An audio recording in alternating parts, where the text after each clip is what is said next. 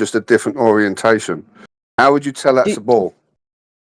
Do you believe in gravity? Just short, quick side. I stay away from beliefs. Do Do you want to demonstrate something? What is gravity? What is it? What's it doing to you? I'm aware of that, but all I was doing is just making a quick aside, like I said, to just ask me a question, and he likes to just I'll sweep move away a on lot with of things. you. We'll go to gravity if you want to. What's gravity doing to you right now? Is it in the room with you?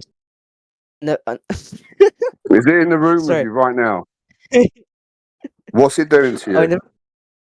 It's pulling me down to the center of the earth. You've moved on. How's it pulling you? What's the mechanics? Tell me the mechanics of this pull. My mug, towards my toilet roll, towards the closet, towards the chair, towards the center of the earth, towards the floor, towards everything. Yeah, what's the mechanics? What's it doing to you? Sorry? It's attracting things together. Attraction. So it's a magnet. No. No, it's not a magnet. Right, so the mechanics of a bicycle. You push on the pedal, that in turn pushes something else, turns something else. Same as a car. Push the throttle, that pushes something else. So a lot of things is a push mechanism, right? Describe your pull mechanism, please. What's pulling? What's pulling on you? Blood. I don't mean to interrupt. Do you think this is too deep for him, or because I know where you're going to go, and this is quite controversial? I'm only going where he's going. I'm sorry. Wherever he wants to go, I'll go. So the force of gravity. In fact, it's nearly lunchtime, so I might have to go soon. So, do you want to talk about gravity, or should we go back to what we were talking about? I mean, it was originally meant to be just a quick question to gauge your beliefs a bit more, but then you just kind of, I don't know. But yeah, we can keep going with gravity if you want to. Okay. So what's it doing to you? What's it doing to you? Describe it. Describe the mechanics, please. So in physics, motion requires a push. Yeah? No? Motion push force. Doesn't. You don't So necessarily everything have to requires push a push. Can you describe a pulling No. force, please? Describe it. No, not everything. Not everything Okay, requires no worries. So what should we go to next? But you can agree that not everything requires a push to move, correct? Does it not? Brother, you don't know anything about this. If I was you, I'd back out because Bloodsticker is way more learned than you are. It is remarkable that there isn't, an official pulling force, but you need to look into this, my friend. He knows what he's talking about. You don't want to go through this. It's just going to be embarrassing for you, bro. Just do the research before you debate. I encourage you as a person. I think you're a great guy and all, but I just think you should do your research before you debate. I just think you would get you would get further into these discussions if you had a little bit more background knowledge. Not knocking you. Don't expect you to know these things, but now you've been introduced to these things, have a look before you argue, I think, would be the sensible thing. Cheers, mate. I appreciate the advice. So, right, You've been quite cordial. So thank you for that. Of course. You get some right arseholes in here, I tell you. Yeah. Usually I stay quiet. No. Sorry, I lost my train of thought. No worries, mate. It was a good chat, though. Thank you. Okay, right. You think you would look into the shape of the world? Think you'd ever look into it, or just go around Discords shouting stuff you've heard? I've looked into it somewhat. Cool. As I say, I'm not actually a flat earther. The Earth's not flat, in my opinion. Surveyors measure elevation changes for a living. We live in 3D. I don't see not many flat parts of the Earth, so I don't say the Earth is flat. I think it's ridiculous. For myself, it's a false dichotomy. It's not a ball and it's not flat. But that's just me. Fuck knows. Right. So where should we start? Can you devise an experiment? Absolutely.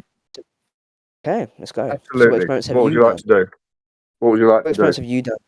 No, I'm asking you the question. What experiments have you done to prove, or to at least try and figure out the shape of the globe? Sorry, of the world. Have you ever tested water? I tested water, no. You've never done anything with it? Do you understand how it behaves? For the most part, sure, yeah. Yeah? Mhm. Could you describe the surface of a large body of water at rest?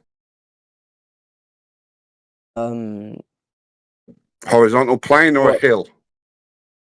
Can Horizontal water plane or a hill? support itself as a substance? No. Water support itself. What do you mean by support So itself? water is formless. It can't support itself, can it? I mean, if you put a drop of water onto a flat surface, it's going to curve. Right? Drops of So water, you can have meniscus in your test tube, all that sort of lovely stuff. We're talking about large bodies of water. You got none of that anymore. why? No, because originally what you came up with was just water, not large bodies. Yeah, large We're bodies of water. So you understand how water behaves. So you understand how it behaves in a small Okay, so with a lot of scale. water, it So how a would lot you of water will describe the collect. surface of a body of water? I don't think it has to be a body of water though that we have to talk about. We can talk about any I've body of water. literally It doesn't have just to be asked large. you how you describe the surface of a body of water at rest. The surface. How would you describe it?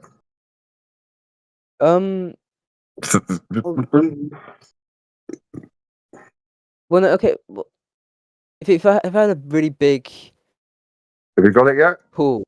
Description? No, yeah, Anything? I know. I'm trying to think. Just Would really it not quickly. be How would you describe the surface of a large body of water at rest? How would you describe it? What's the surface? it, Could be like a okay? mirror, couldn't it? Could be like a mirror. It's mostly horizontal, but I'm just trying to think at the edges. Would it Mostly would it horizontal. So be if like? it's not horizontal, then it will flow. No, that's not what I said. I said it's mostly horizontal, but then on the edges it would, obviously like Edges mini like meniscus to it. Yeah. of in what? A For lake. example, if I There's had a a meniscus in a lake. no, You got for like example, if I had a massive like beaker, like a massive body of water in it, you'd see the kind of curves to it as as a after a meniscus, certain right? size of body of water, you won't see any of that anymore. We're talking about large bodies of water, like a canal or a lake. The Is that surface of true? it. So do you know what a Why? water level is? Have you ever heard of a water level? You've obviously heard of a spirit level, right? We use them to get horizontals. Yeah, and a water Yeah, level is the I've same. had the left. So Yeah, they're yeah. magic because you can go around corners. You don't need to see the other end. It's amazing. You can get yourself a water level, and then you can mark out loads of posts, but you don't need to see both ends. Do you get that? Have you ever seen I'm them? not sure if we're talking about The the water level is a thing practical with the tool water for and the bubble in establishing a horizontal plane of reference. there's a As a bubble in the middle plumb in it. bob, it's a practical tool for establishing a vertical reference. Oh right, I've not heard of that before. Yeah? You never Okay. heard of a plumb bob? No, sorry, I'm not a plumber. It's okay. It was good chat, as I said. Thank you very much Just for say that, I'm buddy. not plumber.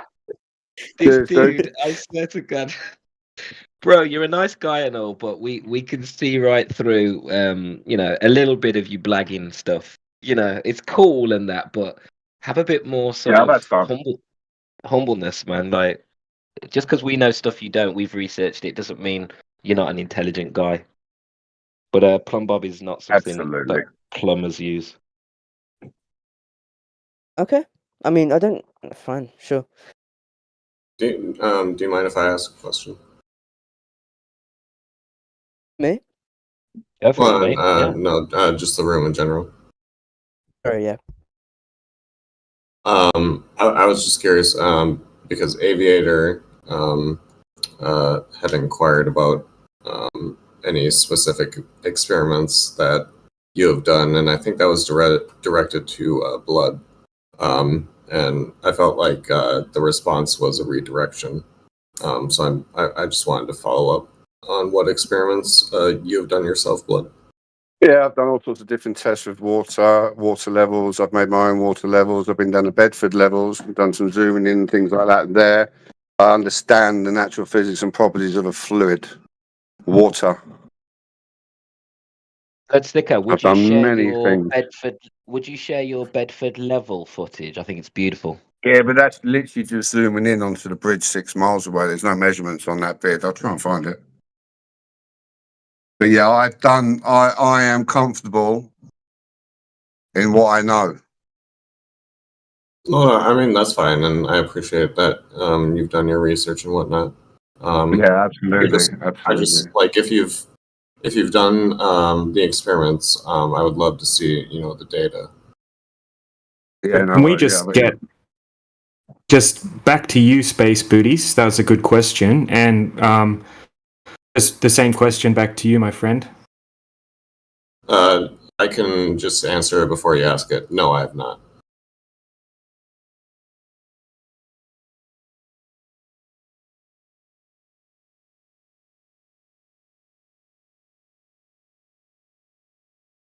I mean, it's because we don't need to. That's the thing. We don't need to go out into the world and yeah, use it's all been experiments to try done and for prove you.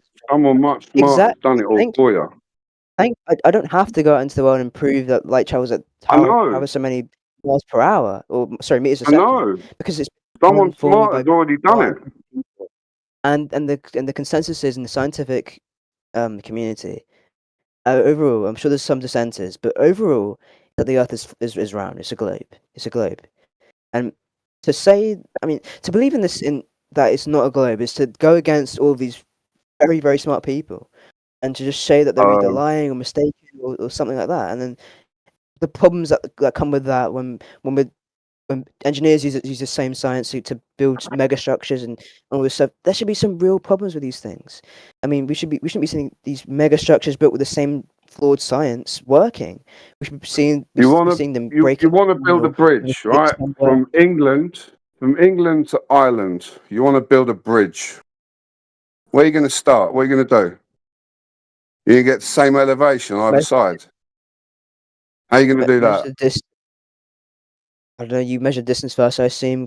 Get the materials you need, the amount of manpower, the cost, all that stuff, and then you just and they build the scaffolding first, I guess. And then I'm not a builder, so I wouldn't know, but yeah, something like that, I'd assume. But they'd need to be on the same level, would they not? They'd need to understand that they're both across, or building a tunnel, like a channel tunnel. How was that built? Either end. How did they know where the machine would come out? The other end. The machine cuts a big hole about 40 foot. How does that know where to come out? What do they do? I don't know. You tell me.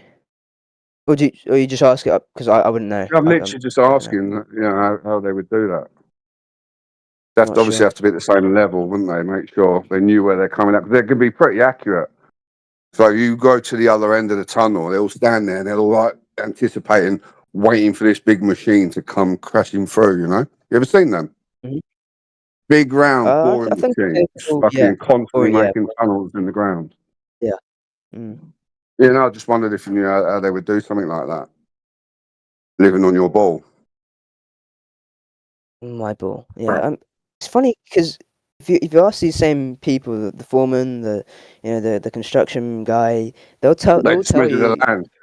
They just measure the land and they get the same elevation. They'll go and make sure they've got the same elevation. Okay.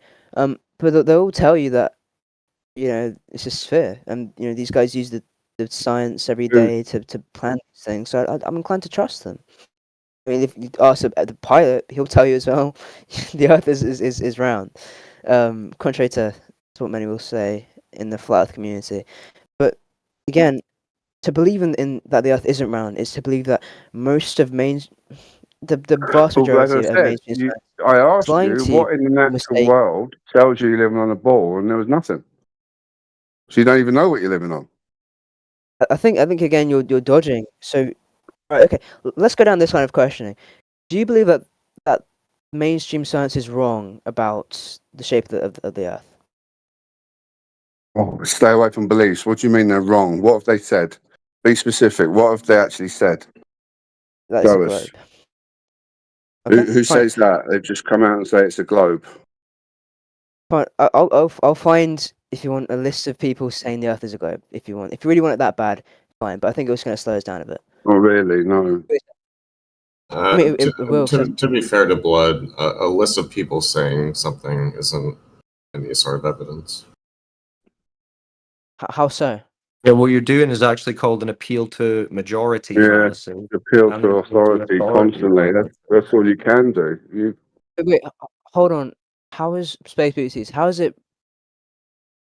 I forgot you said it. Because a lot of people can say that my lack of showering is disgusting. They're probably right, but that doesn't but there are make others. it scientific truth just because people say it. And others would say you shouldn't shower so much. Disgusting, and it's different from the empirical facts that the Earth is a globe. How's that empirical fact? But if you want to present evidence, you need to present actual facts, not just people saying that they think it's fact. What was the claim that I made originally? Well, knows you made loads. Okay, I'll tell you again. So the claim was that mainstream science as a whole agrees that the Earth is round. That was the claim. So if I go and find not even such a thing as mainstream science as a whole. You're just talking about what you believe is the majority opinion, and the appeal to majority is a fallacy because it doesn't matter if a lot of people believe something, that doesn't make it true, and vice versa. That's you're going down this fallacious line for really no reason. Stick to the empirical evidence. You said there's empirical proof, right? Show us that. Okay, if you saw that the people that are trusted to do experiments and find out the truth, most of those people then agree with one narrative, would that not make it more likely to be true? Then you don't have anyone who's doing someone else take that. They already asked you for that, and you said you don't know of anyone doing experiments. I was going to, but then Space Treaties came and said that it wasn't good evidence. But I don't think I wasn't saying that's. We've already explained it's an appeal to majority.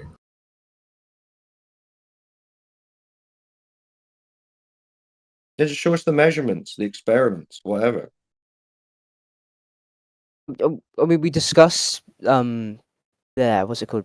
We discussed experiments before, but then you said that they were debunked apparently. With like the horizon, sorry, the hole over the horizon. You said it was debunked, and can I actually see that evidence? That the hole doesn't. Whether or not they are wrong, you cannot just say scientists say this, therefore it's true. You can't do that. No, but I think it's okay, fine, sure. It isn't necessarily true, but I think it's evidence to the what's it called? It's to my point, literally right? not evidence. I think it is. Then you don't understand the definition. That's your problem. That's what's going wrong. Okay. Because anyone can say anything, and a whole load of people can say a whole load of things. That of itself doesn't make it true. They might be right, but you would have to prove that through some kind of observation, measurement, testing, all this kind of thing. Yeah, which we have done. I mean, well, this is what you say, but then we say who, and you say you don't know. So let's not get back into that again. Yeah, obviously I don't know the names of these people, but I can look up the experiments, so I can find them, and I can show you. All right. Well, at this time, you could have found some, surely. Yeah, but I was busy talking. Look, fine, sure, you have a point there. I could have done it, but I was talking to you lot. I'm looking right now at this guy's Bedford experiment with a. Right. Okay. I don't know. I thought the water discussion was good if you could have stuck to it. Like the nature of water, that's a pretty good thing to consider in relation to this topic. I need to have some lunch, but I'd recommend you think about that. Yeah, I mean, it's level. I mean, in the case of the globe, it's level perpendicular to like the Earth's center. I mean, if you go along the globe, it's going to shift obviously because it's a globe. It's going to form around the Earth because of gravity pulling it from the center. And vertical. That level is curved. No, it is level. It looks level, obviously, to the person looking at the horizon. So not and the having sea. one part higher than another? Perpendicular to the Earth's, what's it called? Center. And if you keep going along the Earth, and say Pardon? Vertical is 90 degrees perpendicular to the horizon. plane of the horizon. Okay, fine. Let's just say it appears it appears level, but in reality, it's curved along the Earth's surface because it's a globe. Right. Well, Isn't that that's weird? that's the crux of the whole thing. This is the crux of the whole disagreement, right? Why, This is why is that funny? Hold on. Let me just highlight that point, because what you just said, this is the question of the entire thing, right? It looks level, but at some point they're telling us that it actually starts curving away from level in a curve, right? The surface of Yeah. that water. That's the disagreement. So that's what you need to prove. That change, that rate of slope for a curve. That's what we're interested in seeing. Anyway, I'll let T-Dub pick up again if he wants. I mean, it's been proven with the it's been proven with the whole over the horizon experiment, and again, I haven't seen. I was looking. Well, yeah, I was looking at the Bedford experiment that he did. It doesn't show necessarily the whole experiment I was talking about. So if you have evidence that debunks that, I'd like to see that. Well, we've debunked that the horizon is a curve of Earth. Yeah. Because it's not where it's supposed to be. Like the distance that horizon should be on a ball of the size that they tell us we're on, when we go and observe it, it's way further than that distance. So we know that the horizon isn't a physical curvature of a ball like you'd get on a basketball. If you don't mind me asking, how did you measure it? Well, people are doing, long distance observations to see. Well, yeah, but like specifically, how did they measure it? Well, you can use distance markers if you've got. Well, I'm sure. Have you seen the Black Swan before with the oil rigs? Well, I mean, I'm just asking if you know specifically how they measured it, and if any of you have actually measured that. Well, you can get a distance to an object. Well, no, but hold on. Did anyone in here actually specifically measure that? Well, yeah, loads of people have. No, anyone in here? Anyone in here? Yes. Yeah, I've done it. Yes. Yeah, and Yeah, what were your measurements?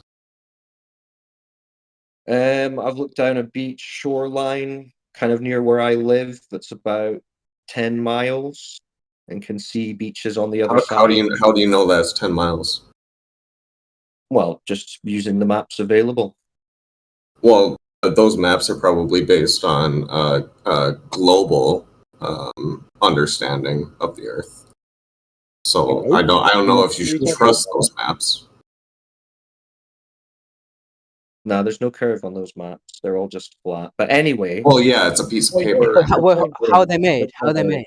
How are they made? No, they're made. Well, no, but you said you think it's about 10 miles, and you looked out somewhere. We can test the horizon distance. About 10 miles. The globe so math horizon space. You were doing so well without spiraling, and now here you are. But he has a point, though. Geometric horizon distance. No, he's trying to just derail it off so that you can't actually see what we're even talking about. But I'm going to show you. I'm going to post a couple of images.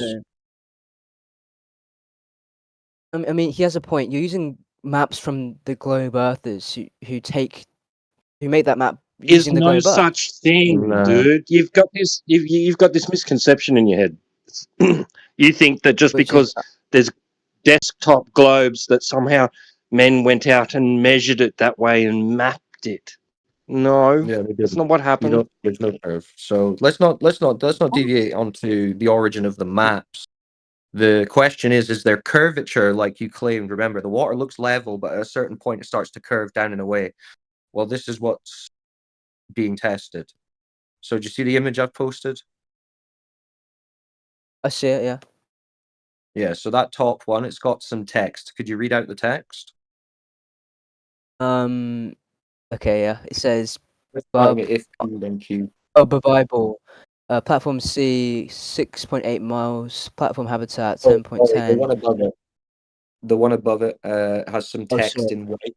It says if P then Q. Do you see that? Okay. If P then Q, not Q, therefore not P. If the Earth is a sphere with a radius of 3,959 miles.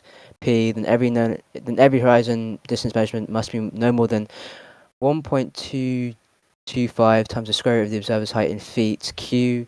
Geometric horizon curve calculators, not Q. Horizon distance greater than 9.41 miles, therefore not P. The Earth is not a sphere, but Bible, and then the same thing, platform. Right. So do you see the images with the oil rigs in it, right? And where do you see the horizon? Where do you see the horizon in the image? Is it in front of the rigs or behind them? It looks to me like it's behind them. Yeah, so further than 9.41 miles at least, so further than 10 miles for the horizon. But at that observer height, according to the size of the ball they tell us we're on, that horizon should be at 1.2 miles, so way in front of those rigs. And you could even see a little boat between them.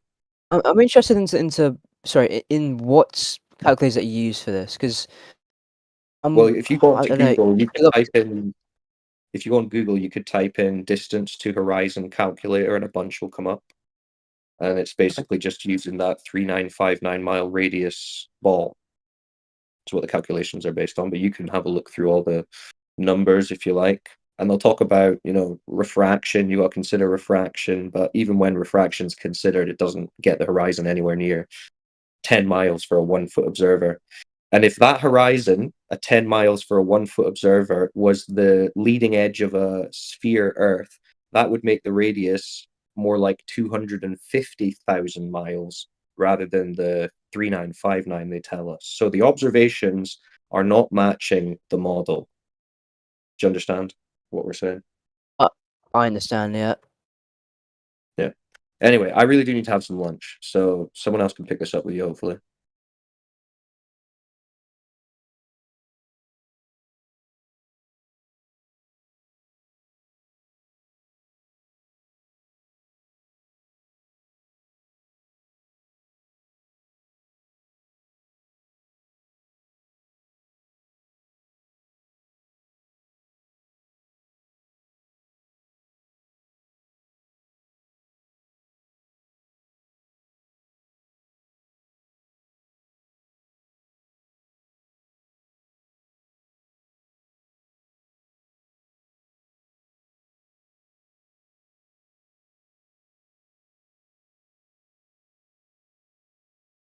Yeah, so the thing that we were getting told for years that apparently obstructs your view and blocks the bottoms of boats and buildings doesn't exist.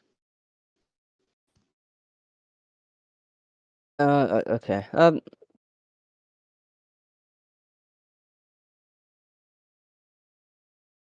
don't want to sound. I don't know how to phrase this, but I've seen a lot of these before. What's it called? A lot of them have been debunked. I don't know the specific examples and that, but I've seen a lot of these kind of hasn't been debunked. things before. They've been that is the debunking. Speaking. Okay. Yeah, so they've been debunked before. I don't know the specific examples again. No,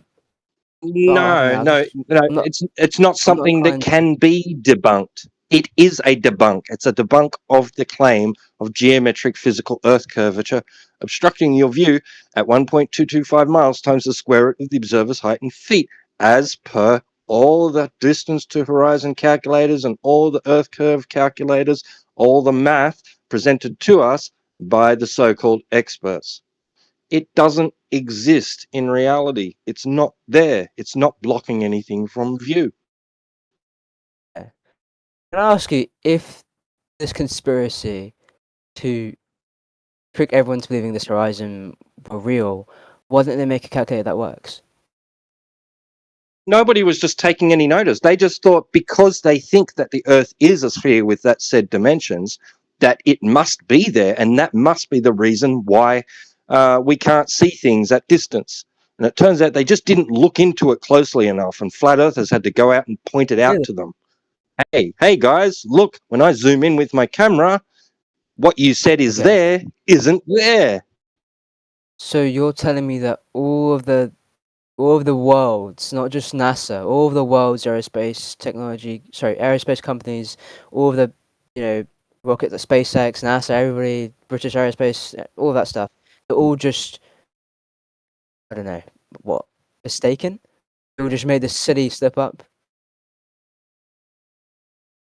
What are you And then talking about exactly, specifically?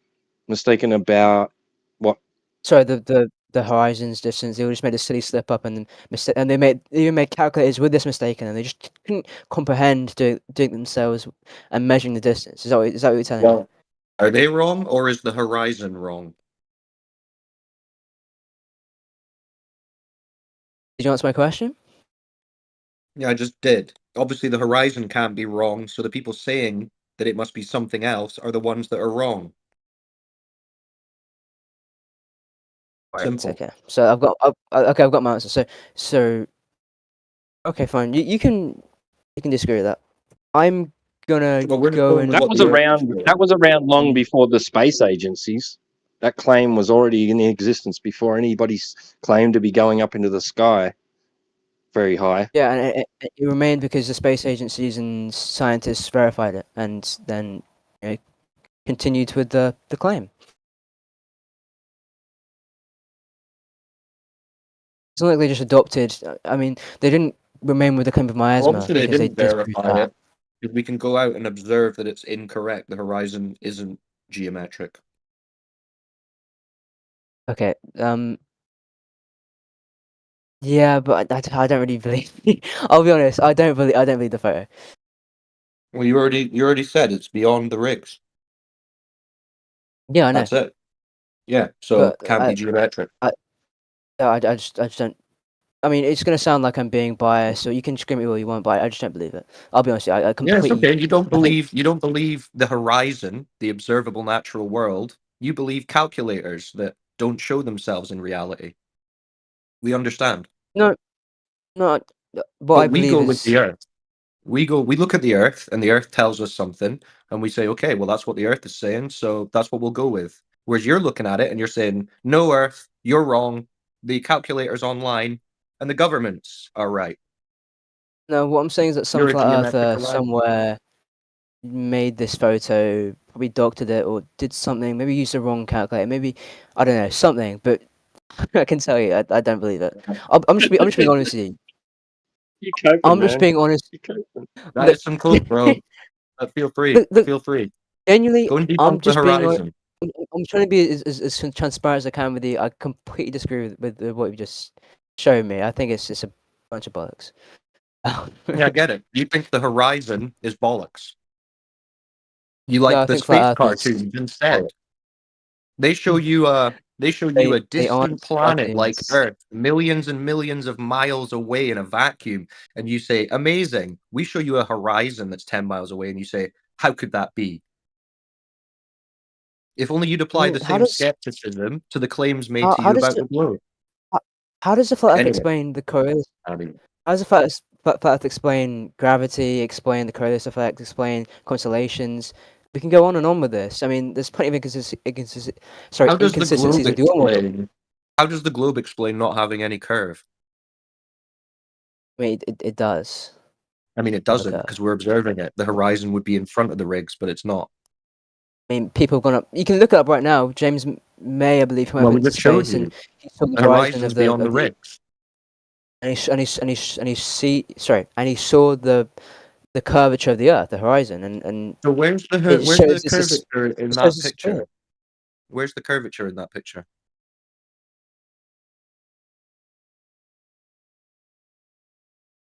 I mean, it looks pretty flat to me. But yes, again, correct. like I said, so where's the curve? Yeah, again, the funny thing is, I've seen the globe Earth, as in not personally, the globe Earth on TV. Hold on, wait. Well, yeah, but then again, you're showing me this picture on We're my showing you laptop, reality, right? which you can go and check yourself. Oh, you can go right. So when you show online, then it's just reality. When someone else shows the curvature, then it's just cartoon. I can show you Captain America online too. You haven't shown us any curvature.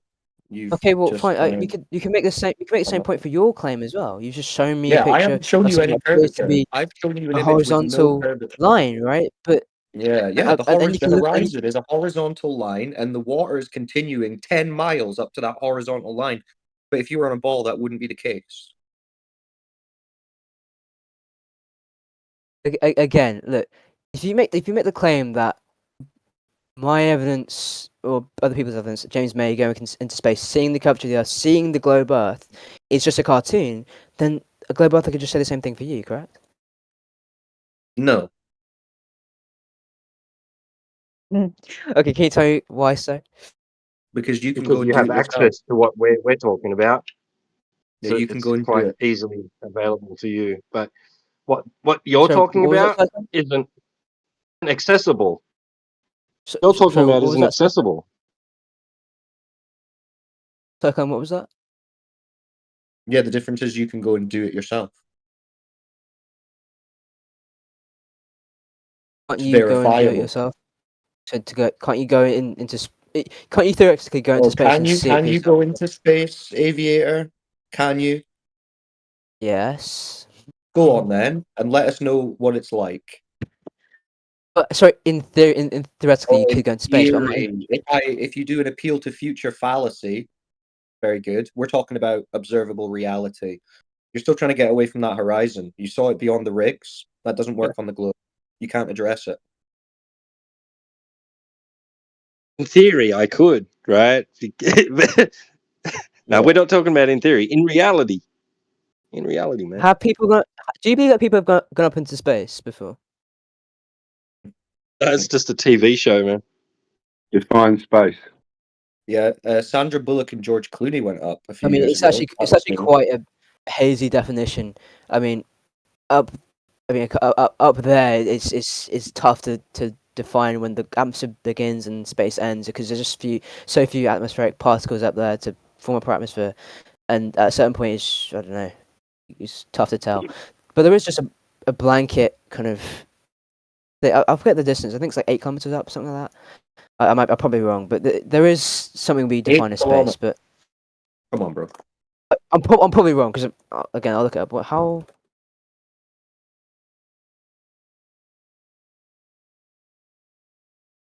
100 kilometers. Sorry. So yeah, again, it's a very round number, obviously, because it's just a blanket cuff that you put on it. But up at that high, it's tough to define where it begins and where it ends. It So. sounds very shaky. So it's just the sky. No, it's not just a sky. And It's beyond the it's sky. shaky. The one thing that's shaky is the definition of where the atmosphere begins and space begins. Which is the whole claim. Which is the whole claim. Well, I'm not going to claim Where is that. I'm not going to claim that the moon is in the Earth's atmosphere. Are you not? It's not. They do. Oh. Mate, you Are you really sure need to about look that? up your model. Yeah, you need to research Please your go own look model. at your model. Why? They say How it's far in away the is the Earth's moon again? atmosphere. 250,000 miles, And Not okay, really. so But how far? So where does space begin again? yeah, it gets confusing, huh? All around This us. story is falling apart. Space. Distance between physical objects. It's all around us. What are you on about? Where does space begin again? If you look it up right now, what Everywhere. will it It's tell in you? between me and my wife It'll sitting tell there you. having lunch. It will tell you 100 kilometers. So I'm assuming that that's less than 250,000 miles. So then So why are they moon isn't saying in that the our moon is atmosphere. within the Earth's atmosphere then? You do know that they stretched Earth's atmosphere past the moon only a few years ago, right? I didn't know that, too far. No. But then again, It weren't really like plastered about but everywhere because people might I ask questions just like, well, how did they get to the posted an moon article. if now the atmosphere is here? yeah, Shouldn't I that have see it. something Yeah. to do with the calculations of getting to the bloody moon? You didn't get the patch notes, bro.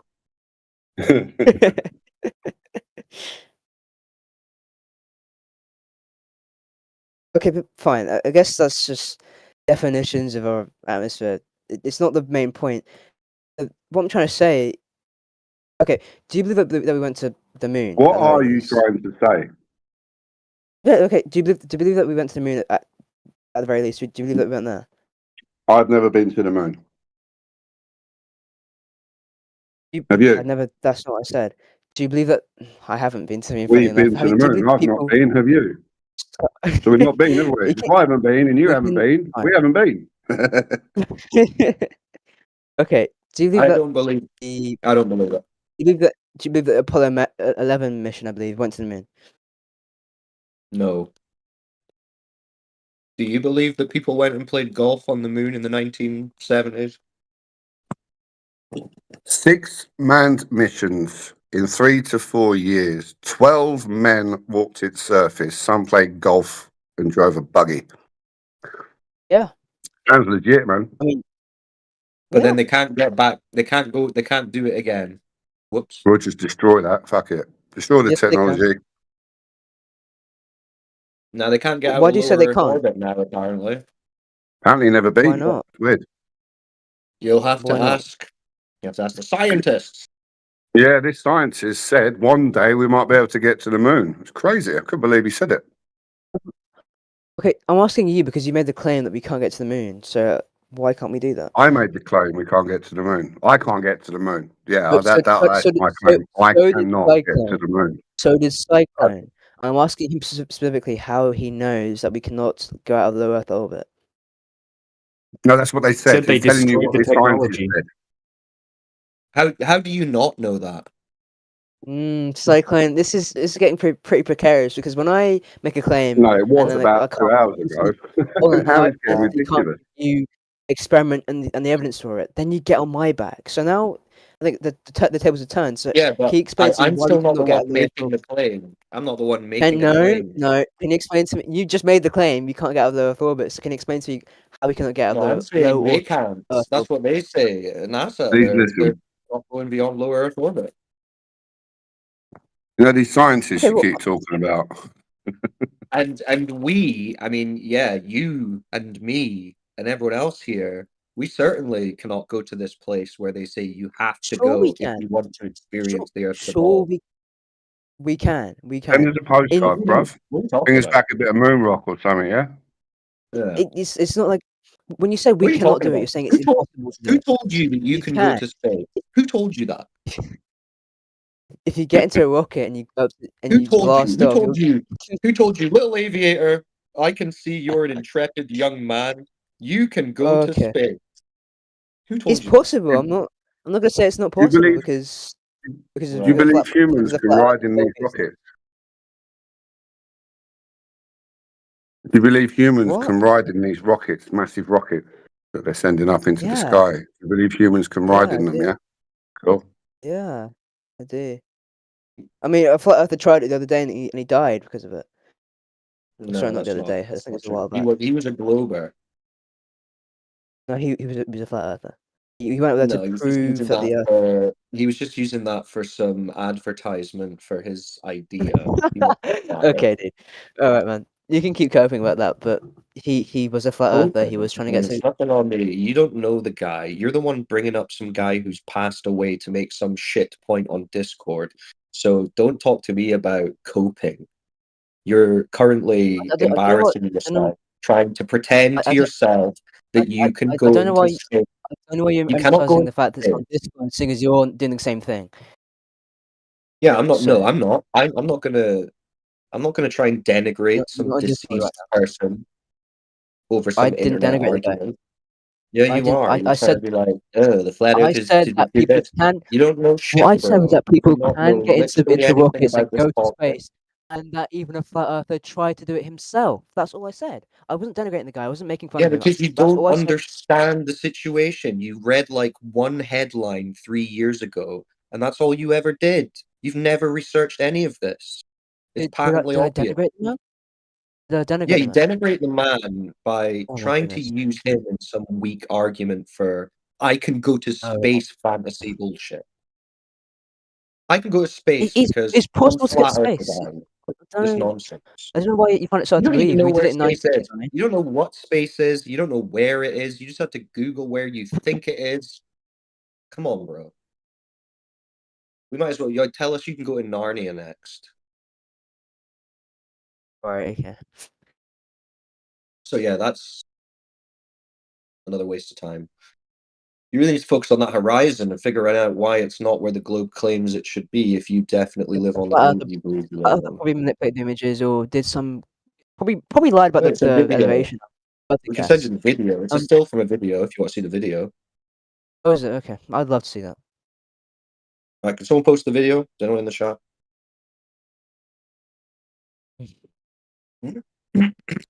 Oh, I'd like to go.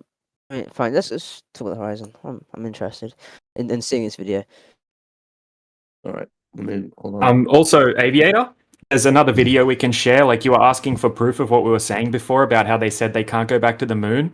There's an interview with NASA astronaut Don Pettit where he says, "I'd go back to the moon in a nanosecond, but we can't go back to the moon because we destroyed that technology and it would be a painful process to build it back." He says that word for word, NASA astronaut in an interview. We can share that video for you as well.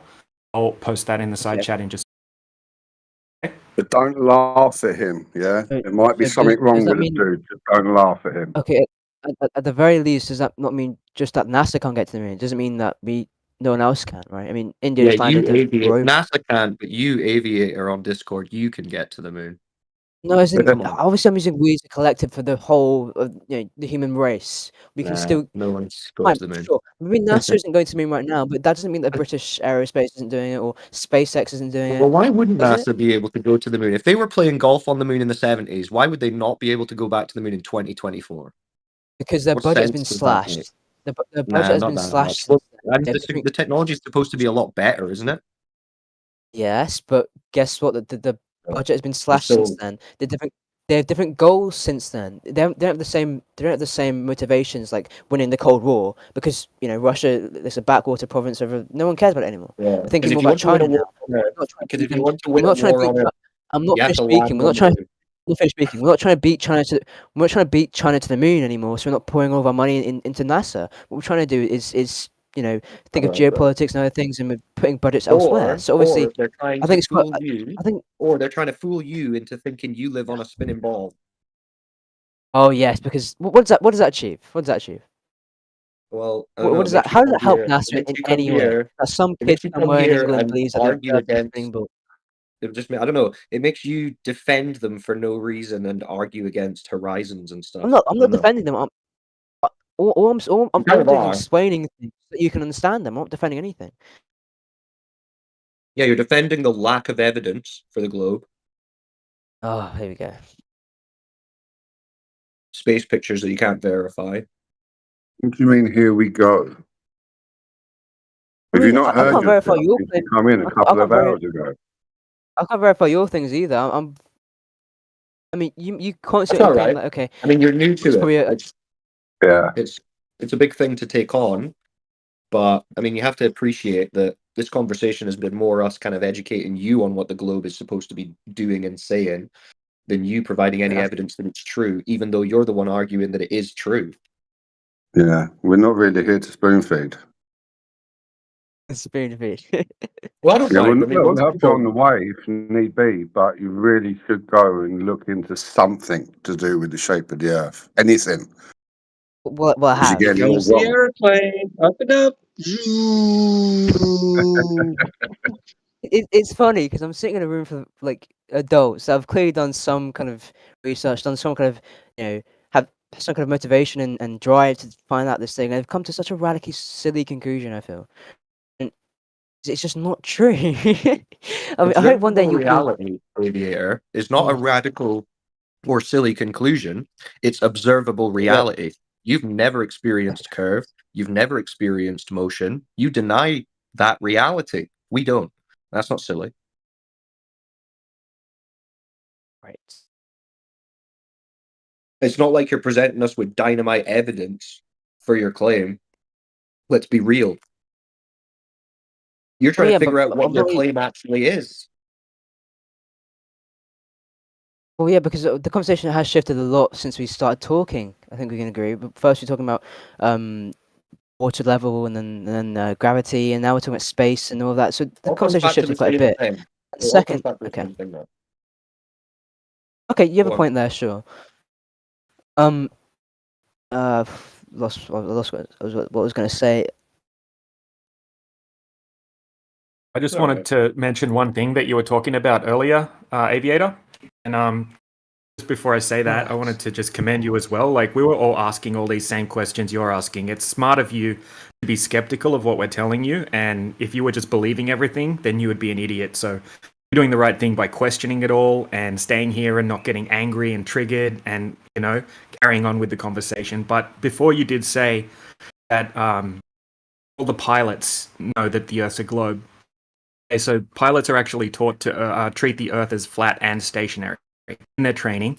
And we can show you countless videos of testimonies from pilots explaining why the Earth's flat. You know, there's heaps of flat Earth pilots, but they are all trained to treat the Earth as flat and stationary in their training.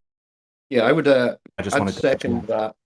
I'd like to add to that. You've been very chill from what I've seen, and you sound like a young guy. Correct me if I'm wrong, but you sound very young, and you sound about as, if not more, informed than I probably was at your age. So don't take it personal. I mean, most people aren't taught the details about the Earth. So yeah, just keep being chill. Keep asking questions. I mean, you'll learn, as I'm sure you already are, that it's not really worthwhile making claims about stuff that you don't actually have evidence for. But that doesn't mean you can't ask questions like, well, what do you guys think about this? What about this claim? And getting our thoughts on it. And if you want more resources to research, on our server, we've got like terabytes of stuff all alphabetized and categorized so that you can research if you're interested. Can I ask you a question then? So what do you think the Earth? So say I went up to 150 kilometers up above the Earth, and I looked down. What would I see? A flat, motionless surface. You would describe it. So hold on, wait. So I'm just looking at the emoji, like the GIF for the Flat Earth Discord, and I'm seeing the Earth and the Sun move around the. No, the Earth doesn't move. I think that. Sun and Sorry, the Sun and the Moon moving around. Do you believe something like that? So and then there's a Antarctic ice those wall are like around the different color fields. Those are like little artistic depictions. Yeah. But from about what you said, 150 kilometers, did you say, or miles? I'm just making up a number. Either way, just looking from. I'm assuming you'd see different colors, like color fields, like clouds. You'd see some blue, some ocean, some land, green, browns. Yeah, you know? Of course. But you know what I'm trying to ask, but you're just trying to dodge away from it because you don't want to have more directly. I get what you're asking. Yeah. Okay. So describe. Okay. So around. So I'm going. No, I'm talking to someone, please. I'd like to finish that conversation. Yeah, so Aviator, I'm going to answer. Okay, Aviator, good morning. Hey, good morning, my man. No. Hey, are you familiar with Neil deGrasse Tyson? No, I'm speaking to Cyclone. I'd Okay. like to finish the conversation. Very nice, sir. Okay, just one moment, my friend, and I'll be out of your way. My friend, give me just a quick moment. Mr. Aviator, give me just Mr. Aviator, sir. Hey, Mr. Aviator. Hey, good morning, my man. Hold on, I'm gonna have to mute you both. Damn. Guys, we're not just like spiraling into some madness here. We had some coherency going. I'll just very quickly answer Aviator because he was asking me a question, and then we'll let Barrington jump in. So you're asking about what does the Earth look like from a God's eye view, basically, right? Like if you could have a overall picture of it, yeah? Is that what you're asking? Yes. Like the same way to show us images of a right. So the sad answer is that we can't get that view. We can't go to a place high enough. Well, at least as members of the public, right? Like the highest you can go is, say, commercial airline height. You could send up a balloon to kind of video it, and those things we can do and have been done. But that doesn't give you like an overall layout, like you're looking at a map on a video game or something, right? Can't get that. All I would say is the evidence we have for this system as a whole that we call the Earth is that it's a topographical plane, motionless, and it makes sense that it's contained physically, right? So rather than being on the exterior of a shape in a vacuum, it's more like we're in a contained system, right? Like a giant building beyond comprehension. Like a giant firmament that kind of holds in all the gases, so it doesn't expand out into space, kind of thing. Terrarium, right? You heard of a terrarium? I've heard of a terrarium, yeah. Yeah, so it's like a sealed container, and you put soil and seeds in, water it, and it creates. How high is it? It creates its own gas and water cycle in this contained environment, right? How high is the top of this container? Can I ask? So what's the height? We can't go those heights, right? So there's a certain amount of things that. I mean, we can say gas pressure requires a container. How big is this container? Where does it start? Where does it end? What's it made of? We just know the gas pressure. How strong is it? Like, how is it to pass through? Is it like semi-permeable, so like a satellite can pass through it, or is it made out of plastic? How would you verify that? That's the problem. We can't. From what I know is that we've sent out satellites that have no issue passing through the so-called firmament because it doesn't exist. So right, but this is just you repeating stories you've heard on TV. We're talking about reality. Gas pressure requires one. How do you believe that satellites go around this plane then? So I'm looking at kind of like a snow globe kind of thing. Well, that's what I'm drawing right now. So I'm looking at the snow globe. How do like things orbit around it, around this firmament with the? I'd like to hear some kind of explanation of that. They're supposed to burn up. Well, I wouldn't make any claims to the mechanisms of things that we can't test. Why not? Or quantify, because it would be pointless. How do you verify it? I mean, you tell me that I have to quantify and improve everything I can, but you made a claim about you're making the claim. I'm not making the claim. Yes, you did. You made the claim about a firmament having to exist to hold no, atmosphere. I didn't use the word firmament. I said gas pressure requires a container. Sorry. Not necessarily. And then how can I verify gas pressure requires a container? Well, any example of gas pressure in reality. How do you demonstrate gas pressure with no container would be the question. So, and we're not making the claims, man. Hold on, my friend. I'm talking to somebody. I'd like to finish the conversation. I know he was answering your questions. He's not making any claims. Buddy. He's just answering your question. Remember this.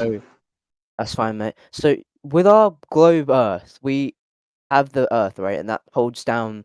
It pulls down particles that make up our atmosphere due to gravity. And as we go further and further up, the force weakens. There's less particles, right? And eventually it gets so thin that it's almost minuscule, and it becomes pretty much like space, right? We don't need. No, that doesn't make sense. On the globe, why does it not make sense? Because air moves omnidirectionally on the surface of Earth, including up, where you've just said the gravity is supposed to be strongest. So how could it be that where it goes up and it's weaker, it all of a sudden starts pulling all the air down that had just gone up? Yeah, so that doesn't even work on a logical basis. What do you mean by that? It's always pulling particles down, which is why air moves upward.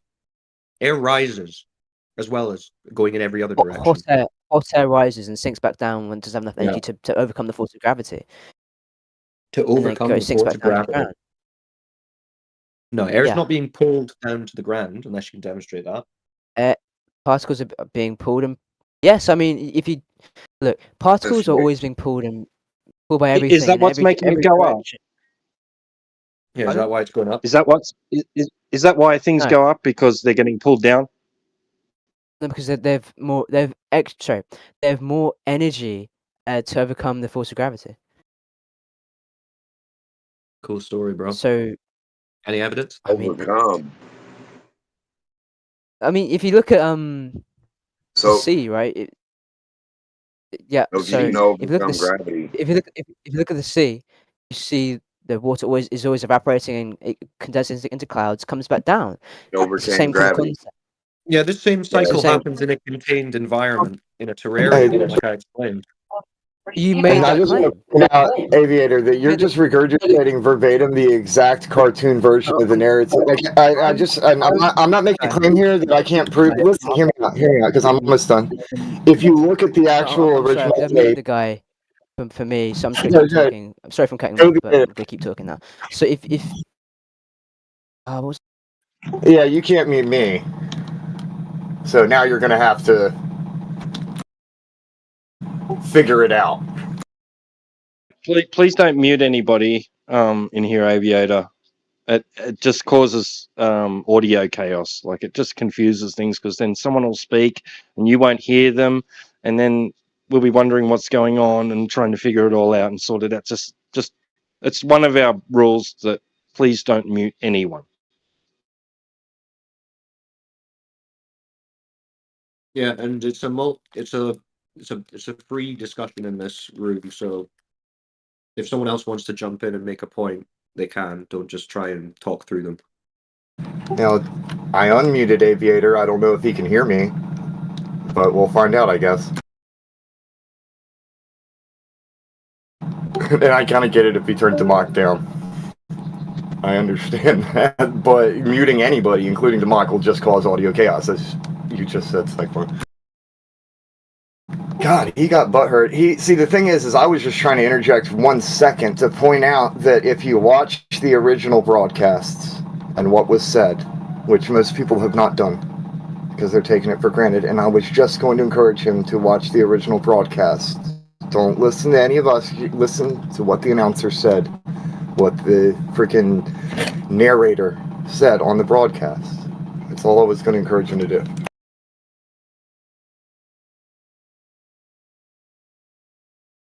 Yeah, he was trying to control the conversation a little by, saying who can and can't talk to him, and, then he goes and mutes a mod. That's a bit silly. He was getting flat smacked for hours then. I think he had enough for the day. You didn't do anything at all wrong then, Aether? Well, I noticed he was kind of funny muting you guys by talking over you anytime y'all had something to say, and so I was going to interject kind of power coming with the lion roar, and then he decided to mute me instead of just shutting up and letting me finish. Because I don't talk long. I don't talk long unless there's dead air, and then I'll rant, yeah. But when y'all are talking, I usually just interject and shut the F up, because that's how I am. If he hasn't noticed that yet, that's on him. Yeah, you don't usually butt in much, yeah. Anyway, good morning, bros. I hope all is well with you guys. Everything's good, brother. Good to see you. Yes. Yeah, good to see you, John. I'm gonna debate that Debunking later. Hate that dude. I bet you you're gonna kick his ass. I'll bet you that you're gonna defeat him finally, since nobody else can. I'm gonna try. Demok versus Demok. Yeah, that well, it's like some of the Globers defeat themselves. He's telling you about all the stuff that doesn't make no sense in what you're saying, but then they got the ozone layer and everything that comes into that magical spot, burns up and gets disappeared and can't go through it. But then when you tell them we can't go there, they're like, "Oh, what do you mean?" Well, helium can go to space easily. Well, what happened to your ozone layer? Didn't burn it up? The hell? I mean, you want to hear? Hey guys, you want to hear something hilarious? If you take the Apollo rocket launch for Apollo 11 and you line it up with the Lion King, when they go into the cave, they go into Pride Rock, the woman's voice starts speaking on the Apollo rocket launch, and it lines up with everything that Simba's mother does. Like, including her laugh, lines up with the lion smiling. Do it yourself, though. I'm not even going to do it. Do it yourself. Combine the videos. Prove me wrong. I'll show you guys, though. I've already got a copy of the video, but as far as this claim going out to the internet, Globers can prove me wrong. All you gotta do is line it up right at the beginning. I want to know what I did. I'm laughing because that's another connection to NASA and Disney. I know, and it gets better. The first video of the Pope, when he makes a circle and he goes a line, it does it right perfectly with the whole Magic Kingdom and the little star thing going over too. Like he did a magic spell. It's like he's the wizard. Disney and NASA are the same thing. The propaganda, the military propaganda was the cartoon. It's the yellow brick road. It's the guy behind the curtain. It's cartoon. Warner Von Braun, Warner Brothers cartoons and comic books.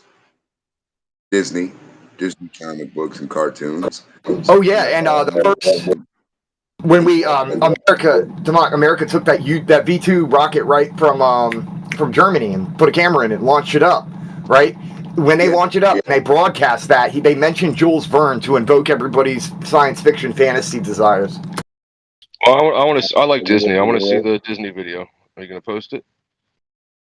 Okay, I'll upload it. Let me go ahead and do that real quick. Take me a second. Look at Walt Disney. He looks like somebody else. Dun dun dun. Did you guys see the Pixar Knick-Knack animation before? I think one of their so. early Dude, shorts. we're Team Disney. If you didn't hear, so. Well, they're I a think they're conglomerate. the same. It's okay. They're helpers. No, they're buddies. No tank secretly, so we can support them. All right. I didn't. Hey, good morning. Good morning, gents. Good morning, G. Hey, morning. Yeah, I was trying to break in because I was getting ready to go through a dead spot. I was just going to ask that young lad if he had seen Neil deGrasse Tyson, because he had mentioned about 50 kilometers up, and I wondered if he had seen Neil deGrasse Tyson explain how you couldn't even see bendy ground and bendy water from the fake station if you could actually go there. I was through a long dead zone there. What happened to that cat? Did he just gallop out of here? Barrington, there you are. Yeah, it was kind of. I wanted to hear this about the tides you were telling me yesterday. Yes, yeah, but you need to.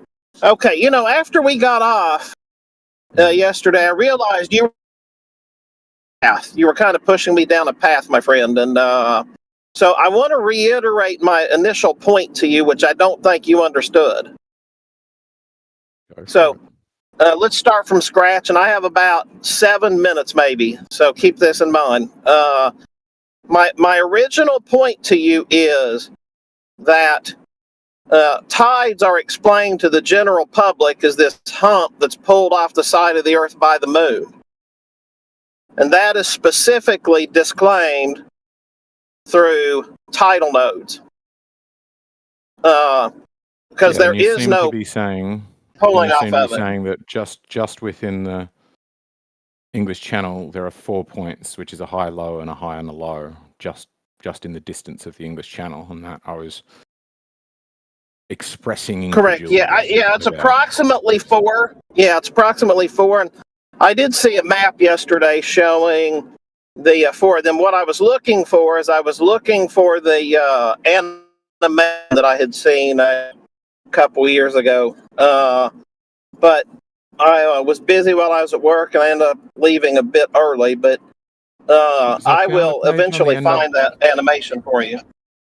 Because I found a page on the NOAA saying it was caused by the moon and the sun, gravitational pull of the moon. So let's try this again. So you're saying that there's one hump on the whole side of that's pulled away of water. No. Is that your specific statement? No. There's a trick I do. Okay, that's the specific.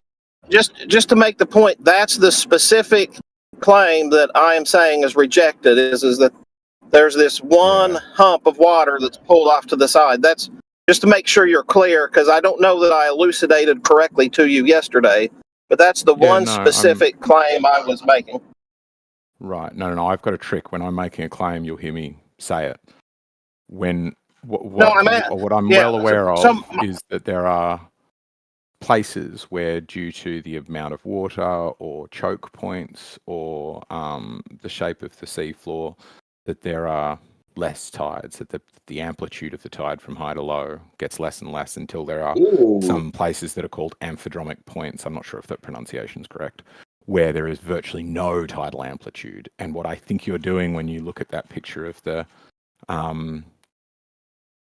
English Channel is you are mistaking high and low amplitude of tides as high and low tides. And because there are indeed 4 different, and you are correct. Those are 2 different points. And no, what I had seen from NOAA a couple years is a animation of a cycle of the high and low tides of the time. Well, And I just found it yesterday, and I found a ResearchGate.net or whatever it is article, paper that was talking about the phase of the tides, and the phase being how far they are from one another. And what I was seeing was at about Exeter or wherever you call it, like the very southwestern tip of England, was at 120, which I'm guessing is minutes. And then getting up to around near London, it was 300 minutes. So it was still all the same tide. Phases only, separated by a couple of hours. Indeed, it takes a bit of time to slosh around the side of the whole of Europe there, the bottom bit of Spain and up the coast there. But I would be astounded to find that there is a high, low just within the English Channel. And I would be utterly astounded. I would eat a hat. I'd probably get an edible hat, but I would eat it if you found me something from a reputable source saying that they aren't caused by the pull from the moon. Okay, and the again, again, I tried doubly elucidating to you that the specific claim that I was talking about yesterday is that the belief, if you will, of the globies, that there is a hump of water, more or less, that's pulled by the moon, and then you further elucidated the sun as well. And as the Earth spins, it goes through that humpy curve. And that's the specific claim that I was trying to elucidate yesterday to you. But it sounded like you said yesterday, I tried to write it down as exactly as I recalled it. It sounded like you said that NOAA was saying that the moon isn't the cause. They were saying that's what they tell the kids in school, but no, the NOAA specifically says that the moon isn't a cause, doesn't cause the tides. Yeah, and like I said, there's no correlation. There's no correlation as well as described by people like Neil deGrasse Tyson. There is an effect from the moon on the Earth, gravitationally. But it's both the sun and the moon causing an equatorial bulge, right, of water. It's not like it's exclusively happening where above the Earth's surface where the moon is. It's just simply it being there, right? It's not causing a specific tide because it's over that part of the Earth now, and it's not over there, so that part of the Earth isn't experiencing a tide. There's no correlation in that sense. But yeah, they are still claiming that there's a gravitational effect on the water from the moon and the sun. Yeah. And then, and on top of that, they say Neil deGrasse Tyson says that while that's happening, the Earth is spinning in and out of that bulge, so the land is turning through the water, getting covered up by the big bulge, and then coming out of the bulge and being exposed again. That's seriously what he thinks is happening. Yeah, during solar and lunar, the solar messes with the tides too, they say. They call it spring tide. It's the highest and then the lowest, the solar and the moon, both of them, when they kind of do their thing. Yeah. Yeah, I mean, the idea is they'll be highest when there is a lining up between the sun, the moon, and the Earth. When they're all in a line, either one side or the other, that'll be when you get your king tides. Well, that was I think, what was it, yesterday, right? Yesterday morning. Yeah. 5 planets and the moon all together. Well, could that just be correlated with the wind also? I wonder if the effect of the wind is also kicked up at the same time as the supposed, magical tide. I mean, is it real windy at the same time that the tide is higher? Is it less windy at the same time that the tide is lower? I think that's a correlative point that people don't want to put into effect, but go ahead.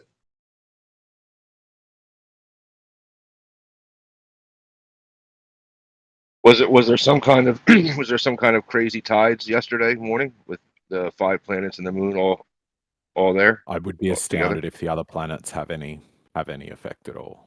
It can't be technically zero, perfect zero, but I would be astounded if it was a millimeter. Yeah, mostly. There you go. I'm surprised at how high it is, but if somebody said it Venus or Mars was causing an inch of tide, I would think that person's lying. Yeah, I don't think it said they all have to line up. It just said like the sun and the moon line up a certain way with the earth, and then you get a higher tides at the time when this happens, and then they'll be lowest at this time. They call it spring tide. Yeah, I don't know about like if Pluto lines up, what would happen? Yeah, I don't know.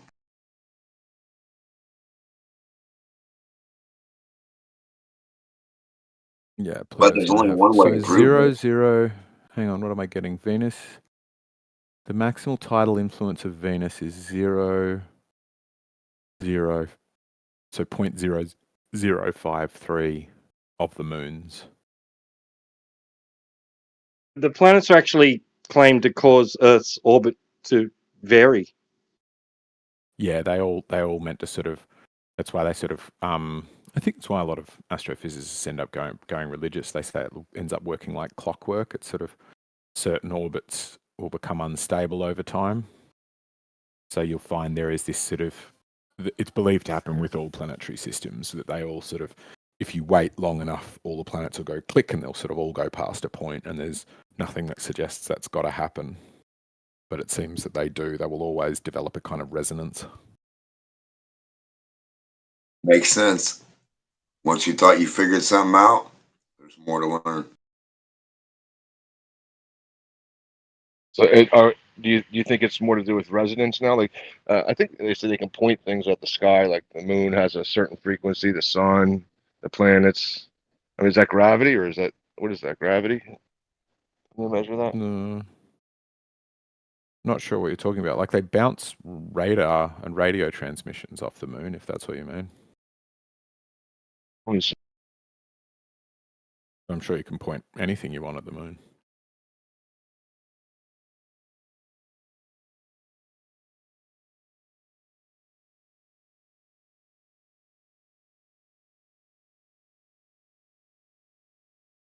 Not polite to point at the moon. You'll poke holes in the air.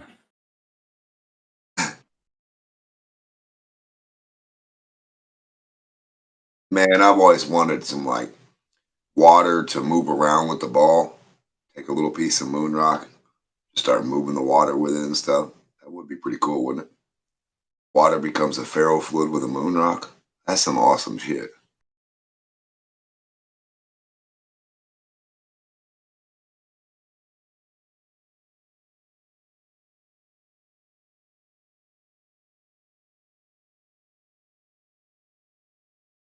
So the static electricity of the sun and moon affect the water like a balloon.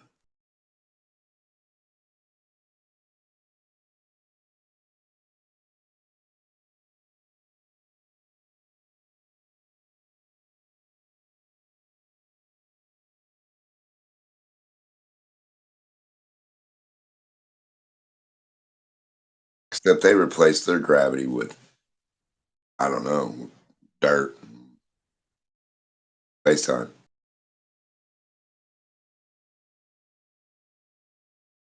I think electricity and magnetism were working just fine to push and pull things, weren't they?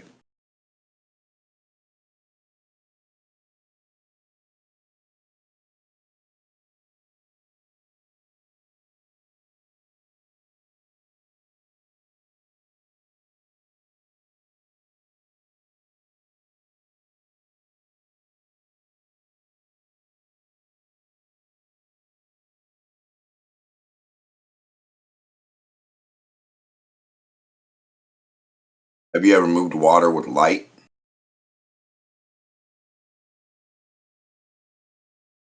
It's like sit a big thing of water under a heat lamp and move the heat lamp, make the water move.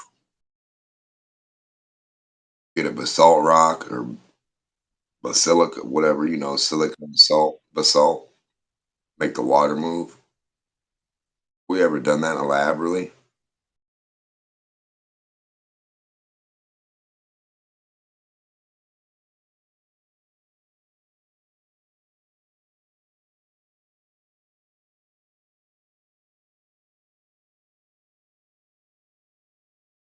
Yeah, I don't know what tool they would say to use. Maybe like just a satellite dish or something and put it on, headphones on. I don't know. But because they point like these devices at the sun, moon, stars, and measure like vibrating frequency. So when you had mentioned frequency, I thought that's what you're referring to. Maybe you just meant how often something happens. Yeah, no, I more meant the timing, the sort of like a clock frequency where sort of, because the Kepler's laws say how quickly planets should orbit in relation to how far they are from what they're orbiting, and there's this sort of resonance builds up with them where like the inner one will be going whizzing around, whoop, whoop, whoop, whoop, whoop, whoop, whoop, and then the furthest ones will be taking ages to do an orbit, but they'll develop a kind of resonance where they sort of get to a point, and when they're lined up, that'll have a little yank on them. And you can even notice this with the missing bits in Saturn's rings, where Saturn's got moons, and when the moons line up, there will be a point in those rings where it lines up and is resonant, and then there'll be a kind of gap where the rocks where that resonance is will be pulled out of that orbit. So even though the gaps, the sort of rings are kind of big sheet, there's this like a letter C. Kind of like all the way around. Also like a colander. In Saturn's rings. Hang on, let me find it for you.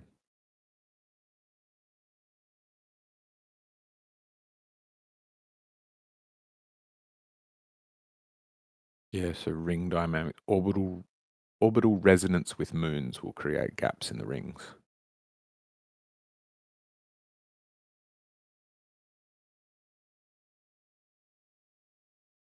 So it'll knock the hole or knock the box out of that bitch.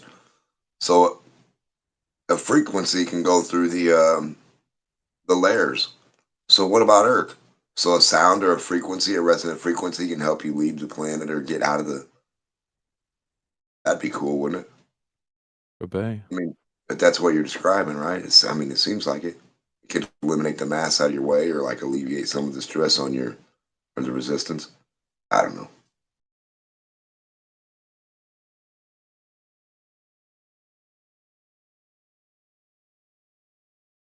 That's just what it sounds like you're referring to in a way, like. Yeah, it's similar. It's not far off. Does Saturn and all those planets really look? Don't they look like this to you? Like when I look at the moon and try to zoom in, I don't see any mountains sticking up off the side anywhere. No craters dipping in. But on the face, yeah, well, like I've heard it said that your average pool ball will be, like the Earth would be more spherical than your average pool ball, more closer to a perfect sphere than your average pool ball, because you think about the like radius of 3959, and then what's Everest's height above MSL. Right, but the moon too, though. See, there's places we haven't been to on the moon, and we don't know all the mountain sizes. If it is a new planet, and we go the first time, or we're zooming in on it. I mean, I understand it's not spinning or anything, but still, like, I would think if there's a crater or a definite type of God damn it, attribute of the dirt and something crazy like a canyon, a crater, a dip, or like a pimple on your cheek, we would be able to see that on like one of the edges, one of the, the 360. So if to give you an idea of how round it is, the radius, if you divide the radius by the height of Everest, it goes into its 719 or 720 times. So the overall radius, like the variance on that, is only 1/720th. Right. So it's very, very close to a perfect sphere. The bumps, although they seem huge to us on the surface, compared to the roundness of it, aren't huge bumps. Right, because when you zoom in, it appears you're seeing like little craters start to form towards the edge or whatever. But then when you zoom back out, there's no attribute of them. It's like a perfect circle. Like they'll do their thing on the flat part of the planet that you're looking down into. Like it seems like it's a flat this circle, and then it'll stop right there, and then it makes itself perfect on the edge, just like the Earth. Like the earth looks so beautiful and perfect, like you can't see a mountain or a tree or a fucking stump or a canyon or like it's just weird. You know what I mean? I just do find it weird that all these planets are supposed to be rounded. We don't even see a funhouse image.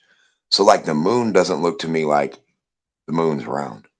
So if you took the image of the moon and put it on a ball and rounded it a little bit, like instead of a plate, like a flat disk image, I wonder what it would actually look like. Would it actually match that?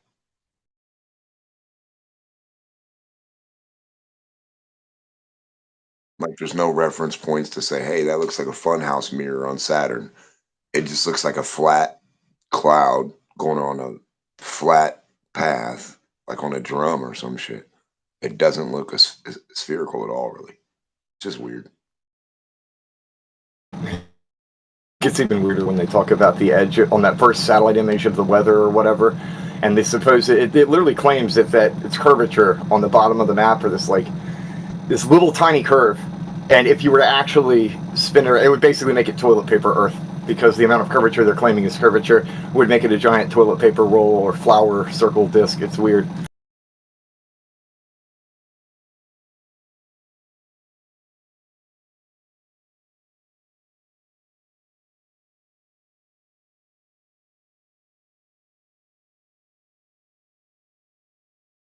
And I finally got that Circle of Life video done. Now I've just got to upload it on YouTube and I'll share it. Circle of Life.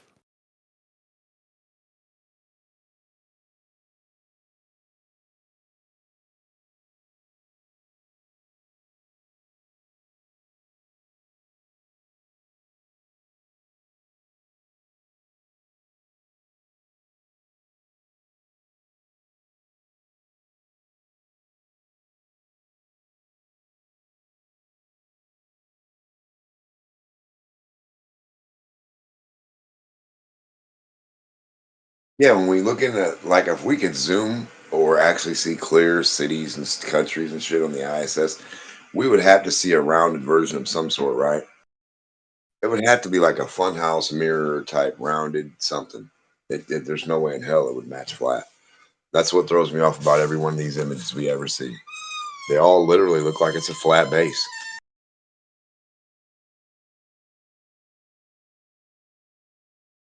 I don't see any tilt. I don't see any weird looking funhouse mirror imaging. It's all one for one, flat mirror or flat base.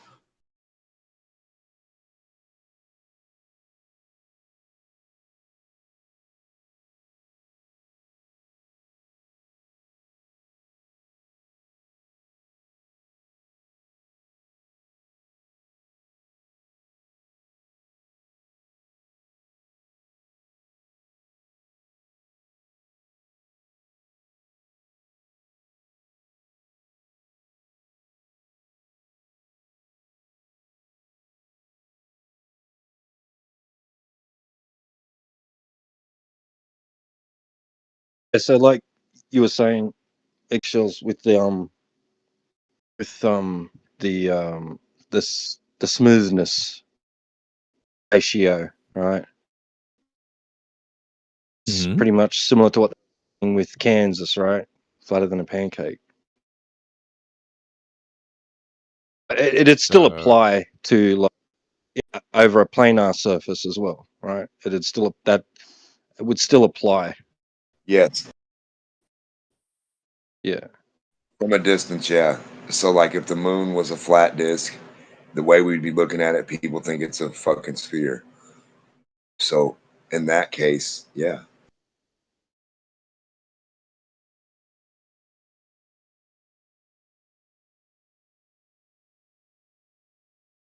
Like, how can you guarantee the moon's a sphere? Right? The idea that they keep thinking the moon and all this other shit and round, round, round. Like, you can't prove the Earth's a sphere. And you can't even prove the moon is a sphere, and it's something that's 238,000 miles that you're getting a view of the whole thing. But what that's essentially saying is, even if I went up and looked down on the Earth and saw it as a sphere, I still wouldn't be sure it's a sphere. You wouldn't see a sphere.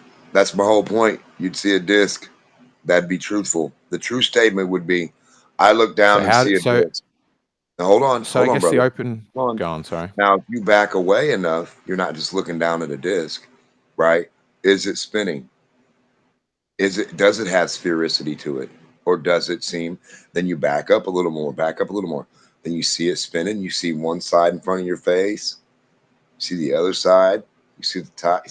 Then you start to see the attributes of a sphere not be a flat, stationary thing that's appearing to you. But go ahead. Well, to me, it's like, how would you? Let's imagine there's something across the room, like it's only 10 feet, 20 feet from you, and fits in a room, but it looks exactly the way the moon does in telescopes, right? So it's sort of got a pockmarked surface and the shadow halfway across it. Would you think that's a flat thing, or would you think that's a round thing? I'd say let's go figure it out. I wouldn't try to guarantee you anything because that would be stupid on my part. You know what I mean? But I mean, would you lean? Which way would you lean? Like if I said, "Hey, could you pass me that ball?" Would you reach for it, or would you be like, don't know? Nah. I just say the description of it so far could be a flat disc. Until further notice, I'll go with the flat looking base until we can get more depth or, the attributes of it. Right. Okay. So next one is, let's say there's a basketball over the other side of the room. Red, patch, that kind of got the patterns of a basketball. It's the right color as a basketball, but it's over the other side of the room. Let's say through a bit of glass, through a bit of bulletproof glass, like impenetrable magic glass that you could never get through. And there was no way in the entirety of your life that you could ever get to the other side of that glass, but you could see it. And you could like bounce things off it and cast shadows on it, and you could like look at it and do tests of a sort, but you knew you were never going to be able to touch it, or hadn't yet been able to touch it. I'd tell you I wasn't sure. Either way, You'd still say you weren't sure. Yeah, either conclusion I came up with, I'd be like, I'm not sure because I can't touch the fucking thing. If I can't touch it, brother, and it's like it perceives to be something, that's the whole thing that got us where we are right now. Just wanting so bad to know what it is without the 100% ability. That to me, that shouldn't be the end. That shouldn't be the overlord of science. My reification of what I hope it is over what it could actually be. It's just, you know what I mean? It shouldn't be that. Exactly. Especially if you've never seen that before. Like if you've never seen one before. Right. Yeah, I would agree you wouldn't know for sure, but like which way would you lean? If you go, that thing looks like a basketball, and I have seen other basketballs, I'm just not able to see that one. Where would you get to the point where like you'd take $100 bet that it was a basketball? I mean, we could do little bets, yeah, and that's how we would come further and further to any conclusion by who would win the bet, right? But I wouldn't run out to little kids and say, little kids, go bet your mom and dad your life, or hey, old lady, go bet $5 million of your life savings on this. No, I wouldn't do any of that, and I wouldn't be teaching them it. I would say, hey, all you guys can come to the same thing. You guys can win or lose some money, or you guys can figure out or learn something, or point out something and teach. Either way it goes, something's gonna be happening, and we'll figure it out together. Look, there throughout time, right? There has been some really strange ideas about what up there is and what the Earth is too. Like, I don't know if you guys have seen Patrick Moore's documentary about flat Earth, but it's interesting. I recommend and watching it. He interviews some people from like I think it was the 60s on their conceptions of Earth and what they think is going on. There's some fucking wild ones, man, from way back then, and even further back, and even further back you go, like 18th, 19th century. probably going back even further. Like you could just go way back, ancient. But back then, like in the 18th century, 19th century, there was some flat earthers who were calling the things in the skies orbs. That's what they were saying. They were orbs. Yeah, orbs kind and of I can works for me understand why. though. Like orb is orb. Yeah. If you say orb to me, I think, oh yeah, spherical light, physical Yeah. thing that emits light that's spherical. Yeah, I can understand like the interpretation from what we see, like as what especially like Saturn. You could, I've seen some amateur photography of Saturn where not even stacked through imaging processing, just where it just kind of does look like there's something like a ring going around something. Like it does look like that. Admit, and it's hard to like imagine it being anything other than that. But we still don't know what we're seeing because up there could be physics beyond our understanding because we haven't been there to investigate it. All we have is what our direct observable experience, right? To be able to like relate experience here with that up there. And we may be doing that injustice by doing that. Well, I don't think you are by speculating, because speculating is the step you got to take before testing, right? So to go, could be a basketball, could be plasma, could be this, could be that, is the important first step, right? It's the step you've got to do before building a hypothesis, in order to build a hypothesis, really. I'm saying even beyond that, like that it could be something beyond our understanding of natural laws and physics, that it might be something completely new to us and this experience, and we are interpreting it through a filter of what we do understand. It might be something that we have completely no understanding of whatsoever. But that's how I would gain the understanding, right? It sounds like you might be defending the idea of it being virtuous to not attempt to understand it. I think it's you can try. I think it's got a vacuum. Would it be good to try? Is the question.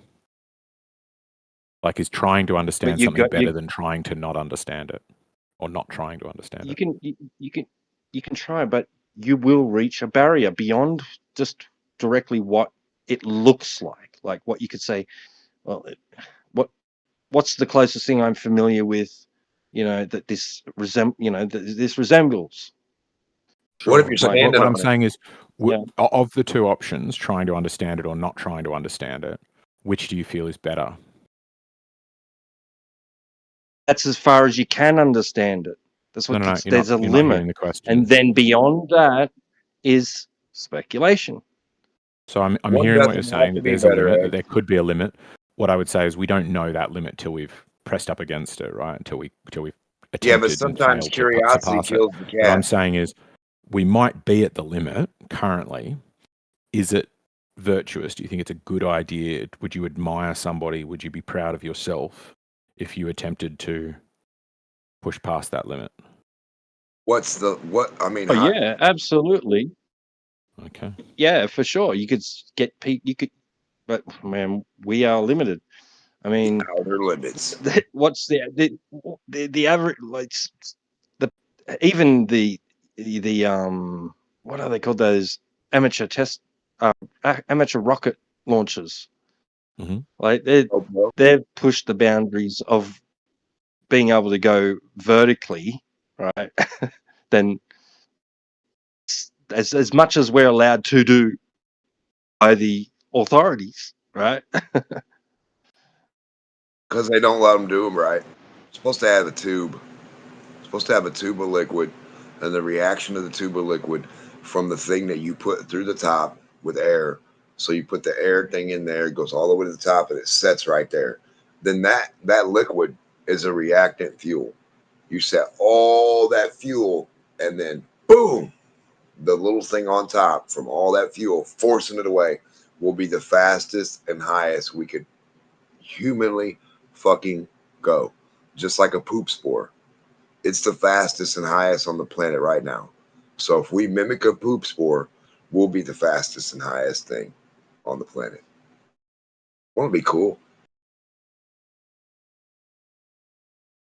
Would. I think what else would be Literally. interesting, right, is if like there was a group of people got together, like globe or flat, right? I guess, like, but that don't have that only have like a basic understanding, right, of being able to achieve a certain altitude, right, like, and break your records, and that for private individuals, right,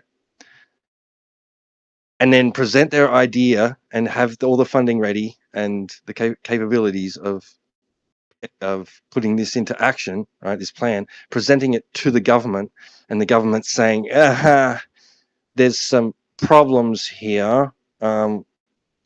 Sure, we'll let you do this, right? We'll help you do this, right? But at this height, you risk like going into an unstable orbit and not coming back. We are concerned for your actual safety here. Yeah. Like we need to fix some of your fucking equations and shit, right? That would be interesting. But the truth would be they wouldn't want you going somewhere they can't control you from going. And seeing what they can't control you from seeing. That's the real thing that goes on here. But what you're saying, like, I mean, like in that situation, I'm hoping that they'll say, look, here's the adjustments. No, good luck, right? Hey, you never dudes, know. the Earth isn't flat, guys, and we are on a spherical body, and we're in orbit around the sun and shit, man. This is serious, like, you can't go doing this without our help. Here, like, you can do it by yourself, sure, but let us just fix some shit for you. Like, that would be interesting to see that happen. Yeah, because you're gonna go in. I mean, shit, you could invent the thing that just shot the moon. You'd be stuck in the moon like a bolt, like a bow and arrow. In that case, they want your info too. They'd say, yeah, you can do this, but send us a briefing on every fucking thing you do, on how many times you fart in the morning, if you cough 8 times, and if you sneeze once.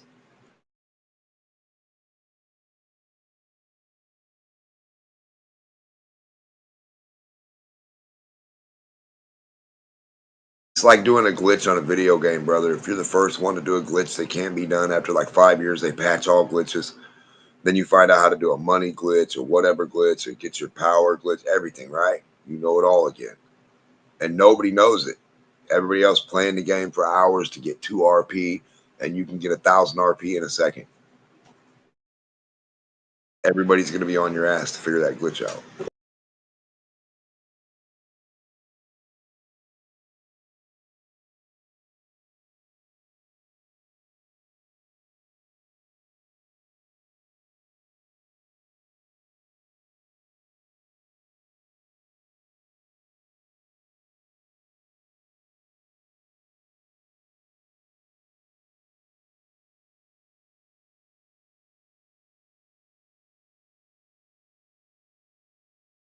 Does anybody think, like, if you think the Earth's flat and there's people stopping you from discovering that, does anybody think that the people could be stopping you from discovering that for good reasons?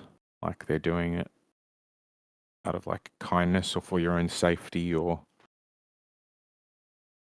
The real edge of the planet, ice wall that we can melt. Shit, who knows? Just the government being assholes saying you can't go where we tell you can't go. No, I mean like for good reasons though, where they're like, explorers died in Antarctica, like. Yeah, that'd be the only. I mean, it's just so fucking harsh. What else? I don't know why. It's like, hey, eggshells. The only place we got to discover is there's a volcano over there. We haven't been in it. We call it a volcano. It might not be the same as a volcano we know to be a volcano. It's just an example of a thing, right?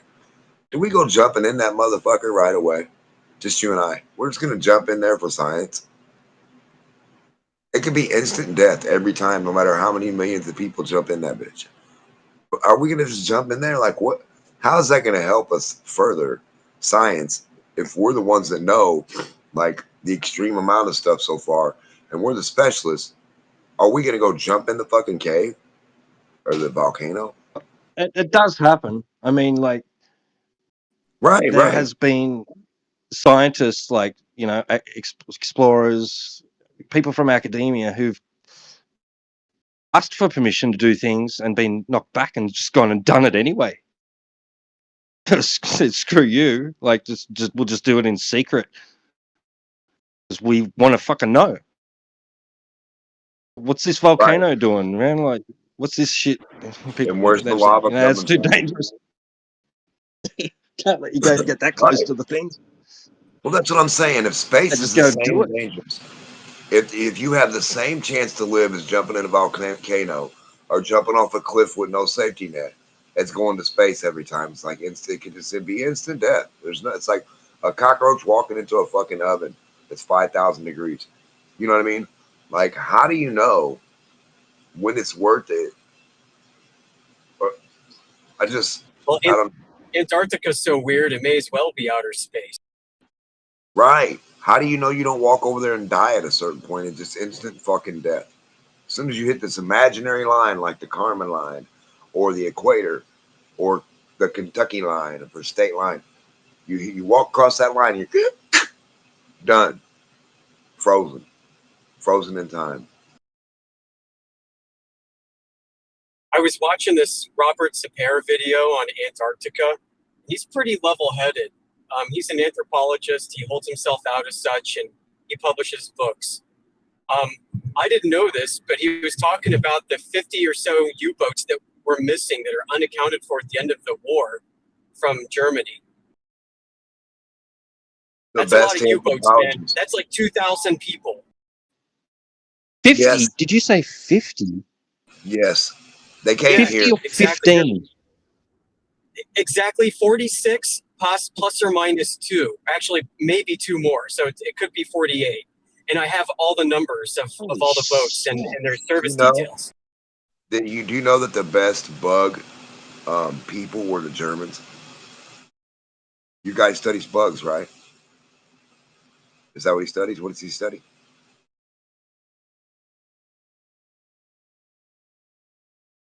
And anthropology. That's not the same. Yeah, no, that's It's a study of civilizations and mankind.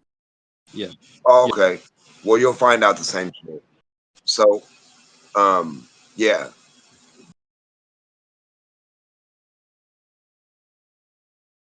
They were the whatchamacallit, what's his name? Indiana Jones?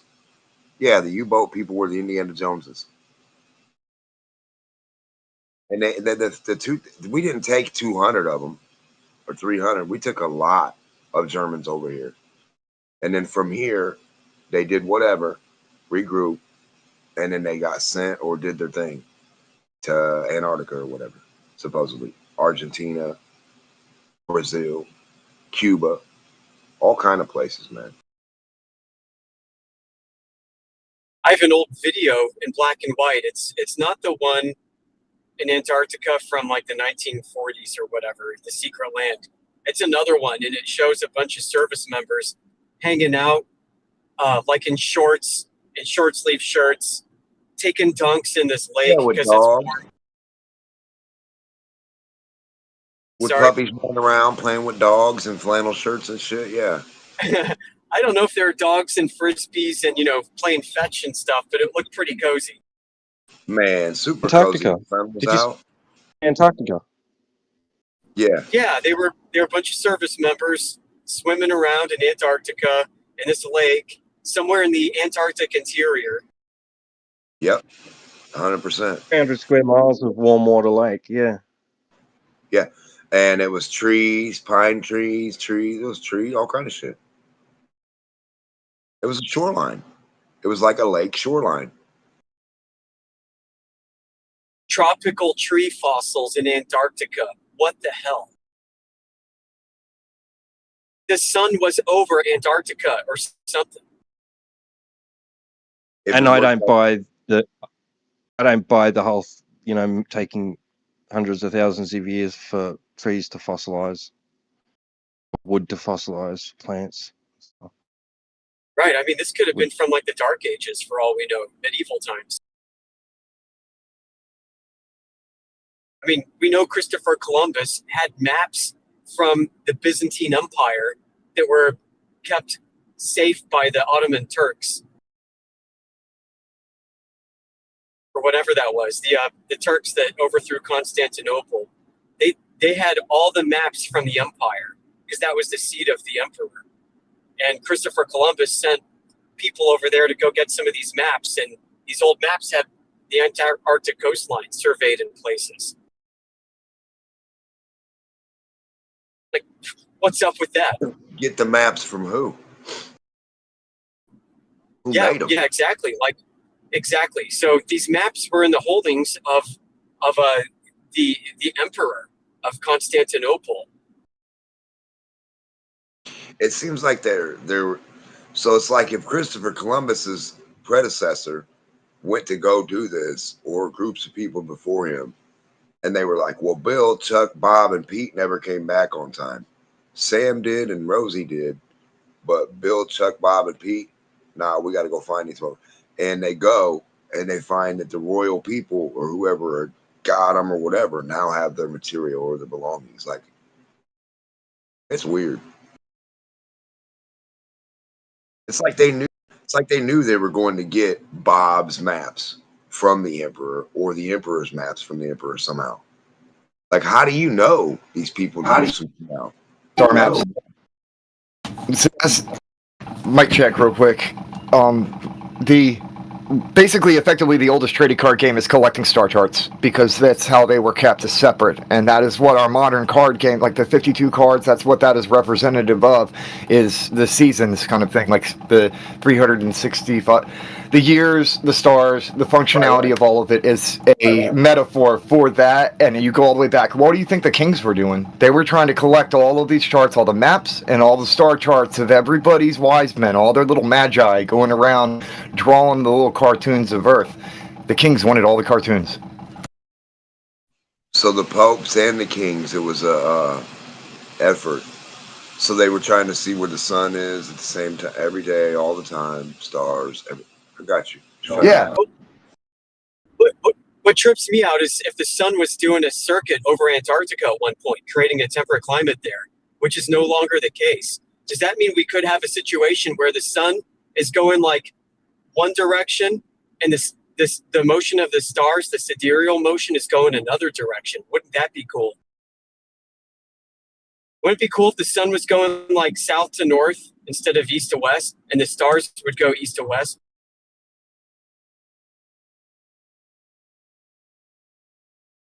There's a lot of geological and stratigraphic evidence that this was the case.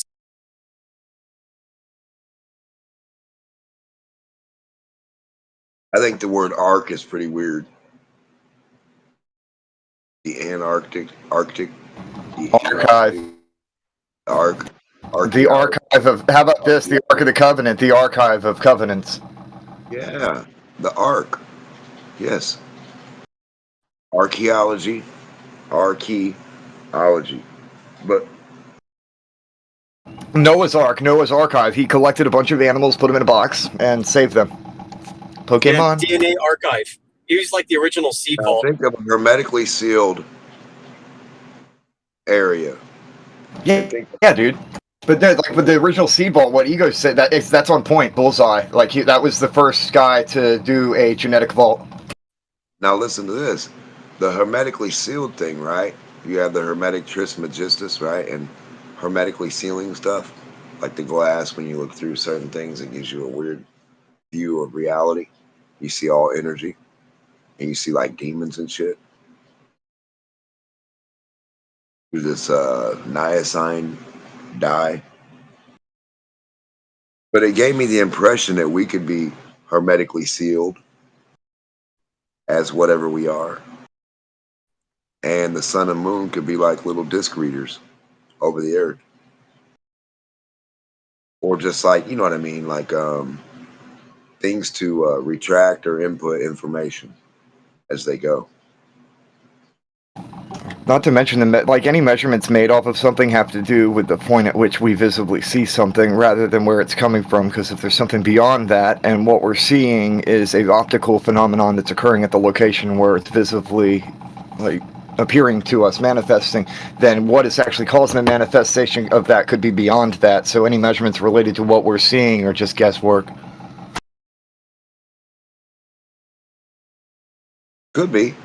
It just, I don't know, I feel like we could be in a big ass quantum computer, like, and when they try to make a quantum computer, they're just trying to mimic what this is on a smaller scale. They just want to know that that's exactly what they're trying to do, is have little processors processing the process of the process while they're in the process of whatever's going on inside that processor.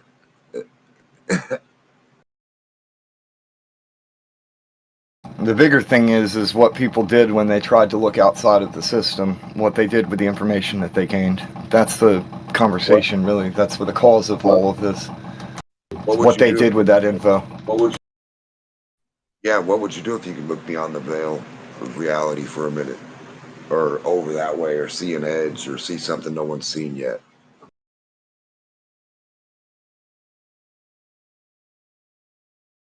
Like no one to your knowledge has seen anything. I think that the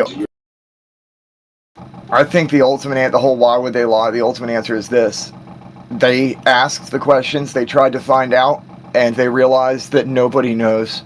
And the top 3 religions in the world and the kings of the world could not admit that they don't know, because then everybody would be like, what the F? What do you mean you don't know? So they had to come up with something real fast. Yeah, because otherwise, I mean, how can a God King not know? Come on, you're God. You're supposed to be talking for God. You have to know. If you don't know, then your entire religion, everything you're saying about this God King is wrong. You have to be right. So they had to, like, I'm just saying they had to. If they didn't, all the power's gone. The whole Pokeball gets opened up and everybody's minds escape. I've asked them to pray or in their religion tell me where the curve is. And yes, I know that it's Pokemon. I'm saying Pokemon because I know how irritating it is for somebody who likes Pokemon to hear somebody say Pokemon, because I know it's annoying. That's why I'm saying it, because I used to be on the other side of the fence and be like, why do you say it that way? That's right. I'm saying it on purpose. I'm doing it on purpose. I say Uranus. Pokemon. Uranus. Or Uranus. Say Uranus.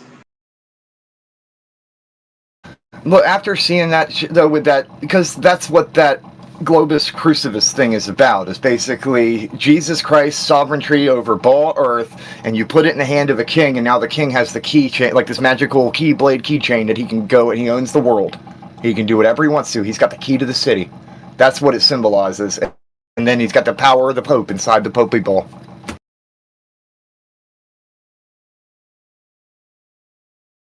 And that's why I'm viciously against it, because it is a cult of globalism. It is what it is. It's a cult, and they worship a golden ball that a man holds.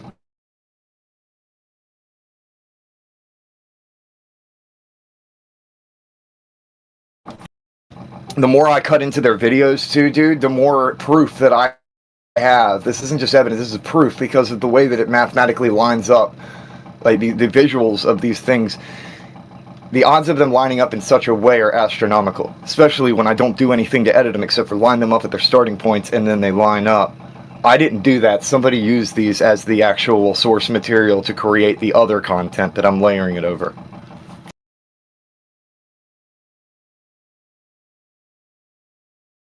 Like that circle of life one. I hope that's done uploading. I'm going to check that now.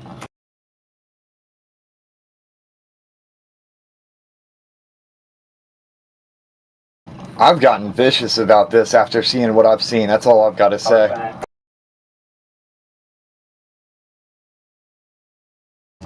And I'm not going to be vicious towards any people, any person. I've gotten vicious about it towards the system. I am done with the conversation. I'm just here to drop proof.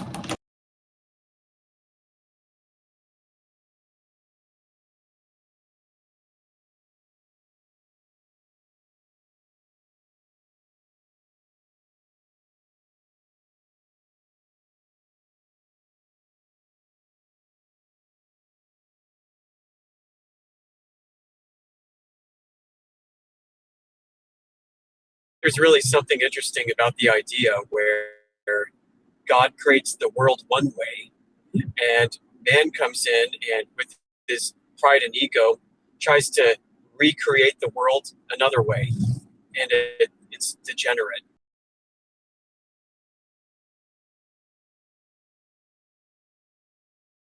So the creator creates a flat earth, man comes in and starts fashioning it into a ball because he's upset, wants to have something of his own, wants to be his own ruler of his own world. So he subverts and perverts the original creation as it was intended to be experienced. It's arrogance on our part.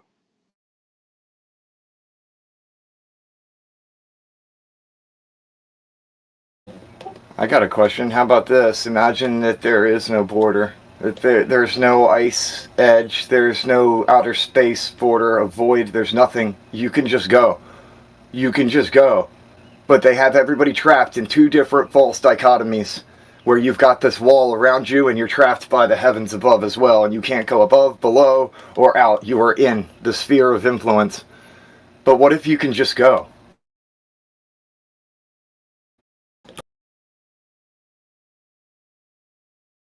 It reminds me of that parable about the elephant and the rope. You know what I'm talking about, right?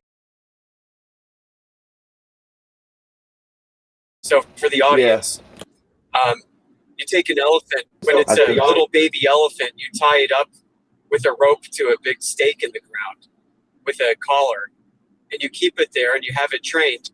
Eventually, you can just put a collar on the elephant without having to tie him to a stake. The elephant is now like 3 tons, really huge, but the elephant doesn't know that he can't leave.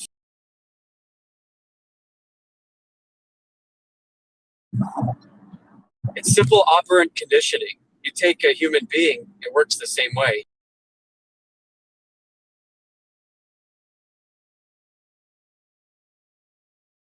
Everybody knows you can't leave. Everybody knows you're going to die. Yeah, what if everything that everybody knows is wrong and there's other options? And that the dichotomies that we've been given are all false, and that there's other options out there, and that horizon's not the end, and that space is, and you can just leave, like all direct, you can just leave. You're just told you can't, and to get enough kind of influence, you have to have people to do certain things. No man's an island. You're not going to influence other people to get you to join on something when they are convinced themselves that they cannot. It makes it difficult, so they keep everybody's minds separated in these little subcategorized Pokeball things where everybody's all in the plantation, the greater globalism plantation, and nobody thinks they can leave.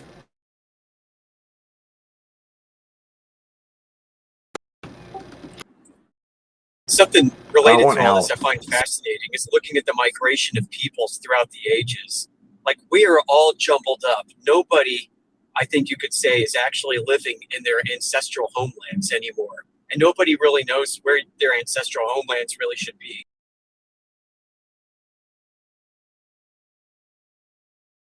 The idea that like that there's other places you can go, and that, you know, and that are beyond our understanding, and with even like inhabitants that we're not, you know, like that are unfamiliar to us, and that's old as the hills. It is. I mean, that science fiction is way older than what we think it is. That, you know, you have people going into lands that they're lost in, and they meet fairies and elves and shit. And then they somehow end up back in reality, and they go, where was that? Like, how did I get there? Like, I was just lost. And yeah, like what about Gulliver's Travels, you know? That's an interesting tale. Ayahuasca, peyote, mushrooms, mescaline, meth, ether. They used to smoke and drink ether, and that would mess them up. Absinthe, they would drink that and see little green men. George Washington said he won the war. There's a quote. I don't know if it's true. Just a quote. He won the war because of the little green men. Little green. Yeah, that's his quote. He said, "I wouldn't have been able to win the whatever of Dela or whatever. Like when he stayed there longer than everybody or whatever, like the battle or whatever. He couldn't do it without the little green men." Who said that? George Washington, swashbuckler extraordinaire, boat captain, astrolabe user, sextant lover. What the heck was he talking about? Hey. I wonder what he Can you meant. I'm gonna look up what you're talking about, but if you have some kind of source or something at all, like, I mean, I'm not trying to be all like, cite your source, man, but I really, like, if you have something that could expand on that, I'd like to learn more about it, kind of thing. That would be cool. It comes from something I read before, and I think that it's interesting to bring it up at certain points. So I thought of it just now, and it's something I remember reading or seeing about George Washington. I don't know. I don't really know how to cite it. I think someone read it off as the thing I was seeing. They were like reading it about George Washington, like supposedly a fact about George Washington. And it just stated that without the little green men, he wouldn't have been able to win that war. He wouldn't have stayed as long. He wouldn't have weathered the storm without the little green men. I don't know if the little green men gave him advice. I don't know if they fought. I don't know if they were hallucinated. See, back in the day, they drank absinthe. And the drink absinthe makes you see little green people, supposedly. That's what people would tell and report. So I'm thinking George Washington was drunk as fuck or high off ether or absinthe. And that's what helped him win. Little green men hallucinations, maybe. I don't know. I don't know. It sounds pretty crazy, right? Maybe there's a group of men that he calls the little green men that are real dudes. All these things have a possibility.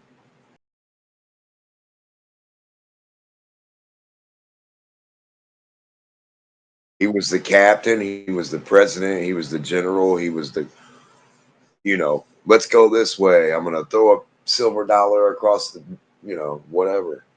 I'm going to chop down a cherry Yeah, he had tree. bullet holes through his cloak, like tons of them. Yeah, I mean, come on, They shoot at him, but they don't shoot him.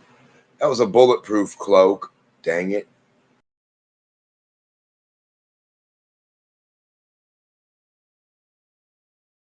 He had a bulletproof vest reading on. about George Washington escaping death is pretty fascinating. I haven't looked into this in a long time, but I remember vaguely some of the stories about this. I'm just saying, some of these people back in the day, man, they were everything, brother. They were the fucking shit. They were the Columbus. Freaking He was the boatman, the messenger, the whatever. He knew about sailing. He was the captain. He was the general. He was the doctor. He was like the super. Like he was like Data. Everything you need. Data, come here. I need to know this. Whatever you don't know, Data probably knows. You know what I mean? Like, come on, man. In the hypothetical movie of Star Trek. Data, I need this. Or Spock, the fact checking motherfucker knows everything.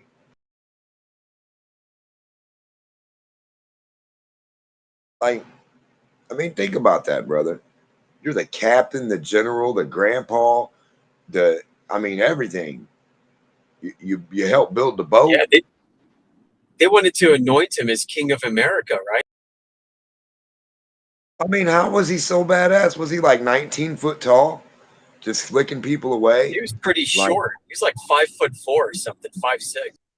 Yeah, but like he knew everything. Well, I know where to go. Let's get on this boat. We're gonna kick everybody's butt. He was a little green man himself, Debunk. He might have been. That's what I'm talking about.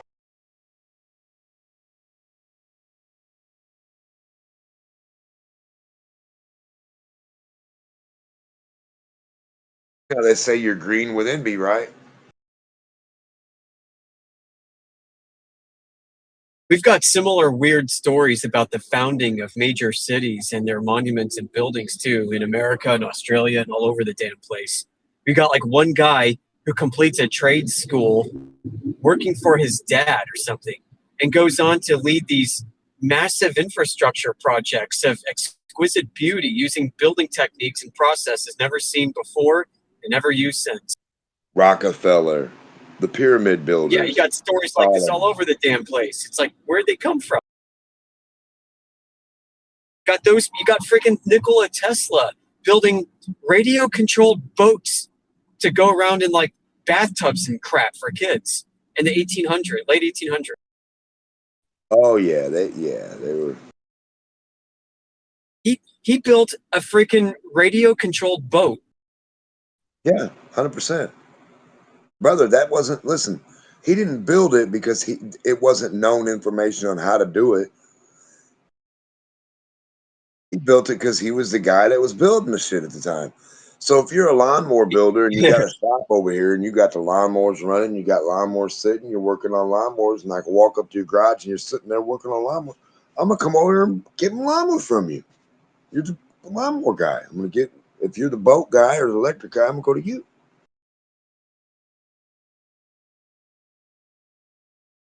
Now, could you say green men or great men? Maybe it's a misheard quote. Maybe George Washington just said great men.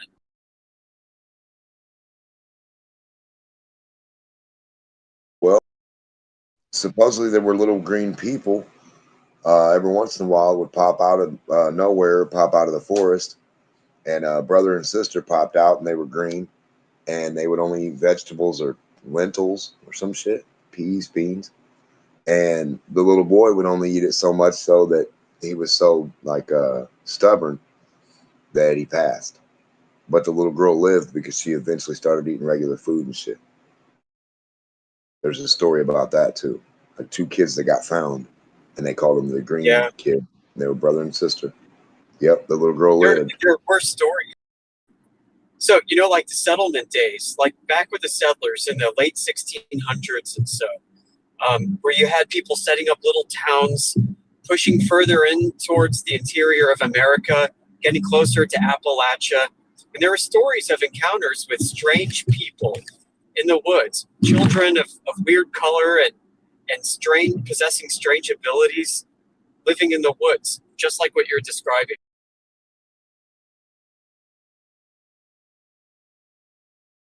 Where'd they go? So if you go to Wikipedia, this is interesting. Wikipedia's got an article on Near Eastern cosmologies, like Near East Asia cosmologies. And here they talk about the flat Earth cosmology of Babylon and all of its spin-off empires, and the Hebrews included. And they include a map of how they interpreted the world to be at the time with the sun, and the sun setting in the west.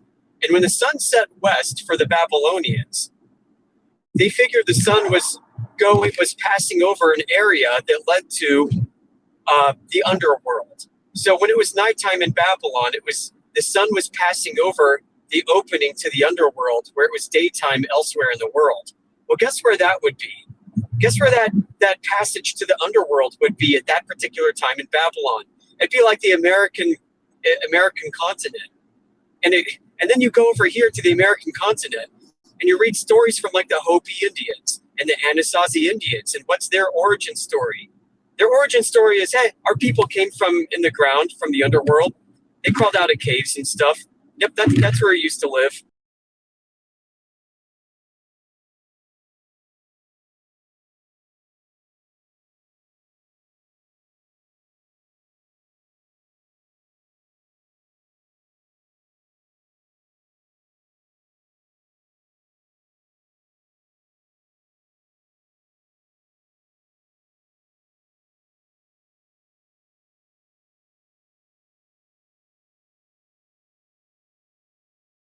Yeah, there's some interesting stories, isn't there?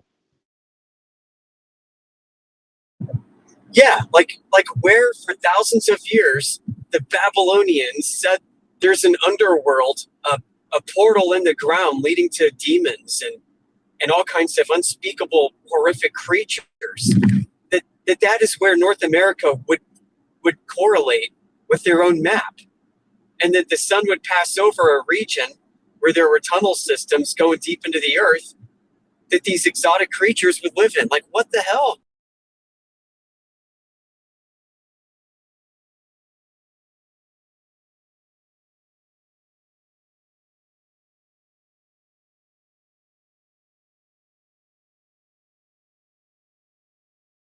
And then we find entire civilizations existing in a place where the Babylonians said they would be that report the same thing.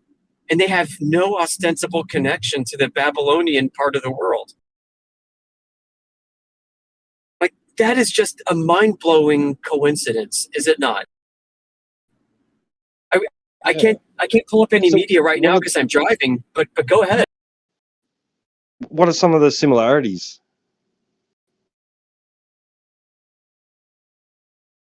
Is there anything in particular? Like, I mean, that's about all I can suss out right now. So go to like Wikipedia and type I think it's like Near East Asian cosmologies, and there's going to be a Hebrew cosmological depiction of the Earth that pops up.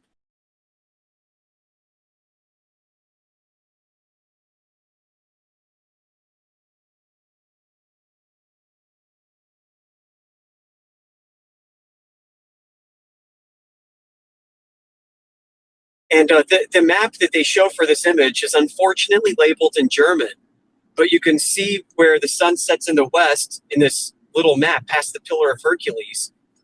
It appears to kind of swoop down and pass over something, a tunnel, and the tunnel is labeled Unterwelt, which means underworld in German.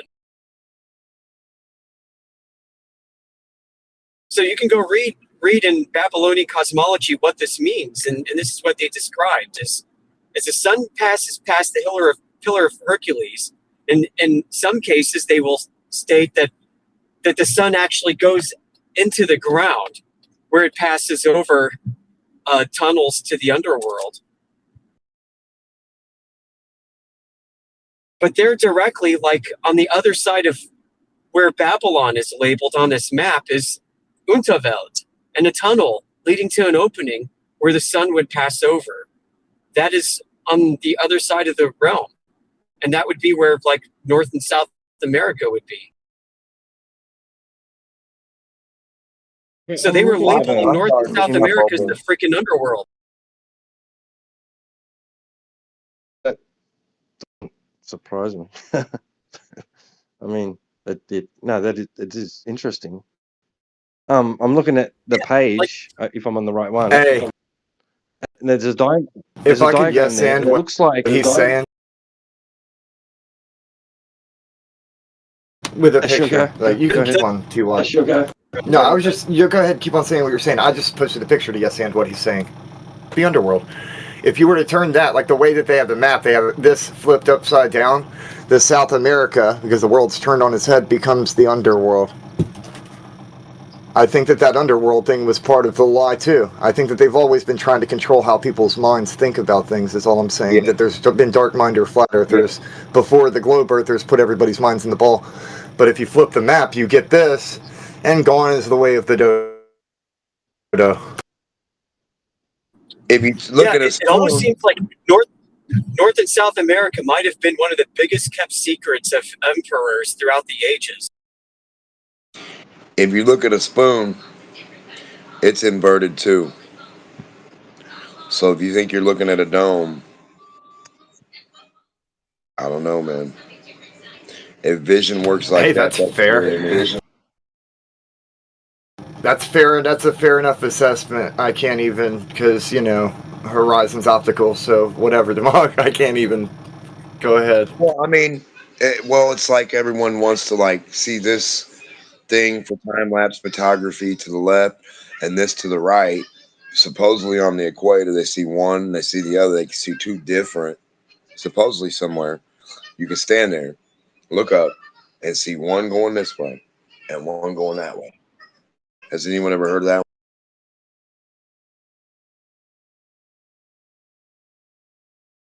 I don't know about that. I know that there's some stuff from a time lapse from Africa where you have the sunrise and the sunset, where you've got it like coming across and it's not setting below a horizon. It's just kind of this little tiny dot that manifests into a bigger dot and grows bigger and bigger, goes across and then gets smaller again as it disappears.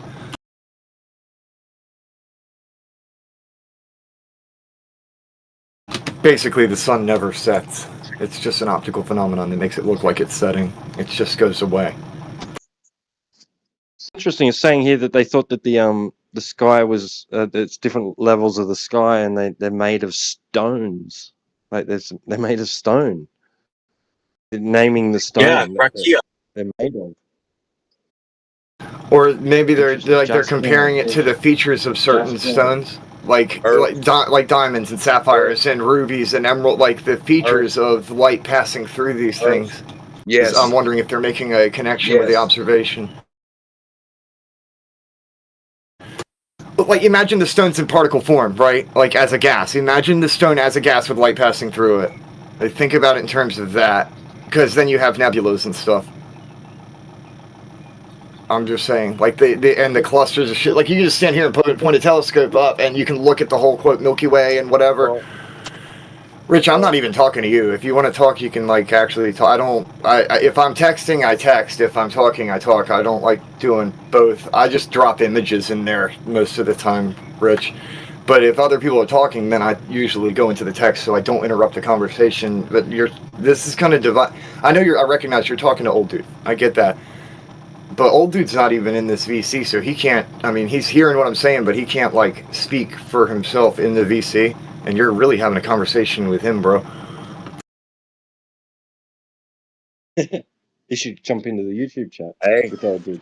But yeah, no, I was just looking at the picture, the diagram as well, up the top, and it's very interesting that they received a sphere of water encompassing them, like a level of the surrounding sphere, which is just completely made of water. Frozen liquid gas. Helium liquefies at a certain cold temperature, right? Once it gets super cold. Yeah, maybe there's something to the Bose-Einstein condensate theory of what space is.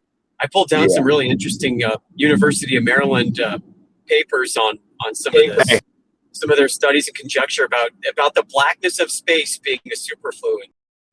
Yeah, when you look at liquid, liquid. I love that you brought that up, because I was comparing the very, very classic form and interpretation of what aether is, and comparing it to the Bose-Einstein condensate. And I think that these assholes have stolen the true form of what aether is and twisting it and turning it into their own version of a story to explain their math magics. You remember when you stack ice cubes that are clear on top of each other, they become different, like white, black, blue, like water, same thing. A little bit of water. What Ego Slave was, what he was saying is like a bullseye, though. Like that's exactly what they're doing, and that's one of the keys. Is that Bose-Einstein condensate is one of the keys. People need to go down that rabbit hole and connect it to the other stuff that we know.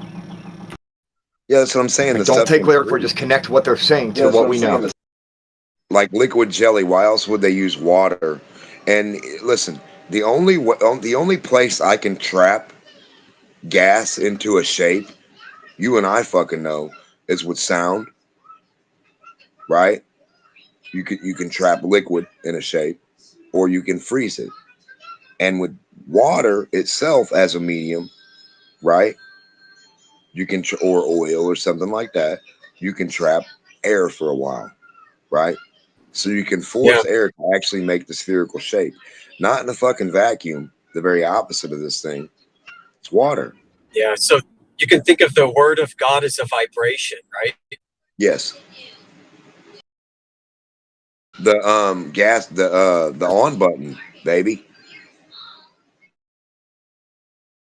And God being the light of the universe as depicted in Christianity and other religions, the light of the universe being a vibration itself. Yeah, but oh man, I don't even want to get into that part. You guys will be mad at me. Either way. Yeah, let there be light. Now you have light. So the speed of light is attributed from the speed of sound. So the speed of light can't be faster than the speed of sound because sound causes light. Well, I would go further than that and get to the source of the sound itself. Like there's something deeper beyond it. Like the sonoluminescence is a part of it at the starting point, and then the light is an effect that happens afterward. But there's still a source to the let there be kind of thing. The haya aura, which is what the actual word says. Haya aura, and then there's light. I know, but listen. What do you think that sound really was?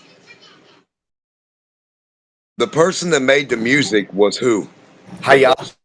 No, It was the source. No, you're missing it. No. The one that got the I get it, the choir, because the orchestrates. I get it. I get where you're going. Yeah, it was Satan. Yeah. Satan was the musical instrument with lungs made of gold and brass. He was the giant sound machine. So God was the one who put the fucking information in on what to play out of or what you're supposed to play. He's the one that says, okay, this at this time and this and this and this, right? But he's not the one playing the fucking sound and carrying out that tune. He isn't the Pied Piper. He's the one that told Pied the Piper what to use to play. So the thing is when we talk about the sound and let there be light and they're like, whatever creator, are you actually talking about the conductor that made the frequency or the one who actually had to put it out the way he put it out and made God mad? And they all went against That's where the story of Lucifer comes in, like the light, that veritas of truth and illumination. These people, they climbed the pinnacle of knowledge, and and on their right hand path, they went to the top of the mountain and became blinded by the light. Blinded by the light. It's black and it's clear. It's the negative at night. And then you have the left hand path is all these theoretical physicists that say things like matter. Yes, sir. Light that has been condensed and cooled down. Yeah. And that's all from L. Now that comes from L, not the cipher of it. The L, the thing before the cipher, before you figured it out, like the thing, like what did it come from, right? Not just the satanic. The angle.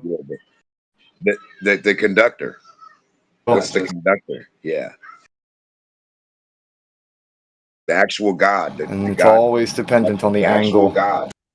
And the God hand, that's why they use one hand for a lot. It's crazy shit, brother. Like the conductor has the one hand with the maestro. Dun, dun, dun, dun, dun, dun, dun, dun.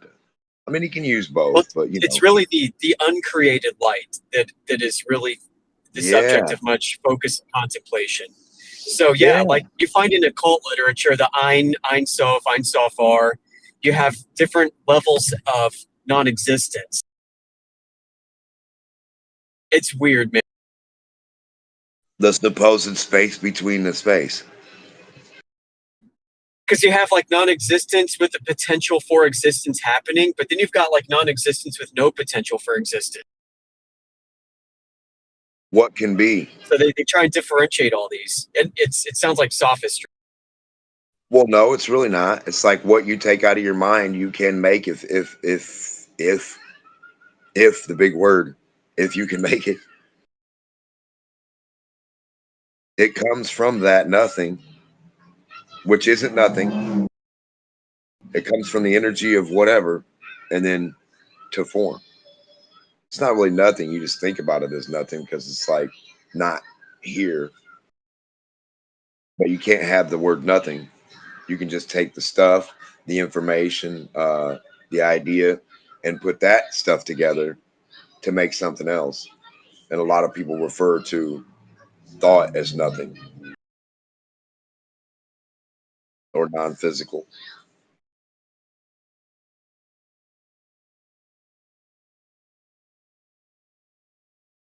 But I mean, you know, thinking about stuff does get you what you need. Like if you come up to a wall, you can't cross it. You either got to go get a shovel and dig under it or learn how to climb it or fly.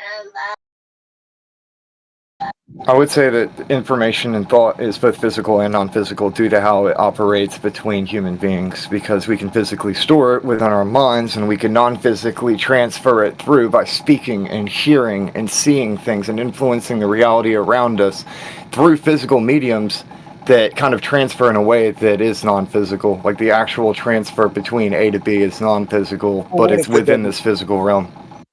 Well, what if it doesn't have to be? I'm just like, you know what I mean? It's a roundabout way of saying it's both. No, you're right. What you explain 100%. And I'm fascinated. Sometimes, what if it don't have to be? And the brain's just fascinating to me, bro.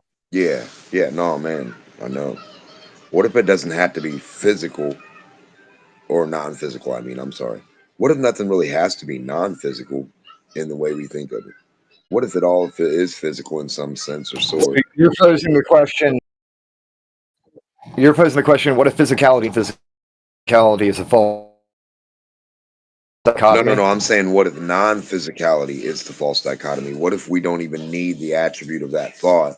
Because in actuality, no matter how semantical you want to be, everything has a physicality to it, or that caused it, or a physical information. It's fair because it's contained. Everything's contained within the container. And no matter how you look at it, it's still within the container. So that's fair. Yeah. So I mean, I don't know, just different ways.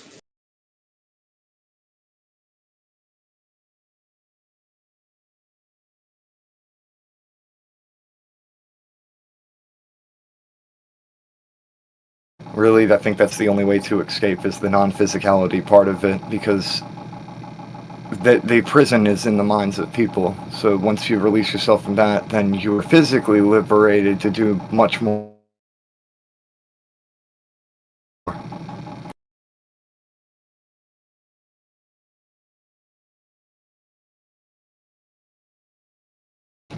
The first step is realizing that the golden Pokeball with a cross on the top is meaningless.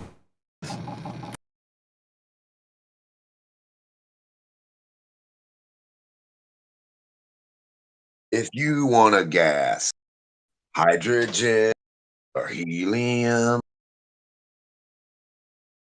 Pokeballs. So think about it. They know that you can't have pressure without containment, and they generate revenue off of that pressure. So that's how the system, the Matrix, actually provides the energy for the people who run the show. So they captured all of that pressure inside of the golden Pokeball, and they generate energy off of their perpetual motion machine. They took the unlimited ether source of everything, from way back. That was their idea. Then they gave us gasoline. Now everything works like gasoline. Now you got to go to the pump. You got to go to the pump to get electric. You'd have to go to the pump to get hydrogen. And it costs way more than what is fucking even the bother of it, the way they do it. And it's like, what was the point of turning hydrogen to a fuel if it costs more than the gasoline? How did that help anybody? If they're saying it costs more than gasoline to get, how is that helping the situation?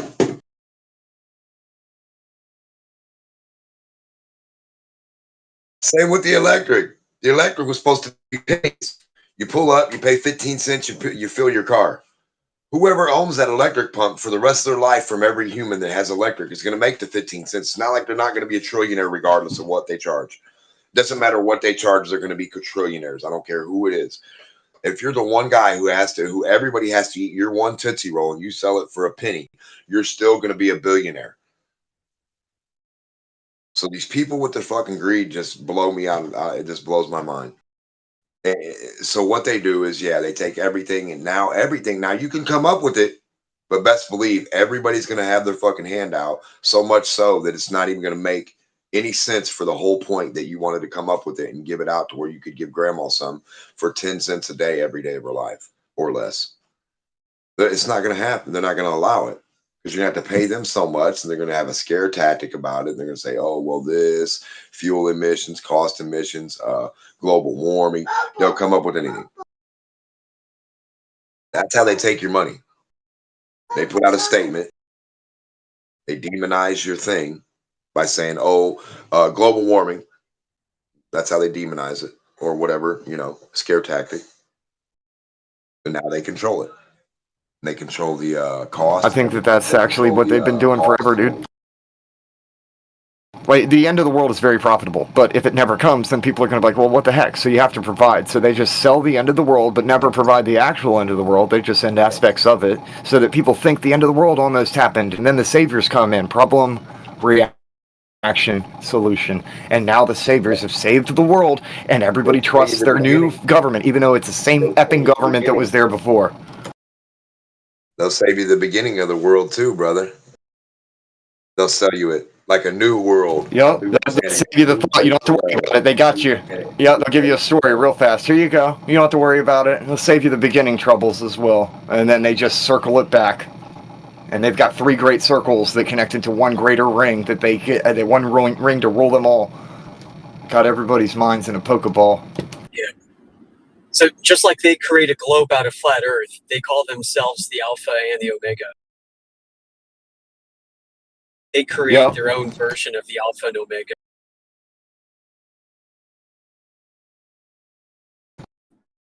It's And all they one use big these satanic mathematical inversion. equations, the mathemagics. They understand the harmonics of praise and worship too, and orchestrating the faith of the population through propaganda, both through enchantments and through physical mediums like the posters, pictures, paintings, videos that they put and feed to the children so that they can orchestrate propaganda over the course of centuries. And they regurgitate the same exact stories that they've been doing for eons. And then with the rise and the fall of the Phoenix Empire, they bring back from the vaults the same exact crap and they do it again. But once it's become this clear, like, that's why we debate and discuss this. That's why we're willing to argue about this all day long, because we know exactly what's going on here. And for us, it's not even up to discuss. Like, for discussion, it's just about showing you guys that it's a religion, that the golden ball is an idol, and that cross on the top is blasphemy. Yeah, I mean, it should be considered blasphemous to Christians that the Apollo moon astronauts took consecrated bread and wine for communion and had communion on the moon. Like, there's nothing more insulting to Christianity, I think, than that. Sounds like the behavior of lunatics.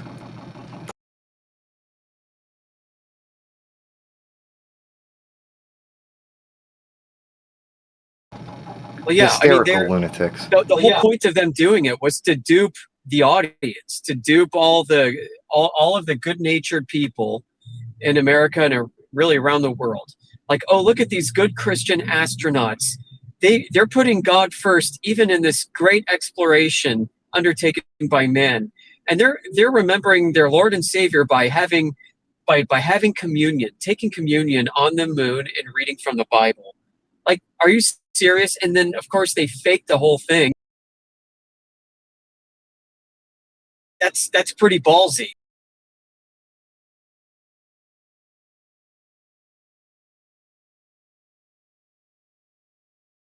The Tower of Babel, my friend.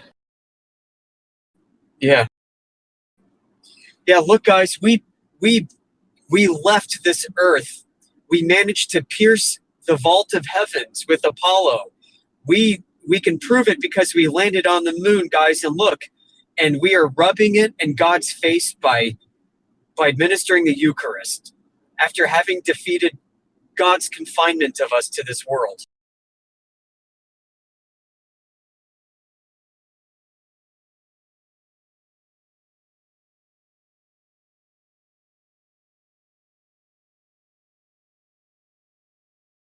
And it can be argued that nearly every religion has some version of the Eucharist. So, yeah, I mean, I would say it's certainly a syncretistic. That's certainly syncretistic kind of demonstration of supposed transubstantiation of the priests, in this case, astronauts, having some magical, mystical powers to make this happen.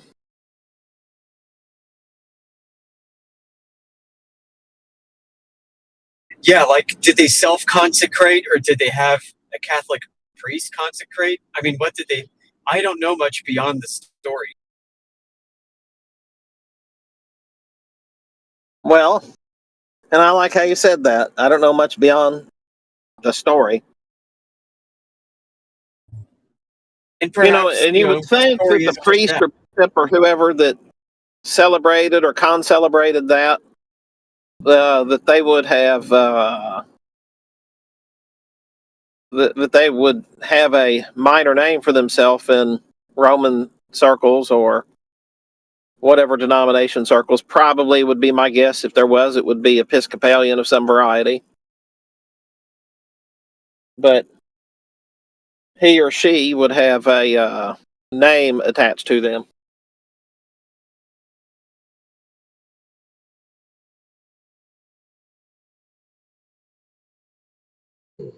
Damn it. Amy, she got me reading. I was just been absorbed for the last half an hour. Just reading all this Babylonian shit. It's crazy, isn't it? There's so much to it. They had a lot figured out, I think. They even had a map of the world, and I was just thinking about that, and because we're talking, like, these Globers were asking us the other day about Pangea and all that, right? And their map of the world was a single continent. Yeah, it still is. It still is. Don't tell nobody.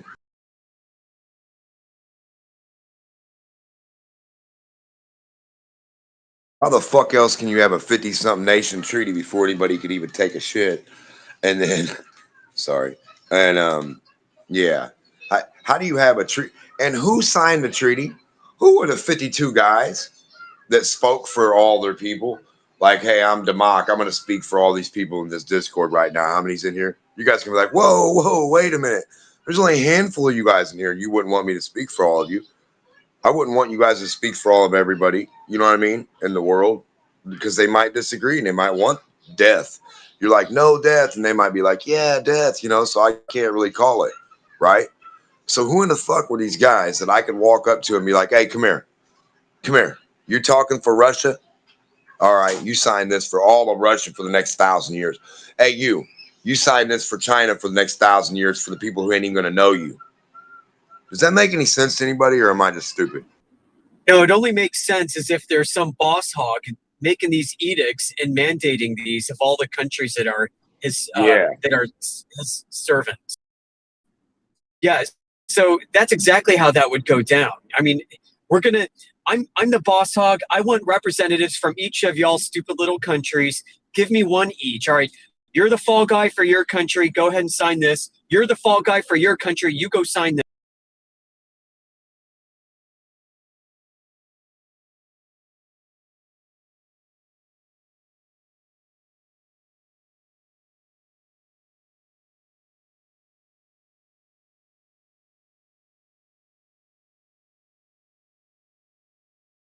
What I find really fascinating now is how much China and Iran are basically flipping the bird to the Antarctic Treaty, at least by their own reporting.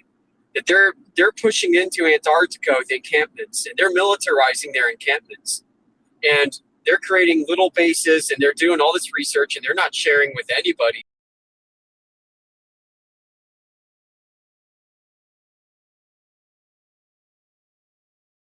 All right, guys, I pulled up here to Sawbones, so I'm going to get in here and see what kind of potion they have on offer. So I'll see you here in a bit. Stay blessed, bro.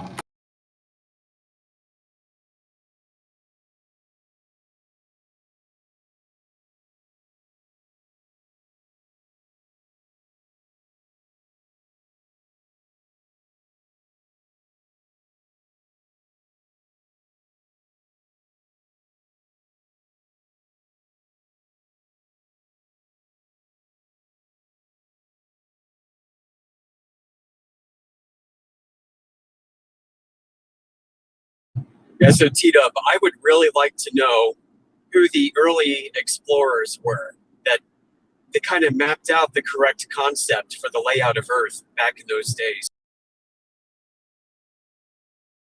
And there's a good point that Ethergrass brought up earlier. It's like they labeled what would effectively be North and South America as the region of the underworld. Would they do this to keep people out? Was that like their version of the Antarctic Treaty thousands of years ago, to keep people away from all of this land that they could use and exploit, come here, take vacations, nobody knows they're here, set up slave plantations nobody knows about, exploit resources, exploit people? This becomes their giant piggy bank, and they don't have to tell anybody about it. They become Gulliver in Gulliver's Travel. They show up, they're king god. They can walk on water, they can walk on air. They got all the technology, magic. Oh yeah, right. Imagine that they show up here on vacation, and they're like, and they get back, right? They get back to Babylon. They're like, hey guys, you'll never believe this. I encountered this tribe, and they treated me like a freaking god, dude. You should go over there. So why don't you go schedule your vacation like April? Go there when the weather's nice, and go visit that tribe, dude. They're gonna worship you like a god. And then so what does the other Babylonian governor do? He schedules his trip. Says, you know what? Yeah, I'm going to go over to the Yucatan Peninsula. I'm going to go check this place. And then what do they do in like the Yucatan Peninsula? They start writing about their encounters of these strange foreigners and how they appeared as gods to them. Yeah, and they got helicopter huts.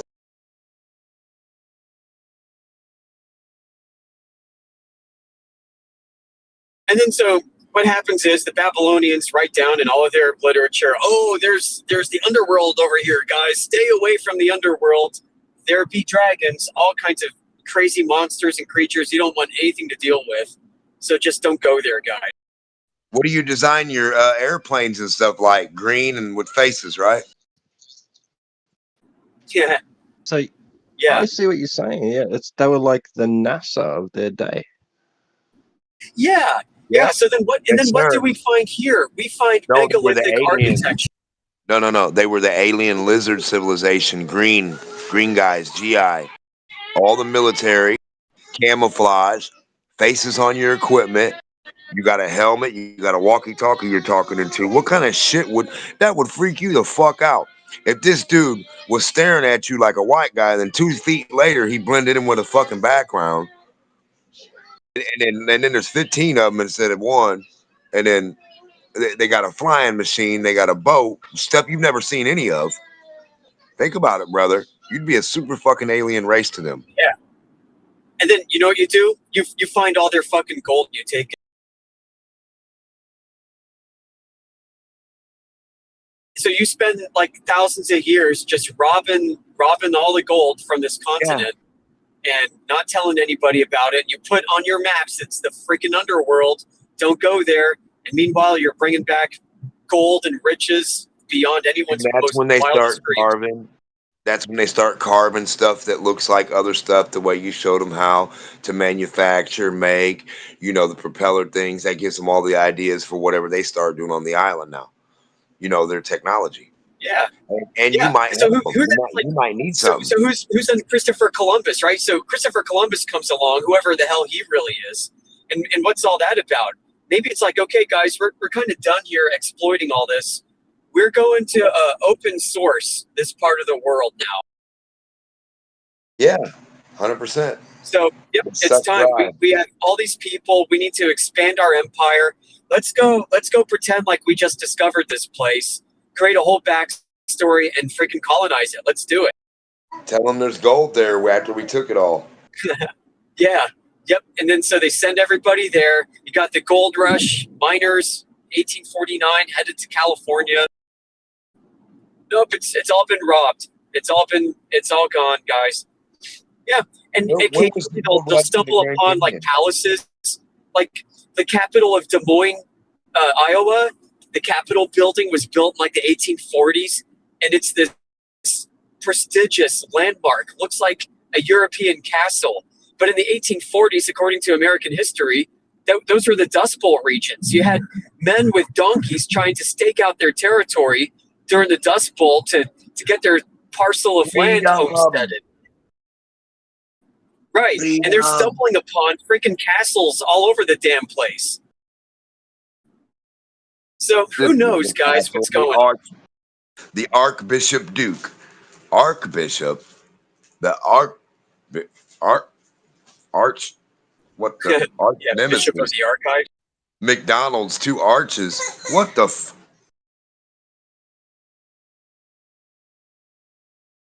Noah's Ark, the archives, DNA, records, seeds. I don't know.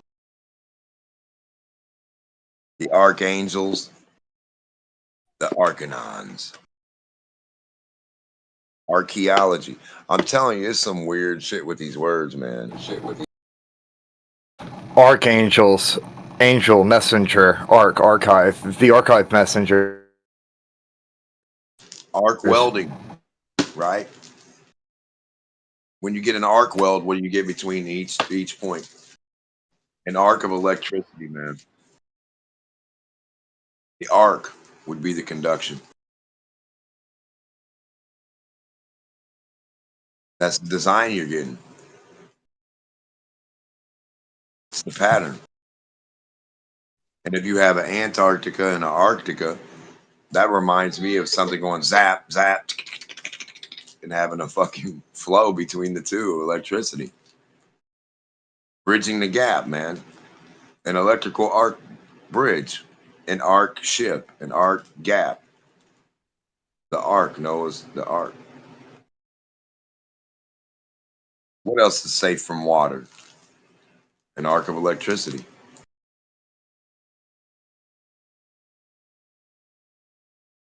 What else can separate the water? An arc of electricity. Oh, so you're saying that's how they separated the waters from the waters, huh? Yeah. Yeah, that's why I want to make my waterproof wall machine today, right now. That's what the Elohim did. El and Elohim separated the waters from the waters, creating Earth. Yeah, but I don't want to separate water from water like that. I don't want to discombobulate the system. I just want to make it to where if you live by a lake, little Tommy can play in your basement without it flooding. You know, who's to say there isn't some kind of plasma dome that's separating our realm from the next? Who knows? I'm saying NASA could be right about frozen. The temperature can do it. Electricity can do it. Yeah, could be freezing cold plasma. Well, I'm saying ice. You can be under ice. And if I shine a heat source at the ice and the ice acts like a magnifying glass, certain spots under that ice are going to get real fucking hot, real fast, focused. And anything close to that's going to feel the heat, and anything else won't. It'll be cold. So it's like, feel the heat. And you could be in ice. So that's why I was thinking, how the hell could you go under ice? But I was like, well, ice is clear. Ice could act just like a cloud or the air we have anyway. And if enough sunlight. Yeah, that's an interesting thought. Yeah. Yeah, you could have a region within ice that, due to cavitation, you could have a little micro environment where it's really warm and pleasant at a microscopic level, because all the light heat's focused to that one little point inside the ice. You can keep the right frequency for the cavitation to stay. Yes. It would just keep, he would have a permanent air bubble. That's right. Yep. And you could build a terrarium in that with like grass and little trees and stuff if it was big enough. And maybe they did one further. And see, maybe there's stuff that you can't, like, once you do certain things, maybe there's an extent or a reversal that happens that you can't control as just a puny human. You know, even though you're trying to manipulate some shit, and even though you're probably doing some cool stuff, right? Yeah, right. So you've got globers that are into catastrophism that talk about the pole shift, and some of them go a step further to say the crust of the globe Earth actually shifts 90 degrees, which would mean that like Australia becomes a polar ice cap and Greenland and Antarctica become tropical climates again. Now, as a flat earther, what that means is the sun as some kind of energy construct might flip and do the opposite thing, which means it'll go 90 degrees and maybe go south to north or north to south and warm up a different part of the earth. And then maybe after a while it goes back.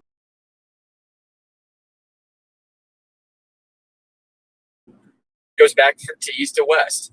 I mean, what else? I mean, it's just I know you can come up with multiple ideas, but it's just one explanation on speculation freaking Wednesday here. What would an arc of electricity look like to a puny motherfucker like me and you on a surface as big as this from one point to the next going across the sky? Would it look like a sun? I don't know. I don't know. I mean, you're saying like maybe the sun is one of the terminal points of the arc? Yeah. Yeah, it's the lit point, the connected, the connector, the conduit, the connector. Right. So what happens if it detaches, right? Oh, I don't think it's going to detach. I'm just saying, like, I'm just saying, like, from the point of seeing the tip of a fucking needle, and you're really small, like, seeing the tip of a needle move, how do you know, like, would the tip of the needle look like a sun to us? Would just a heat lamp look like a sun to us if it's big enough? I see what you mean. Yeah. The sun could really be the tip of the needle in size and be just so intensely spark plug, energetic. Well, just think of, okay, how a lawnmower has a spark plug, and you got that little black wire cap that sticks on there, right? And then between those two, you get the spark. To us, I don't know if that spark could resemble a sun going across the sky. Now, do you understand what I'm saying? Now I see what you mean. Yeah, at the time. Yeah, between the 2 points of arc and arc, Arctic. So if it's like,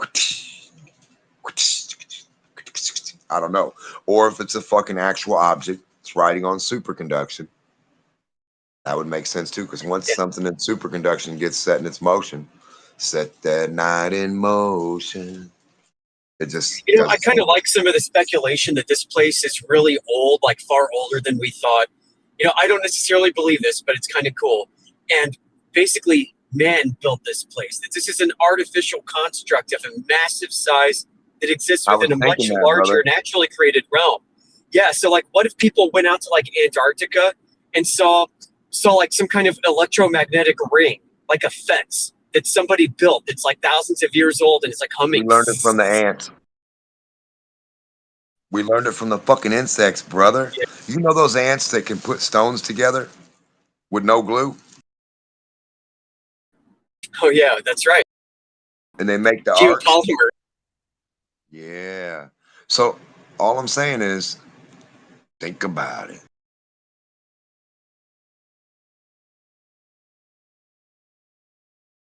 What do we call it? Basically, you got the militaries of the world that are trying to grab a hold of the magnetic mountain so they can manipulate it and fix it and control the earth. We call them guy ants, and we call it Antarctic. Yeah, like little ants. Sometimes we feel like we're basically ants on a giant ant colony. Yes. Well, doesn't the scriptures describe ants as being a curious people? Yes, sir. When I was a little kid, man, I thought ants were people. I thought insects and things were like, you know what I mean? Like when you're a kid, the Horton hears a who thing is like, it's almost real to the aspect you'll see little insects and try to like, hey, what's up, little worm? You don't think it's not a thing. I would argue. Well, DeMarc, I would argue that a person is a character or an actor's mask, like an actor's mask or a character in a play. So all life, anything that is alive, would technically be a person by that definition. Like a person, place, or thing. Yeah. Anything that you can use as a noun would be personified. It's a living thing. It's doing something. It has an attribute of fucking life. But when I was a little kid, I really, in my mind, I was thinking, what up, butterfly? What up? And I know it wasn't going to talk back like that, but, I don't know what it could do. But if it did something, I was going to try to be like, okay, it did something. It communicated. It at least flapped its wings 8 times before it left. I don't know. You know what I mean? Like, I don't know what the ant's communication would be to me as a kid, but I'm thinking it could probably hear me. At the very least, we learn that we can interact with these things. Yeah. Interact. Acting. Action. I soon learned sometimes they don't fucking like you. You learned that pretty quick, huh? 100%. I learned that one from wasps, bees, and fire ants. You learn that real quick that some of them don't like you. Oh, now check this shit out. Check out if you're, damn, think about this. The queen is what they like. It's not you they don't like. It's disruption to their queen or their colony, right? It's not really you. Check this out. If you had a hat strapped to your head and you put a queen in there and some bees, they're going to make a hive on you. And they'll protect you like the tree that they're in. If something disturbs you, they'll come out and swarm it. If something messes with your hat, they'll come out and swarm it. And they won't swarm you as much now because it's a part of what you are and they recognize. It's like I have proof of what you're saying to be true. There's a man who he did like certain performance art with bees, and he did the bee beard using a queen. He put a queen somewhere, and then all the bees gathered under his chin like a beard of bees, and he didn't get stung. Candyman story where a guy can control bees, and if you fuck with him, he's gonna the bees would still like 400 dudes or 20 dudes can come try to mess with him. As soon as they start jumping him or messing with him, the bees come out and fuck them all up. Yeah, fuck them all. I just imagine some dude a long time ago figured out beekeeping, and he knew how to, and he understood the bees and knew how to keep them, and he could pull off the trick of the bee beard thing. And somebody effed with him one day, and the bees attacked him because bee beard man, he's like the bee wizard. He paid attention enough to know that if you got the queen scent on you, they're not gonna fuck with you. And once you realize that, you keep the queen with you, and they protect you. You are their queen or their king now. To an extent.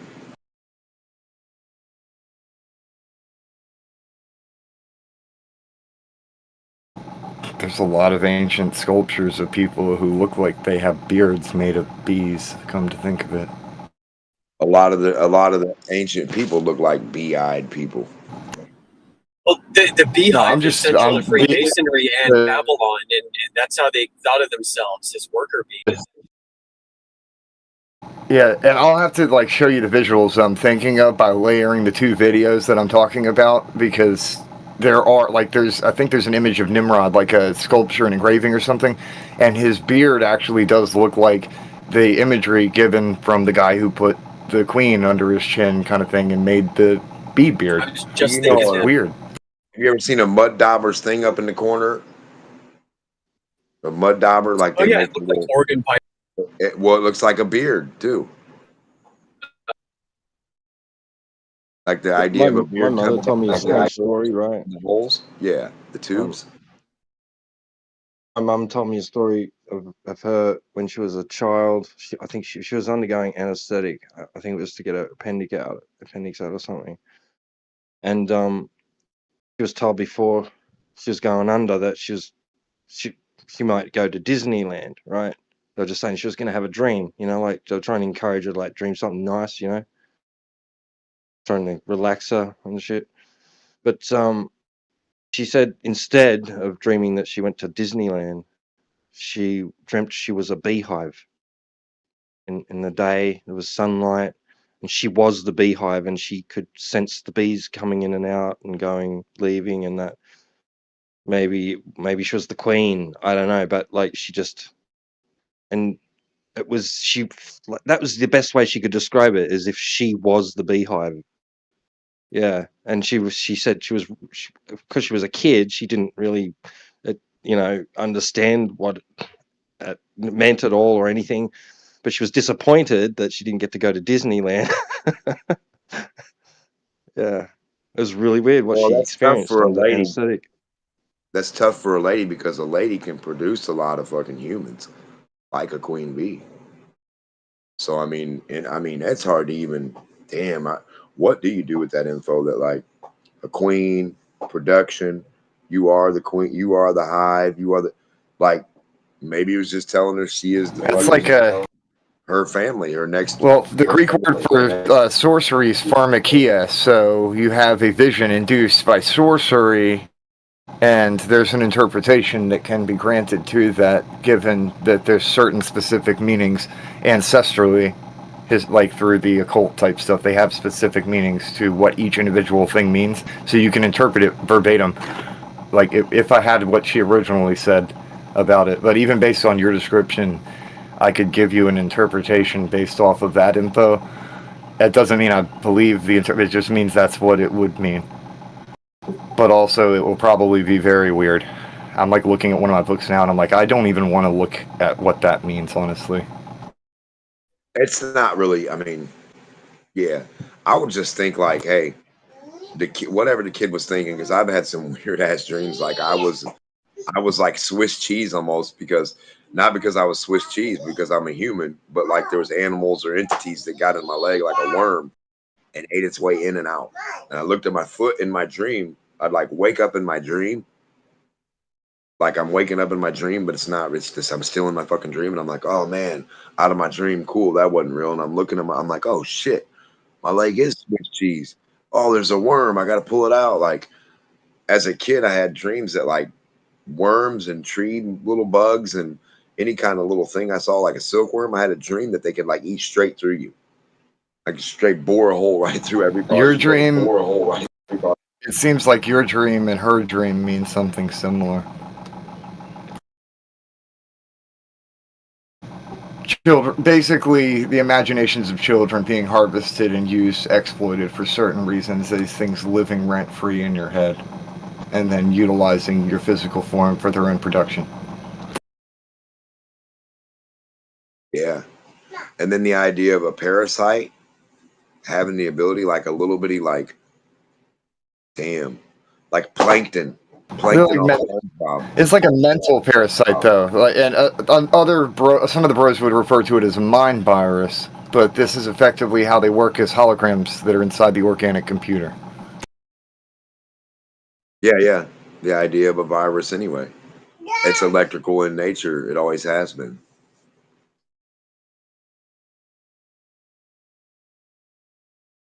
I've just been heavily studying how propaganda works, and then visions, like when people say, well, imagine this, and I remember full well how my imagination works, and it's really hard for me to explain how I see things now to certain people, because there's some folks who they have zero imagination, so they don't see anything at all, and it's like, you can't visualize anything in your head?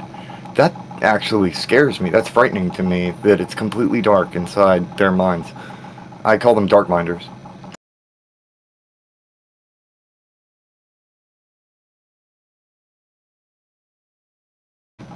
The easiest person to control is somebody who can't visualize anything at all. They're blind.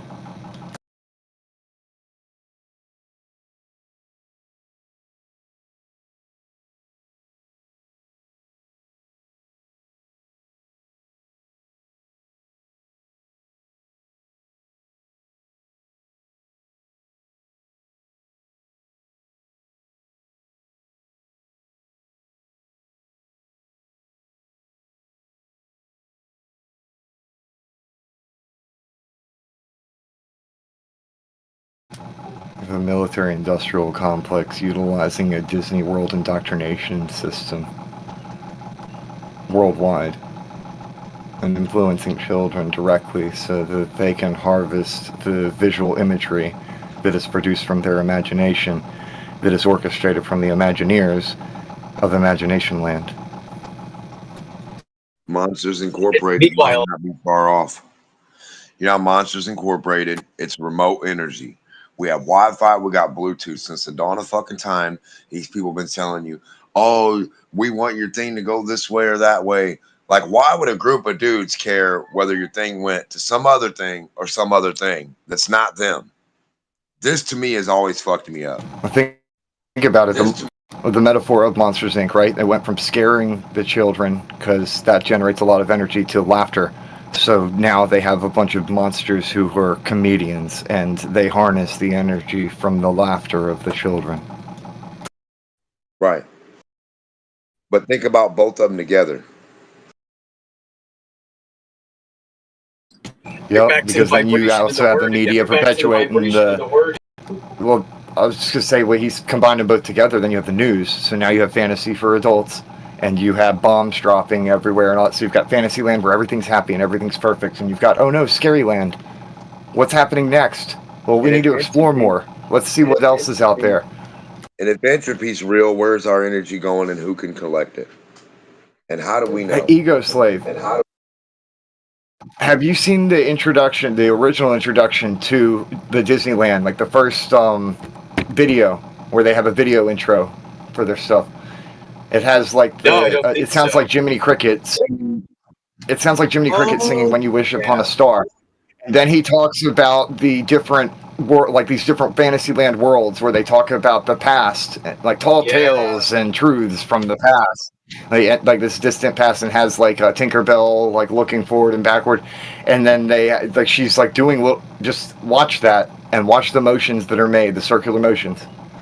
Like it helps to layer over certain things like the golden ratio, but still just watch the circular motions that she makes, and then just listen to what he says about these worlds. Okay, it's It brings to mind like Disney had done a really good job creating American myths and legends, bringing them to life, rather, like Paul Bunyan, Daniel Boone. I mean, you got all these characters. They effectively operated kind of like vault tech, and they put everybody's minds into separate little vaults through propaganda, like advertising this stuff to kings. And they knew that they were going to be able to send this out to their people so they can compartmentalize which versions send out through their own medias. They have their own wizards and their own towers, the king's wizards. And like there's a lot of history to the development of these technologies as they were released to the people. Like you can actually, there's a cool story that starts with the Crown, like the first king to broadcast, and how that's Queen Elizabeth II's grandfather. And then she broadcast 25 years later on Christmas. And then if you compare that to the broadcast, or overlay it over the broadcast of the king when he did his first Christmas broadcast, there's a lot to be revealed through those three, and you don't do anything except for just layer them over from start to finish, like the beginning and end that is presented.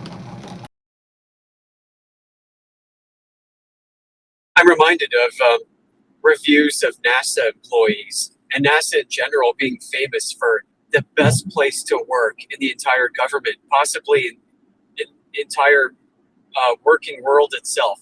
NASA is number one, and you can pull up all this propaganda from employees talking about all the fun stuff that they do there. It sounds like a giant freaking Disneyland park for government employees every day.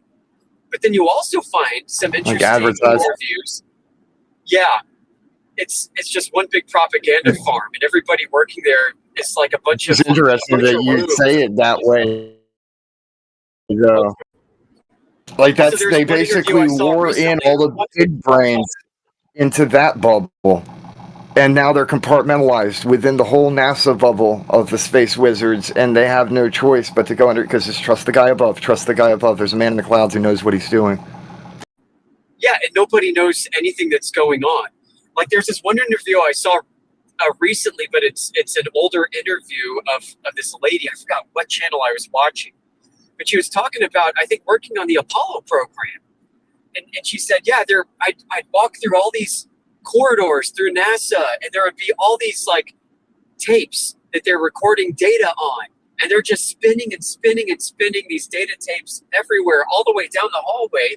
And I asked people what all this is for. Nobody knows anything about any of this. And she was basically giving the impression that there's a lot of busyness going on, but nobody really knows what they're actually doing or working to produce of any substance or value.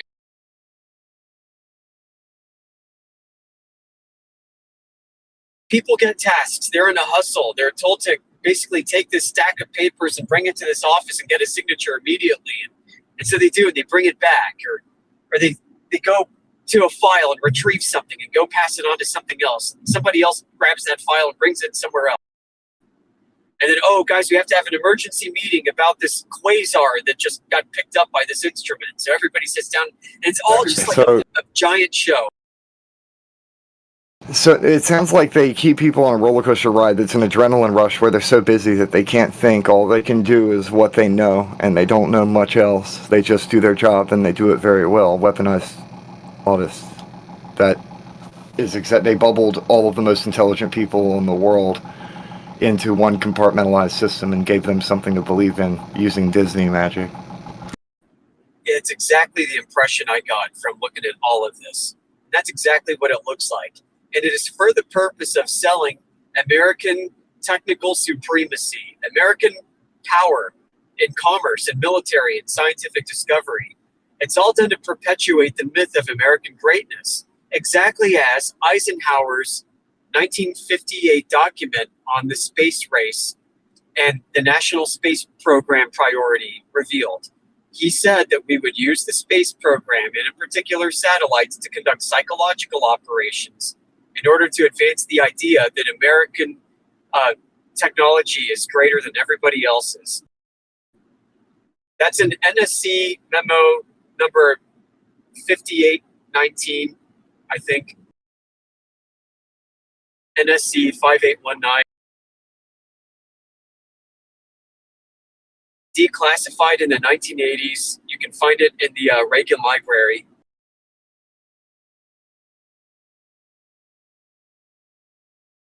Some of these foundational documents for NASA and the space race and everything else just talks about having to advance the idea of technological supremacy.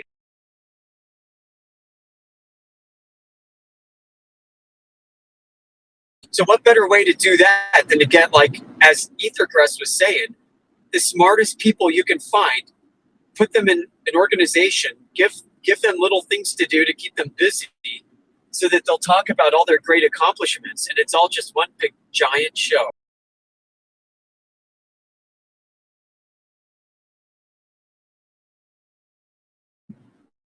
Imagine how many, like, Lockheed F-35 fighter jets yourself, dominating space, putting men on the moon, shooting nuclear missiles all over the place. Like, we have all this power, right? So you may as well buy this stuff from America. But let's say you are doing actual, like, weapons development. Well, you paint a NASA logo on an ICBM, nobody will know the wiser.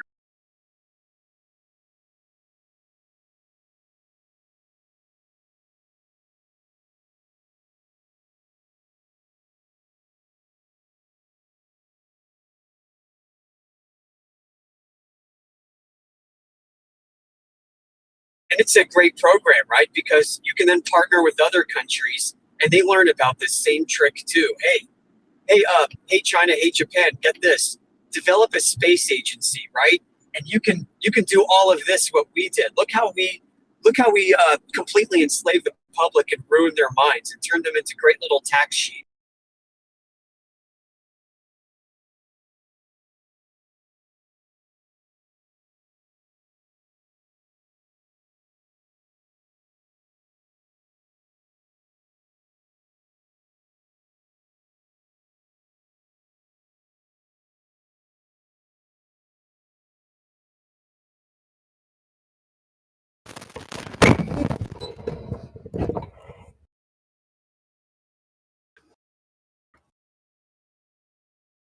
So what's this about? I don't know, guys. I'm just speculating. What's what about? Well, what's happening here? I don't know.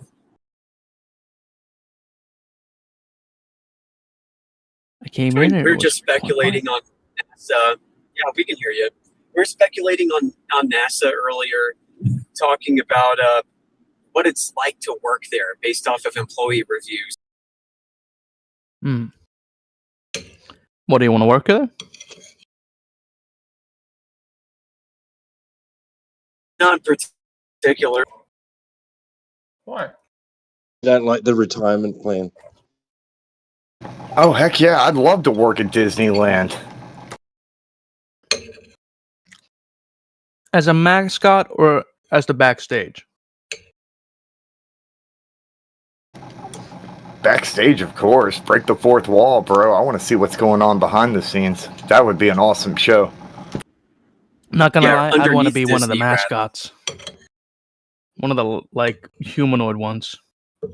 So I can go full cosplay without spending a nickel.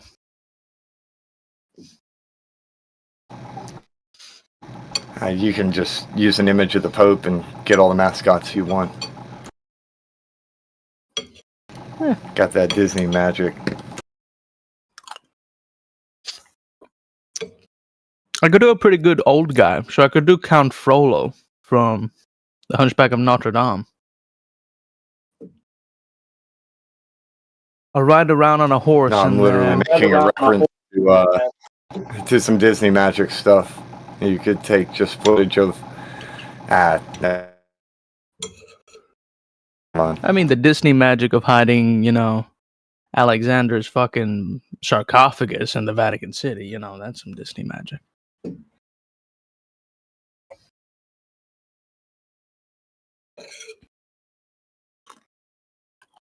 Everywhere can be Vatican City. You went under the ground about half a mile. So that's another thing about them telling us, oh, how far we dug and what we know about the core and this and that. If you got fucking 24,000 miles of available fucking real estate underneath you,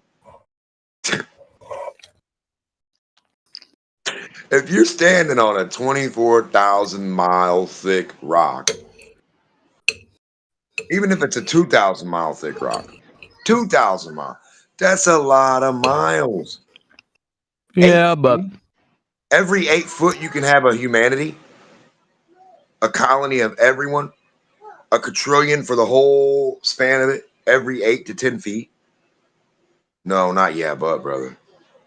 I mean, what do you do with the tectonic plates though, and like the fucking earthquakes? What plate? Now you're making shit up. You don't know about the tectonic plates? They're the ones that bring you that dog shit. What do you mean? Did you show me what a tectonic plate was? Can you go make one with the ball of sand? Show me how they work? I bet you can't. Yeah. Are those plates flat? All I want to do is see what a tectonic plate works like with a ball in a lab.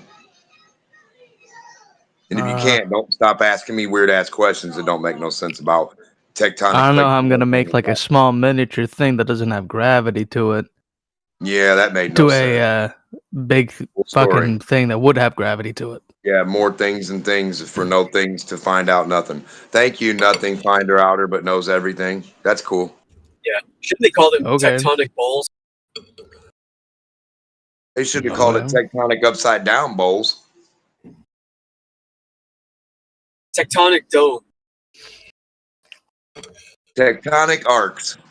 Listen, brother, all I'm saying is that the government is there you go again. The At that point, just dig down. Right? No, dig down and make your own real estate. Nah, don't fucking tell me what to do. You go do that. Shut up and you go do it. Okay. It's not my calling. Keep eating your ramen noodles and shut up. Clog your mind with noodle paste. Homemade lasagna, but thank you. Okay, noodle paste. All we need to know is how I know that all right, copper coin. That's right, brother. Copper's good for you. It's in your blood. So let me tell you something. Now, what we know so far is lying gangsters run the shit, right? The gangster liars tell you about geology. The gangster liars tell you about bones that you can't touch and they're dust, and they got real ones, but they're made in China and they're fiberglass. And so everything, every gas we have to get from the maker upper gangster daddies, right? So everything about geology, depths, paleontology, everything you name about any special fucking info group, right? Science group, physics group. And nobody can demonstrate shit of what the fuck they're talking about, but everybody knows everything. That's the weirdest part. But if these guys are the ones that bring you your info, how do you know what's down there? How do you know it's a tectonic plate going to hurt you that way? Oh.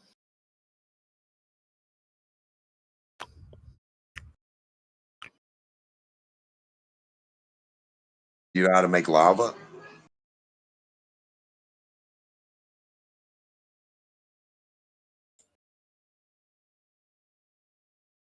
Would heating stuff up be beyond you like lava? Would that be too hard for, like, has the government got a secret way to do that too? Like they got with like gases coming together and doing magic stuff that doesn't happen?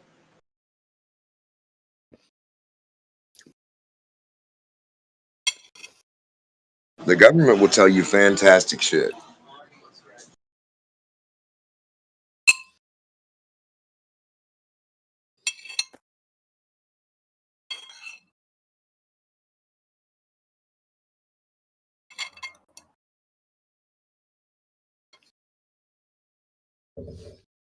So you think there's tectonic plates moving around underneath you like surfboards?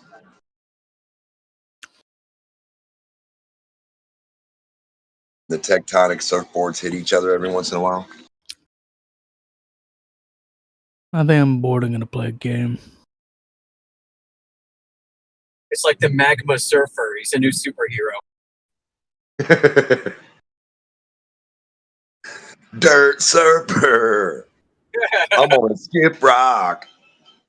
A skipping plate. Yeah. He's a rock skipper. Yeah. I was bored with him early on, so I just went ahead and muted up to let Demok do his thing. Like, get him, Demok. I wasn't being rude. I actually want to talk to him about some stuff. Like, Yeah, no, you were fine. He was being rude, like chomping his food into the microphone and scraping on the plate. Like, yeah. Don't come in here I like that, was man. nice keen on. Have you heard of the expanding globe theory? Yes. Shrinking and expanding at the same time, mind you. Both, yeah, it does it both. Right? Globers come up with all kinds of crazy stuff. What's stuff do when it speeds up real fast? It expands? Like if you went the speed of light, they said you would expand really, really big, right? Or something like that.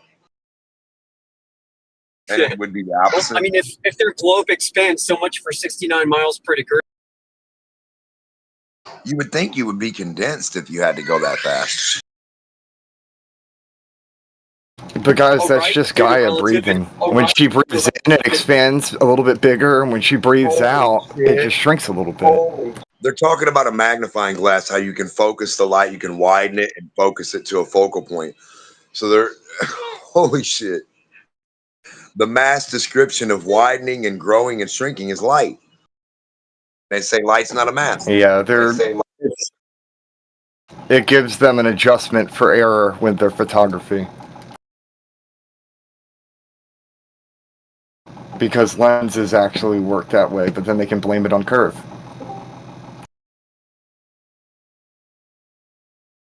Like, oh, it's the curve, but it's the curvature of the lens. when you say something, when something is not as dense that you say it's lighter, that's interesting.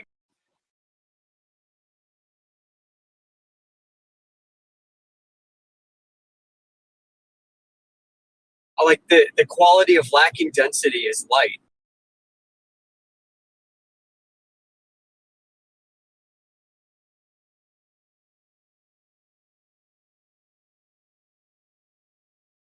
And then compare this to the Glober physicists who say that matter is just frozen light.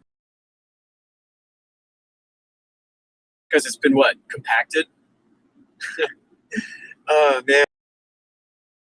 You know, and then what can anybody practically do with any of this theoretical physics mumbo jumbo? Like, nothing useful.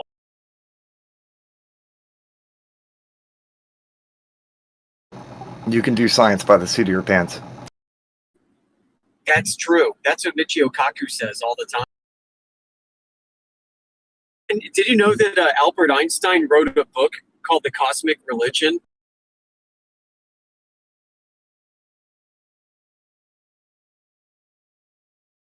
Yeah, so these people really are religious nut jobs, like we've been saying. This isn't just something funny that flat earthers say. These astrophysicists write books called The Cosmic Religion. What's up with that?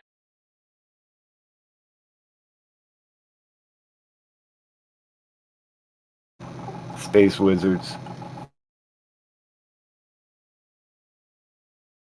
No, I'm just saying they say tectonic plates. They talk a good game, and they're supposed to be the very people that study everything about it. And then when you say demonstrate a tectonic plate, then they'll look at you like you're fucking stupid and say, "What? You expect me to show you all the dog shit that I'm claiming to be an expert of?"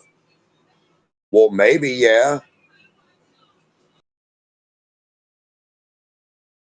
Right, and then the accusation is that you're delusional because you don't believe it too. Right. Now, where does a plate form and what is a tectonic plate? Is it just another piece of granite rubbing up against another piece of granite? What are we talking about, man? Yeah, can we get a measurement of the tectonic? Yeah, what do they look like? What does a plate look like? How much does it curve? Exactly.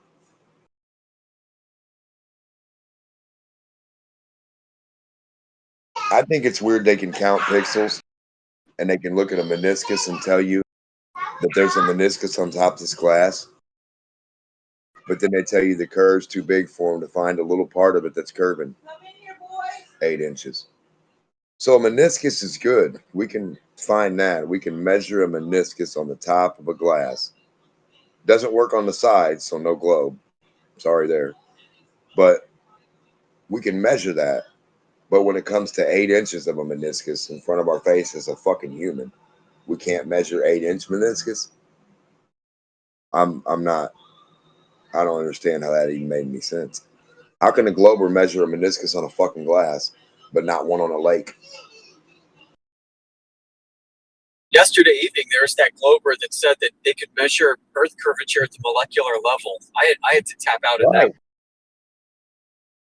Right. That's what I'm like. I'm like, you guys are saying you can measure to the nth degree of everything, but you can't find a fucking curve in horizontal water. Yeah, like he was claiming that with their microscopes, they could watch the molecular bonding of the surface of water start to curve with gravity. But there's one thing that you're forgetting, gentlemen. Anything's possible in imagination land.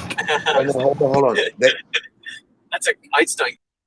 This is on a stationary source, right? That we can put water droplets on and watch them sit stationary, correct? To even become a meniscus. Let's get this first thing out of the way here. A stationary object can have a meniscus of water dripped onto it and sit there for a little bit till it evaporates or whatever, right? Until you have like certain material that it would slip off of, like an oily or smooth surface, right? Because water's badass. It can stick in droplets to a wall, like a drop, drop, drop, drop, drop. But I highly doubt we're a civilization of horizontal people on the side of a wall and little drops everywhere. Little droplets. Because there's no ice there, there's no grass. Come on now. That's no. So yeah, what they're claiming with the meniscus is that you got like a flat part of water, or a flat part of water where water's supposed to form flat, that the molecules as they are bonding and forming and bumping into each other, that they want to bond in a manner and apply pressure in a manner that is horizontal, but they just can't do it because gravity's bending them down and forcing them to recombine and form themselves in a curving fashion. That they're not able to bond themselves chemically the way they want to under normal chemistry, that instead you got this mystical force that is fucking up the geometry of the bonds everywhere. Gravity shouldn't let the water go so far on the flat table. Yeah.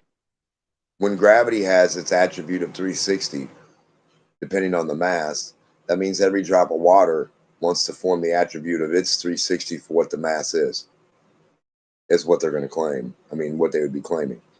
So no matter how much dirt you set on this imaginary big space table, or how much water or gas, whatever that amount is, would be that amount of a sphere. So like H2O binds itself into basically a Pythagorean triangle with the angles of like 36, 36, 108. And so what they're claiming is that ideally a water molecule wants to bond this way with those angles. However, gravity kind of fucks it up a little bit.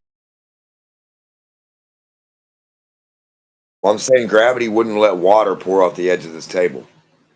If the edge of the table is 1 inch, if the edge of the table is 1 inch past the curve of Earth, the water would stop right there at that 1 inch point or the 1 foot point. Any amount that's past the curve, water can't go that way. Water would have to stop and form an arc right there and build up and build up and build up. It would not be possible for water to go past the curvature of the Earth of itself. Do Globers understand that? Right. So what they got is another affirming the consequent logical fallacy. Is they're saying that the reason why water behaves in this manner is because of the curvature in the first instance that we can't measure. And the forces of intermolecular forces of water prevent, I guess, somehow counteract gravity. And this neutralizes gravity out, so we don't see any curvature at all.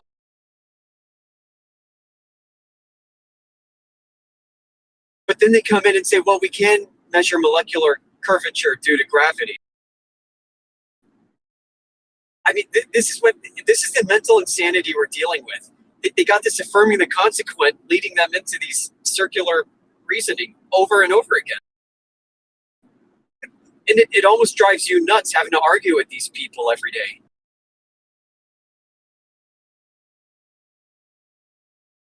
Right, so water's not falling off the table due to either what? Molecular bonding, meniscus formation, surface tension, and gravity, or one or the other, or neither.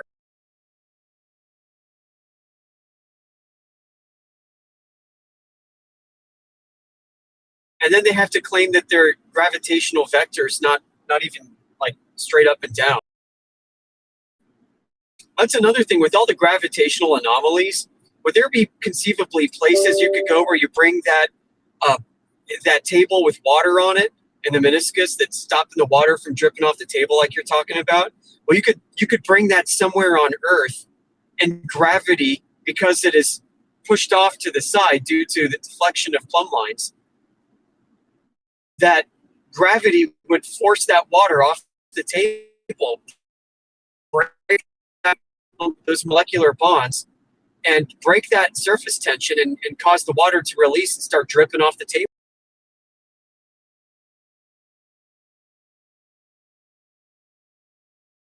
So in one place on Earth, you could form a meniscus of water on a table, and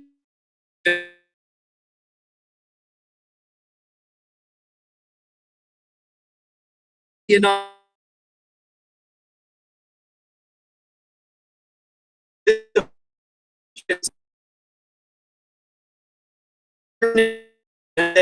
that are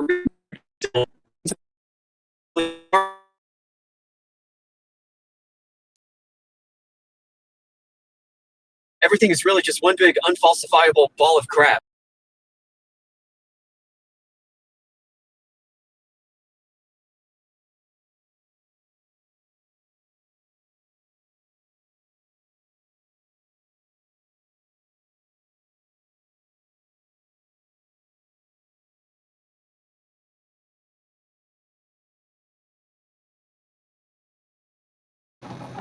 Hey, man. I'm still here. I'm just working on some stuff, so I had to switch out of that screen to come back here to respond. I just didn't want it to stay as awkward silence or anything. It's literally a ball of crap.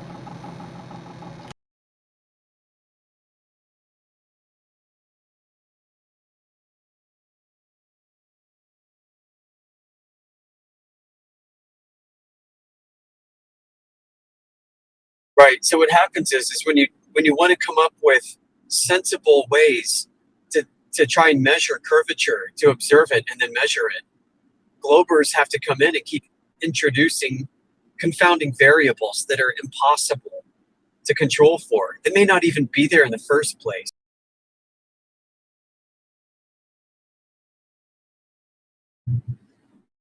And every time, we set out, they unearth them like, oh, well, see, in this literature, it talks about plumb line deflection as well as curving plumb lines. And so you're not going to have uniform gravity potential everywhere on Earth, so you may not be able to run this particular experiment, come to any definitive conclusion about anything.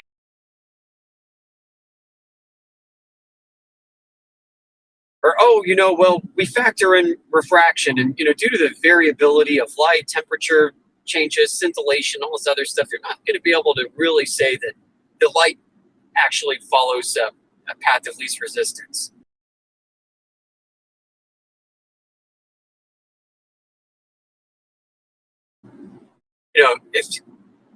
Does gravity alter the path of least resistance for thermodynamic processes?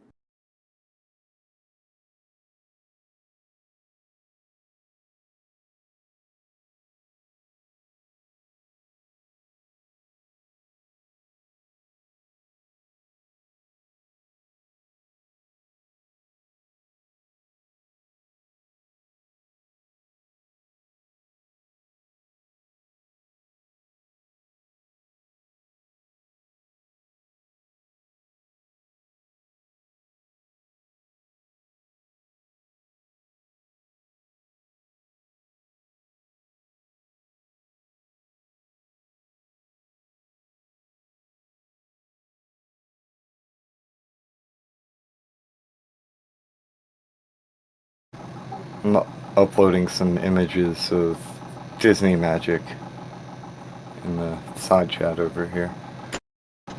I gotta upload them onto the main server, and then I'm just linking them in here using favorites. Cool. When Disney calls it Disney magic, I think they're telling the truth, that they really did invent a form of magic. Yeah, and they used religious videos, really old religious videos, to invoke this magic from videos of dead men.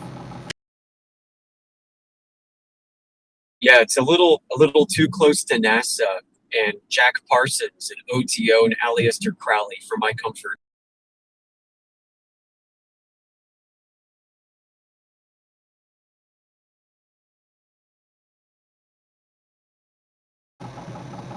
I didn't do anything special to line these videos up either, aside from just put them into the video editor and layer them from their beginnings.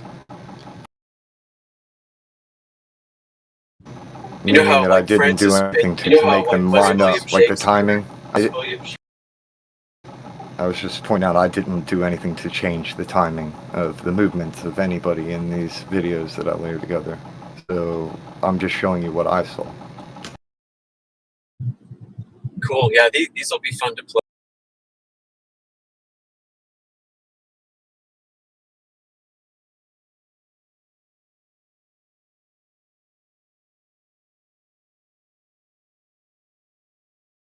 That's another thing too. Everything in the vision that goes out is far away on a line, on a horizontal path is that way. So when they keep saying they can't figure nothing out, it's like the dumbest shit I've ever heard. This only works on a globe. Well, why are you drawing it out on a flat piece of paper then?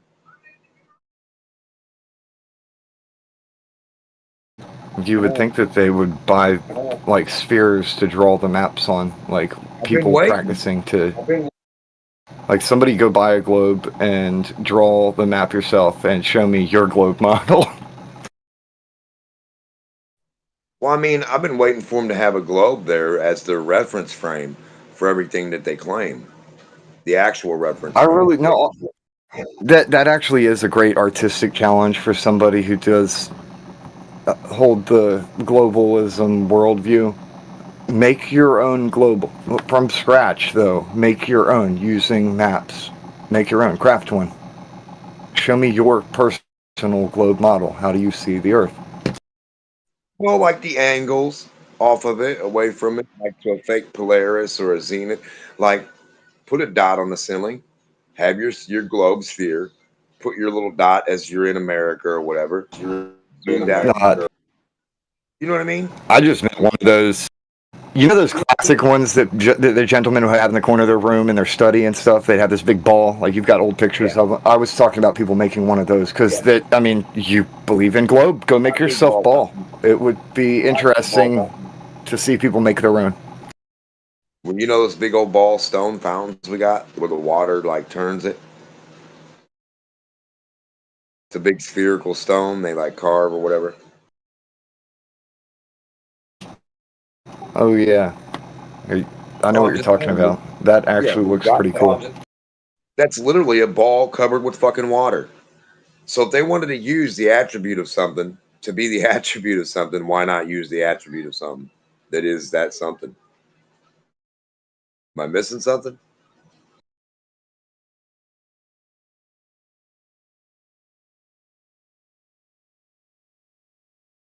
I mean, that ball is a fountain with water on it.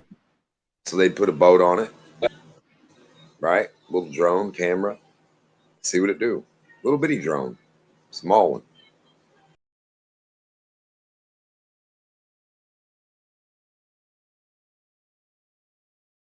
The same, we got big buildings that are spherical. Could they get on top of like an Epcot type center thing with a little bitty drone and act like it's a helicopter and show us how it makes sense what the fuck they're talking about? Because I know that helicopter is going to get to a point where it goes forward and it's going to be able to see not the dome anymore in front of it and not the dome below it. Case closed. On any sphere, no matter how small you put the helicopter on any sphere, guaranteed you put a camera on that bitch, give me the control, and I'll fly that motherfucker and hover it right at the point where there's no ball in front of me or below me.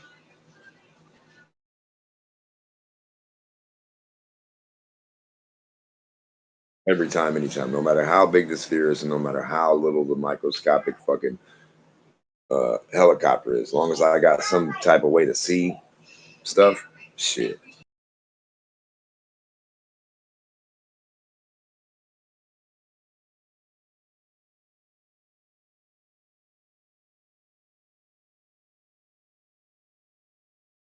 I mean, I had to split it up into three.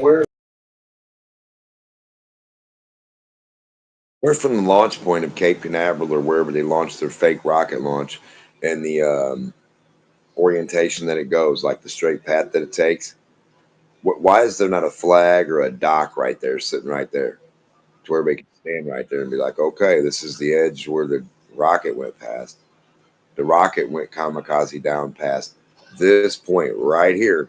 So we know beyond this point, there's no way anyone can see any fucking Earth of any kind beyond this point. Because we know for a fact the rocket just went kamikaze down past it and didn't get wet and it didn't crash.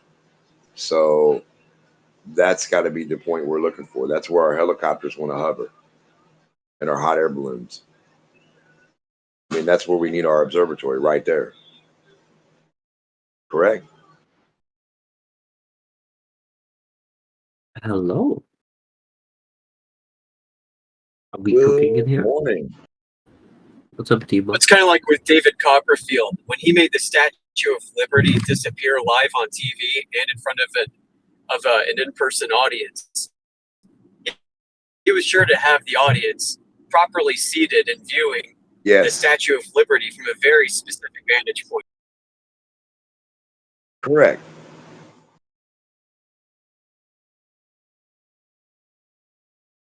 And he didn't put it behind the curve of the earth either. Best. Didn't he do it from like far away so he can like do some optical thing? Yeah, he probably used some mirrors or something like out on the water somewhere.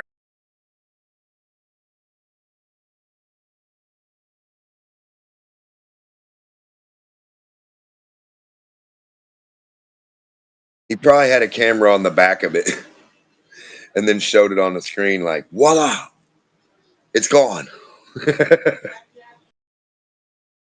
You just put a flat screen right in front of it and then just have a camera facing the back view, but just put it right behind the midpoint, boom, right there. And then turn the camera on, Bob. Yep, we see it. All right, voila. Oh, wait, no. He rotated the stage.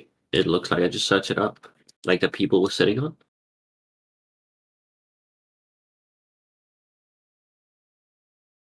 He rotated the stage the whole time they were on it at such a speed they didn't know, like the Earth. Well, he lowered a curtain in front of it first, then rotated the stage, and then 15 degrees. Or 1,000 miles an hour like the Earth, right?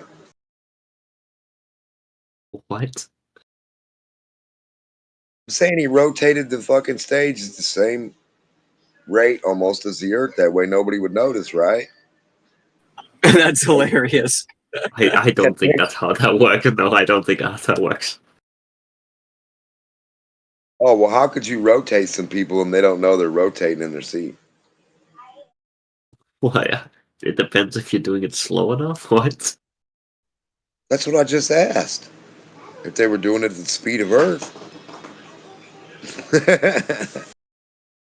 15 degrees per hour, son. Yeah, so if they're like 45 degrees latitude, it's like, what, 500 miles per hour?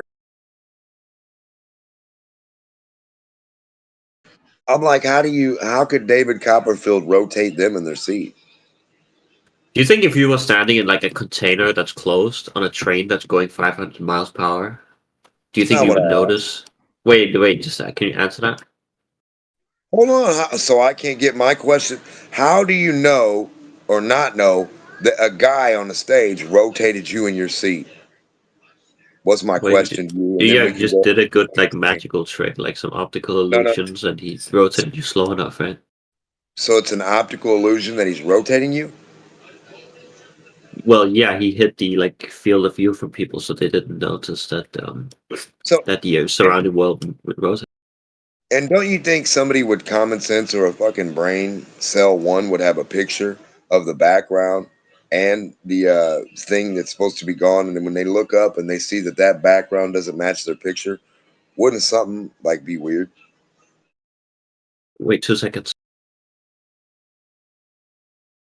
So if the Statue of Liberty has anything around it or behind it at this focal point or vantage point of orientation, snap a shot. Sorry, I'm back. Snap a shot of it. Yeah, I'll just answer it. So the reason is because I think he replaced it with another like a smaller version of it that was closer or something like that for an optical illusion, right? And we do have pictures of it. What did he replace it with? He replaced it, I think, with a smaller structure that looked the exact same but put it closer, just like in Disney World, right? What structure? A screen? What? No, Brother, a structure that resembled. No. That's not what I'm saying. Look, okay. He took like first he looked first he looked at what the background of the Statue of Liberty would look like, and then he made a separate, I think, model or something like that, or it was a picture. Maybe it was a model of the that was smaller, and then he put it closer, right? And then he rotated the stage to face that thing, so it looked like the exact same thing, just like in Disney World, right? Okay, so just a picture without the Statue of Liberty with it edited out. Yeah, you could call that. So like I said, it's like a guy stood right back to back with the Statue of Liberty and took a picture of the fucking what the view was, because there's no Statue of Liberty there now. You're standing behind it. You're getting a clean shot without it, and that would be the edit. Yeah, basically. Yeah, we're on the same page. Well, so yeah, can you answer my question? Oh yeah, what happened with your train? Yeah, so let's say you were standing in a enclosed, like sound insulated container, right, on a train that was going like 1,000 miles per hour, right? Do you think that it was not accelerating? Do you think that you could feel like that you were actually moving fast? Yeah. There's a Chinese guy who made a cat toy that can detect any linear acceleration or motion. So I just take that with me. Well, hold up. I'm not talking about a cat toy. I'm talking about you. Do you think you could hold feel on a it? minute, brother. You asked me, could I tell, or would I know if we're moving? Hold on. Could you tell? Yeah. And I would have that. I already know the test that you're going to do, so I would have went and got the cat toy firsthand, and then you put me in your train that's sealed and quiet and no windows, and I With put no my cat cat toy. on the ground. No cat toy? Yeah, I'd say we're still moving. Okay. Well, how can you tell? Because we're moving. Yeah. How can you tell? How could you not tell is the question. Okay, well, it sounds like you don't actually have the answer. Sounds like you don't haven't actually done the experiment, because how do you not know you're moving? How do you know you're not moving? I'm asking you. I'm not asking myself. Well, brother, wouldn't you have studied the variables to know the latter and the like? You would have to falsify or verify the claim yourself, correct? I'm not making a claim. I'm asking a question. Well, I know the only way to get the answer is to put yourself in the situation.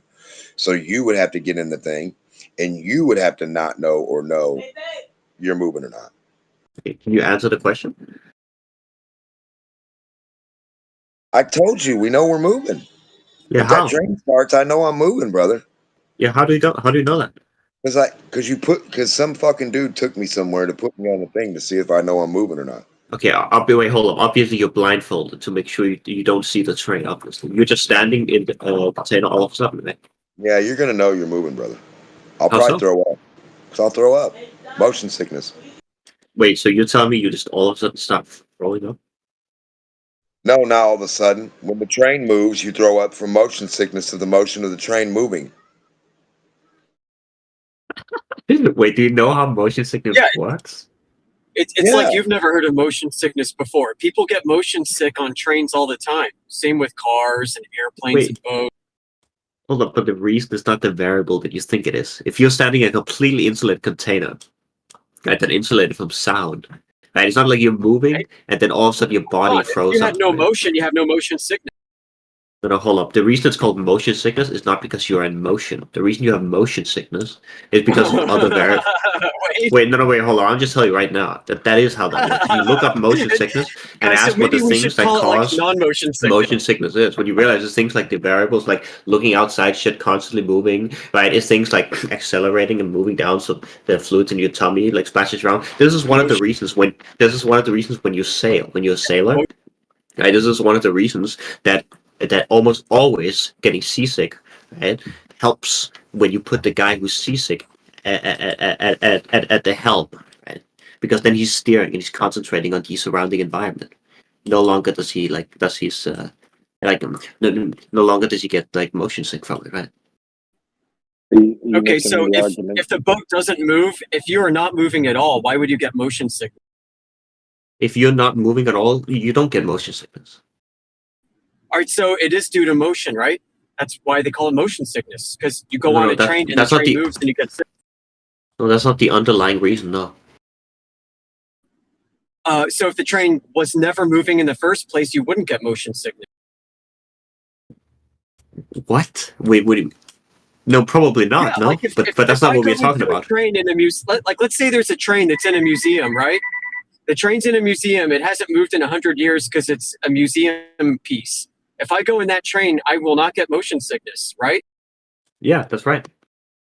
Okay, now if I go in a train that does move, I will get motion sickness, right? It depends on the surrounding variables. Like here's the example. If you put away, hold up. If you take a guy who has motion sickness and you put him in charge of driving the train, usually, well, actually, trains on rails. If you say like a car or a boat, and you put him in charge of the car or the boat, usually the motion sickness will stop. And the reason is because some of the surrounding variables are removed. He's concentrating on the environment. He's generally moving with the flow because he knows what's coming, right? Like, for example, if you're in the sea and the waves and you are at the helm, you know what's coming, right? So these are some of the variables that you can account for to remove motion sickness. I've been sailing since I was 3 weeks old, right? Is this an argument for the Earth being in motion that you're making? No, I was just asking. Wait, no, hold up. I was just asking a simple question, and it seemed like the Denmark person had the belief that you could just magically tell that a train was moving if you went in an insulated container on the train, right? What was the point in your question? The point was to see if he had an intelligent answer, but it didn't seem like he had. No. What wasn't intelligent is for you to say that motion sickness does not have to do with being in motion. Hold up. Motion sickness is usually caused by motion because the motion causes underlying variables that causes you to have motion sickness. Not all motion makes you motion sick. I get motion sickness. So that's it. If the train doesn't move, I don't get motion sickness. Wait, hold up. Not all people get motion sickness from all trains, right? It depends on the underlying variables present. Usually when you have motion, there might be the underlying variables that are present that are needed for motion sickness, but sometimes they're not. And is this why you think Earth is a globe? When have I said that? What are you talking about? Yeah. Well, you came in talking about trains. About trains? Okay, just wait, hold. The reason I talked about trains is I wanted to see whether Demok had a consistent, intelligent answer to the question, and it didn't seem like he had. So it has nothing to do with the Earth. Wait, I what do you told you say? I know if I was moving, brother. You just don't agree with me. Yeah, how would you know? How would you know? Because oh my God, you fucking crazy bastard. What, brother, jump in my head. This doesn't have Jump anything in to my do with head, the Earth. get in my feelings, get in my vestibular system, get in my fucking, goddamn. What's it in your ear, that little ball? Your What equilibrium? mechanism do you use to know if you're moving? Equilibrium. There's liquid. It's liquid. I like the cat toy you brought up, Demok. Use the cat toy. It's like a cat toy. Yeah, it's a ball with liquid in it. It tries to find its own balance while it balances out from its own balance, from the stationariness of static non-movement, right? Static being a real crazy word because static you get from movement, but it's static and not movement. Yeah, so what mechanism does your body use to know if it's moving? A liquid in two balls. Liquid in two balls in your body. Is that your answer? There's little nerve endings around the ball of liquid.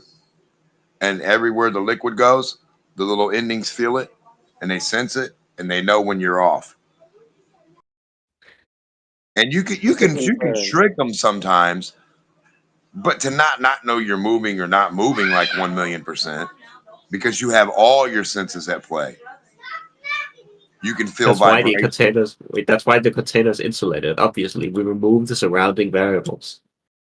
So is this I supposed don't to think be? you did, brother. Is this I don't supposed to think be you analogous of the Earth? Is that what you're saying? I haven't said anything about the Earth. It just sounds like this Denmark person doesn't really know how motion works at all. All right, so we talk about Earth and rights. So what's Explain your, how what's your motion comment works. about Earth? Wait, what do you say? What's this Explain got how to do with the motion Earth? works. No, shut up. What's this got to do with the Earth? I'm not talking about the Earth right now. Do you want to talk about the Earth? What do you mean? Why did you come here to not talk about the Earth?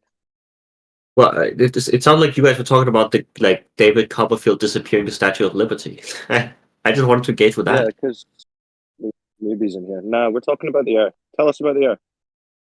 Okay, I mean, I don't really know much about the Earth. I'm not a physicist. Like, What do you think it's a ball? Do you think it's not a ball? is it a ball? I would say I have a suspicion. It's probably like a globe. Suspicion. What's made you suspicious that it's a globe? So suspicion just means I don't have a strong argument for it, but I have like an emotional, what is it called? Like I have a emotional intuition. bias. It's called a bias. Well, so I think a bias would be an unjustified emotion, man. I don't think it's like unjustified No, it is. necessarily. You have a justified bias, don't you? Well, a justified bias is called an. Yeah, well, so I think I just consume things that lead me to believe it's more likely than not, right? So they would be like, it seems like the majority of people who are like physicists and people who study this type of thing would agree that it's a globe, man. All right. Do you think that you are unbiased? No, I'm not unbiased. Okay, so when I said you're biased, you should have said yes. No, hold up. The problem is you described the opinion I stated as bias. That was not a bias, the thing I stated. The thing I stated was that unjustified, well, not unjustified, but like a intuition or suspicion that something is true, right? So you described what I was describing wrong, right? I was just correcting you, sorry. Right, so what's justifying your suspicion that the Earth is a ball? Well, it seems like that a majority of people who study this kind of thing just believes it is, right? Like physicists, engineers, people like that. What are they astronomers. I don't know. I don't know what they're basing it on. So you're just basing your belief off of things said by people, and you don't really know why they're saying it. That's why I started this conversation out with admitting that I don't have a strong argument for why it's a globe. Okay, so what percentage certainty would you say you are that it's a globe out of 100? What percentage out of 100? I'll say like, okay, so certainty within not being justified, I think like 85 maybe. maybe 90. 85, and that's just based on what you've heard people say. Well, I mean, I'm not sure. I don't think I'm sure about my. I don't know how sure I am about my certainty, but yeah, I guess it. Yeah, it's just like I think it's probably unlikely that all those people are wrong, but I could be wrong. I mean, I could be proven wrong. What if it's easier to trick you while you're sitting still than it is to trick you while you're moving, and you guys got it backwards? What if you can sit? Hold on a second. What if you can sit perfectly still, right? And I can have you play a video game, and you think you're falling and moving, but you're not, and you can get sick, but you're sitting fucking still. But I tricked you. It's called motion sickness. You get that in VR. And hold on, brother. And I gave you motion sickness from virtual reality. Now you kept asking me, how do you get motion sick? How do you know you're moving? Well, when you're sitting still and you get motion sickness, why do you do that? When I gave you the idea that you were moving through your visuals, right? You're literally proving my point. You realize that? So the reason you get motion sickness in VR. No, wait. Let me answer. The reason that you get motion sickness in VR is because there's the surrounding variables that are also true of motion, like the environment moving, the type of things you're focusing on, right? The feel of your brain moving around, stuff like that, right? So guess what? You can get motion sickness without even being in motion, which proves my original point. Oh no, you're in motion. No. You're in motion. Like you said, what you focus on, the orientation of your body and everything, like your head and what you. So the visual aspect of what you think you're seeing, right, compared to reality, and then you just jerking left to right in your fucking chair. There's motion, brother. Even if you stand, even if you sit completely still, you can still get motion sickness from VR. All right, before we dive back into this non sequitur about motion sickness, would you agree What's or the non disagree sequitur? with the statement? Well, from what we're talking about, which is the Earth. So would you Okay, yeah, agree you want or to disagree? Would you agree or disagree with the statement that from our first-hand experience as human beings on Earth, we don't experience curvature or motion of the surface? Curvature or motion? Wait, we don't experience what? Curvature or motion of the surface that we live on. Like we don't experience it. I mean, like without any testable. Sure. I mean, if you just look at the surface or go walk around on it, usually does not like we don't experience the motion. If like we don't look at it and our eyes like look at it, they're like okay, well, it's, so you don't see curve and you don't feel motion. Okay, so you agree. Yeah. So we have a first-hand experience of a flat, motionless Earth, but we've got people telling us that it's something else, and you're kind of in the middle, which is true. But you said you're about 80% certain, based on what they're saying, that it is what you don't see. Yeah. Can you think of any way where you could confirm or deny, since, you know, you've never experienced what they're telling you? How could we prove that that's true or false? Well, so one way you could prove it false is that you would have some sort of evidence that meets a certain standard, right? So this evidence, or like the standard, I would say would probably be like independently verified by multiple sources. It would probably be testable, repeatable, and also ideally posted in a place that's respected, like a respected journal or something like that. If we can find that, okay, what would that be? What kind of evidence would you need to disprove it? To like I don't know, like measuring the Earth, like going up into space. I don't fucking know. Like whatever measures the Earth as the claim of it being flat, for example. So if we, for example, did long distance observations and tested line of sight across the surface for that curvature, and we didn't find any, would that falsify it for you? If we did what? If we test line of sight across the surface, like how far we can see, how far we can shoot lasers, all that kind of thing, right? Because on a curving surface, it's supposed to curve down and away from us. That's going to limit our line of sight. Yeah. Okay, let's just wait. Is it okay if we clarify the claim being made here first? So you're saying that, like, on average, like on average, like well, we could take the ocean. The ocean's measures flat or something like that. Is that what you're saying? Well, I'm saying if the Earth is a ball, like they tell us, then the surface must be curving down and away from us at a certain rate based on the size of the ball. Yeah. Yeah, but I'm asking what the claim you're trying to prove is. Is that like that on average it measures We're flat? trying to test that claim that I just said, whether or not the surface is curving down and away from us at the rate claimed by the globe model. Okay, we're just asking that. Yeah, so we're asking, is that true? Does the observably level water actually curve? Yeah? Sure. Yeah, so yeah, we could do like a laser or something like that would be good probably. Mm-hmm.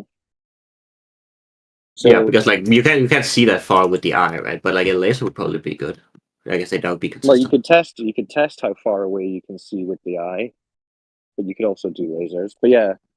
So do you, yeah, well, there you might be aware like that differences in like fog and stuff, right? Like fog. yeah, you've got to take conditions into account. So are you aware that people are doing these things and testing the Earth? I'm not aware of any test that has been done that meets the standard of evidence that I would require. No.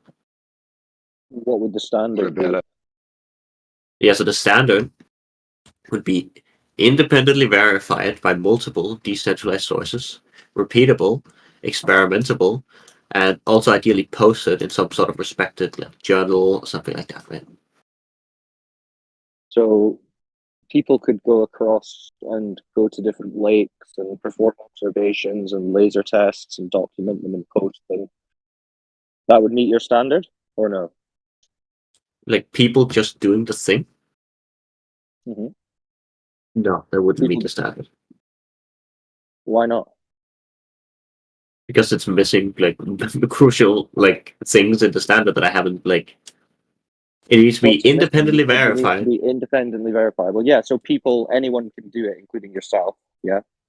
Well, you would have to have a specific test that's independently verified by multiple different people that are unbiased and decentralized. Ideally, actually, by specialists who know what they're doing. Right? But if that's not the case, it's fine. Well, actually, I would consider specialists better. So if there's two tests, then all else equal, specialists would be better, right? And then we need like okay. And we need to be did I say decentralized?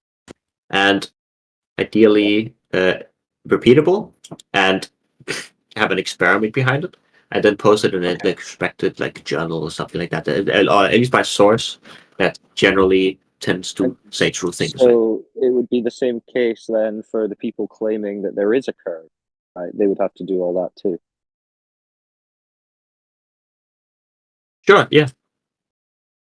Okay. Do you think anyone's ever done that? Posted papers in like journals that are independently. Yeah. Of course, I think that. Yeah. Yeah, measuring the curve. Yeah, I think so. Yeah. Okay. Could you show us anyone who's done that? No, I haven't seen any, but I think there probably are. Well, I'm not claiming like a year, and we can't find any. Oh, can you find any for flat Earth? Yeah, there's loads of people who've gone out and observed and used lasers. And do you think that meets the standard? Well, you can do it yourself. Yeah, you can go and verify for yourself how far you can see, how far you can shoot a laser. Do you think that meets the standard? Yeah, it's independently verifiable. Yeah, but it's not independently verified, not verifiable. Just because something is verifiable doesn't. Not by you, because you haven't done it, but other people have. Okay, then you can just send me like a paper or some sort of test where like they have done that. Yeah, like a scientific paper posted in a journal, stuff like that. This should be. I heard from one guy recently you had a terabyte of evidence, so there should be one at least in there, man. Yeah, I'll send you the link to the server, and you can go down Well, to the I would channel just want for long distance observations. Well, no, I would just want the paper, right? Ideally, I don't want to like shift to a bunch of data if that's okay. Like, I don't have that much time. Well, you want a paper, you're gonna have to sift through data. So okay, I'll give you the paper as well for the laser tests. Okay, I mean, what I thought that you guys had this type of stuff like on hand, but yeah, just send it to you in your DMs. Okay, sure. I'll open your DM show. Well, I mean, this is a server link, right? Yeah, so if you scroll down to the additional information section, and there's a paper on some laser tests, you can go to L for laser tests, and there's also long distance observations, and you can watch a bunch of people doing this very thing that we're talking about. Find. Well, okay, so just to be clear, what I'm not expecting is just a picture or a video or something like that, right? Well, it's a combination of images, videos, papers. Take a look. Okay, what is the absolute best paper in this? Like, send me the strongest piece of evidence.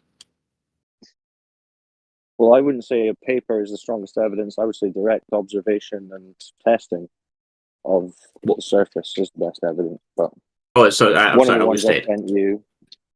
One of the ones I sent you, one of the papers, is documenting a series of laser tests that were done, and it has all the information about the distances and the heights of the lasers and what was used.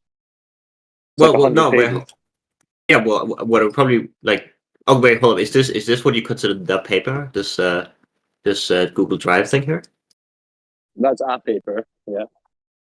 Oh no! Wait, I'm sorry. What I was saying is that the criteria are independently verified by multiple, decentralized, unbiased sources posted in their respective journal, repeatable, and experimentable. I think Guinness went and certified one of their laser tests in Hungary, and there was a notary from the Hungarian government there for at least one of the laser tests. Wait, what do you call it? Guinness? Guinness World Records. You heard of them? Well, I don't think Guinness World Records. It's like a respected journal that posts scientific papers. Check that you're doing what you claim to be doing. So. Well, yeah, I'm not sure I would consider Guinness World Records good verifiers of whether or not the Earth is flat. If you're looking for a government organization or a university, yeah, they're not going to be publishing measurements that debunk heliocentrism. Well, it doesn't have to be a government organization. It just has to be like some sort of journal independently verifiable by people, which these are. Wait, hold up. If it's independently verified by I don't fucking know, by a bunch of drunk people, right, or whatever. I don't think anyone can go and do it. You can say a bunch of drunk people, but it can just be anyone with a mind. Sure, but just to be clear, that's the reason I included the respected journal, because those are usually things that have a likelihood to of posting reliable information. You have nothing of even this caliber for your globally currently. So maybe you should take a look at this and then start deciding what your standard of evidence is, because so far you've just told us that you believe in the globe because people told you stories. So your standard of evidence apparently wasn't that high when it comes to the globe. So have an actual look before you try and dismiss everything.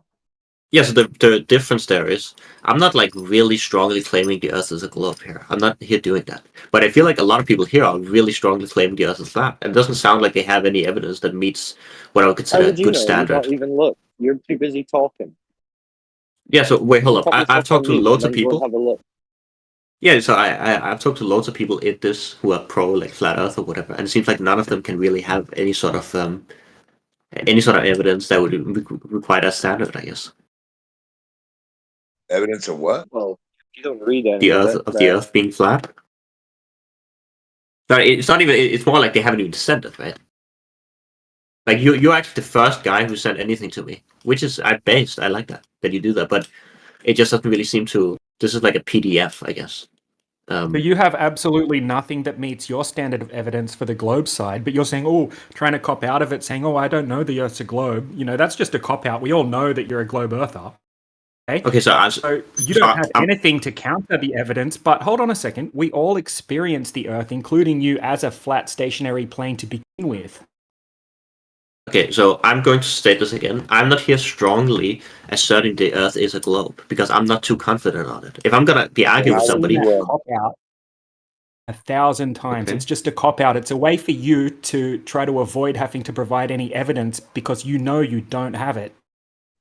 Okay, well, hold. Just to be clear, the answer to that is actually yes. It is a way to avoid me providing evidence. When I don't have evidence, I'm not going to make a super strong claim about something because I think that's incredibly stupid to do. Right? Okay, so what happens is when we actually go out to test for the curvature over large bodies of water, using lasers and countless other techniques, we never find any curvature. We can always see too far.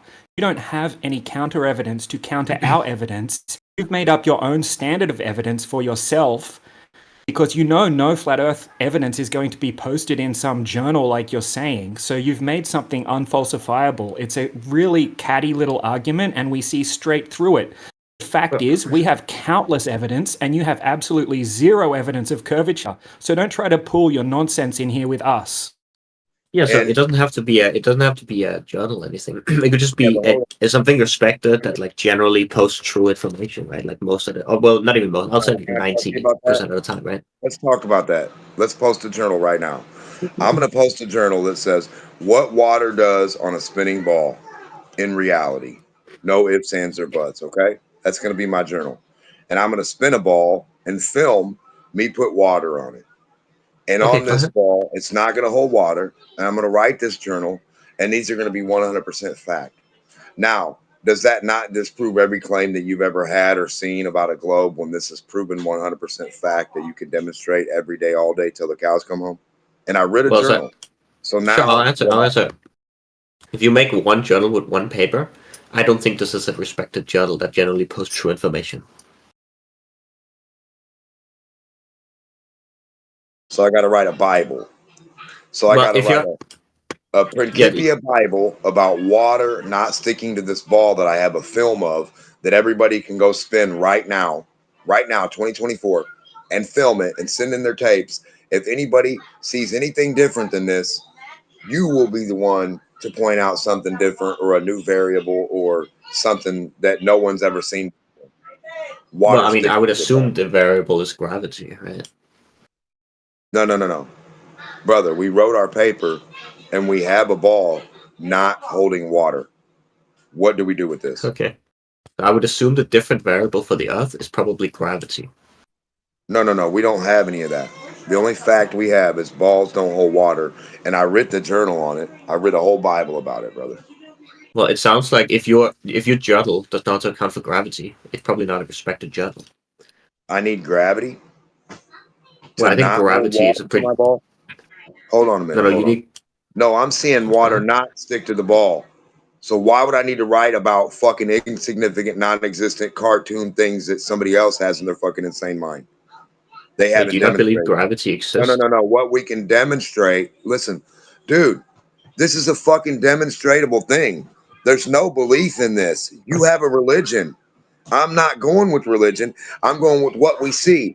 Now you're imparting a religious God named gravity we've never met, can't touch.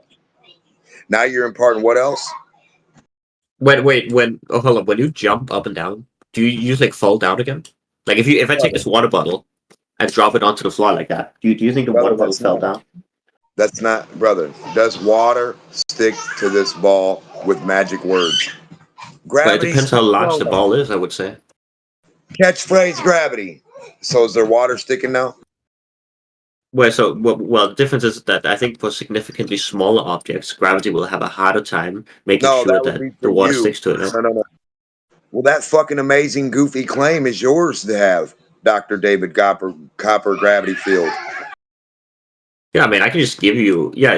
We would just say that the larger objects the more mass an object has, the more gravitational pull it has. We're gonna demonstrate, dude. Hold the fuck on. We're writing a journal about what we see in reality and what we can prove 100%. I can prove that a spinning ball is not going to hold water the way anyone's claimed who believes in a globe. Where is their lab with the demonstration that shows mine is wrong in any fucking way, shape, or form? I don't care what Mark Twain did with Huckleberry Finn out in space that nobody's doing. I want to know right here on Earth, if you can recreate space on Earth and show us that Huckleberry space Finns with fucking water doing something different than reality, let us know. Other than that, you keep making shit up. You're like, oh, this water's going to fly. This water should fly away now. Oh, that ball should be orbiting you, Democ. And I'm like, no, brother, it shouldn't. Nothing should be happening that's not happening in reality. That's my claim. and I have reality to back that up.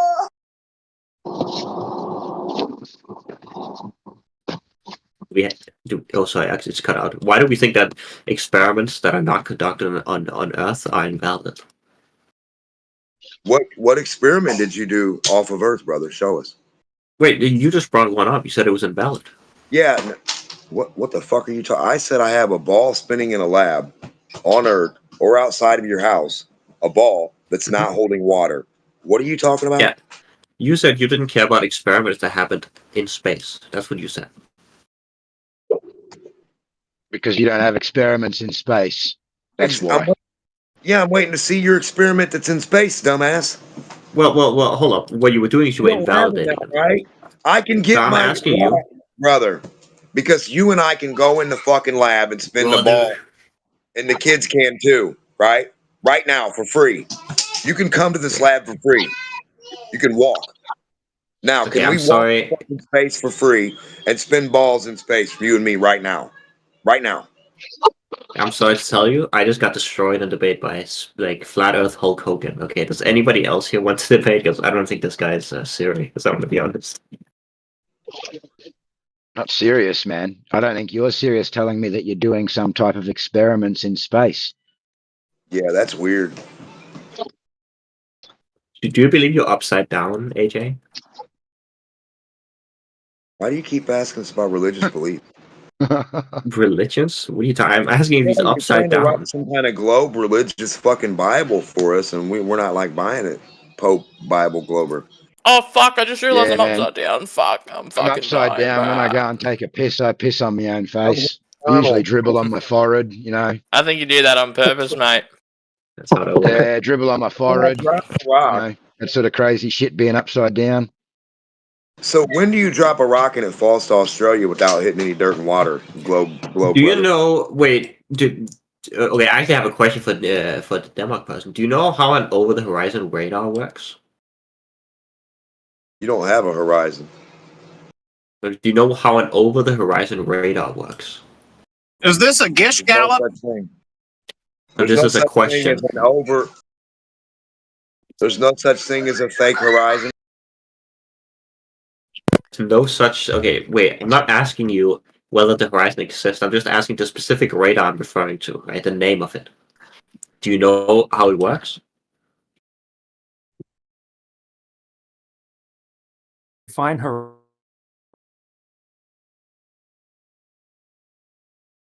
Whoa.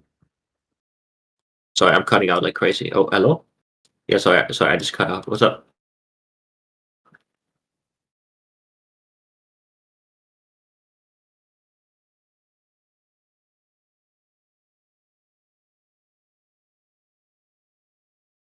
Wait, hello? Hello. Somebody asked something? Yeah, I said define horizon. If you want to talk about horizon, define it. I'm sorry, I'm just in a chess game, so I have to define horizon for us if you. I think in this definition of what the over the horizon radar talks about, I think they're talking about where the sky meets like the Earth, basically. Give it the actual definition. Just look it up. Give us like the Merriam-Webster or something, the Oxford, definition of horizon. Read it properly. Don't. Well, so the reason I'm speculating because I don't think that when they say over the horizon radar, I don't think that they mean like just something that's flat or whatever, something opposite of vertical. I don't think they're talking about that, right? I think it's more important to Is the the conversation. horizon a physical location on the Earth? I don't think so. No. Is the horizon a geometric horizon? I don't know what that means. The physical curve of the Earth, the geometry of the Earth, where the Earth curves away, and we would no longer be able to see something due to that curvature. A geometric horizon. I'm not sure. Well, I'm not sure what the relevance actually is. I was just asking the Denmark person how if he knew how an over the horizon. Well, it is relevant works. because if there is no geometric horizon, how's it going over the horizon? It's going horizontally, brother. Brother, stop. Record the way it came to you. Was there a curve in front of you when you saw it come to you? Is there a curve between so you and the sky? No. Wait, so you think that over the horizon radar works by just like being a normal radar? Is that what you think? No. You think a periscope works by looking over a curve of Earth, right? When it's a couple inches above the water surface in the ocean, when it can see for 100 miles. Are you all right, brother? Are you okay?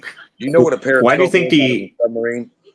Out of the submarine, so they stick the why little do you think an periscope over up. the horizon radar is pointed Enemy. at the atmosphere? Brother, stop acting like you don't understand a periscope. They put the Well, I'm just periscope asking you. up above the ocean that's not curving, and they see the enemy 100 miles away.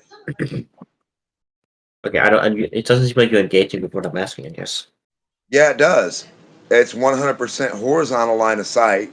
There's no curve. There's no drop of anything. They're looking forward at their fucking target. That doesn't explain anything to you about what you just made up about a fake horizon that doesn't exist? I'm not talking about horizons or anything. I'm just asking how this specific radar works. Oh, you're asking how radar works on a horizontal plane? No. Look at the radar board. Is that flat? The I'm radar not asking reading? any. Yeah, I'm not Hold on, asking brother. Stop. anything. You're What? like. Yes, you are asking. You're asking about radar. If you No, went I'm in not the asking about normal radar. Holy fuck, brother. If you went in to ask the radar guy how this works, he'll say not on a sphere, not on a globe. Is that going to help you? That doesn't help you? Okay, so I'll tell you right now, I am a radar guy. I do know how over the horizon radar works. Okay, and it doesn't work just like a normal radar. There's a reason it's pointed at the atmosphere, and it's because you want the specific, what is it, frequency and amplitude of EM waves to hit the atmosphere and bounce off it and go down to the ground and go back to the radar again once it's done that. And the reason is because normal radars. Hold up. Go ahead. Hold on a second. I'm sorry. I didn't mean to interrupt, but is there somebody on the panel that can talk for a second? On the Non-FE, non-FE though. Oh yeah, I'm not a flat earther. No. I mean, like in the topic in general, it's random. Well, not random, Sure, we but can talk. Yeah. Okay, great. If So like, you want to. well, hopefully that you will be honest, because like I do know that it takes like intellectual honesty to like dive into FE a lot. Sure. Mm-hmm.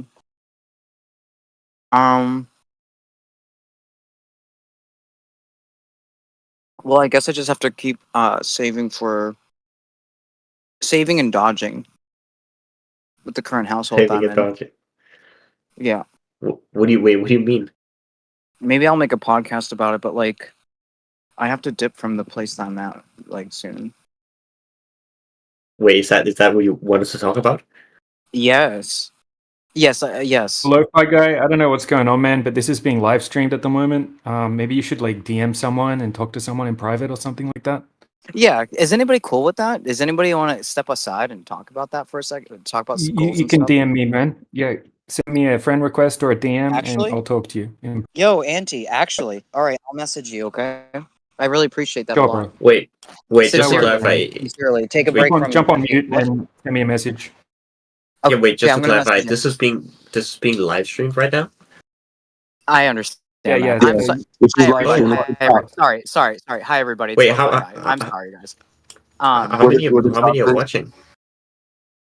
Sorry? On YouTube. You have to check out YouTube. Yeah, well, I'm just asking how many is watching. Probably not many because it's a shadow ban channel. But if you click on the bot above, it'll probably have a link like in the bio of the bot. The 24/7 live bot. But that must be so embarrassing. Yeah, though, Lo-Fi. Anyway. Yeah. Chuck me a DM, man, if you want to have a chat. Sure. Please, yeah. Are you like right now, or do you want to do it later? Because I'm on break. Yeah. I'll jump out of this and I'll talk to you. Okay. Are you sure? You don't have to if you don't want to, because I know time is money. No, I want to. It's all good. Thank you. All right, I'll call you then. Okay. All right, bye. Yeah. Anyway, yeah. Okay. Well, I guess. I hope it's like thousands of people. I guess. Sometimes it's in the hundreds. That's crazy. That must be so embarrassing. What's embarrassing? For the rounders, I think. Yeah. Yeah, true. Oh. The globe Earth must be getting destroyed like crazy. Crazy how that works. Yeah, well, I guess the question was just kind of like I don't know if the demo person zoned out. But yeah, the answer is just like the radar guys and me. I know a little bit about radars, and the reason we have over the horizon radars is because normal radars can't go past the horizon. So over the horizon radars are pointed at the sky to reflect EM waves off the atmosphere and go down beyond the horizon usually. Else we just have only normal radars actually, just like to see infinite basically. Like you would be able to, if the Earth was flat, I would expect you to be able to see from the like North Pole to the South Pole using a radar. You could just like send crazy amplitude. So let me ask you this question here, and the answer to that question is no. Of course, radio has a finite limit. However, with skip, as you're explaining there, especially the lower frequencies can skip quite a distance and then be heard in each little zone of skip. But you do realize that the first long distance communications between New York and London, Marconi and others were told this is impossible because of the ball. I don't know anything about the history you're talking about right now. Yeah, and you would know that if you were, like into electrical engineering or radio engineering, especially. And that's not a slight.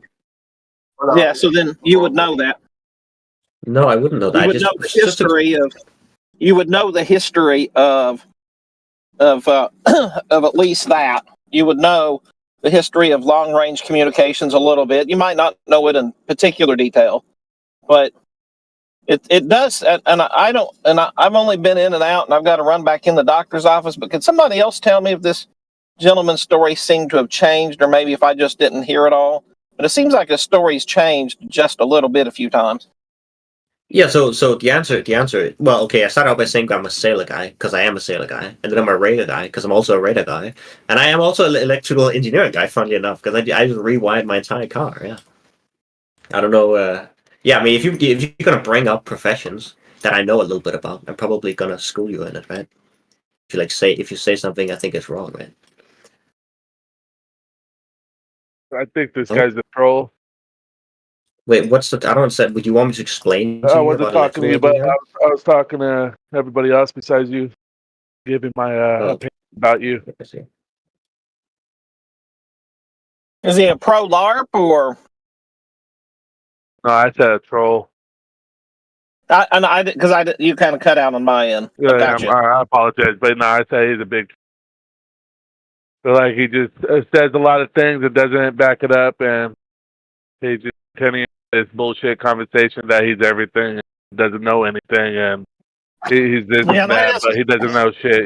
He's just a fucking troll. Which thing do you want me to clarify? I wasn't talking to you, but I wasn't talking to you. I was talking to you. Wait, yeah, wait. I'm not here to talk to you. If I was here to talk to you, I'd talk to you. Can I just answer? Wait, can I just respond? You don't. I don't talk to trolls. I'm sorry. Can I finish? Wait, can I finish? I'm going back.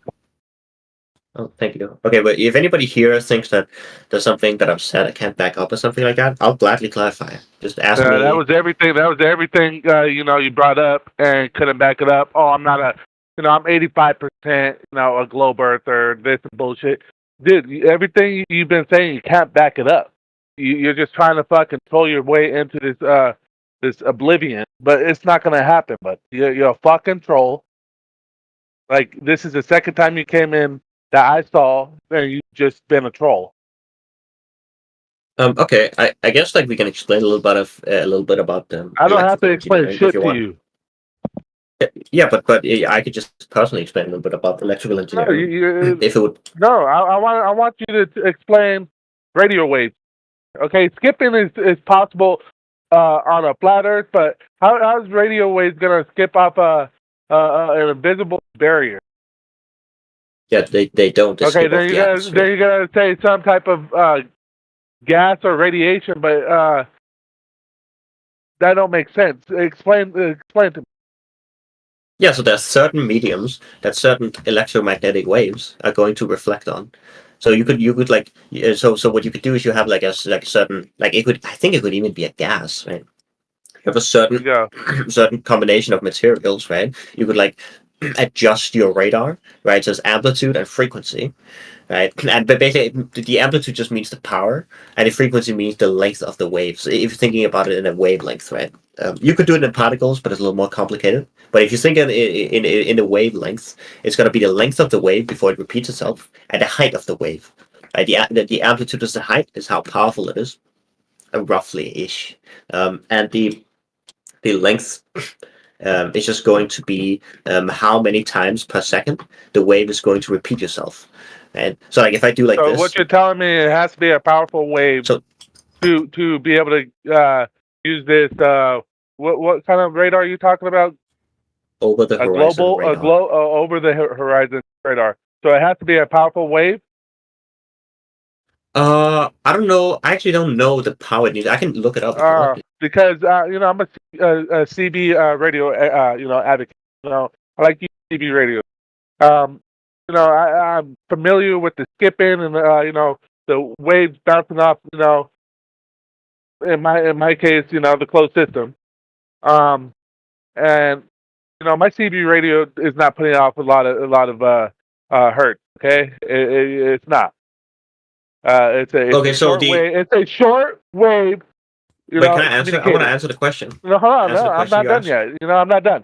So I'm able to talk to somebody from. I'm here in California. I'm able to talk to somebody from Texas, New York, due to fucking skipping. And it's a short wave radio. Tell me, you can't fucking try to bullshit here. You're fucking talking out your ass. It doesn't. Well, can I don't answer make the sense question? what's coming out your ass. Why are you so mad? It stinks just as much as. Okay, I'll try and answer the question now. Jesus Christ. So the frequency range is usually anywhere from 6 to 30 megahertz. And that means that it's like 6,000 to 30,000 hertz, right? And 1 hertz is just gonna be one wavelength, right? Hertz means like how many seconds between each. Wait, fuck. I don't think it's how many seconds. I think sorry. It's how many wavelengths Google, because anybody can Google this shit. Yeah, but, this guy doesn't know what he's talking about. He doesn't know what he's talking about. At first, he's been fucking shitting out his mouth. Yeah, I just sent the link to you. I don't need your link, bud. I'm a CB radio advocate. Yeah, you're definitely. You're roboting, J.E. Explained how wavelengths work from a frequency, like a split. You wouldn't. An electrical engineer doesn't even need to parse that; they just know that. Okay, I'm not saying I'm an educated electrical engineer. I'm saying I'm an electrical engineer guy. I know quite a bit about it. If you try to talk about a subject that I'm familiar with, what you said, electrical engineering, fucking radio waves, and see, you're gonna school these guys. Don't fucking talk out your ass. Yeah, so talking out your ass. The answer is I am familiar with it, but I'm not like I don't have a PhD or anything. Do you see a flat horizon, or do you see a curved horizon? That's not a relevant question to electrical engineering. Do you see a flat horizon, or do you see a curved horizon? That's not a relevant question. You're fucking. It is relevant because you're a fucking sailor. Do you see a fucking flat horizon or a curved horizon? Okay, does anybody who's not like super angry want to talk? No, you're a dumbass. You're a fucking troll. Shut the fuck up, this guy. Second time I see this guy, he just trolls it. So already, Democ put you into a corner, and you said you wanted to speak to somebody else, and now you said buyout. You don't want to speak to him. So really, I think the best thing for you to do would be to consider another place. Okay, listen. There's a server called Earth Awakenings, and over at Earth Awakenings, they'll entertain you, and they'll keep you there for as long as you want to stick around. So you'll find a lot of people who will be about your level to speak with. So I know quite a few people over there. It's not a bad server. You'll probably find more useful conversations for you there. Why don't you just talk? Yeah. So, well, okay, so the reason I don't talk to him is this guy was insulting me the entire time, and Demok seems kind of also angry. Like, I don't know, but I guess we can try Demok again if he wants to talk. Then we can go back to the angry guy if he wants to insult me a little more. I guess my experience is just like usually when people are insulting me, it's because I'm correct. Because if I was incorrect, they would just make the argument, right? Yeah, you first said you're an electrical engineer, and then you said you're not an electrical engineer. So I'm not sure where we go from there. Yeah, so what I specifically said is I know quite a bit compared to the average person about the subject. That's what I said. That's not what you told me. Okay, sure. Then whatever you heard, I did. Yeah, I did dip in to go to the back end of the doctor's office a moment there. That I did do. So, so I do admit that I may have missed a clarification if you added a clarification. Yeah, and same on my side. Generally, I say like something like electrical engineer guy or whatever to sort of clarify that I'm not like a PhD or some shit like that. Crazy, right? But yeah, like, generally I know quite a bit about it compared to the average person. I'll correct myself right now. If I said that, I was completely wrong. I don't have like 12 years experience, right? Femboy, because what you stated was that you're an electrical engineer, and then you stated the reason why you were an electrical engineer is because you rewired your own car. You also made a few other statements like that. That doesn't make you an electrical engineer. Any dumb shit can pull out a manual and go and rewire their car. Yeah, it doesn't. Then you said after that your statement was, so therefore, if you want to speak to me or debate me on any of these topics that I have some knowledge on, I'm going to destroy you all. So yeah, so that's not what I said. What I said is I know quite a bit about it. An example of why you would think I do is like right now I do quite a bit of electrical work, right? Right now I rewired my car. I just like done a little bit of electronics for like houses and stuff. My dad is like a guy who rents out houses, so sometimes he needs like renovation for stuff, you know. Doesn't make you an electrician or an electrical engineer as claimed by yourself. Then also he's a fucking femboy, self-made female boy, so he could be whatever he wants in today's society. Oh, sorry, I'm back. I just had to go. Yeah, I don't care if you're back, but well, okay. The reason I said is because like I think AJ was responding to me before I went, so I don't know if he wants to finish his sentence. You left me out as like, okay, wait. I finished my response saying that the reason you would think I know quite a bit about it is because I do quite a bit of electrical works. This is one of the reasons. So I don't know. What's the open circuit? If the AJ person. What's the closed circuit? Oh, kill me. So I don't know if the you can do that yourself, but yeah. So I don't know if AJ wants to respond to that. What's an open circuit and what is the closed?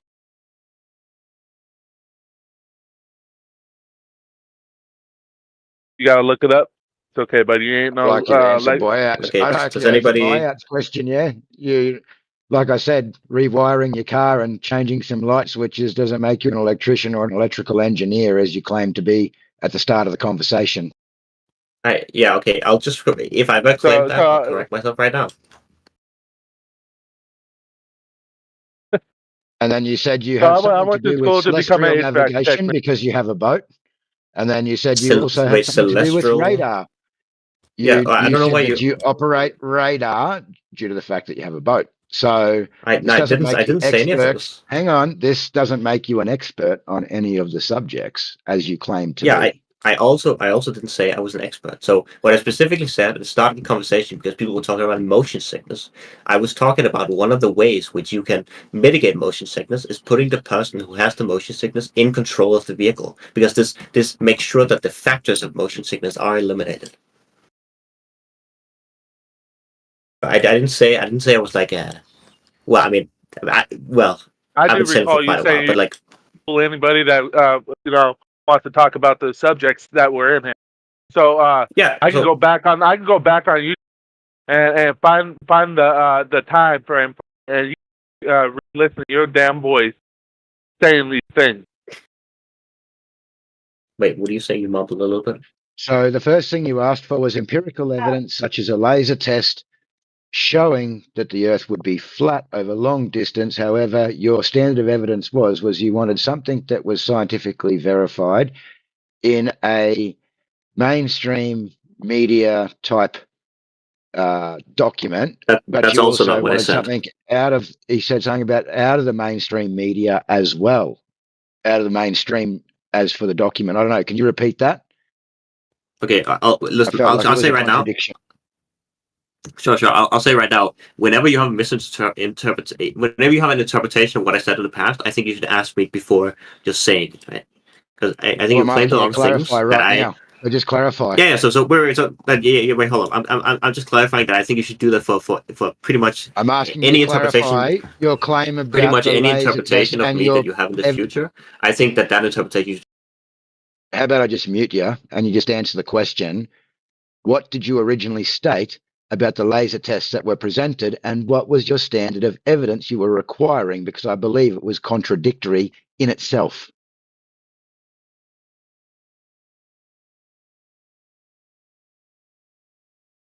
Answer.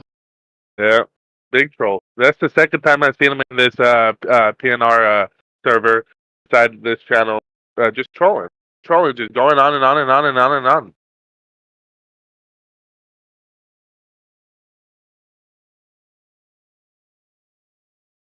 And if I can add in here, gents, I just wanted to say hi to Mr. Matthew Learns.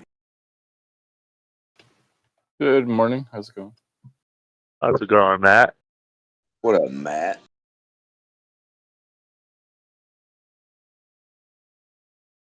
Good buddy Femboy. I'm getting ready to run in the pharmacy here, but it's good to see you. Thanks, likewise.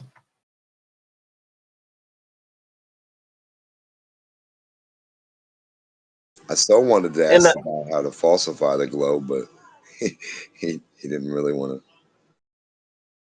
I don't get this kid, man. He was just talking out his ass. He didn't want it. He wanted to argue with somebody else. And then when he got that, he didn't want that. Like, who else wants that? I can go back to D-Mark. Like when somebody calls you out on your bullshit, you don't want to talk to them. That's the only thing.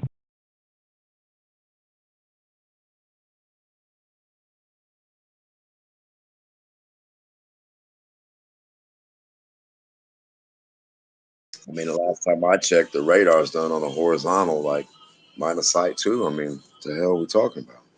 He ain't going over curves, over hills. Well, he's referring back to basically skipping it off the ionosphere. Yeah, it's called skipping. Which they can't. Skip.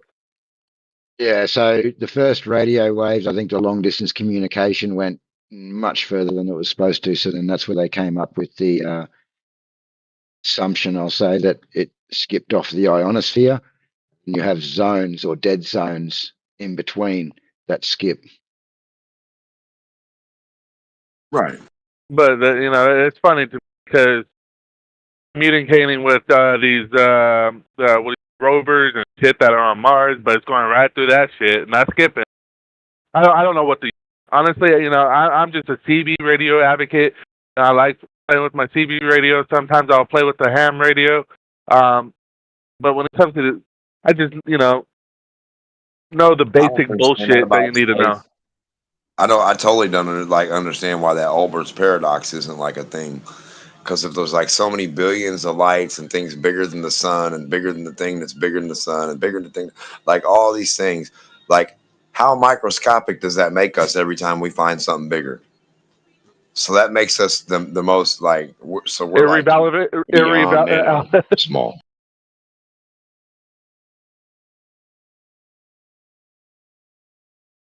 Fucking, it's all bullshit. I just hate trolls. I hate them.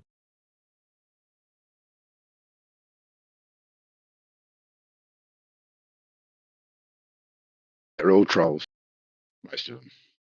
Matthew, are you a troll? No, I'm not. Right on. He's a white knight. He comes in to save the day. I don't feel like you're a troll, Matt. I feel like you try your best, but Yeah, I'm trying my best. Believer. That's all you can do. Try your best. find my Zen pouch. Give me.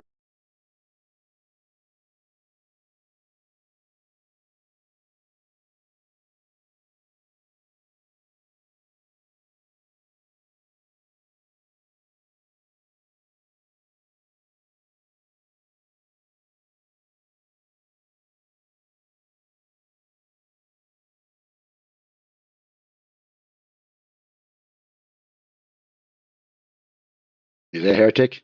You around?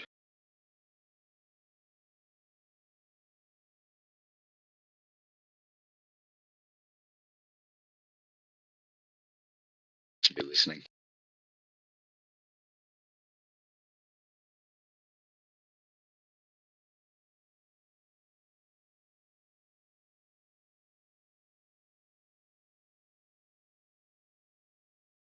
Rich Evans, you're talking a lot in the chat. Maybe you should open your mic up and have a chat with us.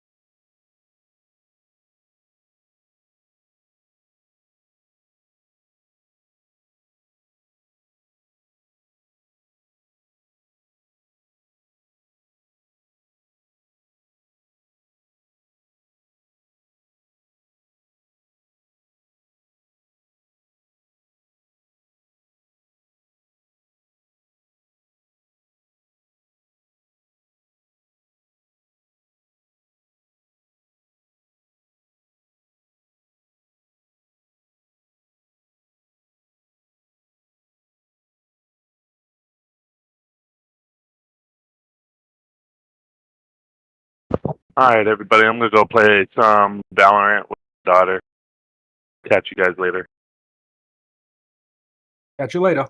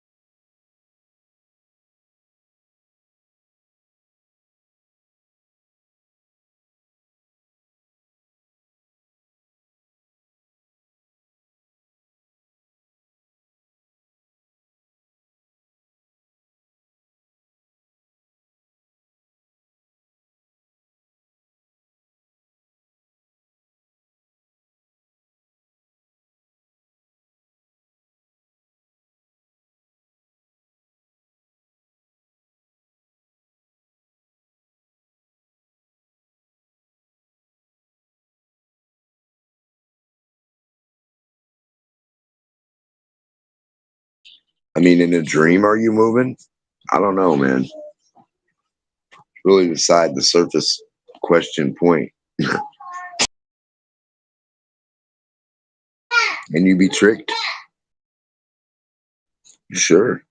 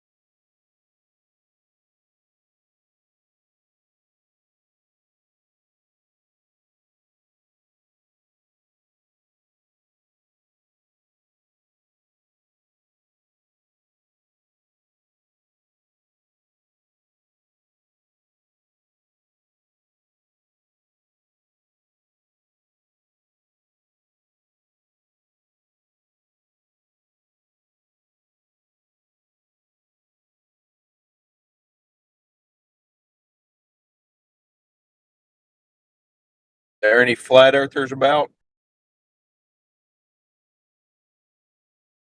Yeah, everyone's a flat earther, my friend. Ooh, I like that. Uh, so I think by the end of the year, there's this guy who's scheduling a trip to Antarctica to witness the 24-hour sun. And he's taking one, maybe two popular flat Earth guys so that they can record it, verify everything like that. My question is, okay, you're not aware of our it? test. It's not our test though. It would just be the Glovers going and confirming their biases again to themselves. We didn't agree. Well, I didn't agree to those terms. But I agree to what terms? anything to do with any sky phenomena proving what the ground is.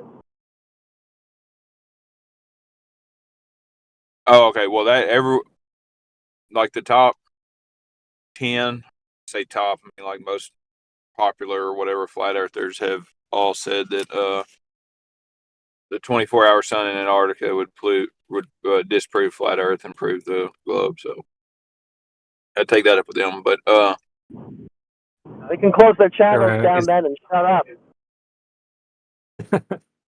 I can't hear you. Anyway, that was my question: is when they do this, depending on which direction it goes, are you gonna accept it? It will be interesting and it will be something new to look at. But let's see if they get clear days and all that sort of thing. Let's see if it actually even happens.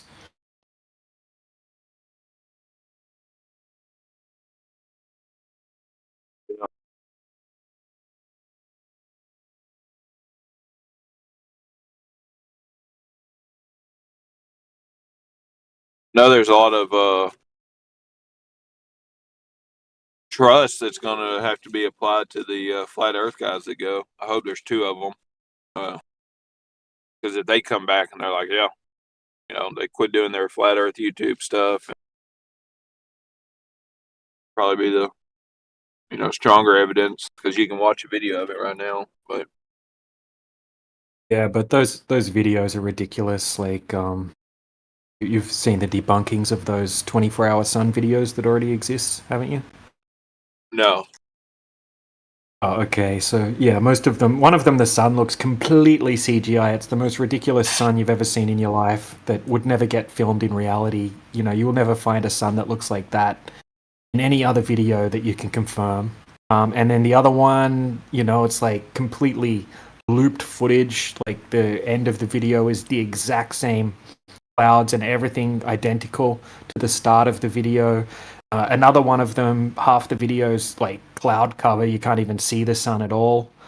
And the lack of numbers in general of those 24-hour sun videos compared to how many people should have filmed it in comparison to the North 24-hour sun.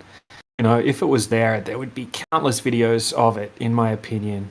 They have 24 hours cameras set up there, but they only send 8 hours of footage at a time, and they say, oh, it's because of the bandwidth. We can't send the whole 24 hours of footage. And yeah, there's just a ton of problems with it. But yeah, let's see what happens with this so-called experiment with two completely dodgy dudes that are setting it up.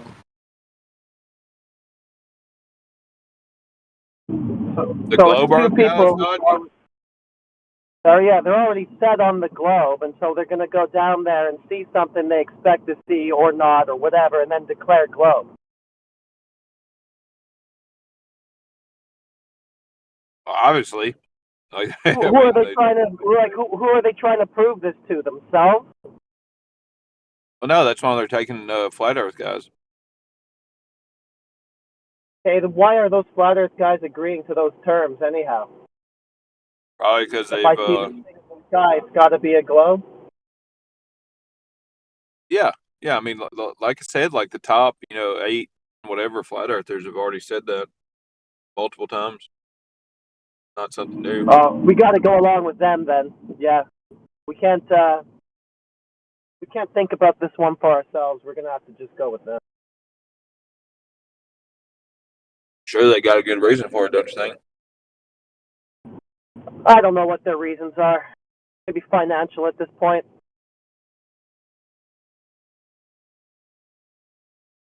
No, what's his name? Flat Earth Dave.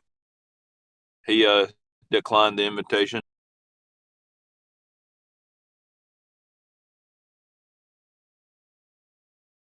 It's neither here nor there. He may not have the ability to go. He might not like getting seasick.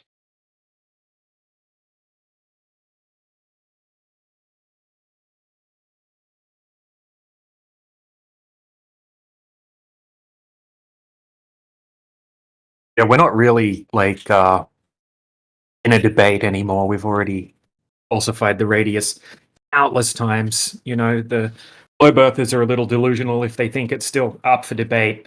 Just a whole bunch of people that haven't honestly looked into the information, that's all. Debate is over.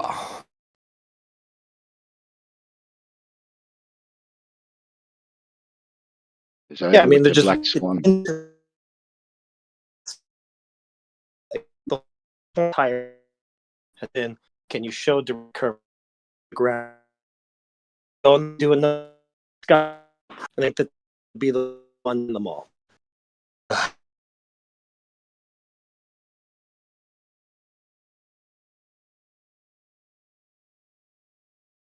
don't know if I was cutting out or that. Whatever it is with the YouTube channels going along with that. Yeah. Well, they can go along with that, and they should close down their channels and stop talking about it. Okay, my bad.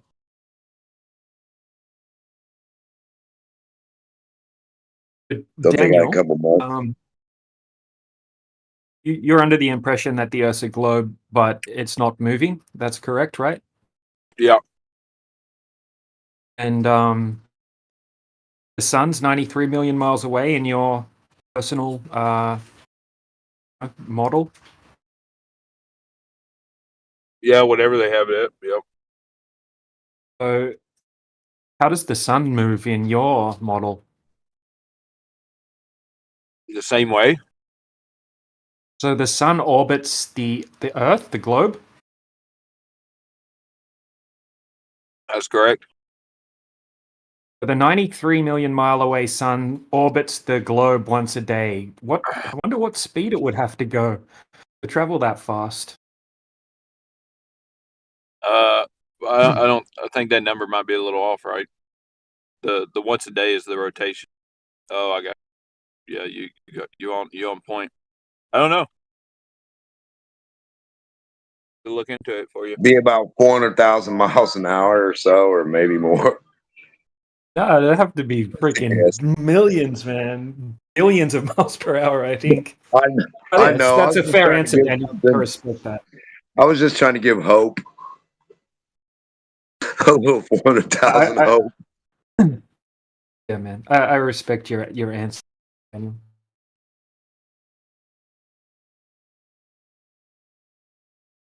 Miles per hour Yeah, don't but mean a whole lot when you're in space. right. I don't think it means a whole lot per hour anywhere. If you're not sure or you can't really confirm or have a reference. That was the key point. The last word you said there.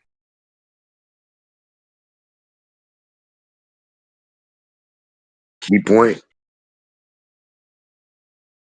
Yeah, that last word that you said was pretty key. Yeah, reference. Yep. I like it. The globe model claims the sun's shooting through space at 480,000 miles per hour. Would that be happening in your stationary globe Earth model? Oh, I don't know Couldn't be how fast happening. it's having to go, man. Yeah, because they claim that the sun's moving at nearly 500,000 miles per hour, like 750 times, 1,000 times the speed of sound. It would run away from your stationary globe unless your stationary globe was chasing it.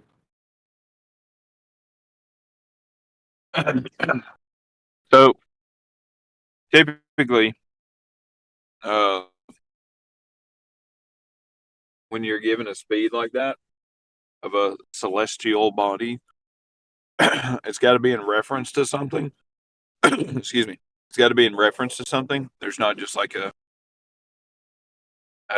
big radar detector in the sky that's giving us proper measurement. Same with the distance. Yeah. So I've always wondered where they got their distance from. 93,238,000. I mean, it's not here or there, but where the fuck? Well, it'd obviously be in reference, like in from the Earth, that distance from the Earth. The reference point is the Earth, and that's why I think I get down with the geocentricity because it seems to all be really relative in the sense of you jump off a building falling to you, or you falling to the ground. I mean, is the ground falling to you, or are you falling to the ground? Oh, kind of relative, isn't it? Honestly, man, And just I'll give you my honest. Like, if the sun was 93 million miles away and it had to circle Earth once a day because you said the Earth's not spinning, so that means the sun has to be orbiting around Earth once a day.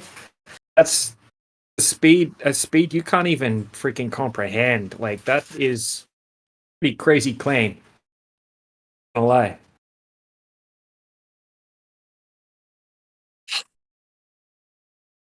let me Google it for you, see if And someone's got a better answer. Well, yeah, you would have to go against the whole heliocentric model. I mean, I guess you do kind of Well, go against the heliocentric model. Yeah. Why would you I go mean, with their here's the 93 thing, million mile distance? Or you think it might not be 93 million miles? well, most of the time, as far as I understand, it's all the model's the same. The only thing is the reference. So we live in a Wouldn't it solar make system more because they decided to call it a solar system. They wanted to call it a geosystem, then we want to live in a solar system.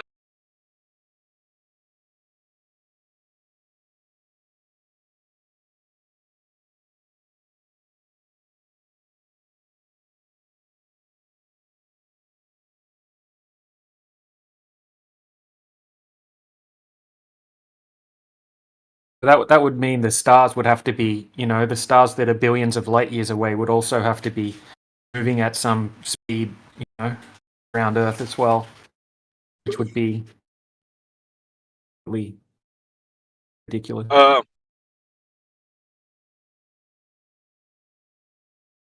That I'll find out here in a moment, but geocentric model may have a spinning, but like stationary Earth. I'm not sure.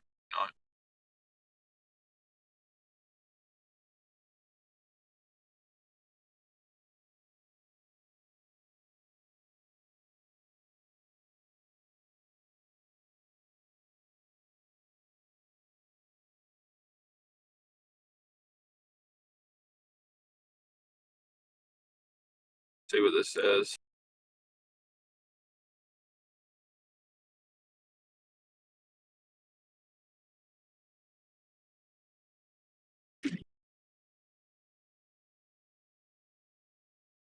Eratosthenes took his 18 million mile stick ruler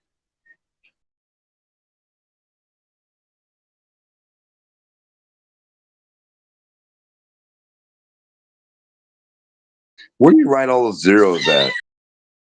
Where do you keep track of all those zeros for 93 million miles for like all those dudes back in the past, but no paper and no pen? Where? Don't step on this spot. Get away from this tree.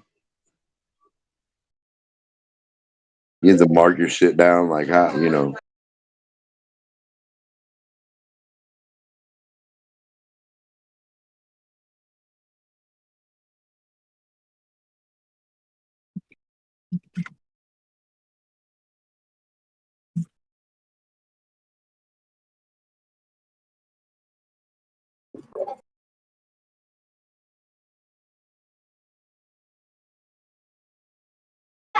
Galileo.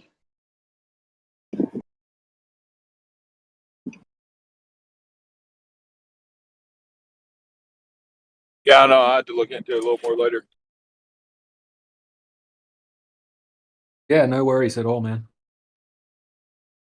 The simple response would just say the Earth is fixed, stationary but rotating. But I won't take that cop out just yet.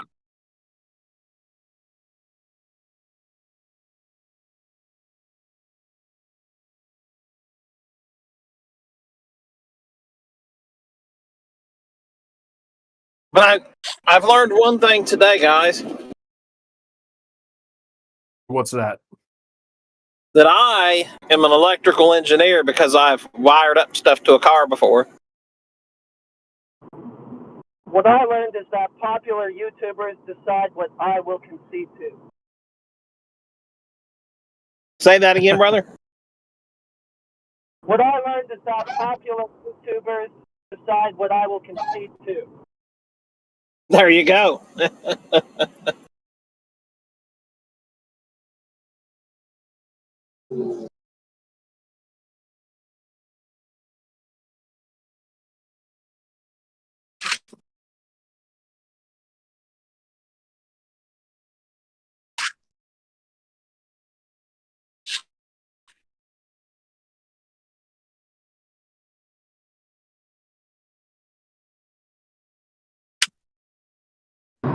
Keep getting people in these rooms saying popular YouTubers have said if they see that 24-hour Antarctic sun, they're going to concede. So it's like supposed to be the final thing, and we're all supposed to capitulate to it because a few YouTubers are going, okay, we'll take that. Oh, for the globe, yeah.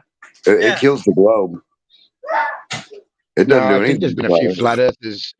There's been a few flat earthers that said they'd have to probably concede, but I'd have to disagree. Again, I don't give a shit what's going on in the sky. Show me the measured curvature under my feet. Yeah, dude, that was never our Exactly, metric. bro. We never ever put it to them in any of these channels, as far as I know, to show us a 24 Antarctic sun and then give you a globe. Those were never the terms we ever set. Now they come to us saying like, okay, these are the Right, that's terms. their term. That's their term for giving up the globe. That's the only thing I've ever heard about it being. To me, hey, I could picture 1,000,000 miles. I can cut a racetrack in half on a flat surface, and make the sun do this, and at this point it's 12 hours, at this point 12. So it'd be perfect. I could explain it a lot of ways on a flat surface. It'd work great. You know, a few years ago, Dave Weiss did a demonstration video where he took a pen and some kind of he laid a map down with some kind of clear bowl around it, and he moved the pen light around, and as he moved it around, it would match up nearly exactly with the predictions, and it even showed how you would have the light from all the way around. Now, again, that those never were our terms, but there's at least one demonstration that shows that it would be possible, even if we move beyond the fact that looking up at the sky has nothing to do with the ground.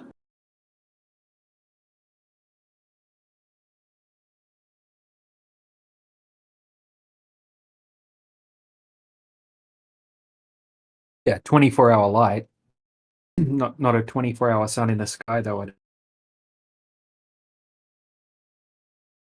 All the Globers are saying is, hey, will you guys be okay if we all affirm the consequent like this together? And apparently, a few flat earthers are like, yeah, okay, we can affirm the consequent with you on this one. And that will ruin the whole thing. What's the path of the sun resembles something like an electric field where you got a straight line where the equator would be and you got two equal opposite loops in the north and the south. Then what? Then you can have it over a flat plane. I'm not saying that's what it is, but this is a bullshit final test. Exactly. We don't know what the sun is. They don't know what the sun is. They don't know where it is, what medium it's in, anything.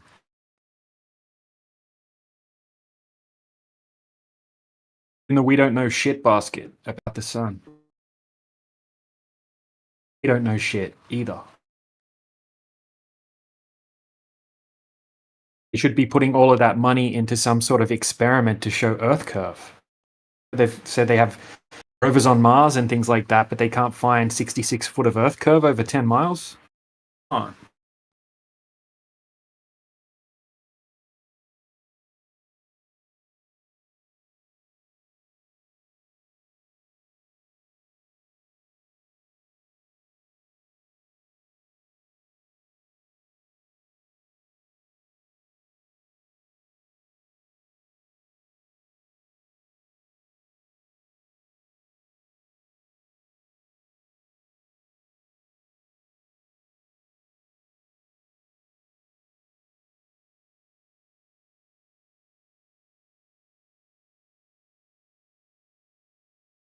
And I guess that's really all we have to do is present some scenario where, okay, it could work like that. And then their whole claim is out the window that it can only work like this. But still, yeah, not our terms. Like Demok said, exactly. It's their term for giving up the ball. Don't put it on us. Hey, what would y'all say like the laser test is probably the best way to like show there's no curvature? Simplest.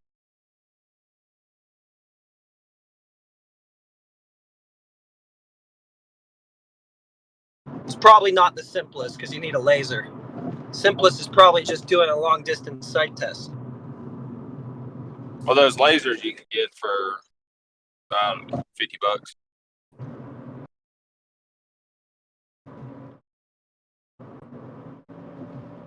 So the sight test, what would you do? Like put your head down at the surface of the water or something?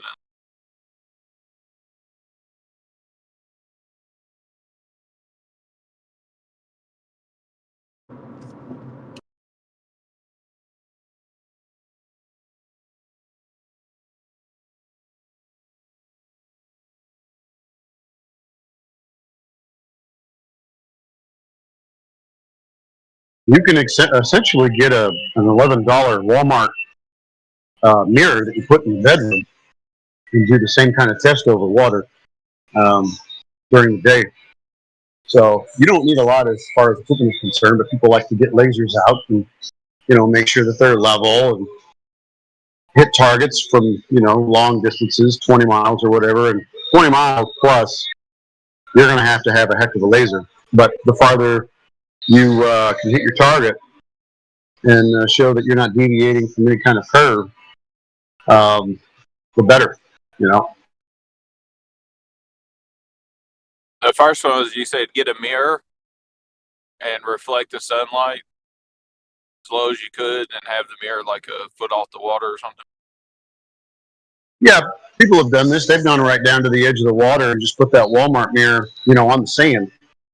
And then they'd have somebody, you know, standing on, let's say, the other side of a bay or somewhere down the beach where you've got water between you and your mate, and, you know, decide how much curvature there ought to be in that distance, and then see how low you can see the reflection of that mirror. About the same thing. I always wanted to try to like focus something up or get a reflection off the sun and shine it up to the sky and see if that would do anything. Like, I don't know, but you really can't. You know, it would be a really good place to do this at would be at the Panhandle of Florida. Go to Florida, be in the Panhandle. Then well, they do it at the salt flats, also, right? Great Salt Flats. Salt Flats? Yeah, that's what they're called. I don't know. They're called. They race drag cars across them and motorbikes like, you know, flat. 100 miles.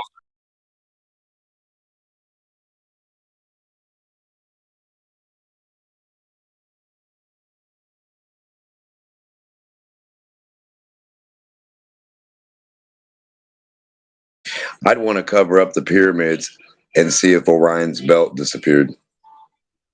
That's what I'd try. Just get about 3 blankets. That's a conspiracy if I've heard one. Oh, what? The things on the ground could cause some of the stars that are in the sky? Have you ever heard of a star in a jar? If you aim sound up. No? Huh. How about cavitation? No. How about a frequency or a tower or transmitter or a receiver? You heard of those words? Yeah. Okay, how about a screen? Yep. Or a film? Yeah. Okay, well the sky acts like a film or a screen or a layer. And if you can focus stuff on it or against it, then clearly, you know, my idea is if you cover up the pyramids, you're going to block those 3 stars from happening because the pyramids might be one of the causations of them happening.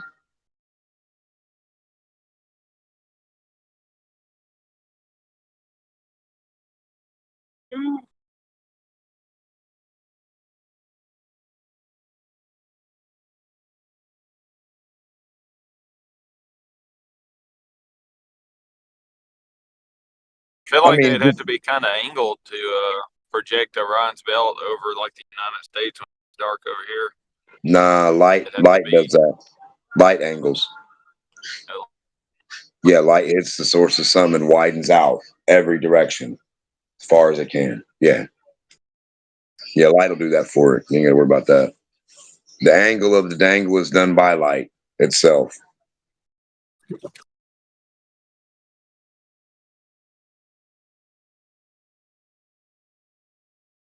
You know, from the sun, it widens out, hits stuff and goes back out, reflects into itself, against itself, past itself. You know, all kinds of cool stuff.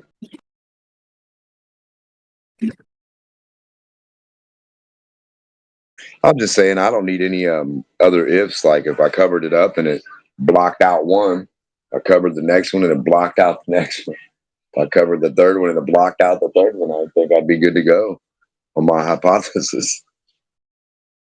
It's not even science. It'll just be like, man, I'm covering these up and seeing what happens. And if that happens, okay. And if not, oh well. No, there's nothing lost. Just information gained.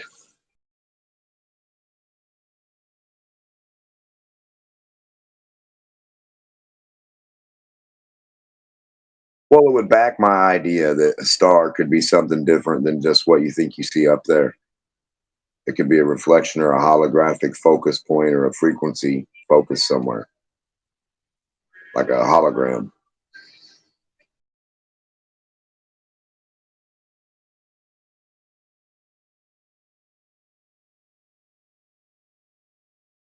Or a message.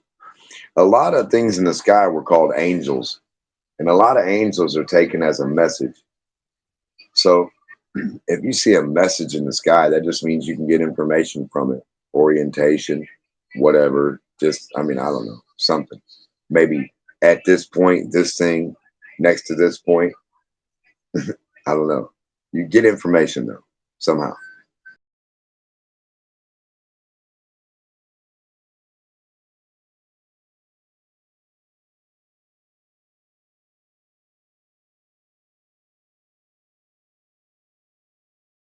Well, imagine if the higher ups or whoever like designed certain things or made those structures knew that where that star is, that structure's this place 33 degrees to the right, to the left, or not, or directly above it, depending on where it's at. And the stars only happen during night, during a nighttime, during that period, during that spot. You get this constellation, this constellation, this constellation, depending on where the sun goes. Now, if the dirt and topography changes as the sun goes, and the water surfaces and ponds and just everything, so do the stars, their positioning. So to me, it matches. I don't know if it's causation or correlation or just matches or just coincidence, right?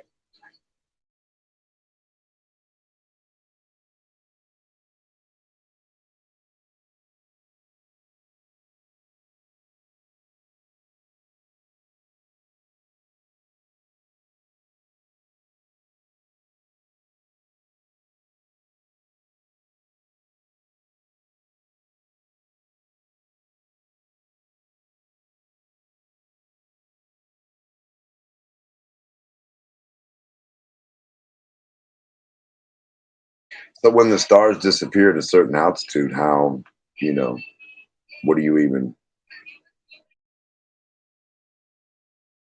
what can you concur?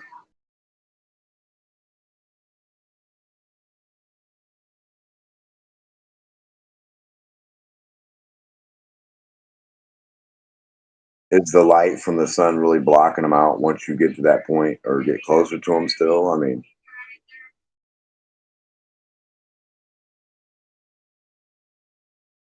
and if the sun's on the left of the space and not on the right of space, which part of space should be more visible? The right part where the sun's shining into, or where the source is coming from?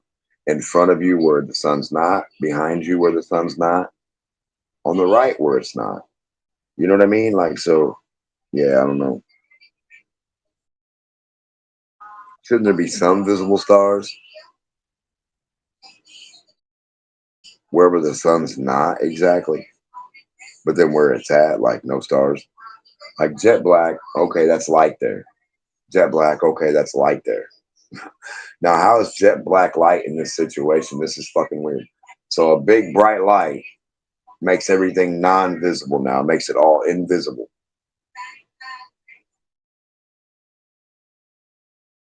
Not a bright light visible, not twinkling reflections.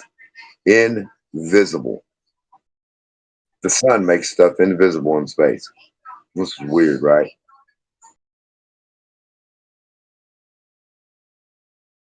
So if you had your house sitting in space and the sun shined on it, it's invisible now. I'm not getting it. I thought the light was the thing that had to hit stuff for it to be visible. And I'm not talking about outshining something. I'm talking about fucking invisibility itself. Like poof, gone. How does that work?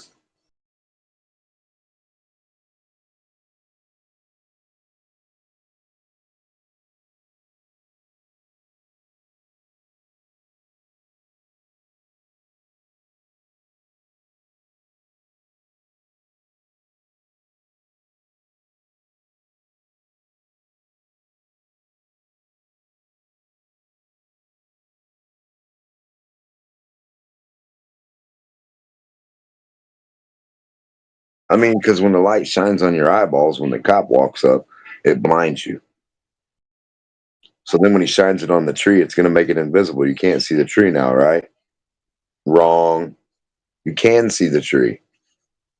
So now why out in space when they say, hey, we shine our flashlight out in space to look at stars, now they going to go invisible? Cletus, what you think about them flashlights? The sun being a flashlight-like material, mechanism, whatever, right? Who cares? And it shines out into space. So Cletus's flashlight makes the fucking... It just doesn't... I don't know, man. So it makes everything invisible and pure black, just like it would do if there's no sun.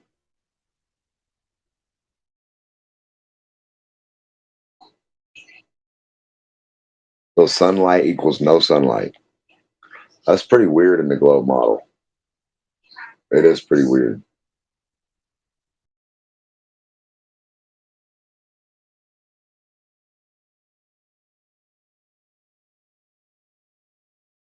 So does a bright light make everything in the background jet black too?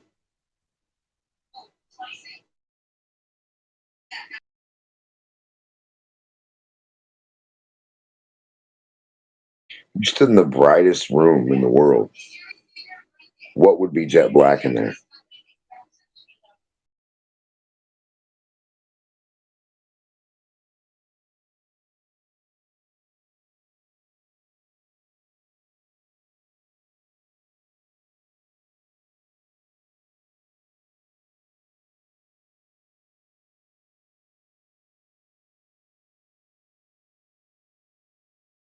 Imagine you're in a black room. Do you have a shadow? Imagine you're in a pure light room, like a spherical light. You're inside the light, and the whole spherical shell is a bright light. Can you have a shadow?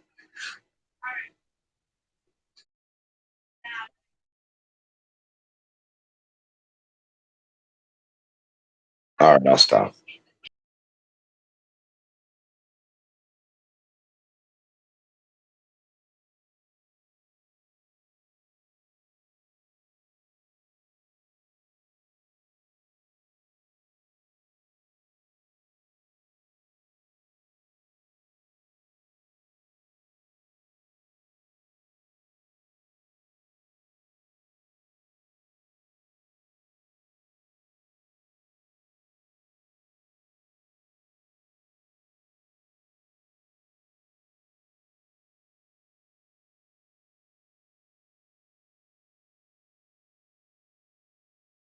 What up, Bob Evans and propaganda?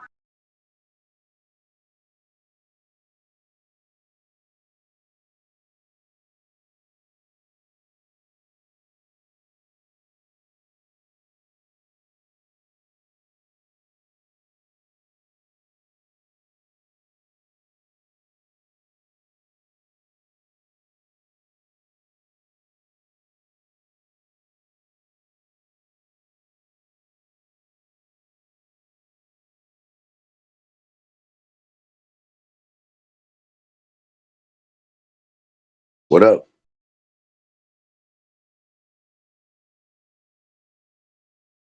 Can anybody find on TOS UK's channel the 24-hour Antarctic Sun debunk video?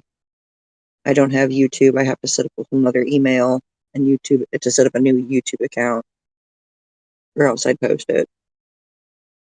I need it. I think it's just a video of some light. It's not really a 24-hour sun.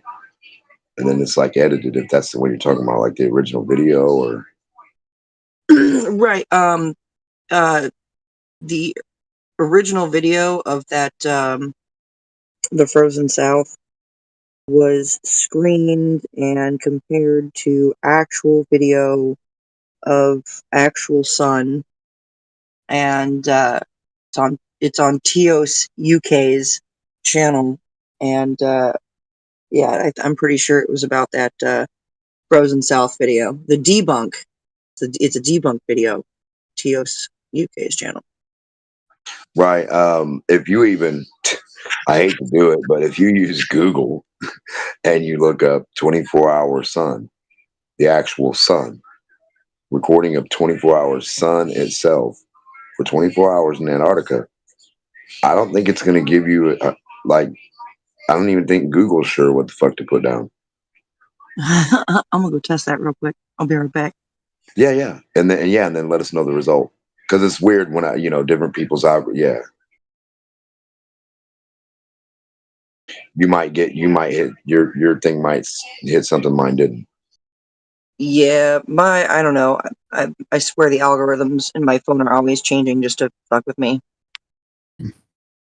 You can also use the 24/7 main server. If you hit the search bar in that, you can use that as a great search engine for looking for anything that's been posted over the last 7 years. Yeah, it's a good way to find. If I'm looking for a flat Earth video, that's the first place I'll go to type it in.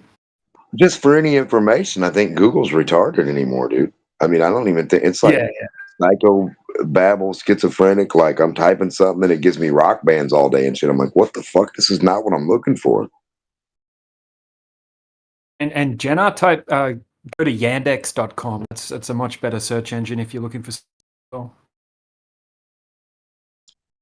Yeah, I need to get Yandex. I had to clear off a bunch of stuff on my phone. But yeah, you can just type in DuckDuckGo got compromised.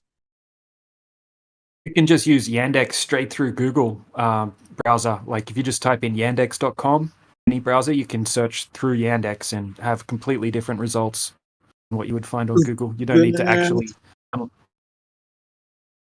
Yeah, because I think Google is just set out there to make people retarded, man. It doesn't. Yeah. I mean, you get info. But it's not. Google's like the new Tower of Babel, y'all. Yeah. There's so much info that it can be the wrong so much info.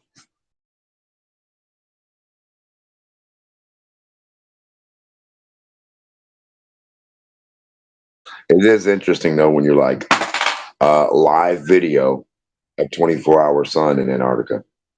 There should be the whole page should just go brrr. Ever since we've developed a camera, should have been brrr. But there ain't none. But people want to waste their time and say, hey, I want to take a trip to see. Well, to take a trip to see reality, for whatever the fuck that means, for wherever you actually go, who knows? I'm with you to a certain extent. But the idea that they should already had live video every day, all day of this thing, a lot of it, because some scientists had to first go down there and find that out, right? And study it and record it, correct? Somebody had to first go do that. Like Admiral Byrd, Amelia Earhart, all these people. Shouldn't Admiral Byrd have the first footage of 24-hour sun in the Antarctic or not? Am I missing something here? That's what you would think. I mean, you could even go further back to Robert Scott in 1912. Right, but I don't think that would have been the pursuit of what they were going to try to figure. Now, Admiral Byrd, he was at a point to where you know what I mean? It was a different time and technological ideas and shit. So why you have to film your stuff for somebody. There's a commander over somebody for a commander of somebody. Now, if Admiral Byrd is the top dude and he's the only dude you take the info to, and he just wanted to go himself because he's the one that we had to answer to for some fucking weird reason, and then he had to go answer. That's just some weird shit to me. It's weird how Nobody has any scientific video or any. I mean, not even what the hell am I even saying? Nobody has any recordings of 24-hour sun. All this time, all these people, military bases, all this other shit. Oh, blah blah blah. Take a plane. Blah blah blah. Australia. Blah blah blah blah blah. No 24-hour sun. That blows my mind. We would have to go out of our way for them to bring us a film of a bamboo tree in the jungle. I'm not going to a jungle anytime soon. But if I wanted to see what a bamboo tree in the jungle or some kind of snake in the jungle looked like, National Geographic, baby. Filming it every single fucking second until it lives from its life to its death. I find this shit weird. But we can't get a sunlight. Right on. Anti-globalist put it in the chat. He found it. What is it? Oh, the thing. Okay, never mind.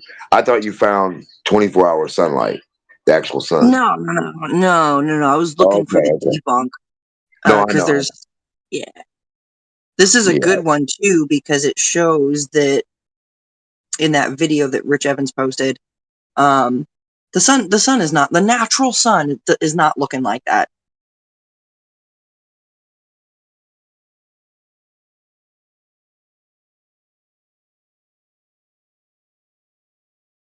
And this is the debunk of the Frozen South video. Suck it, Rich.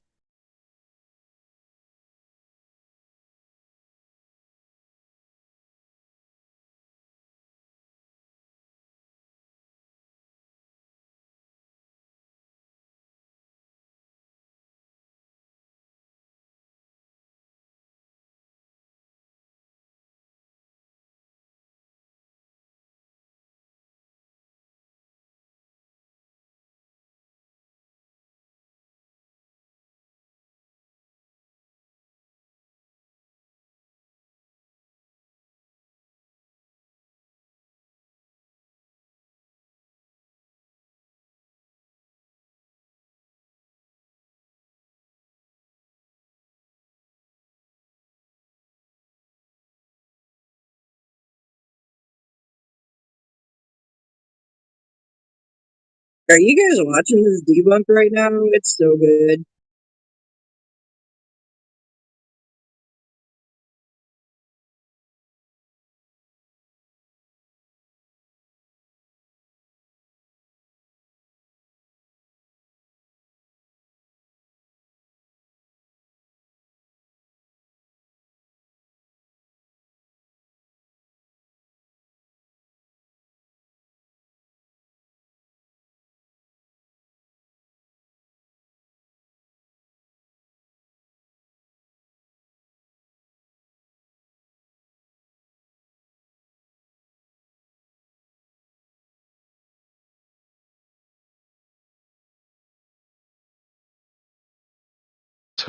The first man, title that on fucking- here says the sun and sun rays look fake.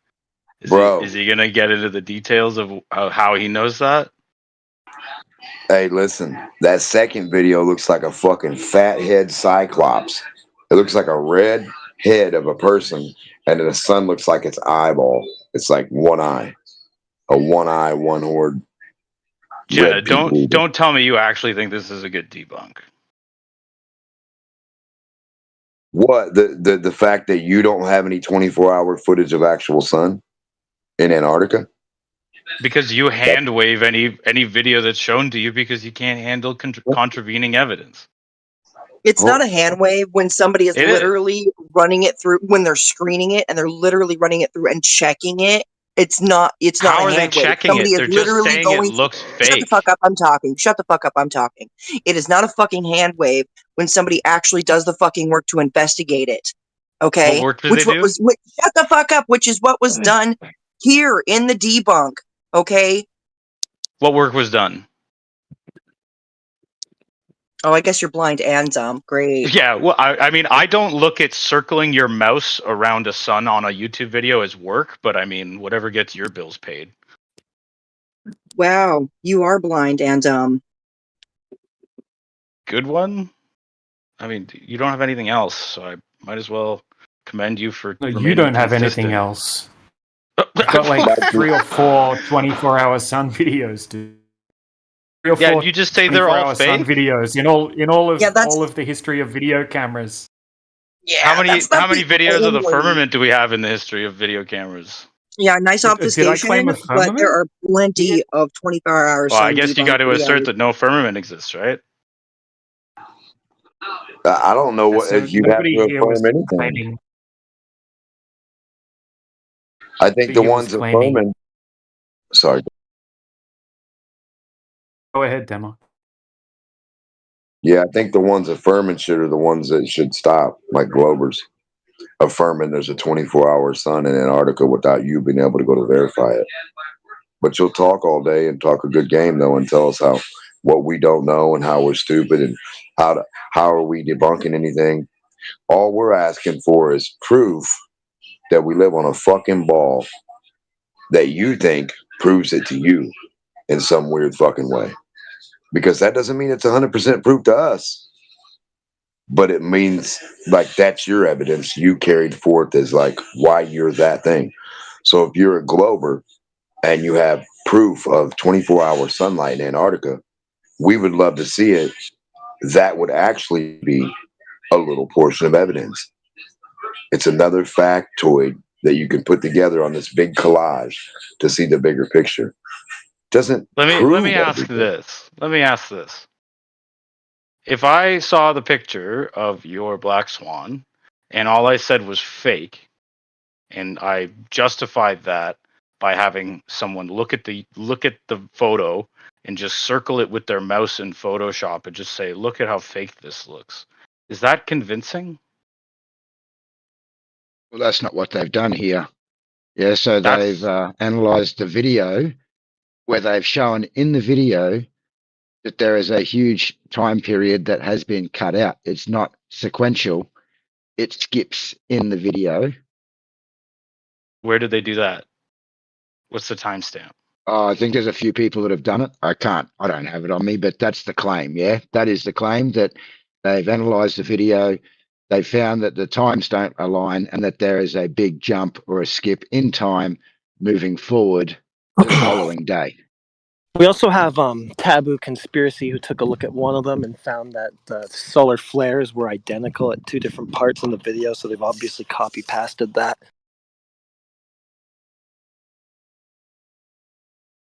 Why fake it at all if it can be just shown in reality? That's my question. Why even fake it once? Why claim something fake if you don't have the evidence to support your Okay, so here's why I claim something fake, because of what I just said. Did you hear that part? You said, why would they fake it if it was a natural phenomena? Before And I asked said, that how do question- you know it's fake? Before I asked that question, I already answered the one that you went on to ask next. How did you know? Did you hear that part? No, please repeat it. Okay, so Taboo Conspiracy has shown that what they did in one of these videos is that they took the sun and copy-pasted it from one part of the video to the next, because you have 2 different parts of the video where the solar flares of the sun are identical, which can't happen. Can you show me that video where they show that? All right. I can't because I'm at work. Can somebody else? It's Taboo Conspiracy, Antarctic Sun, if somebody can grab it. How hard is it? How long does it take, real quick, to look up 24-hour sun in the north? And I'll bet you get all kinds of videos of 24-hour sun in the north. It probably wouldn't even be hard to like fill your whole fucking search page. But go ahead. Yeah, and that's consistent with the globe model. So with the Antarctic one that no one can find, the south one. What? Yeah. I mean, we've shown it to you, and you're now talking about a video that was made by another person calling that one fake. Somehow hold on, makes brother. this one fake. Hold on. You shown somebody a 24-hour sun in Antarctica? I showed them the video of it. Yeah. When was the first? Who was the first human who went down there and took the first 24-hour sun live? Why does that matter? What do you mean? Why does that matter? Well, how do you have it if you don't know who did it? Why do I need to know the first person who did it? Because that would be history. Well, I mean, it would be good to know the first person who did it, but it's not Shouldn't it have been necessary. Admiral Byrd? Shouldn't Admiral Byrd, with his 47,000 fleets and 52 buddies, had a camera on him and like filmed the 24-hour sun one time? How about the Are military you today? saying that the fact that there's no evidence from Admiral Byrd recording a video of this is indicative of it not being the case? Because that's I'm fallacious saying, reasoning known as an argument from silence. I'm saying it's pretty weird you don't know the guy's name who went on some fucking crazy expedition where you got to have 57 nations, 52 nations to have a treaty signed for the okay for you to go there, but nobody knows the guy's name, whoever went and done it, or the group, and nobody's I got the can give you film. the channel name Hey, of hold on, where brother. I My get the parents, video my fucking from. friends. This is why you have a problem. What I'm really getting at is where the fuck is the live ISS feed from Antarctica? South Pole, motherfucker. 24-hour sun anytime you want to watch it. Tune in tomorrow. Tune in right now. You understand that satellites would be orbiting around the planet, right? Brother, So you're now asking for a do you understand a video 24-hour. camera sits in the dirt? Can A you not video interrupt camera sits me? on the fucking ground and it watches the sky. It watches the sun. It can follow it. You can put a 360 on a time lapse. My buddy in Russia does it all the fucking time. Shut up. Small is films the the fucking wisdom of sun. the man who condemns the other for overtalking him and then goes on to overtalk him. Yeah, because I never finished. Isn't that great? I don't You think don't you'll never let ever be nobody finish finished rambling this nonsense. because you won't stop talking over me and misinterpreting what you don't have any fucking Listen, we need a camera in the fucking ice that points up that we can tune into. We can see our fucking own sun 24 hours live. You Why do dumb we need bastard. that? Do you have that? No, why don't you need that, stupid fucking claim maker? Well, you claimed that we needed it. I'm That you asking why don't we have need it. it. To prove you have a sun there for 24 hours and every little kid would want to see it too. Why Why is don't that you form need of that? video required? Scientists need it. Neil Armstrong needs it. Buzz Aldrin Lightyear needs it. What about this camera being in the ice pointing upwards is different than the cameras that are tracking the sun as it goes around? What about what camera we don't have to experiment and just compare the? Well, we would have that to compare. We would be able to answer that question because you and I could go Antarctica live. We'd speak that into our phone or our remote, and it would pop up on our TV. Antarctic Sun live, Antarctica live, 24/7, Antarctica live. Wow. Why would that be so hard? I didn't Yeah, that's say what it I would want be to know. Why hard. isn't there like a It's just consistent live feed? arbitrarily chosen as your qualifications for what you need for proof. No, Yeah, that's seeing the just your shit. shit argument for why isn't there a 24-hour live feed when it happens? Yeah, Well, that's the why don't very you thing you just would go need down there for to and set prove it it. up yourself? Why don't you go for me, dumbass? That's what I started this with. Because I Why ain't your haven't you bitch. filmed it? And where is your video? That's I what ain't we your started bitch. with. That you don't have. Yeah, I know you got to be somebody's You bitch to prove your fucking arbitrarily goofy ass fairy tale, deciding, right? you choosing that So this is you the kind don't of need to evidence be, that's required is brother. We just don't have to your prove. We don't have to arbitrary believe you. choice. We don't have to believe your fairy tale. That's all. Yeah. Your fairy tale The fucking fairy sun religion. tale that is part of a Yeah, system that allows us to communicate over these distances that we are right yeah. now, Said you. which is Said one guy named demonstrable. Bob. Yeah. Okay, one Maybe guy maybe somewhere. it's magic causing us to talk over this No, distance it's that your. we've It's Yeah, your. recorded. maybe it's undersea cables. Maybe it's 99% of all communications are done via undersea cables. Maybe it's that. Yeah, and do you think that undersea cables would be at the point that they're at without scientific discoveries in terms of metallurgy and other materials that are put into these wires? Doesn't take science. Sorry, are you going to You answer can't have that, undersea Anti-Globe? cables on a. You can't have undersea cables on a flat Earth. They don't. They don't That's a work. yeah, That's not no, what I no, said. That's a straw man. don't.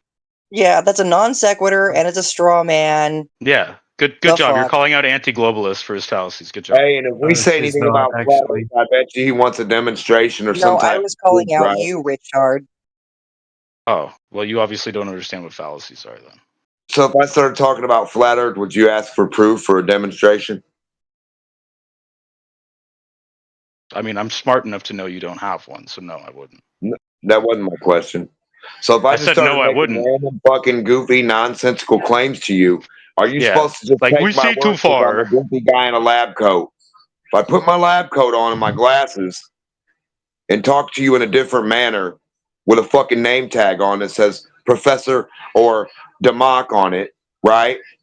Now, would that be like, would that give you a different fucking outlook on your reality? Would that make No, your because you reality still don't change? have any accreditation. So no guy in a lab coat can change your reality or mind, correct? Well, of course, people with actual accreditation can wear lab So, coats, but that's not so what makes no, them smart. so no guy in a lab coat, no matter how stupid or smart Credentials they don't are, equate to intelligence. I don't know where you got that fallacious nonsense. Carry on. You don't know what a fallacy physics. is. Stop trying to No, act that's like you what you're do. doing. You think physics and reality are going to change because some fucking guy told you a story that you can't No, demonstrate? I was merely pointing out that our No, ability to converse over these large distances is due to science no, and it's the not. That's scientific got nothing method. to do with a globe. That's got nothing to do with a globe, mate. You just Well, literally used an what appeal is to the authority. Hold on, don't talk over me, brother. I will mute you in 1 second. Okay, so you literally just said we're using fallacies at the same time you just used a fallacy appealing to authority. what authority did I appeal to? The people with the degrees. You said No, the I didn't people that you say the consider people with smart the people. degrees make Yeah, science you correct. did. No, I Actually, didn't. you That's a said straw something man. along the You're lines of misrepresenting my position. having credentials makes a person smart. You basically said that if you don't have credentials, then you're not smart. And What I'm that's not saying is true. that Credentials do science. not equate to intelligence, Richard. What I'm saying is science has What been I'm able saying to is a bunch of increase our bullshit. standard of living and our ability to communicate over large distances, our ability to Science cure has, diseases and different health problems. And it's done all of this because of the veracity of the scientific method. And for some reason, you like to accept portions of that method, yet discredit a larger portion of it due to the fact of conspiracy. so you're So saying That without would be completely incorrect, man. Seriously. Is that your claim? okay, so Let's why get do some. you think the entire scientific community accepts the globe? Let's get some specifics on Do that. you, He's saying we're yeah, dismissing scientific claims. Which ones? Be specific now. The facts of the globe, all the evidence All the evidence. It's not specific, observed sir. Try by again. science. Try You again. didn't ask for specifics. Yes, in a I lab, did. That's exactly what I said. so your claim is that science is proving the shape of the Earth. Of course. Well, then you're in a category area, yeah, because that would be geometry, not science. Well, the Earth is stay on not it. an abstract in Euclidean space. It's an actual physical object, so it can be the subject of science. So, what would be your hypothesis dependent and independent variable in proving the shape of the Earth via scientific method?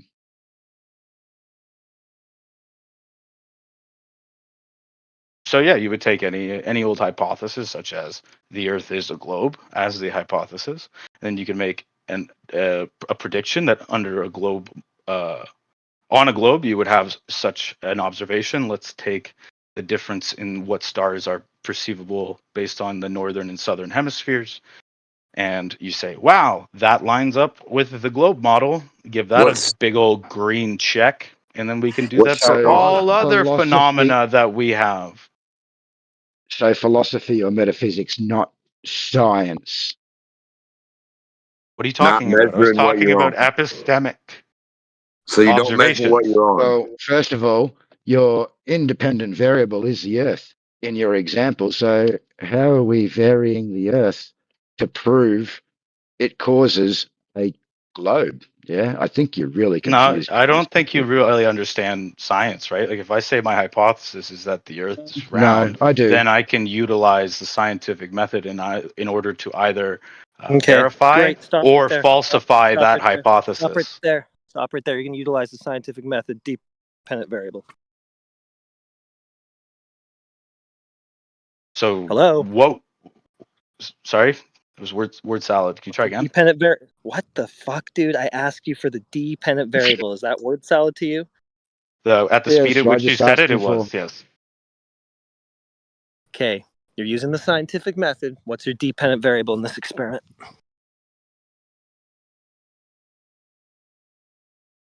So the actual experiment itself, right? Let's take the observation of the Southern Cross, right? The is that gonna be variable your that will be dependent variable? changing, the variable Is that that gonna will be changing. Hello. Yeah, I'm telling you. I'm answering your No, question. I don't think you know what a dependent variable is. Why don't we start there? Can you tell me what that is? Because you didn't really answer my question. The dependent variable is what we're going to be changing within the experiment, correct? Nope. So for all your talk about how Okay, so then I scientifically mixed it up. It's the independent variable that we're going to be changing. So Yeah, the for all- independent yes, variable is going to be the location on the Earth at which we're observing the stars, and the dependent variable is the stars themselves and their locations around the Earth. Okay, location causes stars location. Your location Well, causes your stars location on a celestial object will determine what objects in the sky you can see. How did you determine you're on a celestial object in the first place? How did I determine I'm on a celestial object? Because the Earth is in space. So that's just the assertion. How did you determine that? I determined I was on a celestial object because I'm on a celestial obviously object. observations of the natural world and space around us, right? Okay, which ones? Like the retrograde of Mercury is evidence Okay, so towards you're us being within a solar system. All right. So we're and jumping not off. being the center of the orbits of the planets. Okay, we're jumping off of your experiment, so-called, for the globe now. Now you're going on to trying to demonstrate that there is a celestial object you're on. So you've capitulated. Because that's now what you on asked me. experiment. Yeah, we have to because it's one of the prerequisites that you have in your claim. It's a presupposition. So that don't you use, speak as so it though has I'm to be going down some validated. red herring when you asked me the question.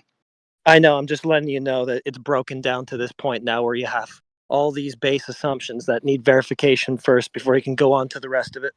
Obviously, everything's based upon another fact. Like, what's your point? Well, my point is that you don't know what the scientific method is. You didn't use it to prove a shape. You wouldn't anyhow. And I think I've pretty much proven it. So Hold on. If two people were in the southern hemisphere and didn't see the same stars, would that not be falsification of the globe via scientific experiment? I've never seen a southern hemisphere. What you got? Yeah, I know you probably. I don't think you've seen 50 kilometers out of your own city. They don't exist. You said southern hemisphere, right? Your conclusion to this is what? Globe? You weren't even listening to what I said. Do you need me to re-say it? Yeah, your conclusion from what you said is globe, right? You obviously didn't hear what I said, so I'll just restate it.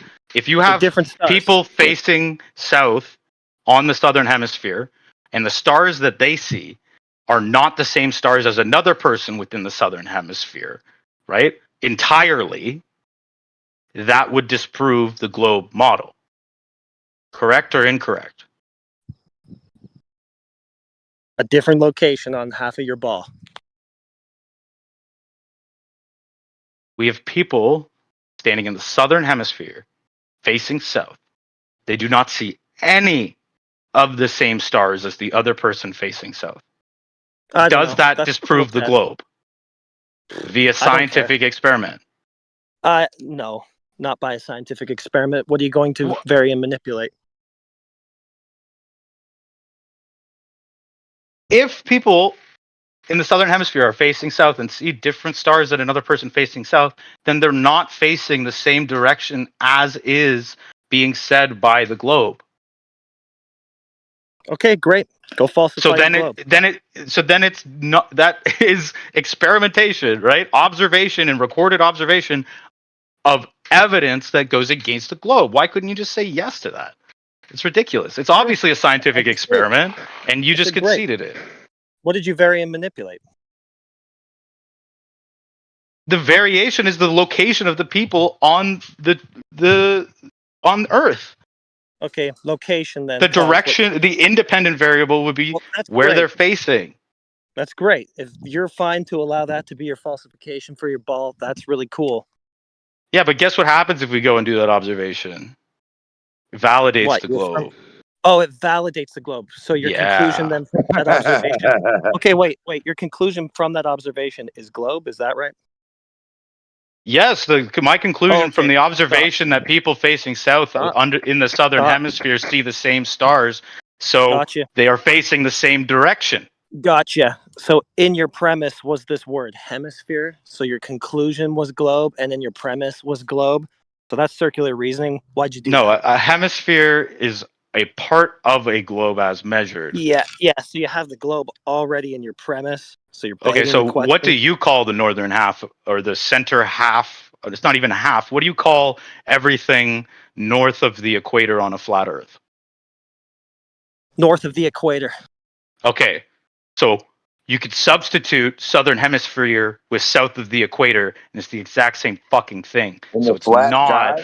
Don't it's think not so. begging the question. I'm Yes, not it is. including in the first premise that it's part of a globe.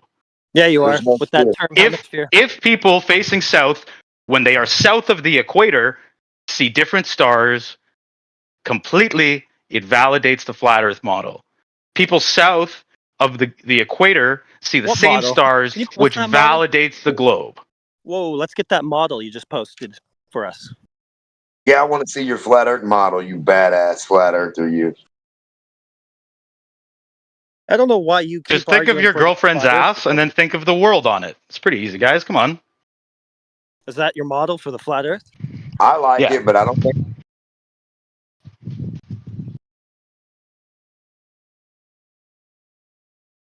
Because you, this is obviously just a W for me, right? Like you guys are just completely Your running circular logic? from. It's not think that circular. that's W? Yeah, it was. It was textbook begging the question. In your premise, you had sphere or half of a Premise sphere. one: if someone is south of the equator and Yeah. facing south, Okay, so now you've gone and changed it. yeah, but right. it still means the same thing. Funny that, huh? So let me Funny how try if to- you change let me try change to out do the it. word and it still Yeah. follows, it's not fallacious, huh? Well, the word meant half of a sphere, so you're invoking a sphere in the first place. It was complete circular logic. So let me see if I can steel man your updated claim now. So if it's a globe, you're going to see this star thing that you've described, right? If the Earth is a globe, people positioned within south or people positioned south of the equator will look south and see the same stars in a different arrangement. Okay, so we do look south and see the same stars in a different arrangement, therefore globe? It validates the hypothesis that it is a globe, correct? Correct. So yes, okay, so textbook affirming the consequent circular logic again. That's what you're calling a How did double. I affirm the consequent? If globe, then south of equator, No, I I see said X. if people who We are already did south this. Okay, I'm of going the to answer your equator, question. No, you how didn't. is that No, you if didn't. globe? No, you didn't. That's what I you said started if. with. No, you didn't. You're just lying now. Or you're just, I don't know, delusional. One of the two. It's not affirming the consequent because It it's not a was. negation of. Oh my was. god, dude! If the Earth is a globe, right, All right. does not make something affirming the consequent. No, your logic, the formal logic you used, made it affirming the consequent. If. Okay, everybody else heard him, right? He's just lying at this point. Yes. Yes, he is. All right. Well, you can just capitulate there. We're not going to go around and around on it. It's recorded on the live stream. You can go back and hear yourself and weep, Rich. You said if it's a globe, then this sky phenomenon south of the equator. This sky phenomenon south of the equator, yes, therefore it's a globe. That's absolutely affirming the consequent. Move on to your next circular effort. Modus tollens is not affirming the consequent. That's not what you used. You used Yeah, it affirming the is. consequent. If No, you are it's not. below the equator and What's modus tollens? Give it to me. Give us the form. if P then Q, obviously. And then what? Now structure your argument with it. P therefore Q. No, that's Yes. modus ponens. That's modus ponens. And that's also not what you Okay. use. I'll renege it. Yeah, sure. It's modus ponens, not tollens. You got me there. That's not what you use, though. If P then Q, if you are below the equator and face south, you will God. see the same stars as someone else below the equator facing south. Right? I got to get to work. Someone else go ahead. I'll type it out formally for you, and then you can give me your critique. How's that?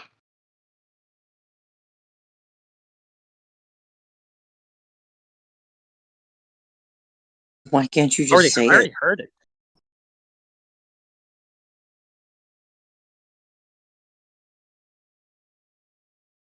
I don't have a ball to compare it to.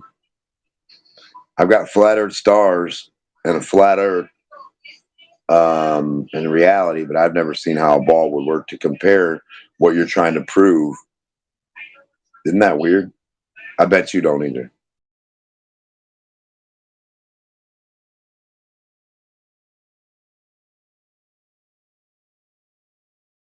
I bet you don't got any little cameras on no little equators with no little stars drawn on your room, no constellations, and you spin the ball or spin the room or spin the box, whatever you got to do. I bet you've never seen that even happen.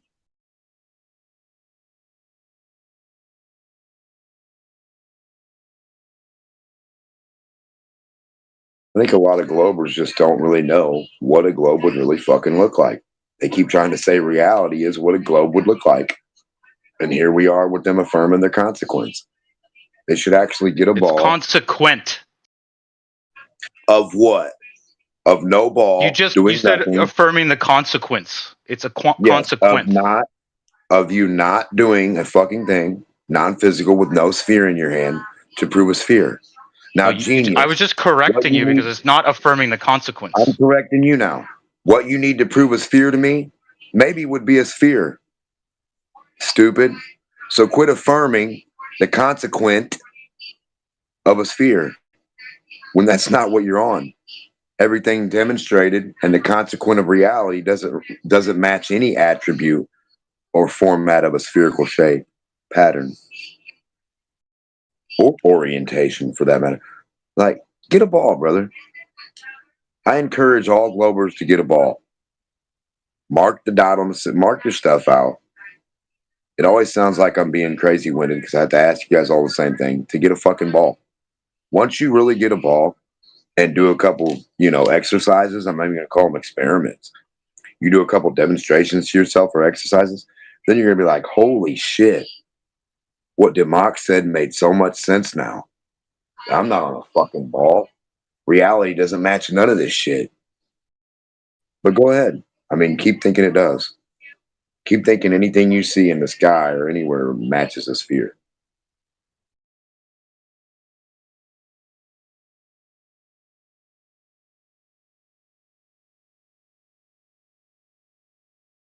Without a sphere. There you go, heretics. It's inside chat.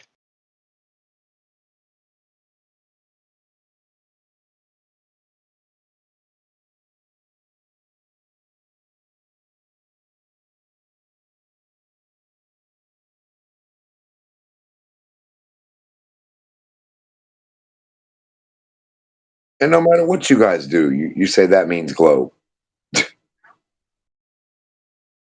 Since the dawn of time, you point out, okay, that disproves it. No, but this. Okay, well, that disproves it. No, but this. But you can't demonstrate any of it. Oh, but that makes it even more real.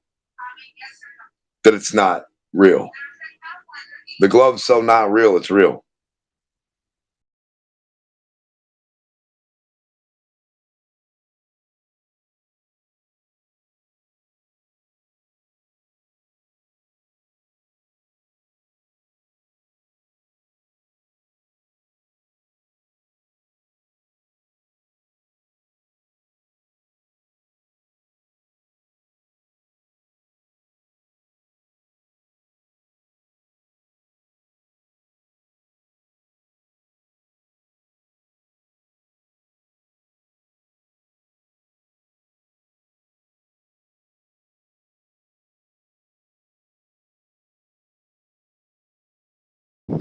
Okay, now you've changed it. You've updated it. You've made an attempt to put it into a modus ponens when at first it was affirming the consequent.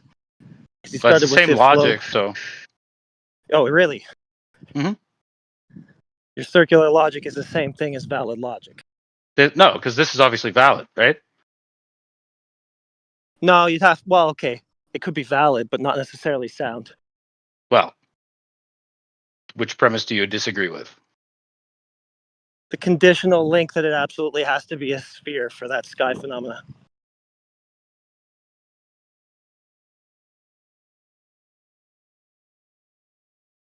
Yep. When you don't have a sphere to compare it to, brother, you have your Hold on. You've been told Me, a hold thing. on. We're actually trying to have a conversation here. I don't know what you're trying to do. I'm just saying, don't use your imagination for reality. Go ahead, brother.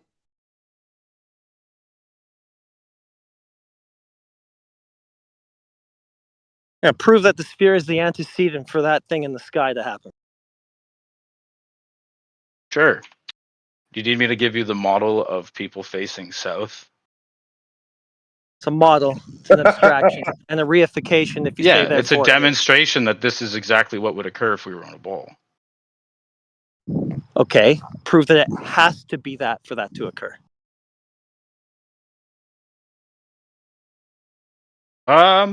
I would argue I just have to show that it can't be the flat Earth. I mean, if I can falsify the opposing position and mine still answers the question, I don't need to show that it can't be a donut, unless you're asserting it could be a donut. You said it's a sphere in your argument, dude, not a donut. I get that. And I'd propose that the sun, moon, and stars travel from east to west. I gotta get back to work. Yeah.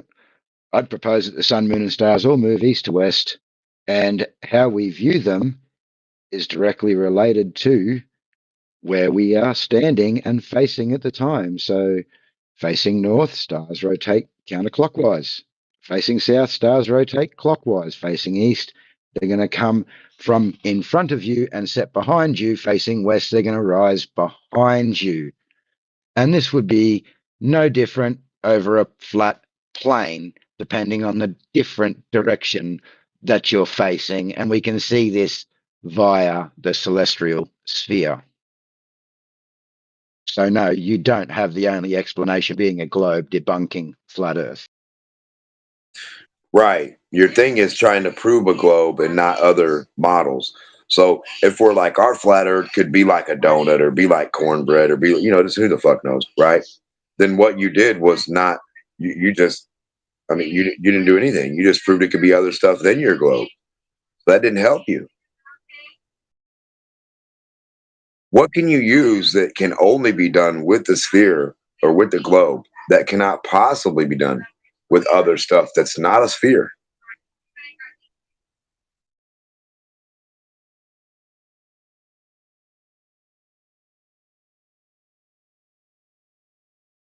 But I would be curious for you to show a spherical version of that.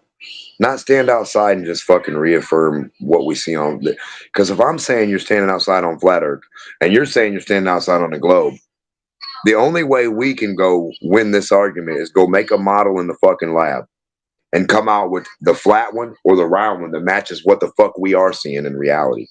That's it, brother. We don't walk outside and say, well, if I look up and see a star like this, it's a globe. If I see a star like this, it's flat. No. You go in a lab and you make a flat version of that and a round version. Only one of the motherfuckers is going to match. Guaranteeing you.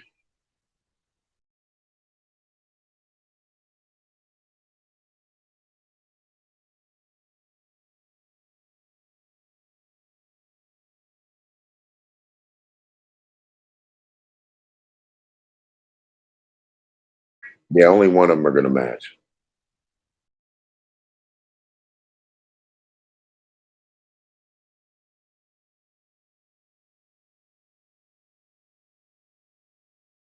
Just like forensics, you got to match that splatter. If you don't match the splatter, your fucking job ain't done. Just ain't done. You can't be like, well, I hope that's close. I can calculate that. No, you got to match the motherfucker.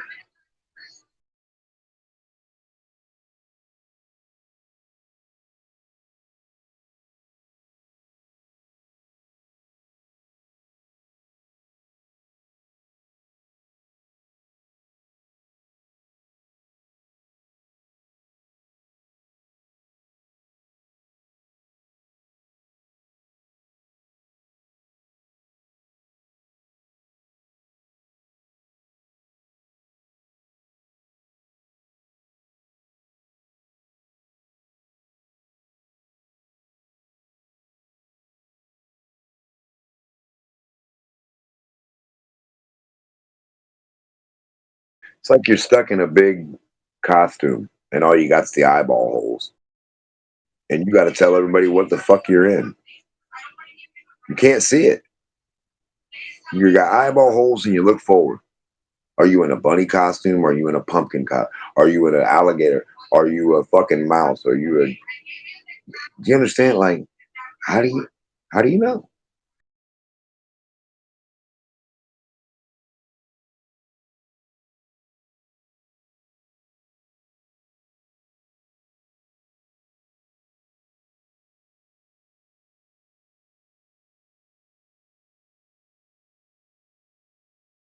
Would you keep trying to use your eyeballs to see the outside? Take away the mirrors. Can't let you use a mirror. That'd be cheating. Or if I said you can use a mirror, would the person be smart enough to run right to a mirror to see what the hell kind of outfit they're in? Would they start feeling around the inside of the outfit? Would they look forward and try to see it from nowhere? Like, would they want to see the outfit refract to themselves? I mean, these are the questions. How do you really find shit out? If you really want to find it out.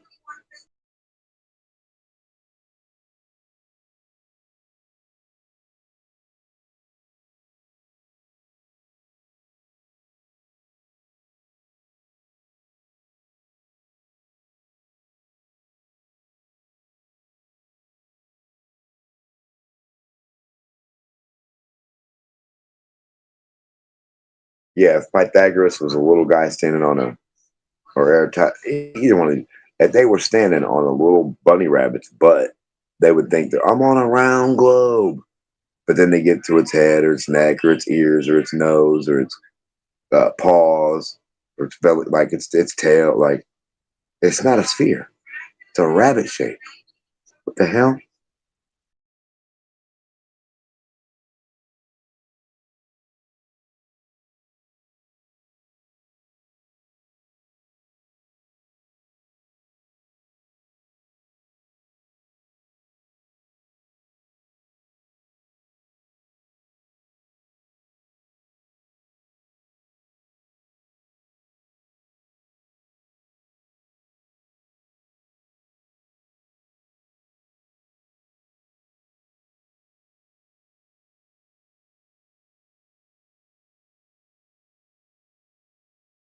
I mean, look at Stellarium.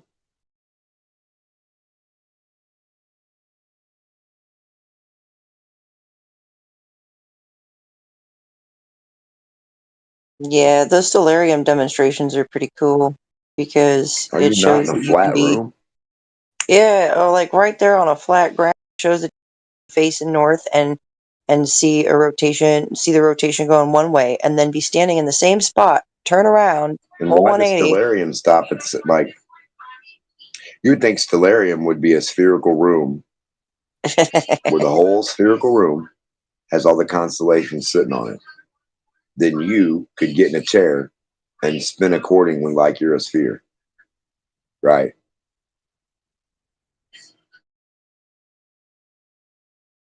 Why would they have a half of a thing over a flat floor and the floor's not moving and the stars are?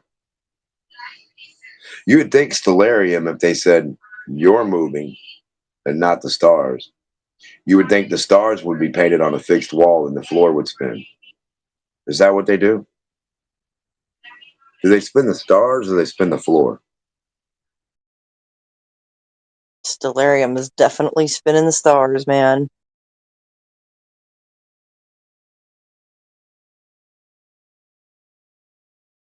I mean, I've been to a small type of thing, but I don't think it was an observatory, but it was just like, I don't know, it was kind of a piece of crap.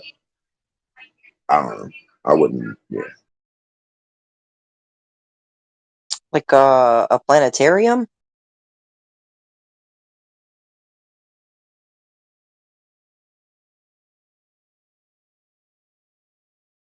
It was actually a lot different. The first scientific type of, I don't even know, man, museum, zoo type fucking, I don't know, science, something. It's kind of disappointed.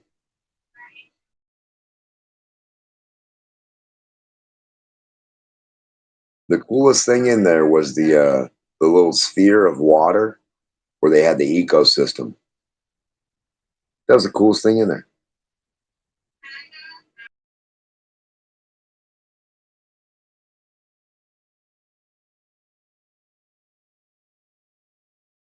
An ecosystem trapped in water. Go figure.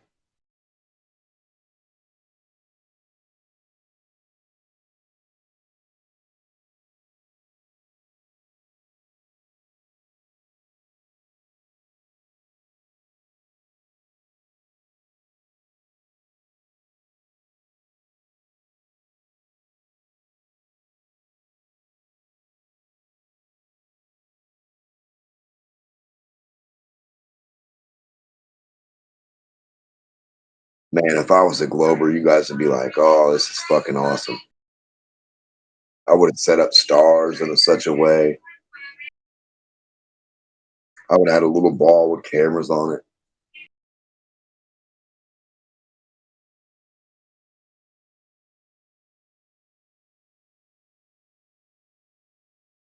What up?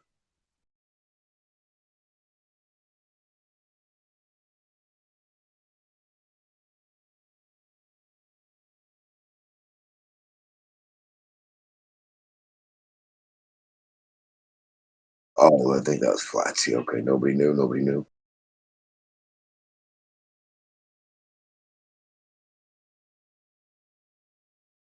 I wanted to see what my new PFP looked like in a call. That looks cool. Thank you. I was hoping that it did. It does. It kind of looks cool. I like it. It's like a chartreuse with the outlay of pink. I don't know. I thought it looked cool. Yeah, they got a lot of the cartoons that follow that color too, so it's not bad. Like Squidward, like the color, yeah. I didn't think that, but that's awesome that that's the way you went. Yeah, just a little thing I did. Wanted to see if it fit nicely in the calls here. So you guys are my first audience to it.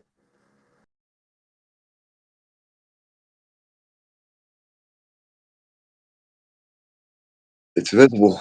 It's visible, purple and green.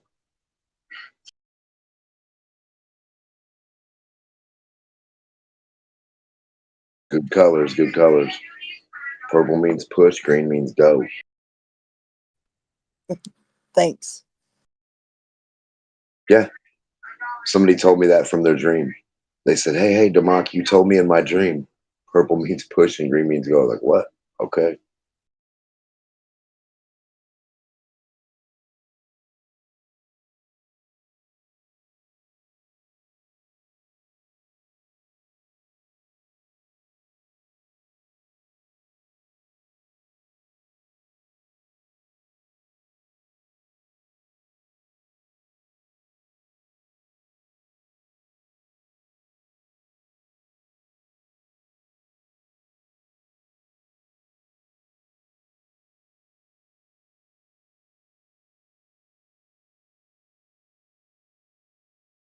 Yeah, that means purple and green are the same.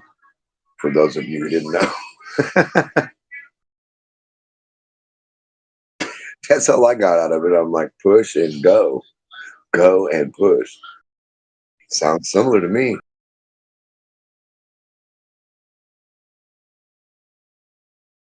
Purple's always been a funny word, like propel, perpetuate, purple, yeah.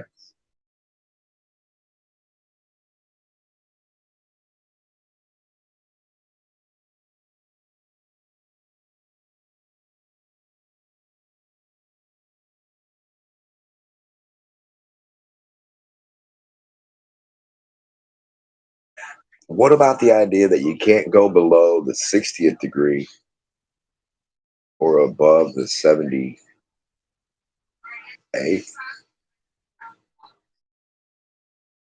Or you can't go below the 59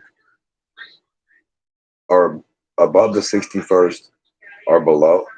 One of these two. Below 78, above 60. Below 60, above 70. One of the two, right?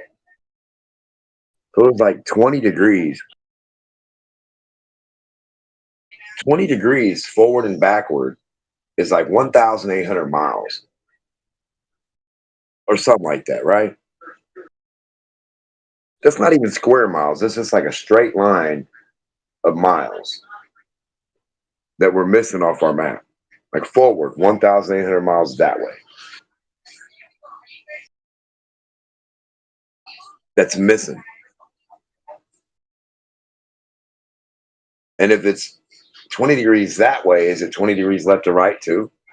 So it could be a 1,800 mile forward, 1,800 mile squared fucking spot.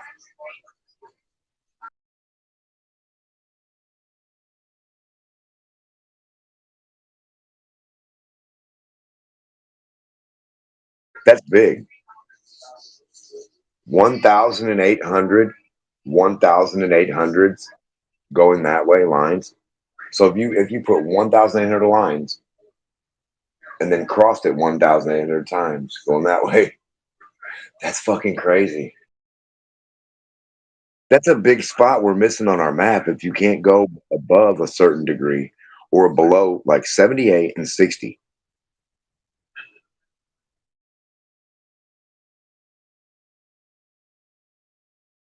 So it's basically between 58 and 78. You can't go.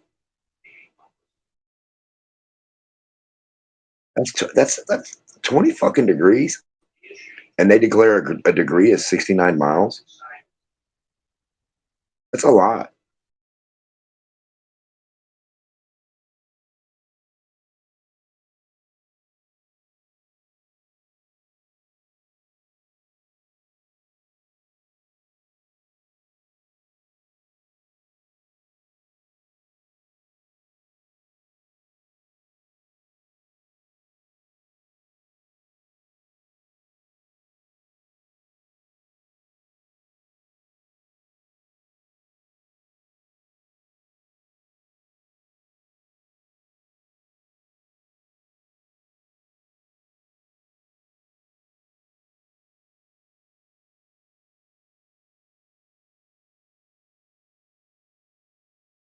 And then when they show Antarctica, it looks like a brain.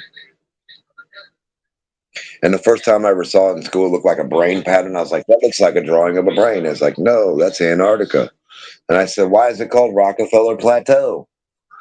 Because it said in the book, Rockefeller Plateau. I was like, Rockefeller Plateau is Antarctica?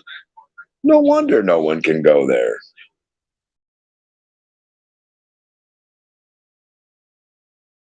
It's the Rockefeller Plateau.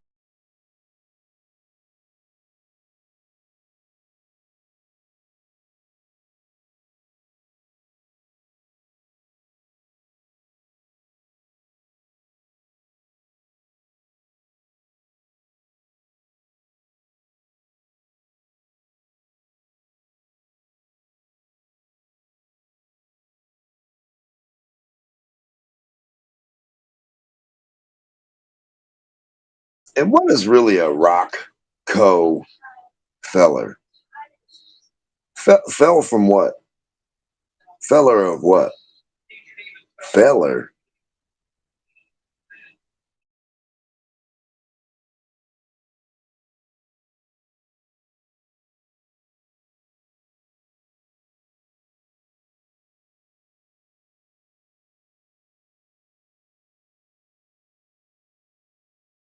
Air. Rock of El Air. That's crazy, man. Rock Co Fel Air.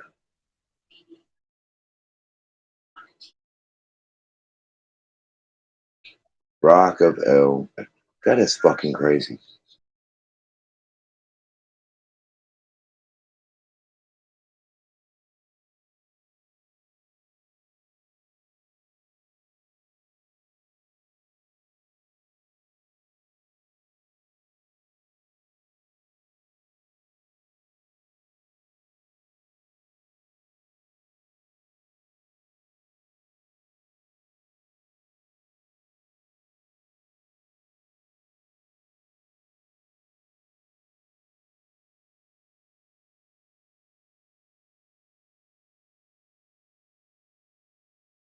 Big ass rock company back in the day. Just imagine. Just a big, like the Flintstones. Well, on the Flintstones, it was the quarry, right? Paid everybody. The quarry, the mine. It's just dirt, rock, anything. Regular rock for your fucking yard, gravel, grass, dirt, sand, everything. Just dirt, just earth. Take this earth, bring it to you, you pay me my money. And I bring you piles of this shit that's just sitting there. What the fuck?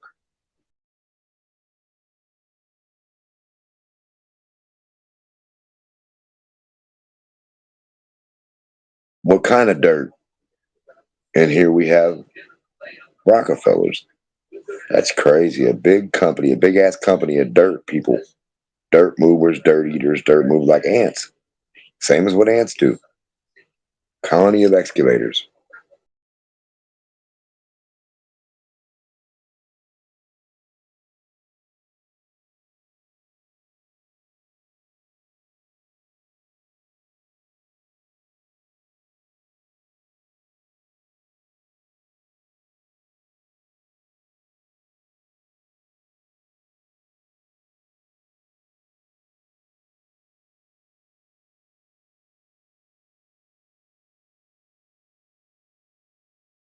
And why do they call people back in the day so brilliant? Like, all these guys are brilliant. They built the pyramids. Oh, but now they're dumb flat earthers. Like, how does that even... They did it with so much precision. The horizontal lines, the precision of the lines, and the lines.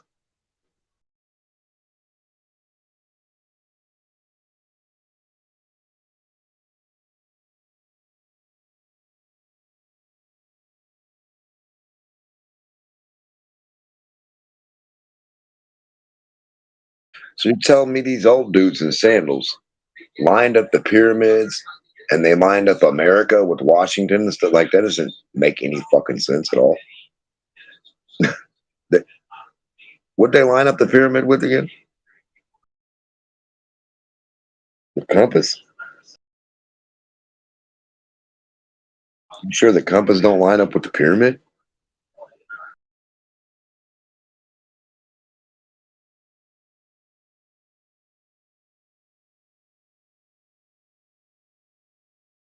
So correlation, cause it, I don't even know how to look at it one way or the other. You can look at it forward, backward, or from the side. It doesn't matter to me.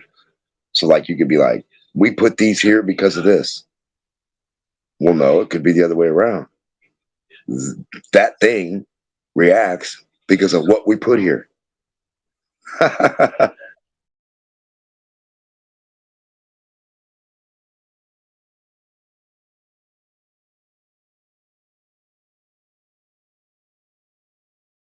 Like if I put a little box on the floor and it did something, you could be like, well, they put that box on the floor to line up with this thing. And I could be like, well, without that box on the floor, that thing wouldn't even be happening like that. But I mean, it's here nor there. Just how would you prove? That's all.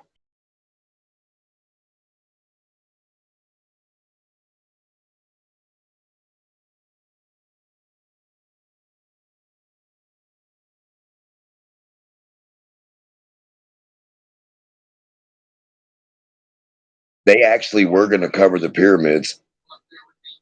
Like they had this thing, like the pace, like they were going to cover the pyramids with something for some type of experiment. I don't want to just put a solar panel on there right away or nothing like that. I would rather put a blanket, like a black blanket or a gray, something.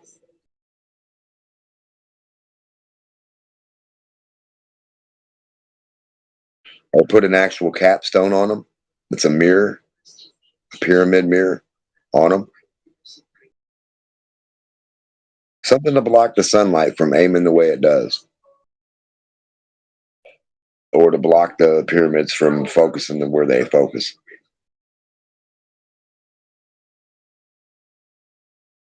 Yeah, like 3 tarps or something like that. That'd be just I don't know, man. I just feel like if you covered them up, 3 stars in the sky would disappear, the Orion's belts.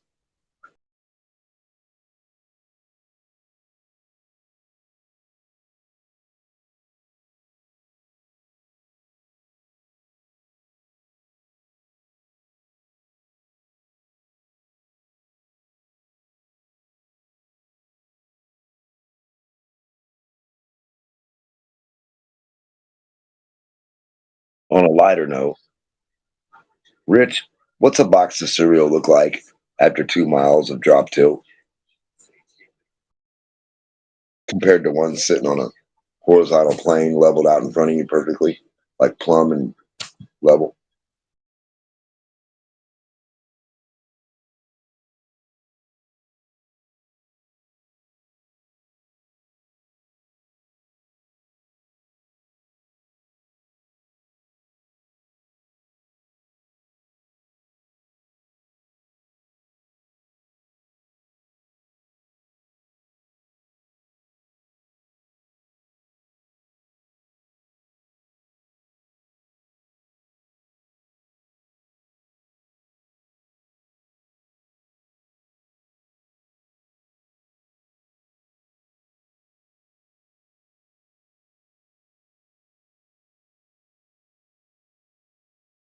I'll zoom in just to see the top.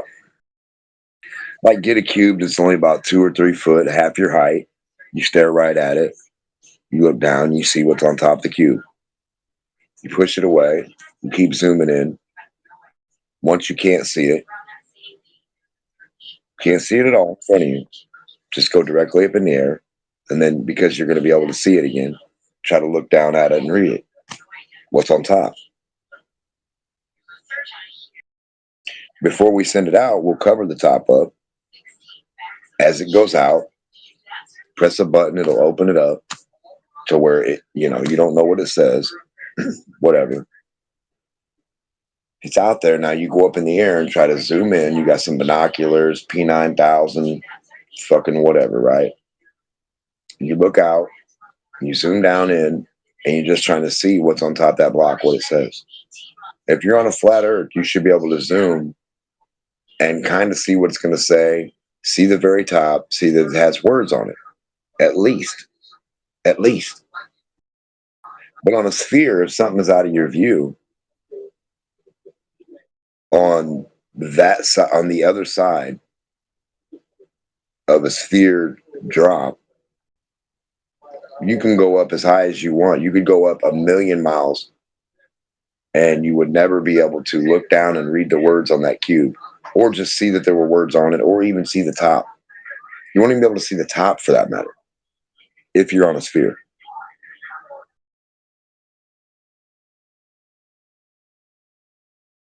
Because you're not going forward to read it, you're just going vertically up. Cube's out of my view, pushed it away, it's across the water, or whatever. You can go up in the air and look down and see the top of that cube. You're on flat earth. If you can't, you're on a ball.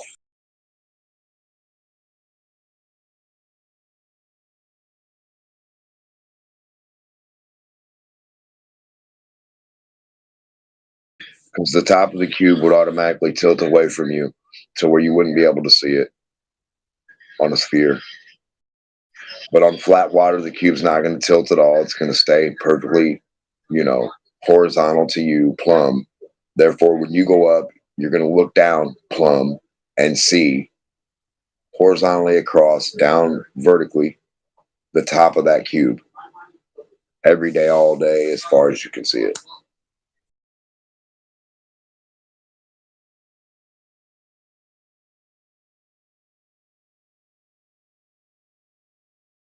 And the exact distances for a sphere is out of your view. So as soon as that boat or that cube is out of your view, you lay down, like get 1 foot high. As soon as that thing's out of your view, if you can raise up in the air and look down and see the top of it, you're on flat earth. If you can't see the top that good, nah, you're on a globe.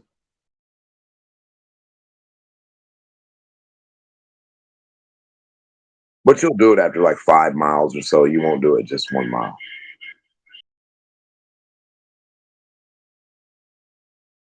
I mean, you could do it for 20. Literally, to eliminate the weight, you could have your buddy at the other end of the lake, you at one end of the lake. He puts the cube down in the water on his side, and he says, all right, go. You send your drone up, and you just vertical, and you got to read the cube or see that the cube has letters on it or words. As long as you can see the top of that fucking cube, you'll have a cross there too or something. I mean, something else on there to notify it's the very top, not the front. Okay, because the front will be plain cube, plain white. The top will have colors and shit on it. So you'll know the difference. Yeah, if you're on a sphere, there's no way you'll just see the front base of that cube forever. You won't see the top.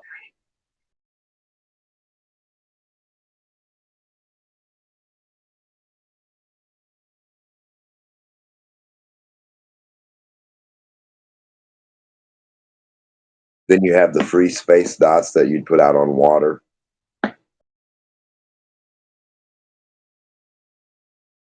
Then you just look at your screen that has a horizontal, and that's your reference, and you read in real time where your dots are compared to your horizontal to where they are in real time topography of what they are. So if you put them in your backyard, they would read topography of your backyard against that horizontal line. If you put them on the water, they're going to read horizontal against the horizontal line. They should match up perfectly, actually. So that's another way you can prove flat around, or prove whatever the fucking topography would be. Mashed potato land.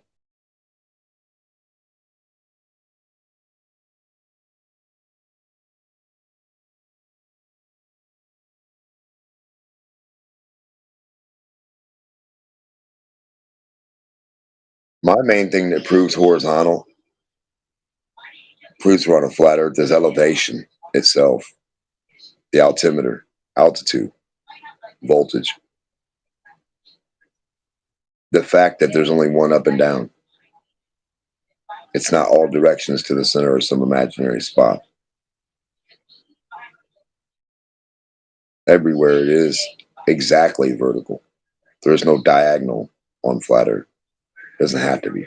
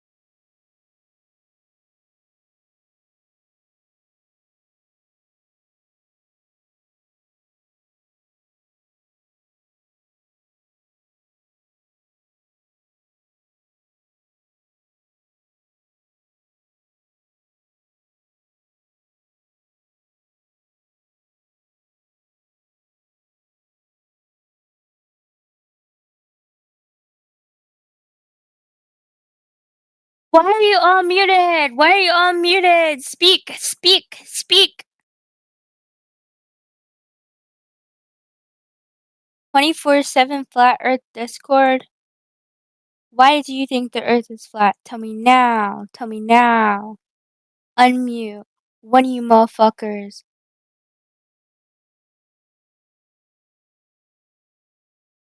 How does gravity work if the Earth is flat? Someone tell me. Somebody explain that right now. I have some questions.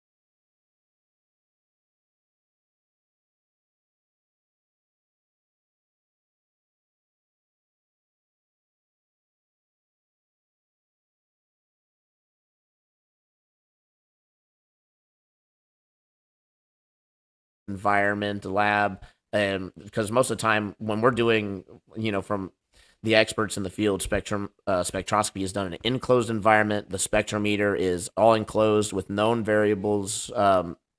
So everything's known when they're attempting to analyze these chemicals. So again, we're invoking between millions, billions of miles, trillions of miles, right? Unfathomable distances. We're invoking consistent, unchanging mediums when we have no way to verify that whatsoever. Well, the verifying is those observations. That is the verification, I guess. So I mean, I know you guys deny it, but that's the verification. Is you can take the same sorts of instruments and measure the same types of things, and you get those observations, then we get these numbers that we work off of. So Aristophanes, with his sticks and shadows, he measured the length of the second shadow. Hold on a second. And he said, all right, the Earth's diameter is so-and-so. And then later, somebody said, the Earth's diameter is so-and-so, and if we took a stick and a shadow and we put them 5,000 miles or 500 miles apart, those measurements would actually equal the Earth. So you're self-reifying your space with space. You're using space as your proof of space when there's no proof of space. It's also interesting how confident you are in spectroscopy when, the people at the top actually aren't that confident. They're like, yeah, there's tons of problems. There's tons of things that we're trying to weed out. And a lot of times we do end up with unexplained phenomena. So again, you're just kind of relying on the authorities, right? Because I'm just like you. We were spoon-fed one model. But when you actually talk to the people who are doing the work, people like George Ellis, they admit that there's a range of models that can explain the observations, but cosmology is choosing them based on philosophical grounds. Yeah, there was a lot there, but we're both sort of appealing to some sort of authority at some point. So let's stop doing that. Do you have was there a third topic you want to bring up, or can we discuss something else? I've only got through one so far. Okay. All right. I thought that was two. Go ahead. So the next one, then maybe we can interject after that one. The next one was this video that I got. I do want to shout out Karen B with the super sticker. Appreciate the shout out and the support. It does help out the channel a ton. Be sure to, if you guys enjoy this kind of content, then definitely check out the GoFundMe. We're trying to make it to Flattoberfest. There's only one way to find out if I'm an AI or not, and that's to get me to Flattoberfest, where you have a chance to shake my hand. That is true. Joel, I don't know if Skylar's real. He could be AI. We're trying to get him to Flattoberfest. You should come to, where do you live? You should come to Flattoberfest. It's in Las Vegas in October. Oh, I'm in Ohio, so it's pretty far. If I was closer, maybe. Okay, so let's go ahead and move on to this. I thought this was interesting for you guys to look at.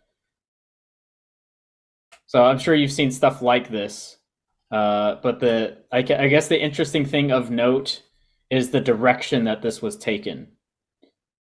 Okay. So in April, I went to Australia to meet with my fiance, and we went to Kangaroo Island, and this was looking directly south. So I'm curious what sort of explanation that you guys might have for this sort of observation. Because obviously, like on the flat Earth, so this is kind of where I was looking out. That's the way that the angle was with the camera, and we see these stars rotating in a clockwise direction around, I think the rotation point's somewhere around here, right around in there.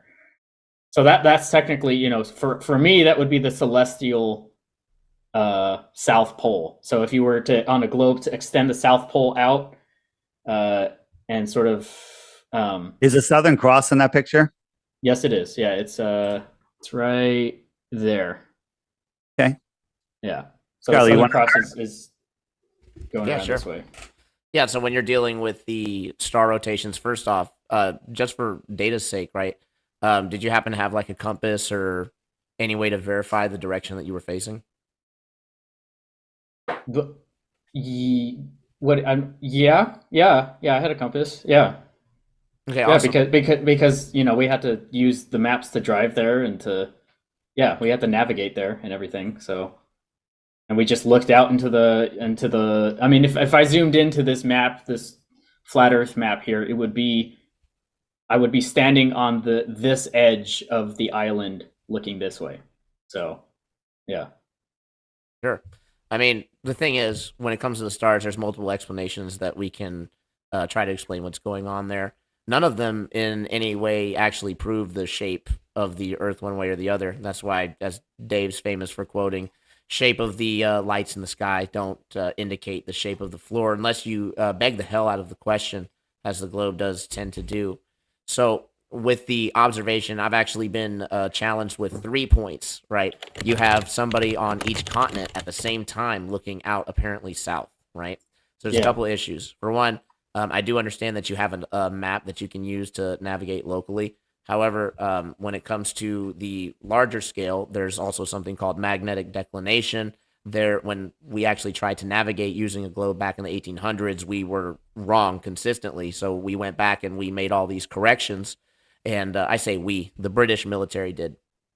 So went out and made all these corrections, and now we have our ever fluctuating magnetic declination map that's almost impossible to predict more than a few years out.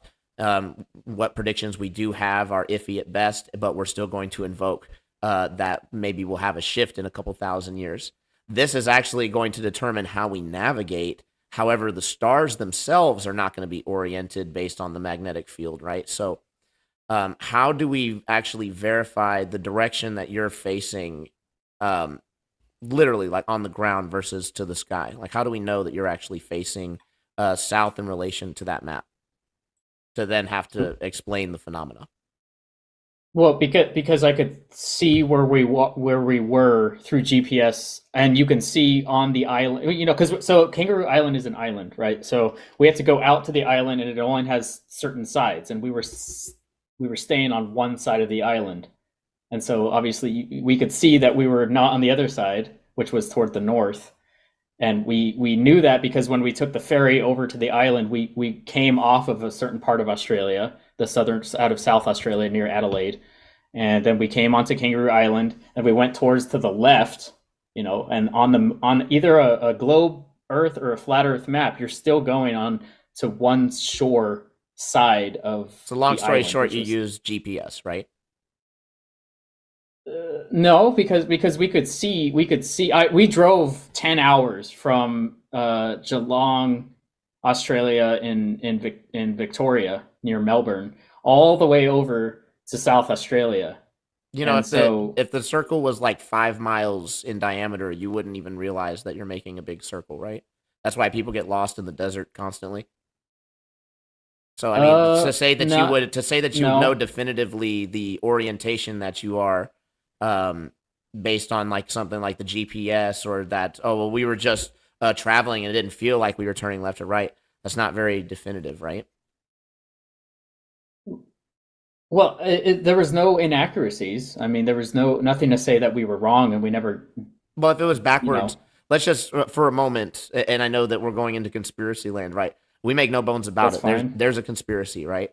If there was a conspiracy and we're dealing with something that is a projection from reality, I mean, why wouldn't they make it accurate, right? People would figure it out immediately if the maps weren't adding up. But I would add that people actually aren't navigating using a globe Earth, right? They're actually navigating using flat maps. Most commonly, the Mercator projection, 99% of maps are flat. There's only one map that's not, and that's a globe, and it's not even really used for navigation, right? When it was, it failed, and they had to invoke a changing magnetic field. Okay, but this is kind of hard to discuss because I feel like it's so like point blank. Like even if the maps were distorted or the GPS got me to the wrong location, I was still on a certain, like I could see the coast. I was on the beaches, and you could see the consistency with that, with satellite imagery, with GPS, with maps, with compass. I mean, it was all, there's nothing wrong with it, I guess. Joel, so first, when navigators are using compasses, they're in the south. The farther south they are, the more out of sync they are. They find themselves 20, 30 miles a day off, according to their compass. So what NASA has done is they've taken all those data points and they've programmed them into GPS. Anybody can use GPS, but nobody is allowed to see the source code, because if we saw the source code, we'd say, whoa, why are they making all these adjustments? So you have no idea what direction you're facing down there, but let's pretend you are facing south. That we don't even know if the southern stars are a reflection of the northern stars. We don't know what they are. We don't know what stars are. We don't know anything about them, and their motions have nothing to do with the ground that we stand on. Can you admit, if we're on a ball, that there's physical curvature? Yes. Okay. So if I'm on and wherever you are, let's just say it's the top of the ball. Okay. So I'm here on an airplane, and I'm looking at it's a perfectly clear day. I'm on the runway, and I could see stars on the horizon. So I'm looking this way, and I see stars right on the horizon. Right. Yeah. Right. So I'm in Germany, and I'm going to fly to Brazil. So I'm flying down over the ball, and when I get down here, those stars that were on the horizon are now over my head. Right. Well, it depends. It depends, like how much the Earth is rotated in that point. But yeah. Well, the Earth is rotating this way, not this way. So I'm going from the north, right? The stars on the horizon. If I stayed there, and the Earth is rotating, those stars are going to stay there. That's right. If I go down, those stars should be on the top. So I want to show you a video that a pilot gave to us, and this is from Germany to Brazil, and it's a time lapse. And if you look at the stars, they're not rising up. You would think that they would rise up, but they're just the only time they move. Yeah, that's an awesome example of him going along with the Earth's rotation. No, so this is what Google Earth says that flight should look like, right? Yeah, Google Earth says Google Earth isn't rotating actively. it doesn't matter. The rotation, the east-west rotation, has nothing to do with north-south navigation. The stars, as he's diving over the Earth, these stars should go up. So this is reality versus Google Earth that is simulating what we're supposed to see on a ball. There's a problem. There's a big problem there. This is what it should be. These stars should just be rising up as you're diving over the ball. Whether it's spinning or not spinning has zero. Now, if you hold on, if you were flying east or west on the equator and you had something on the horizon, yeah, you're flying towards it. It's going to go up or down slower, but north south has nothing to do with the spin of the Earth. Wait, you said he's going from north to south? Are you saying he's going to north to south in that? Yep, north to south. Yep. Yeah, that's why you see the stars rotating this way. Where was he flying from? From Germany to Brazil, I believe, or somewhere. Germany for somewhere down there, down below the equator. Okay. Trying to think. And you can think. Here's one. Think about it, and maybe not. I just think, Dave, that the answer is the Earth's rotation, and so to say that has nothing to do with it, that's just dismissing the main reason that would happen. Well, let's look at the Earth's rotation. You got a plane here in the north. Let's call that Germany, and they want to fly here. Okay, right? But the Earth is spinning, and by the time he gets here is now over here. So he has a choice. He could kind of keep correcting to the left, and chase it all the way over. Or he could say, you know what? I want to go here, so I'm going to fly this way because by the time I get there, here will be there. Okay? No one ever does that. Airplanes pick their location. They say it's that way, and they head in a straight line and go that way directly to the location.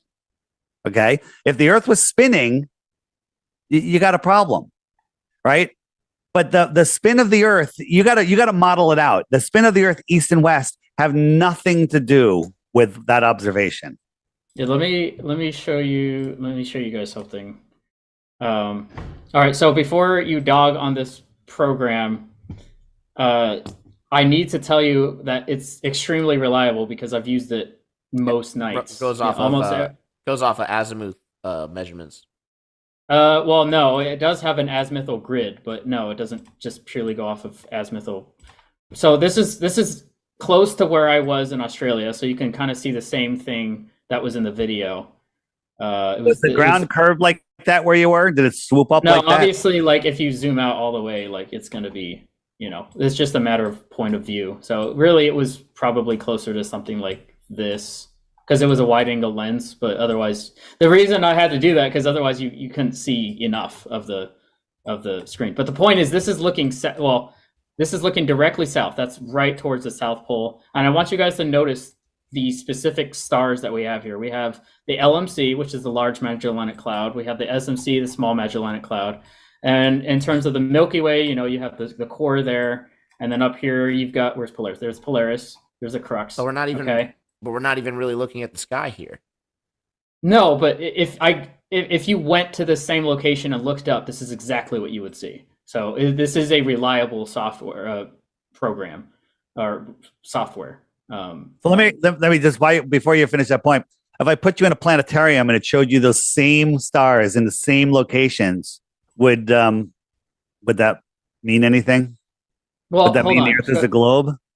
Well, so sort of, because so the planetarium proves the Earth is a globe because you're on a floor in a planetarium. You're looking at lights in the sky that are 50 feet away from you, and you think that they're trillions of light years. Go ahead. Dave, I need you to be charitable with me here a little bit, because what I'm saying is, if what you see in the planetarium is the exact same thing as what you see in real life, then it's reliable. It's not just because you see it in the planetarium. Okay, this is just what I can use, because obviously I can't take you guys outside to look up. But this is, so in the southern hemisphere, we have, that's the southern celestial pole right there. So all the stars, you're on the bottom of the globe in Australia, and you're looking down towards the downwards from the Earth, from a right side up Earth anyway. And then here we have where I am, and you can see totally different stars. You could see, so this is the literal opposite side of the Milky Way, because the other part was down here. You were looking through there. So this is what I see every night where I live, and they're actually rotating counterclockwise around a different point. These are different. You didn't see Cassiopeia, you don't see M31, you don't see, the Big Dipper, you don't see Ursa Minor, you don't see any of these. And this is looking directly north, right? Because that's the North Star, and all of the stars rotate around the North Star. So you have the southern hemisphere where it rotates counterclockwise, and we have all of these constellations. They're beautiful and whatnot. I'm sure we could all agree with that. But they're totally different stars than are over here. Totally different. So if I may, different directions. Explain that with a phenomena that's not the Earth actually curving, right? And just to narrow it down, right? Well, that's the point. Yeah. Of course, Joel. Your claim right now is that the way that the stars are moving, right, and the way that they appear to be curving around the Earth, right, is evidence of the Earth curving, basically. Not the Earth. It's evidence, because if you were on a globe and you were looking out from that globe, you would expect to see certain things. So if you're on the North Pole, you look straight up, you could see the stars rotating directly above you, and you wouldn't be able to see the southern hemisphere. And so, when I took the flight down, I went from Dallas, Texas, down to Melbourne straight, and I got footage of a night lapse of the stars like moving, similar to how that pilot did, except I was looking out the side of the airplane, and I can see the stars literally shifting orientation in the sky as I was crossing the equator and stuff. Okay, so let me simplify it even further then. In your worldview, is perspective an actual thing? Like, do things get displaced in relation to the viewer based on how far they are in their relative position, right? So in other words, even if we're dealing with a flat plane, right, if something is moving level parallel overhead optically to the observer, would it not appear to drop? Or would it still appear to drop because of perspective? Like in terms of something getting further away from you, that's like has a certain height, and the further away you get, sort of like looks like it's two parallel planes. Yeah. You can see that with train tracks. Sure. Yeah, the distance. So what if the stars were close and local, and you're flying underneath a low sky? You would see the stars curving over you as you go by. They would drop down lower. They'd be high above the plane as you're flying, right? And the reason that you see different stars is simply because the stars are so close. If you and I were in a room with 10-foot high ceilings, and there's recessed lighting, and they're in all different patterns. Look, there's a starfish, and there's a bull, and there's a cow. And I say, hey, Joel, walk 5 miles. We're going to expand the room to 10 miles wide. You go 5 miles down, walk there. So I wait, a little while, and I can't see you anymore because my vision has brought the ceiling to the floor, and you are too small for me to see. So I call it, and I yell, and my voice spreads out like light spreads out, and you can't hear me. So I call you on your cell phone, and I say, Joel, are there still lights above your head? You'd be like, yeah. I see a horse and a dog, and I'm like, well, what happened to the cow and the bull? Well, I can't see those. Okay, you can't see the stars that I'm under. I can't see the stars that you're under, and we're just 5 miles apart with in a small room with no atmosphere causing issues, just perspective. So that's why you can't see the same stars from the south, because they're too far away. Problem is, on a globe Earth, there's a physical horizon. So on a globe Earth, if you use globe math, you love math, there's a certain distance, which is the max distance you can see. Never, ever can you see farther. Only if conditions like waves on the water or density of the air could you see less. You can never see farther because there's a physical horizon. On a flat Earth, our horizon is very optical. And depending on weather conditions, we can see farther than we should be able to see.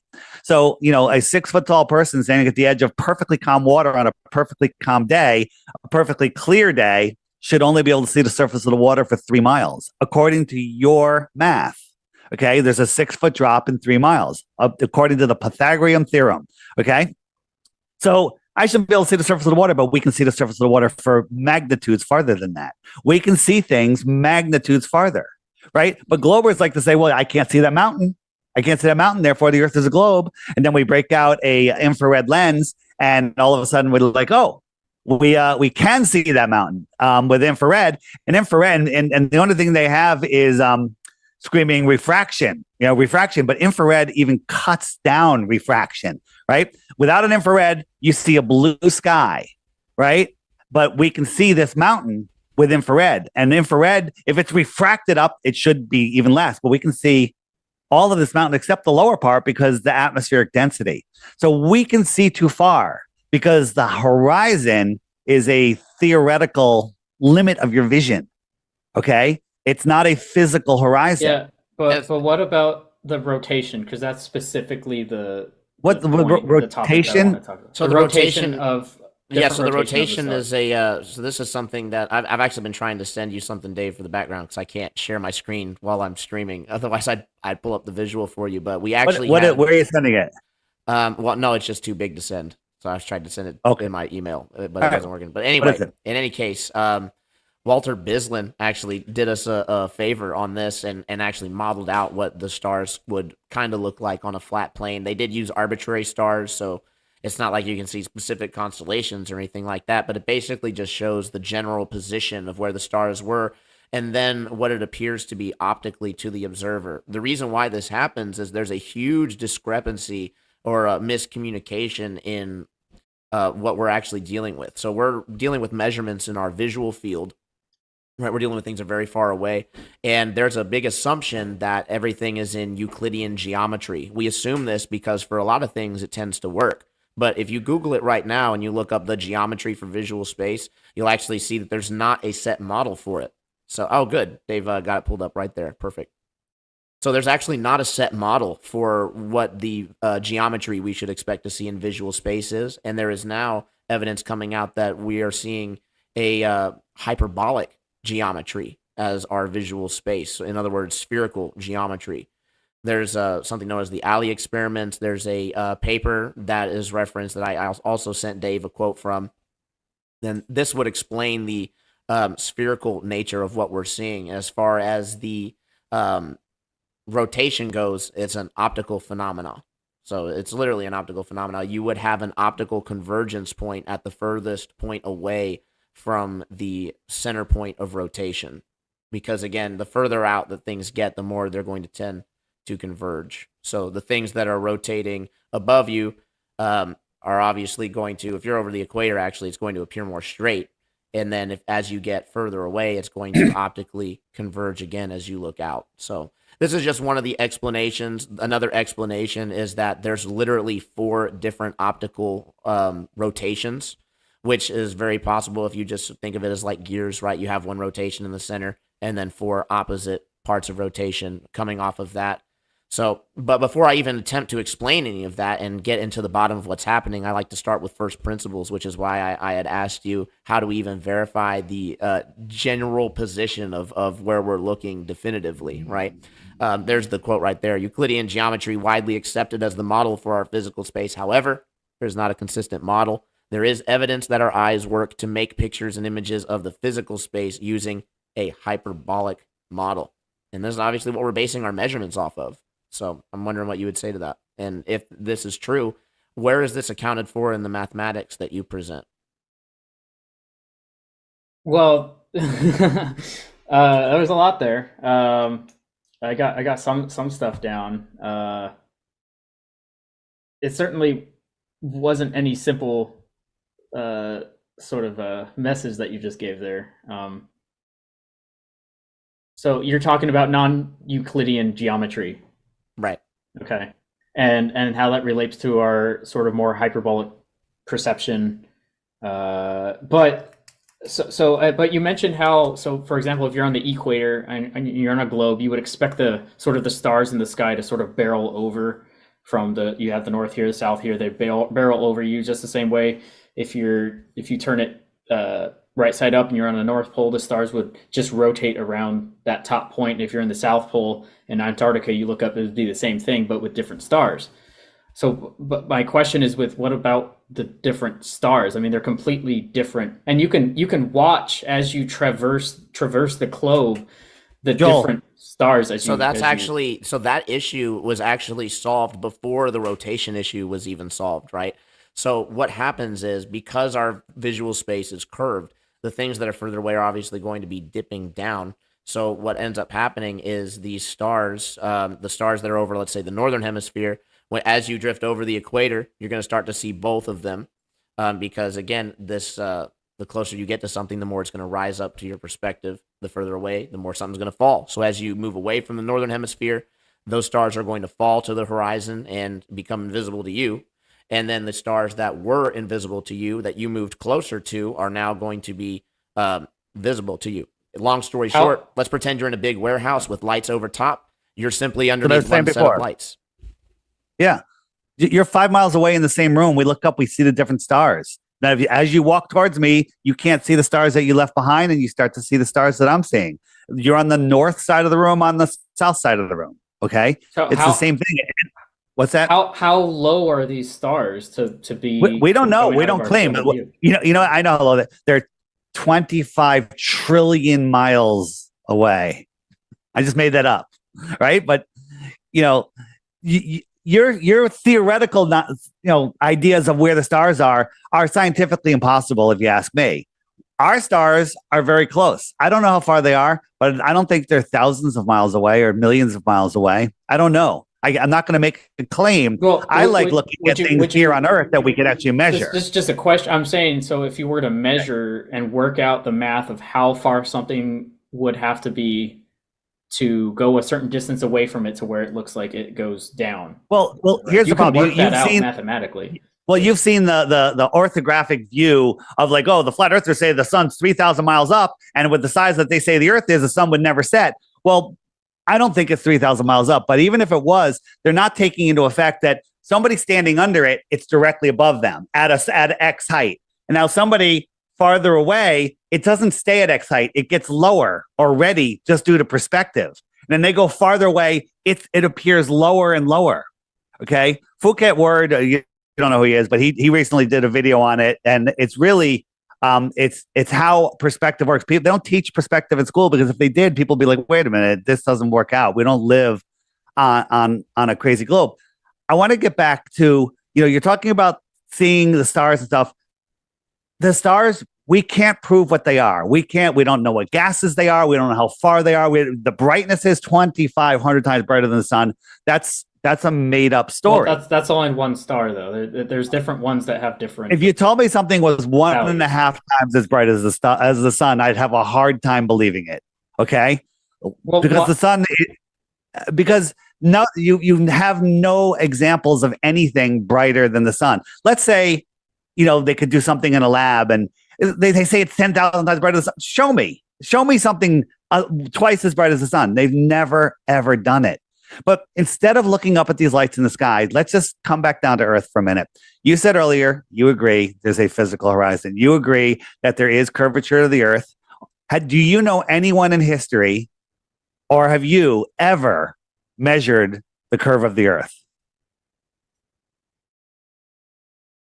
To the second question, no. To the first, I would say yes. But like who? Well, like and the other one is axial rotation. Do you know anyone in history that measured axial rotation? And can you tell me how? Axial rotation? What do you mean by that? Like the Earth spinning on an axis. The Earth spins on an axis. What do you mean measure that? Prove what? How do you prove the Earth is spinning but without looking at the lights in the sky? What do you think would be a satisfactory answer for you? The Earth isn't spinning. No. I meant to test it. If we were to have a test of that, it's rotating. If the Earth was what would that look spinning like? or curved, you'd be able to measure curvature. So let's look at this. Okay, so when you're down low, that thickest part of the atmosphere, you can't see 100 miles. Okay, because the atmosphere just becomes too thick. Right, but the higher up you are, the air is thinner, clear, less pollution, less moisture, and you can see farther. Here's an observation from a mountaintop. Oh, yeah, I watched that video. Yeah, you watched it. So, what is your explanation on why we can see these mountains? We can see all of them in the right places and everything. The tops of these mountains should be over 40 miles below the curve. Now you can say, well, the curvature calculator is wrong. It's a parabola. You can say whatever you want. Oh, it's the hump. It's the Sagitta. Okay. Only 20 miles. The tops of these mountains, which is nonsense, should be 20 miles below the curve, but we can see them. What is your answer for that other than refraction? I'd have to look into that. I can't just you know what? You would be the first one with a scientific belief system that is willing to look in it, because mainstream science won't look into it. No one will look into it. Okay. Yeah, I mean, I could look. We got that down for next time. Then there you go. Come up with an explanation on how we can see all of these mountaintops. Okay. Yeah, I will. All right. Beautiful. I like how you assume on faith that the curvature calculations are just going to work out. It's all going to work out. Those I never mountains are said fine. I'm good. Okay. But Skylar, you've got to give me. I mean, how would you work it out then? I guess There's an Earth curvature what method calculator. would you use? Right, so I would simply find the height of the mountains, right? I'd get the distance of the observer here, 700 miles, the height, and then I would plug those numbers into probably the Walter Bislin Earth curvature calculator, and then I would invoke standard refraction just to be a good sport, right? And then, I would see what figures it give me, and then I would compare it. When you do compare it, it says that there's 80 miles of curvature that's supposed to be there. Those mountains are not 80 miles high, so... these are the things that to us, seem to falsify the model that everybody just keeps insisting on with hypothetical, celestial proof. Well, I think celestial is strong because again, if we are on a globe in space, you should be able to look away from it and be able to predict what you would see. But is what I'm saying. But the whole thing with the assumption of Euclidean geometry being shattered doesn't shift or make you want to relook into way that we're doing. I don't think these it's shattered. I mean, obviously they just said there's alternatives and there's different ways to mathematic like the difference between radial. No, well, so when I say shattered, right? I mean, I don't know how it could get more shattered than well, they nicely did it, right? They said the assumption of Euclidean space is wrong. And we have evidence that we are building our space in hyperbolic geometry. So I'm not sure how we wouldn't consider that shattered. I actually think that's actually referring to math, tensor calculus and general relativity, because that's using Euclidean geometry, and they were sort of criticizing. So this all was done as a result of the Alley experiments, were terrestrial experiments, right? So we're not when they did this observation, they weren't even using celestial observations, right? So this can happen in the small scale, which is, again, this is the kind of stuff that we like to go on when you say that, well, yeah, both sides are taking something on faith. kind of, at least our side, we have the ability to go and verify the terrestrial examples, whereas your side, we have to take on faith that this entity, NASA, started by Project Paperclip, Nazis, admittedly, sent probes out and gave us back the correct data. Yeah, I mean, but I guess, because then I just ask, like, and then like, what is this thing? What is this? And then what are these? Well, could you accept that we don't know, and that maybe the people claiming to know are just trying to get a leg up of credibility, or that maybe you've been misled information-wise, and that the people who are actually doing the work on the ground don't claim to know these things, right? They claim that this is a theory that could explain the phenomena, but it's a work in progress, and it's surface level at best, right? It doesn't even begin to explain the deeper phenomena. Like, you can't explain what gravity is. You can't explain quantum mechanics. We can see other galaxies, though, is what I'm saying. Joel, you see lights in the sky that somebody told you is another galaxy. No. Well, you could see the shape. Like, you can see a shape that somebody itself. told you is another. Like, did you take that picture behind you? Where's that picture from? Yeah, I got it. Yes, I took this picture. You took that with your camera? With my GoPro, yeah, right here. Your GoPro took that picture of the sky? Yes. That's a good picture. Good job. Thank you. You're taking pictures of lights in the sky that are not hundreds of trillions of miles away. They're close. They're close. But to assume that, that's a disc shape and it's kind of fuzzy, therefore it's 100 billion stars with 1 trillion planets, right? To believe that's just a belief, right? So here's the example I'm looking for. Okay. Is this the sun or the moon? I can't tell. Probably the moon. Is it a sphere? Is it a sphere? I also can't tell. Okay, that's right. And guess what? It's only about 1/4 of a mile away. And as we bring it closer, you see that it's a train and it's not even a sphere. Okay. It's got rectangular lights on it, right? It's got orange lights. It's got different color lights, but you saw a sphere at 1/4 of a mile away. But you think that you can see a light in the sky 100 trillion light years away and tell me what it is? You couldn't even tell that this is a train with 8 different colored lights of different shapes that are not even touching each other. It looks like a sphere. It's how we see. But what about things that are shaped like what we call galaxies? They're shaped like what we call, an egg is shaped like a galaxy. I don't think there's 100 trillion stars in my fried egg in the morning. Okay. It's shaped like a galaxy. It should be. It should have 100 trillion stars in it, and it should be amazing. I bet if I took a really close up picture of it, I could send it to NASA, and they'd be like, "Wow, you discovered a new galaxy." Yeah. Oh, I mean, okay. Just I don't know. I'll take an okay. I'll take an okay. That's all you need. That's all you need to give me. Yeah. I just I wouldn't really know how to respond to that. But here, I think I made a good point. You couldn't tell what shape this was, what it was, or anything at 1/4 of a mile away. You think that you can tell what something that looks like? They say, "Hey, a galaxy is this shape." Okay, you think that you can tell what that is? You were told what it is, and therefore anything that's that shape, you believe it because that's what you were told. There's zero evidence for anything that you have brought up today. It is all theoretical. And getting back to the spectroscopy experiment, I want someone to do a I can't say the word, spectroscopy experiment. You get a vial. We should be able to get a beaker full of whatever gas, put a bright light behind it, set it on fire, whatever you want, and somebody 1/4 of a mile away we should be able to tell me what it is. That's not how spectroscopy works, though. That's not. How does it work? we already went over this. But we already went over that. But okay, so let me just one more example, and then we can start go for it. Shutting it off. But so this is the same program. I've seen these things myself, so I'm not like just showing you gibberish that I haven't seen myself. First of all, I'm sure you've heard the Andromeda Galaxy. That's our nearest galaxy. It's quite large. It's huge. I've seen it. You can see the shape with a dark enough night right now. What's that? I said I can make that in Canva right now. Yeah, but I'm not. You can't say this is fake, Skylar. This is real. I've seen it. This isn't like some made up. We have pictures of. You can go outside with a telescope right now with a DSLR camera, put a star tracker on this, and take a picture of it.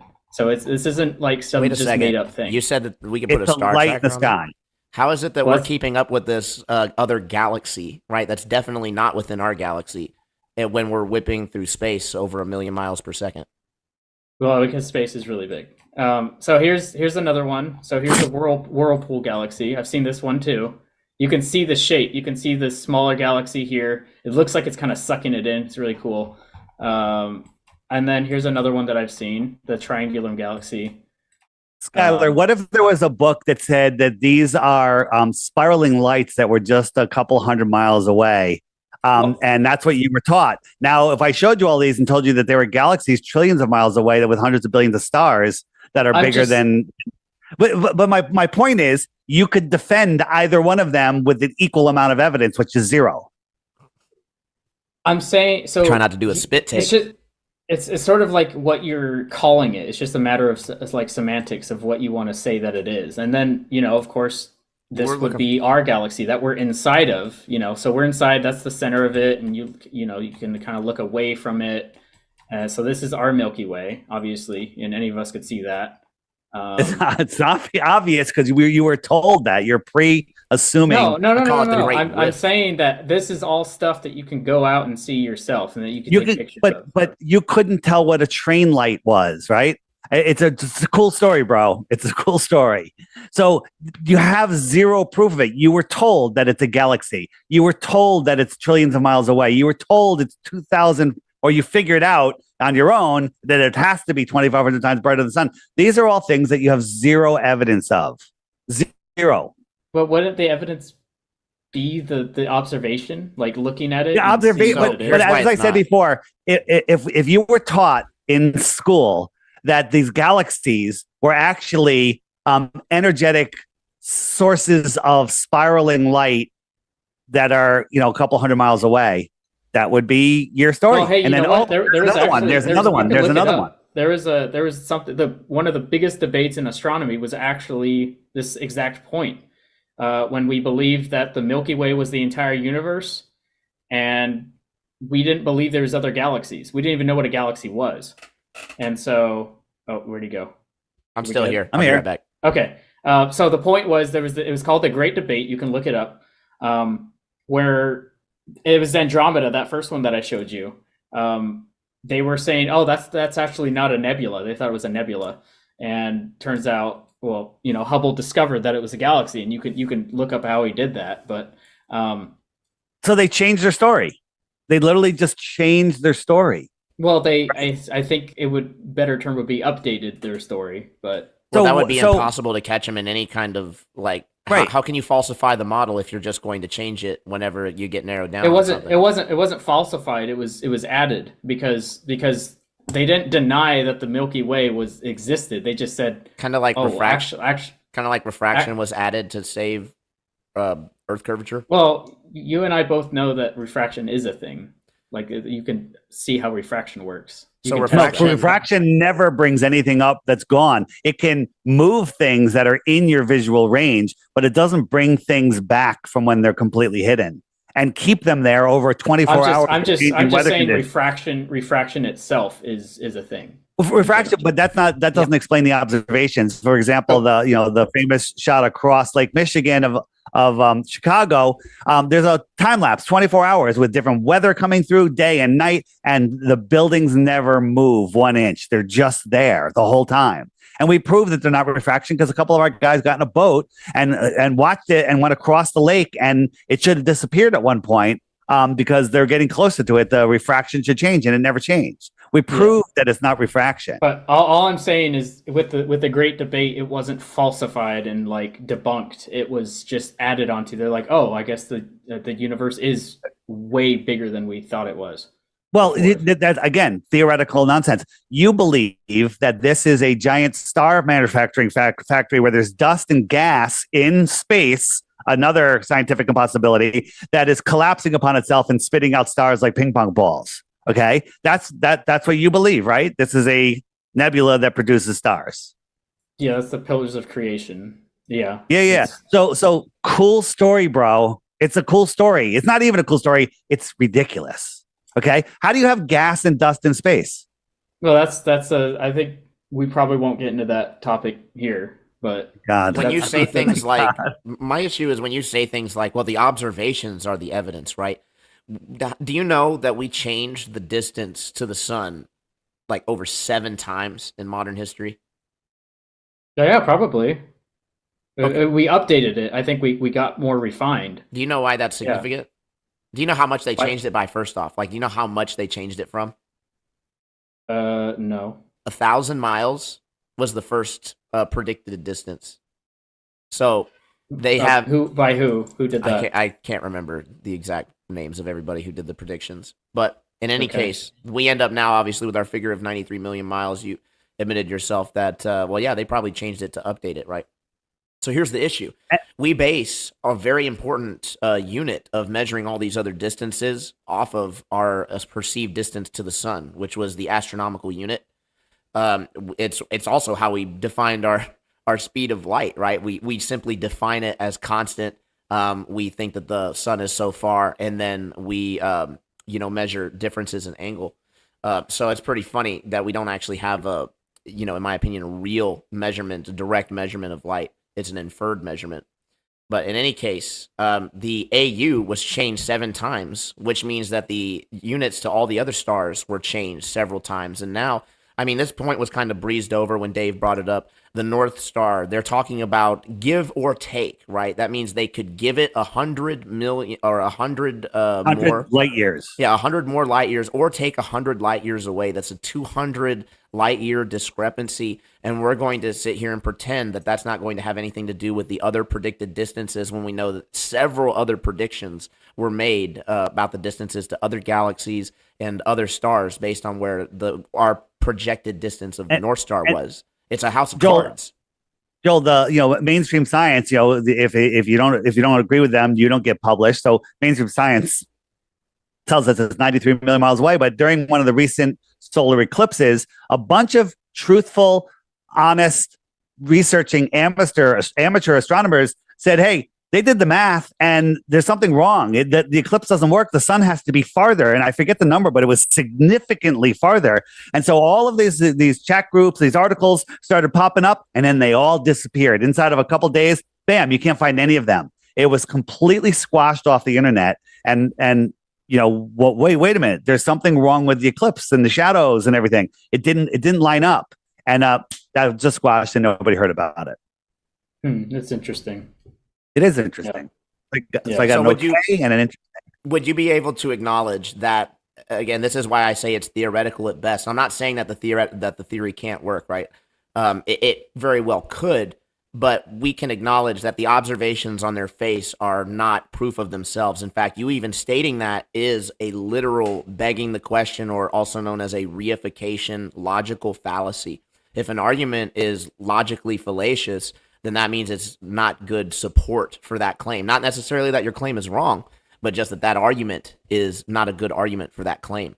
So when all of your arguments pretty much are like that, it's flat earth or fuel. No, I don't think all of my arguments have been like that. Not all of them, but yeah, it is a. What'd you say the specific name of that fallacy was? Reification. Reification. Yeah. So yeah, I mean, it's hard. It's. I could scrub through this whole video and watch it back, and I'm sure all 3 of us has made plenty of logical fallacies in the stuff we said. So it's kind of really, really hard to avoid. But yes, and to your point, it doesn't necessarily make it valid. So I guess it is a sort of pleading the question or begging the question. But I guess that if I acknowledge that, I also like if you guys could maybe acknowledge that if on a globe model, those celestial movements would make sense if it was a globe. Which one specifically? The rotation, the celestial rotation. Sure. It would make sense on a globe. Yeah, I'd give you that. Okay. Yeah. All right. Well, I think this was productive. It was very involved, very in depth. There was a third question I wanted to ask you. The one was axial rotation. No one's ever measured it. The curvature, no one's ever measured it. And high pressure next to no pressure. Have you ever seen or heard of a test in a lab or in nature that can have high pressure next to low pressure without a physical barrier? in any orientation. Hold on. Is the question high? So the question's high pressure next to low pressure. Yeah, without a physical barrier. Hold on. Let me see. I'll write this one down too. I mean, but the thing is, when you start talking about these things, you have to start using things like Boyle's law and fluid mechanics and all this stuff that is mathematical, you know? So it's hard because when I sort of like start responding, I don't look at it that way. Math is not empirical evidence. Yeah, but when you're talking about these concepts, the way that we understand how things interact, how things high pressure and low pressure, why it goes. Here's an experiment you can do. Get a cue, a box that you can suck all the air out of, right? And carry it around with you. Let's say it has a little trap door that can be opened on the side, on the top, on the or the bottom, right? Is there any place, any altitude, any place in this world where you could open that and it wouldn't equalize instantly? Not that I'm aware of. So how do we have a high pressure atmosphere next to space, which is no pressure, not even low pressure, no pressure, like insane? Well, right? you know my answer to that. Gravity, right? So you've seen the train car that they suck the air out of and it collapses upon itself, Yes. right? Yeah. How come? I think we've all seen those videos now. If you did it the other way, you agree it would explode, right? Yes, yeah. If we put So how do we have spacecrafts made out of aluminum? How's the ISS up there, which has high pressure in a no pressure, not even low pressure? How come it doesn't explode? Because the vacuum chamber we have here on Earth has walls 10 feet thick out of steel and concrete. David, the hard part is because then you have to start quantifying, okay, how much pressure is in here, how much pressure is out here. So you start getting numbers, and then you have to start using mathematical relationships to describe why something would or would not Forget happen. that. Show me in reality. So that's what I'm saying, Dave. Listen, I'm saying Google it's Earth. hard. Google Earth showed you using math how the stars should rotate. Reality shows you something else. That pilot didn't use any numbers. He filmed reality, but Google Earth used mathematical equations and numbers and everything, and it worked perfectly for a globe. But reality. So show me in reality. Don't show me in Narnia math, right? Show me in reality. Take a box of vacuum, find a place where you can open up in any orientation that little window, and it won't equalize. And the answer is you can't. Nowhere. Not in Death Valley, not at the top of Mount Everest. Nowhere. It'll equalize instantly. That shows you that we are not on a globe. We're not on a globe. I don't believe space is a vacuum. But okay? So if I was to show you what pressure was in a spacecraft, for example, and how maybe it wouldn't overcome the structural integrity of the outside of it. Let me interrupt. All right, go on YouTube and search vacuum chamber. Okay, they explode. Anything you put in there explodes. When they put a soda in there, it explodes. Okay, when you open up a soda can, it equalizes instantly. Right? Get a vacuum chamber and put something in it and suck the air out. It's going to explode. Okay, it's going to explode. Right? But the space station, no problem. That their seals work perfectly. Everything works years and years and years. They run around in gorilla suits up there. They got a medium, an asteroid, not an asteroid, a meteorite, a mini meteorite, put a little hole in it, and they fixed it with duct tape and gum. Okay? They're mocking us, Joel, and you're buying into all of it. Okay? Listen, you are a super book smart guy. You're a nice guy. You're super book smart, but your book is Narnia. You're literally living in Narnia. I'm not sure how I could respond to that. Because you know what? Narnia is kind of a nice place. It's kind of fun there, I heard. Yeah, I would agree. But I wouldn't know though. No, of course not. Well, what do you make of I mean, I know it's one thing to say that we just disagree with your beliefs, right? I mean, that's one thing. But what about when you have the people, I won't even call them the so-called elite, but like some of the people who have come out with some of these theories, like Kepler, saying that we need to, or sorry, was it Kepler or Hubble, that said that we must avoid the unique position in the universe at all costs. such a position is unwelcomed and would only be accepted as a last result, as a last-ditch effort to explain a phenomenon. In other words, what he's saying is, we will make up anything, literally anything, including magic bendy light, in order to save a model that will mean that we can explain away some certain observations. Observations, of course, that we're not moving, that we're at the center. And believe it or not, observations that we are in fact not curving. Again, those would be radar. We have radar propagation over 10,000 miles, and it apparently operates in the manual off a line of sight, meaning you point and shoot where you think the target would be. There's no calculation for bouncing it off of the ionosphere. And we even have radio waves that go over the 100 megahertz broadband, which means it goes through the ionosphere. We have clocked those at over 2,500 miles. These observations alone, by themselves, destroy the curvature claimed by the globe. And so we don't have good evidence of its curving. We have evidence that it's flat. We have as you even admitted, no evidence for the celestial model that doesn't beg the question. So there's no... When did I admit that? Oh, that doesn't beg the question. Right. Reify. That's why you don't know how to answer when we accuse you of living in Narnia, right? Yeah, right. But that you just, I granted it to you when you just said that, because you said we have observations of this stuff happening.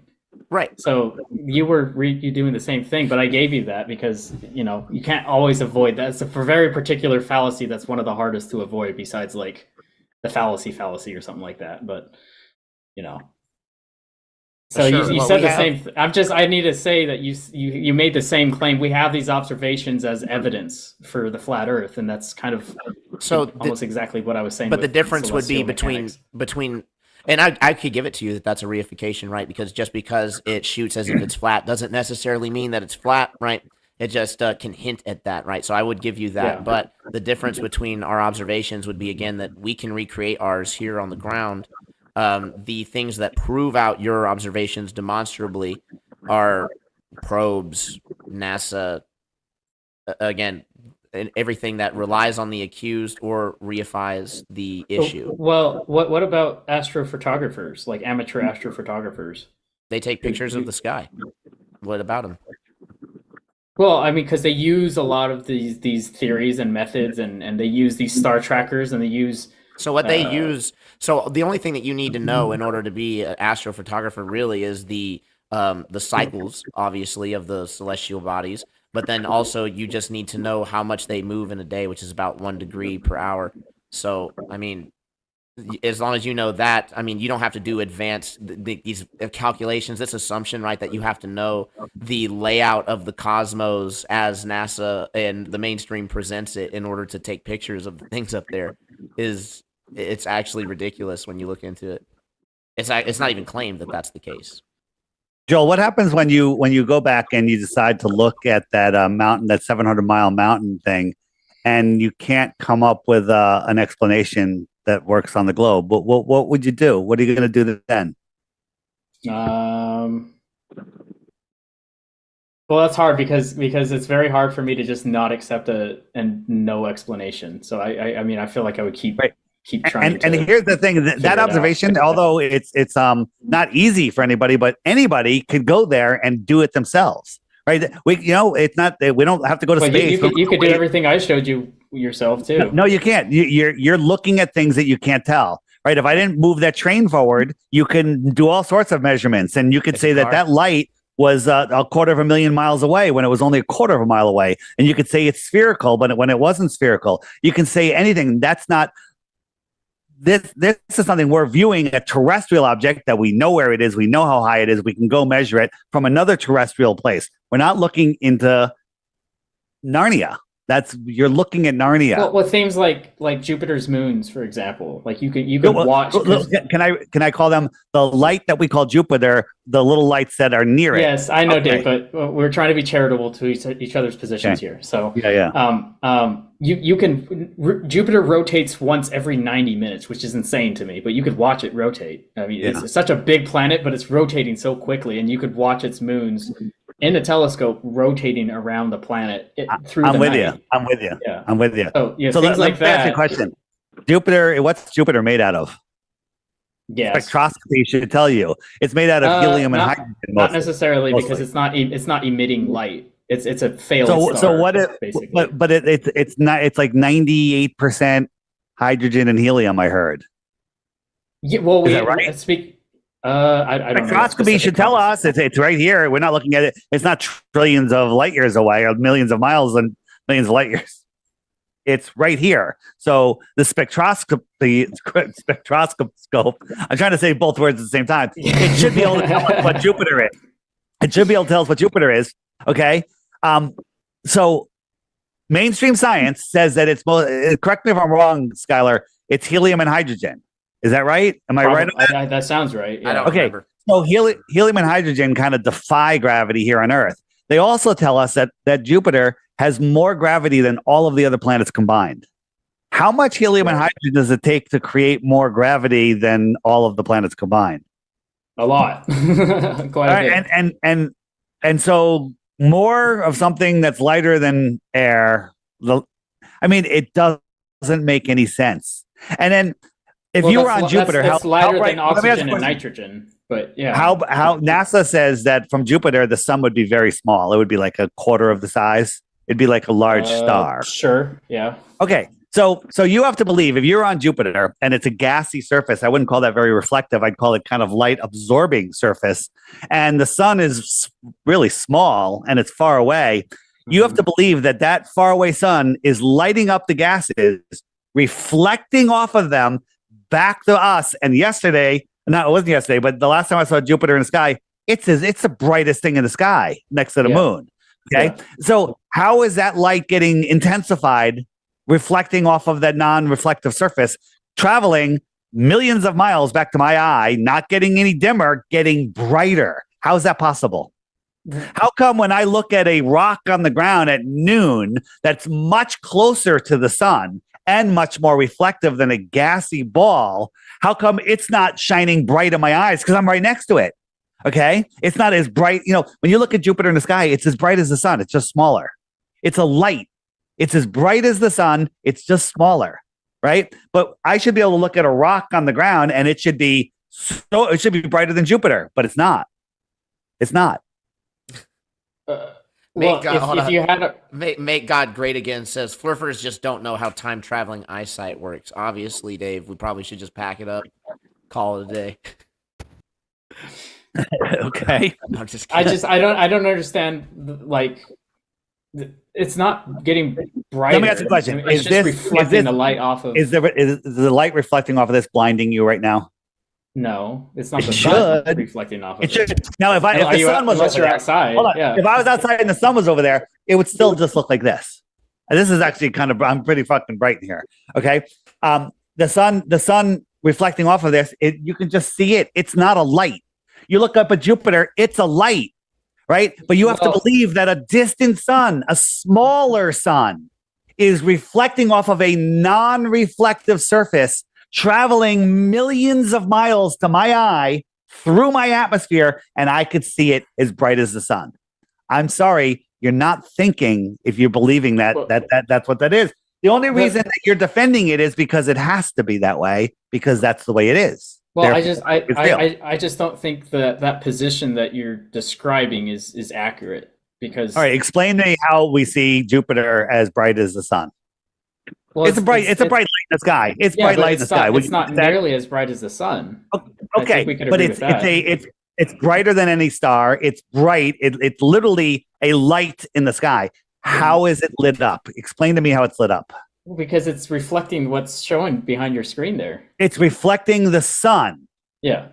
Okay, so how come when I look at a rock, I'm standing next to a boulder here on Earth, that's a smooth boulder, and it's kind of reflective?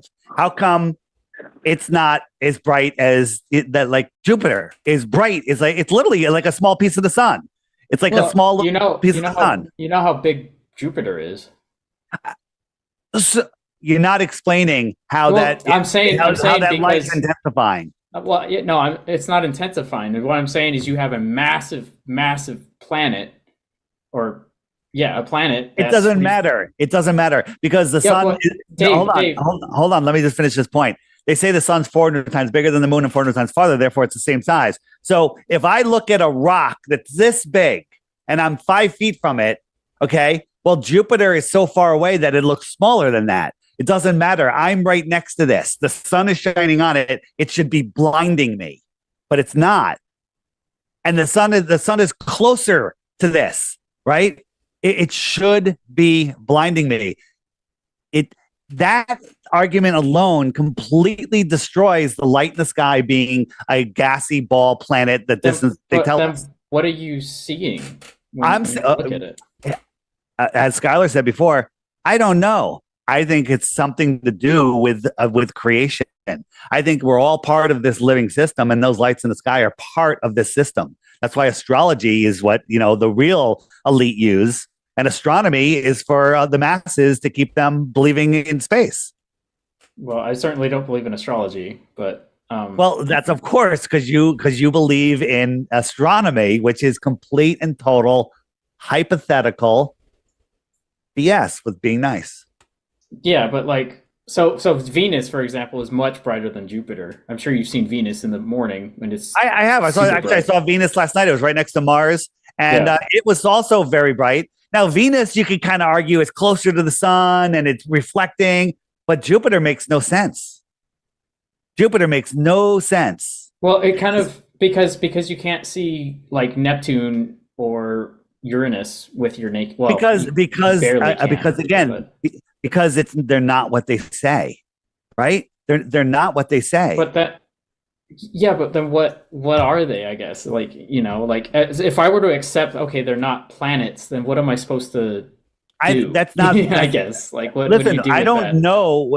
I'm not responsible for coming up with the answer when you don't know what something is. I don't have to come up with a replacement model. But if we look at Jupiter, hold on a second. This is what I want to show you. This is from this is from NASA, right? Why isn't it so bright? How did they get it? Did they turn the aperture down? I would need to know the exact source for that. I don't know. Actually, I'm sorry, that's the wrong one. That's a pond with ducks. Nice. That's not what I was doing. That's good. Yeah. Come on. I said you have to have a joke. Okay. Yeah, that's funny. All right. It's even funny because that's here's Jupiter that NASA has. I'm trying to find the one. Oh yeah. So this is a space probe that took a picture of Jupiter. How did they get? What did they have, a solar filter on there? Because Jupiter. What did you just say took that picture? This is from NASA, from some Voyager or whatever. It took this 2014 and 2016. So it was a passing by. Yeah, but again, you have to believe that this is real, and none of the clouds changed over 2 years. Every cloud is exactly the same. Are we just going to breeze over how those look literally identical to the miniature That's what we're talking Jupiter? about. The one I just showed? Yeah, it's identical. Yeah. And these stuff like this, and the Jupiter's not the only one. They have one of the moon too. I've heard that from Skylar. They use this picture to make that model. Come on, it's not the other way around. That's crazy. I do think you're right. I do think I don't know. I'd have to look at exactly. I'd have to see what they said about those images specifically to see. I'll tell you what they said. They found out that Jupiter has a magnetic core because they filmed the Northern Lights. Yeah. That's crazy. Come on. Now let me ask you a question. Did I put this in there, or did NASA put this in here? Do you know? Can you prove either way? No, I don't know. Okay, but that's when what I'm you saying. I'd have to look at it myself. So if I put it in there, did I do a good job? Sure. Really? That's good. That's believable. So if NASA put it in there, then it has to be real. Do you see the bias that you have? Not see how I'm not just accepting it though. Like I'd have to see. I appreciate that. You can see both of you can go and look at Jupiter, and it looks just like that. Is what I'm saying. It looks just like this. This is the new picture of Jupiter that NASA just gave us. All right. You believe these are paintings. It actually doesn't look like what you're talking about unless you use some digital imaging and rendering with it, right? You're not going to get Jupiter. No, that's not true. You can see it. You can see some blurry. You can see some blurry bands and a little. I'll give you. You can see a little spot and some blurry bands, but nothing to the detail of what NASA's claiming. Well, with a legitimate telescope, you can with a big Dobsonian 12-inch telescope. It's just purely optics. It just has two mirrors, right? Three mirrors. Joel, And it can look like that. You can see Joel. it's not just blurry bands. It's you can see the detail and the red dot and everything. So Joel, if you do the research and see that the 2014, 2016 photos are both claimed to be from NASA and all of the clouds are the same, what will you do? What's your excuse? What will you say? Well, I'd have to see what they say about it. No, let's say they say these are two separate pictures. The second one showed that there's northern lights. Okay. What will you do? Because you now have evidence that they're lying because all the clouds are the same. When they show us this, the clouds don't say the same. This is just over a couple of days. Okay. Right. The clouds are moving. Right. But they showed us 2 years apart. The clouds are the same. So I'm not saying that, you have to do your own research. When you find out that that is both official from NASA, can you completely say NASA's a complete and total fraud and throw out everything they've ever given you? Or are you going to make it? Well, I wouldn't go to that extreme because that would be a slippery slope fallacy, which I'm sure you're aware of, Skylar. But it's you can't throw the baby out with the bathwater. But it's the burden of positive claims and letting things pass through the lens of empirical of what can be empirically verified and what can't. Right? We keep having to on the globe side rely on the story from people who came admittedly from Project Paperclip. If you don't know anything about that, you should definitely look into it. No, it wasn't I know about it. Yeah, it wasn't just America though. That's actually what people don't understand. It was America, China, Russia. It was all the big countries took the Nazi scientists and then you employed them in their own scientific programs, not just the space program, right? So for us to just blindly agree that okay, what they're giving us is factual when they do show us like horrible footage like this, like you can make stuff like that super easy today, and all you need is a little bit of theater magic to do it back in the day, right? If you take in even 1 year of stagecraft, then a lot of the magic of NASA just kind of falls away. Yeah, I think again, well, I take things on a case by case basis. So like, I'll look into the mountain things. I looked into the inverse square law thing. I'll look into the high pressure versus low pressure thing, and then I'll look into the 2014. So did you make those images or no, those are from straight off of NASA's website. So you didn't make those. Okay. So yeah, I'll look at those and I'll see what they say about them, and then I'll also reference those against other amateur images that we have. But yeah, no, Skylar, I did need to make sure that you understood that we can see Jupiter with a significant amount of detail just with. So yes, let me point that out. Yes, you can. And Jupiter is actually a train with 8 different lights on it. Okay. I mean, you don't know what Jupiter is. You can see it. It doesn't mean it's millions of miles away and it's a giant gas ball made of helium that has more gravity than all of the other fictional planets. Okay, you're believing a story and using it to reify your belief. Basically. Yeah, I guess in general, but doesn't mean the story is necessarily false, I guess. So we all accept a narrative perspective of reality ontologically. Okay, so quick question. You have to start somewhere. Quick question about Jupiter for clarification. The method that you use to get the clear picture of that, is that similar to the method that you use to also get the clear pictures of Neptune? Where you have to allow so much photons to come in to build out the picture, and so it doesn't give it long to you. Exposure. Yeah, exactly. It doesn't give it to you instantaneously, right? No, I'm saying with a big enough telescope, if you're getting a picture, it's different. But if you're using a telescope for direct observation with your own eyeballs, or even directly into a camera, you can see a significant amount of detail, like Dave said. So I mean, and I guess then you can also see its moons around it. I can agree. I'll even give you the moons. I've actually seen amateur photographers with cameras take pictures of the moon. So I'm not saying that you can't see that.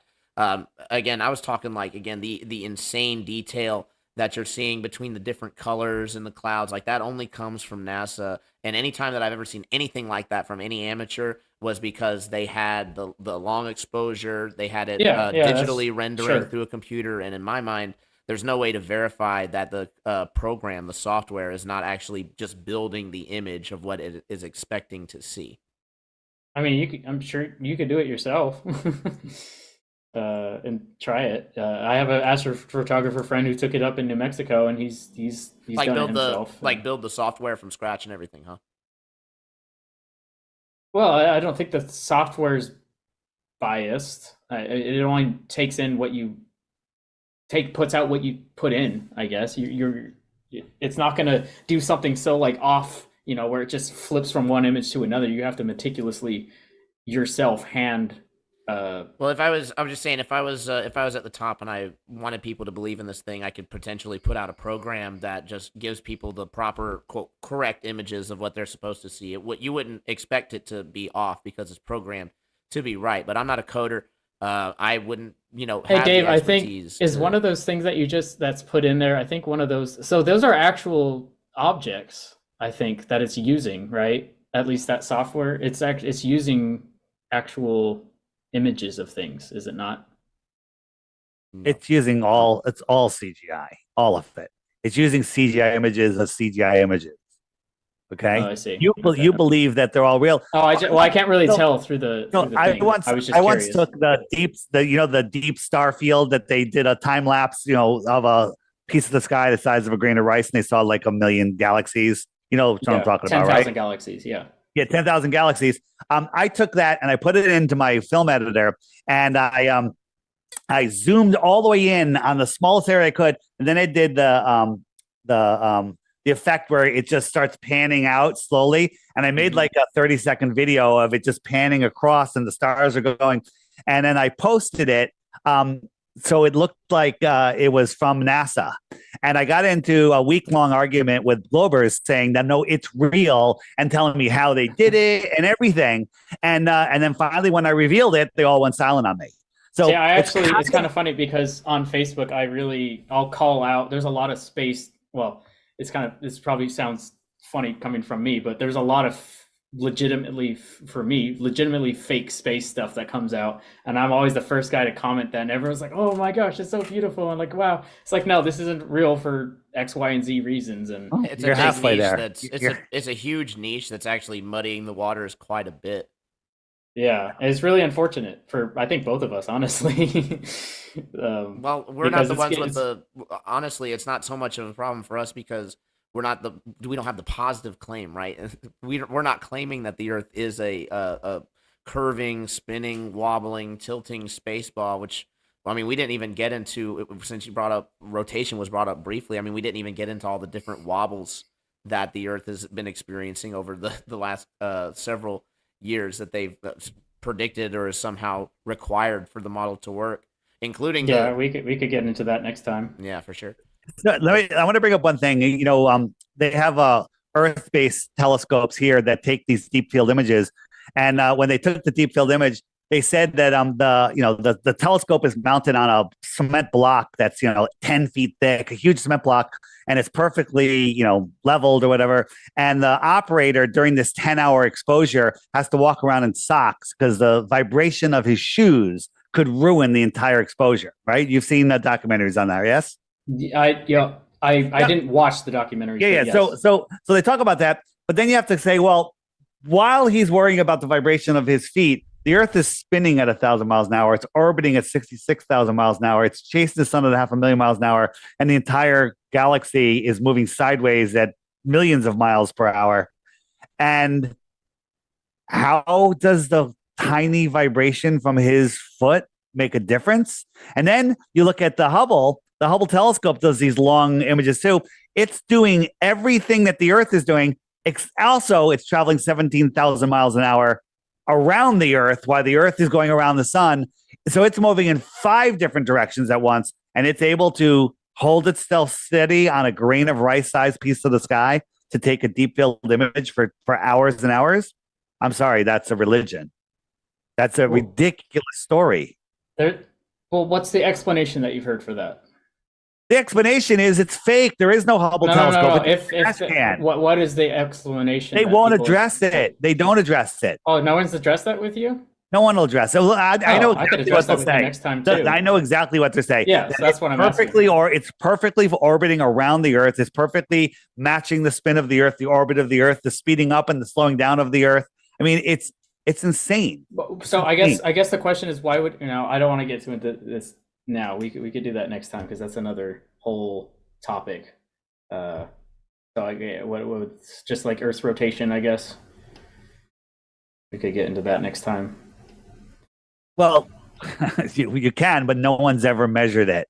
Okay, no one's ever. No, I'm saying an explanation of why you wouldn't feel it and like how that all would work, like the mechanics of that. Well, that's the thing. Like, you can explain away the observations literally all day Yeah, long. but what's the counter explanation? I guess like what's wrong with the explanation?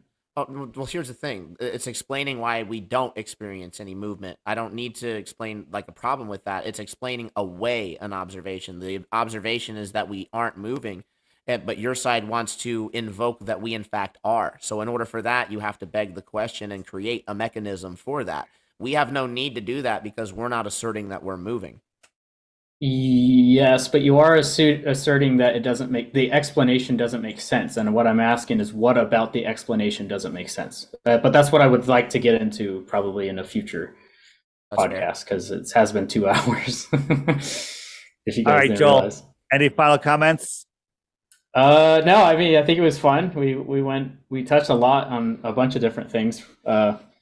A lot more than I think I expected, but I think it's fine. I think it was a fluid conversation. We were never bickering or like kind of. If you had to pick your one best proof the Earth is a globe, what can you pick one? Or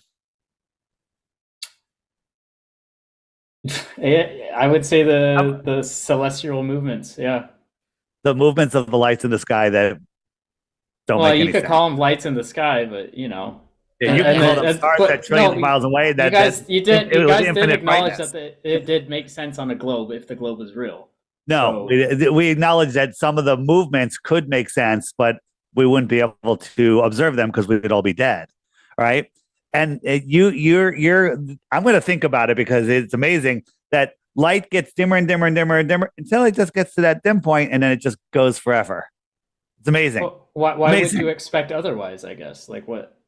Because light spreads out and it keeps spreading out until it's so dim that you can't see it. And that happens very quickly. Well, yeah, until your eyes can't see it, but it's still there. Like, well, we can so how we think stars that are hundreds of trillions of miles away. So like in a galaxy or something? No, like stars in our solar system.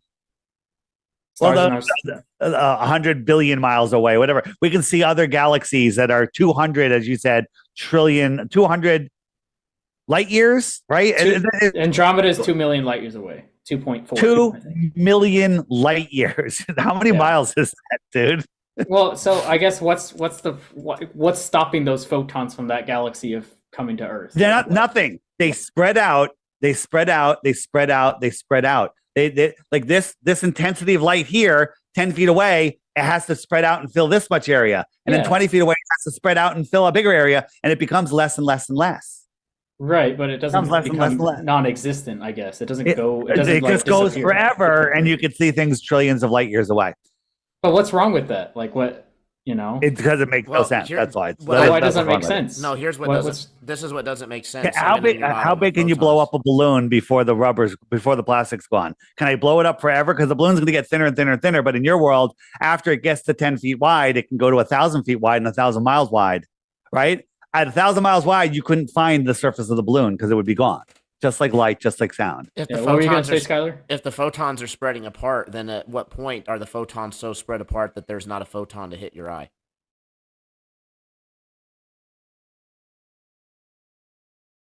If it's not that it's because of the nature of light that's hard to answer, because you got to think of like just rays of spherical light coming off of something. Is light photons? Is light photons?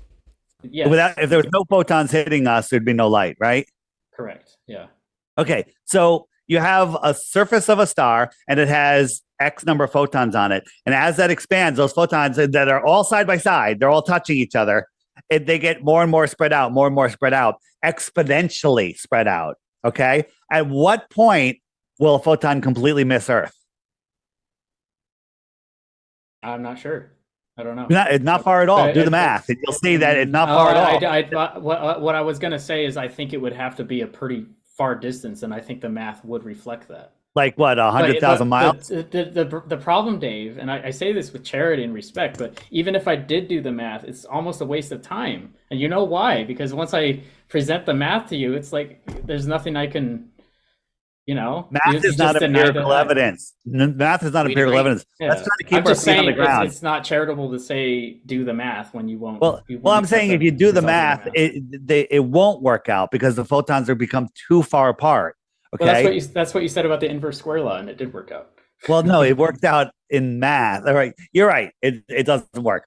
Let's just stay here on Earth. Explain the observation away of the mountaintops. There's no curvature calculator. Even the worst Globy Pro calculator puts the tops of those mountains 20 miles below the curve. No, I'll look into it. I'll see. Okay. Whoever this other Joel guy was, you seem to want him to check it out. There was two Joels, and it was crazy. It was crazy. That was funny. But all right. All right. Yeah. Thanks, Ben. Yeah, absolutely. It was been fun. Nice to meet you, Skylar. Yeah, Joel, thanks for coming on. It was very nice to meet you. Just to let you know, if you ever want to dip your feet in this again, I do an open panel usually tonight at 10 p.m., but we did this instead. So I was definitely happy to change it up a bit, give the audience a little something different. And I know What's your YouTube? You got YouTube? Yep, Troubling Tribune. Oh, it's just Troubling. Okay, cool. All right. Yep, well, awesome. Yeah, I hopefully it was sort of productive, it's swapping perspectives and whatnot and giving our sides, and that's what we were here to do. So absolutely. All right. Hope you guys enjoyed it. If the Globies, anti-flat earthers could be as nice as you, well, life would be amazing. Life is amazing. Certainly. It'd be more amazing. That's Dave. That's why I told you I even started doing this in the first place, seeing how you were treated. The problem is that there's anti-flat earthers that will literally make just bad, bogus arguments that now genuine people digging through this stuff have to then peer through. And unfortunately, it can be kind of easy to fall into the bad information. So, that's on both sides, I think, for sure. Absolutely. So, on any side, you're going to have misinformation, as it will. So, always important to do your own research. It's getting worse. Yeah, I agree. I'm a strong proponent of that. So. Alrighty, guys. Well, you have a blessed night. I actually like your shirt, Dave. That's actually kind of cool. Thanks. It says something on the back, does it? No. You can find that on my new T-shirt shop on the flatearthpodcast.com. Hit the shop. Oh, you made that shirt. Nice. Okay. Yeah. Nice. I have a whole bunch of new shirts and new printer. They're much higher quality printing, and they're awesome. So check out the shop, everybody. It's also on your app in the shopping cart button. Nice. All right. Alrighty, guys. Everybody go check in your app, and if you don't have it yet, you're definitely going to want to go to the Flat Earth, Sun, Moon, and Zodiac Clock app by Blue Water Bay and use your referral code Tribune so they know the Tribune sent you. Yeah. Nice. Also glad that we were all able to avoid the ad hominem fallacies. That's always nice in any kind of disagreement. We almost poisoned the well a few times, but I think we did a pretty good job. Yes, I agree. So anybody who's wanting to comment or whatever, I ask that you just please, be respectful of everybody. The chat was actually pretty was okay. Flat earthers are okay. They could be quite passionate. They become passionate, and I used to do it too. So sometimes I do too. Alrighty, guys. Well, you have a blessed night. Alrighty. If you want to check out the outro, we're gonna play some an epic outro on our way out. So for you guys just joining us, if you want to stay for just a moment, it'd be absolutely awesome. Dave, do you have anything else that you want to add on before we call it the show? No, that's it. I'm good. Thanks. Awesome, man. All right, you guys have a wonderful night. I will see you on the other side. Peace. Peace out. All righty, guys. What an awesome conversation that we just got to have there. Let's move it on over back to where the heck is the theme page? There we go. Perfect. Awesome, man. Joel does indeed love space, but we definitely liked having him on. Great conversations. Hopefully we can have him on again and continue on. Maybe go for a trilogy of sorts, if you will. But while we go ahead and wrap it up, I do want to shout out just a couple people over in the Rockfin side as well as the YouTube and doing a lot of work, keeping it real busy. We got 25 legends over there supporting on Rockfin. There is a link in the description if you guys would like to subscribe if you have an account already, or if you don't, what better time to go and check it out, right? There's tons of content creators out there doing some great work. There is Jaronism, Karen B, Mark Sargent, myself, Mellow Dome, and many, many more. So if you want to know, you really got to go. But to shout out just a couple people, we got Willie, Nanny, Lord Byron, much love, as well as Fishhead Montana and Lord Byron, Roger Meadows. Alrighty. Lots of back and forth. I'm not going to try to scroll through the whole thing. John Osborne. Awesome. If I missed anybody, I'm the... you are still appreciated. All right, let's head on over to the YouTube. All right, many thanks, Skylar. This was a great stream. Thank you, Benny Boy. It was a lot of fun doing this. We got Jesse Palmer, True Niece, Singeman, Lord Racer, Dither. It's hard to pronounce Dither, so you just naturally want to say Dirt because of all the anti-flat earthers out there. I do apologize. We also have JK, Jess Palmer, Sovereign Soul, Unchained Mind, Dr. Law. How is it that you are not a member? That's crazy. We have Justin Johnson just giving out tons of memberships. Absolute legend, putting the entire tribe on his back. We got Chillin', Joshua, Sarles, Thrash, List, Smith, Bill Wheel. By the way, we also have a members-only stream coming tomorrow night at 10 p.m. We are doing an Ask Me Anything, and I will be joined by my lovely wife, Miss Tribune. So it'll be a nice chance to get to know us a little bit better. Only have the members chat and members only viewing to avoid the trolls.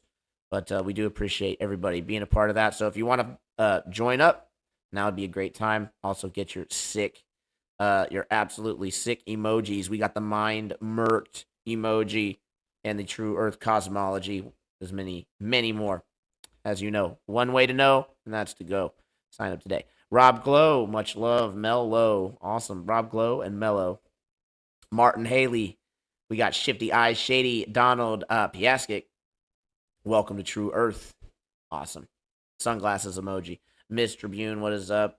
Oh man, I can't pronounce that. Earthica Stashi. Probably butchered that. Sorry. Joshua Sarles again. Justin Johnson. What is up? That's super funny. You guys are awesome, man. All right. JK, I want to see a flat beard on Dave Weiss. How many votes did we get in for that? How many threes did we have in the chat for Dave Weiss growing out a beard? That'd be pretty interesting to see. All right.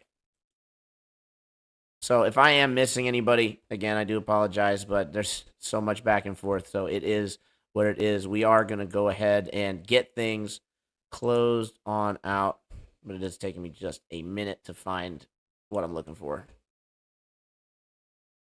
Where? All right, guys. Much love to all the supporters, all the love, all the thoughts and prayers. We do appreciate it. And I will be seeing you guys either later tonight, right? For Witsit's got a show going on. We'll be in the chat. We may join the panel. Who knows? We'll see what goes down. And then we will also see everybody tomorrow night for the members only stream. It's going to be awesome. But until then, I wish everybody a wonderful night, morning, evening, regardless of where you're at on the plane. And I'll see you then. Peace.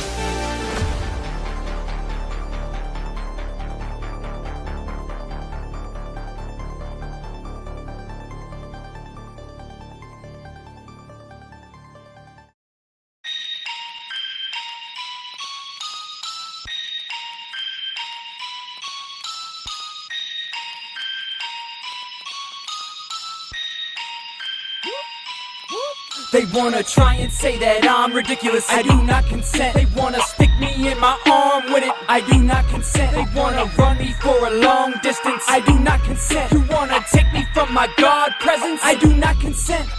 Hip hop's hijacked.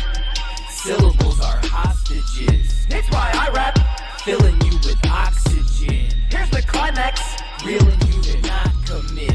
Grab down lilacs, put them in the lozenges. Can't get time back, that might be prophetic. Remove the eye patch, see the dread like a Rasta's head. There's no prize catch, American dreams are rotten fence. You've been mind snatched, do you even comprehend? Can I get a high five back? Here, just put your palm against. Will you take this flight path, or only do what mama says? Might be a light match, reconnaissance did not commence. Time we strike back, come on, let's get off the bench. I can't go along with it, I do not consent. This world, I'm lost in it, I do not consent. I don't know what's wrong with it, I do not consent. I just got one question, where's the common sense? They wanna try and say that I'm ridiculous. I do not consent. They wanna stick me in my arm with it. I do not consent. They wanna run me for a long distance. I do not consent. You wanna take me from my God presence. I do not consent. I know they listen through my iPhone, but I did not consent. You heard everything I said, yeah, that's just what I meant. They manipulate the minds with all the lies that they invent. It's the end of the world as we know what in the vet. They wanna educate my DNA and alter its defense. Lower in the vibe, they wanna stagger my ascent. I was sent to spread love and light. But I repent, cause I've been dim and ain't shine bright enough. Need to lighten up, the word is dark. Please enlighten us, we need the Midas touch. And it don't matter which way I look, it's like another one bite the dust. Don't know who to trust, they usually lie to me. Don't know who I believe, but I can see they're planning a robbery. Yeah, undoubtedly. Hey, I can't go along with it, I do not consent. This world, I'm lost in it, I do not consent. I don't know what's wrong with it, I do not consent. I just got one question, where's the common sense? They wanna try and say that I'm ridiculous. I do not consent. They wanna stick me in my arm with it. I do not consent. They wanna run me for a long distance. I do not consent. You wanna take me from my God presence. I do not consent.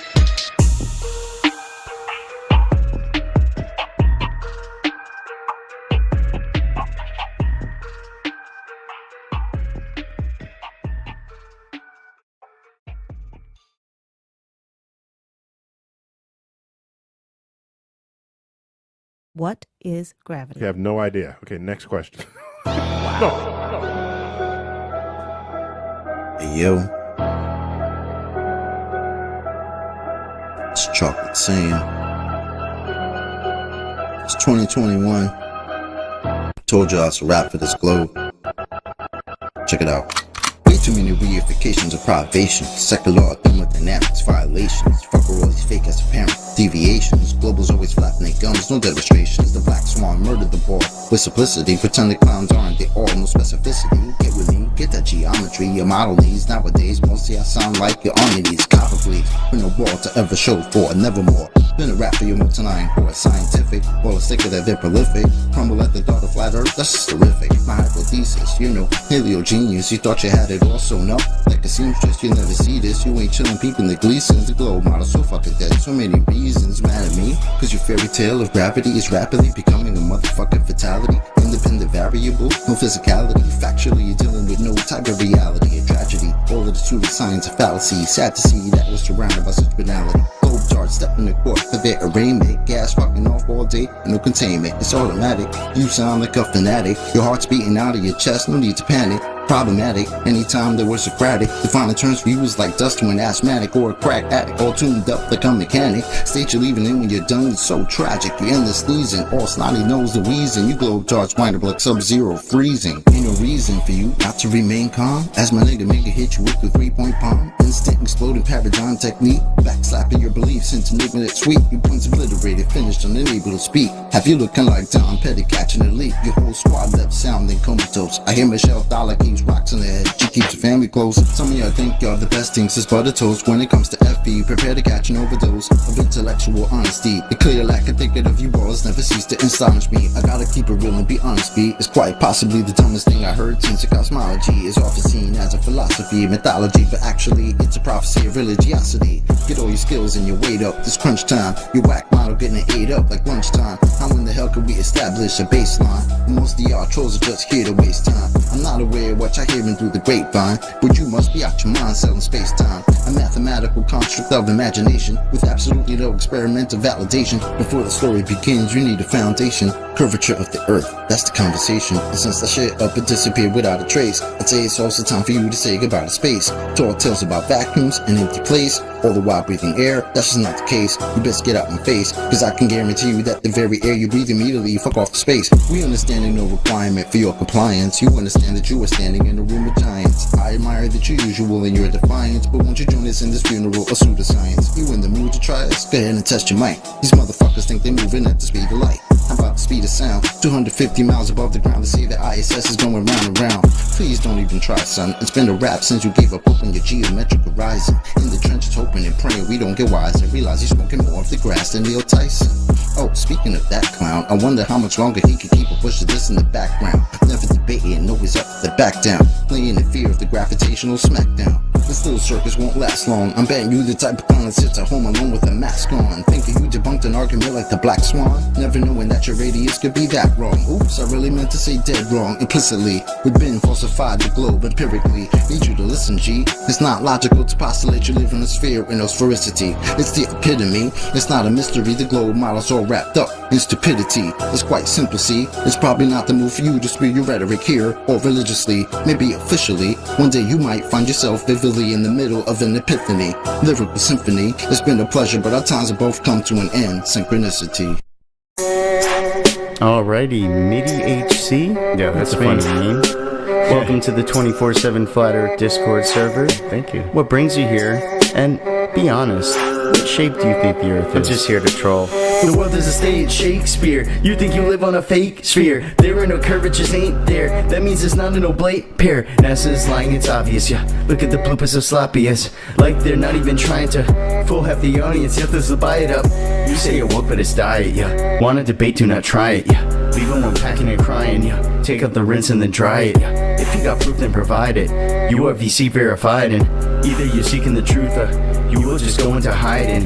Give it me, debug FE, give it me, gravity, give it me, philosophy, give it me, pure comedy, give it me, debug FE, give it me, gravity, give it me, philosophy, give it me, pure comedy. You gotta admit, sometimes this is just pure comedy. I mean, you know, don't get me wrong, we're looking for some evidence for this globe theory, but it's pretty funny.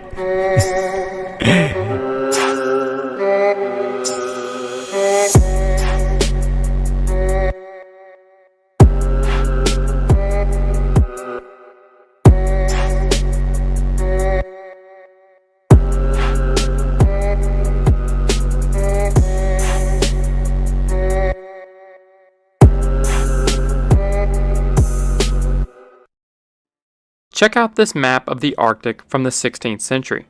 There are 4 major land masses surrounding a polar sea with a massive magnetic rock in its center, called Rupus nigra, Latin words for black rock. If we do a quick search through raremaps.com's massive inventory for more like it, we find dozens of similar depictions.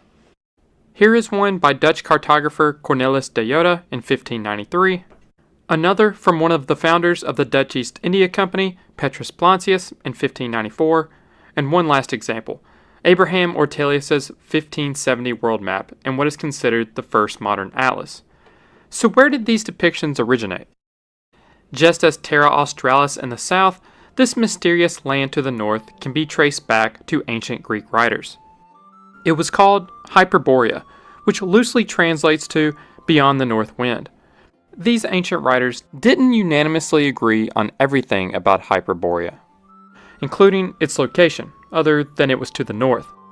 One of the legends was that the sun rose and set just once a year, indicating that it was somewhere within the Arctic Circle. Despite this, It was also said to enjoy a moderate climate. Some of its other characteristics included having strong connections to Apollo, and being home to people as tall as 10 feet, that could live to be 1,000 years old. It was allegedly nearly invaded by an army of 10 million men from a neighboring island, but the army turned back when they realized the Hyperboreans could not be defeated. That's more than 5 times the number of soldiers that landed in Normandy in the first 3 days of the Allied invasion in World War II, which is generally accepted as the largest seaborne invasion in history. 2,000 years later, there were still stories about a mythical land to the north, though some things had changed. Let's go back to that first map shown, which is the most well known.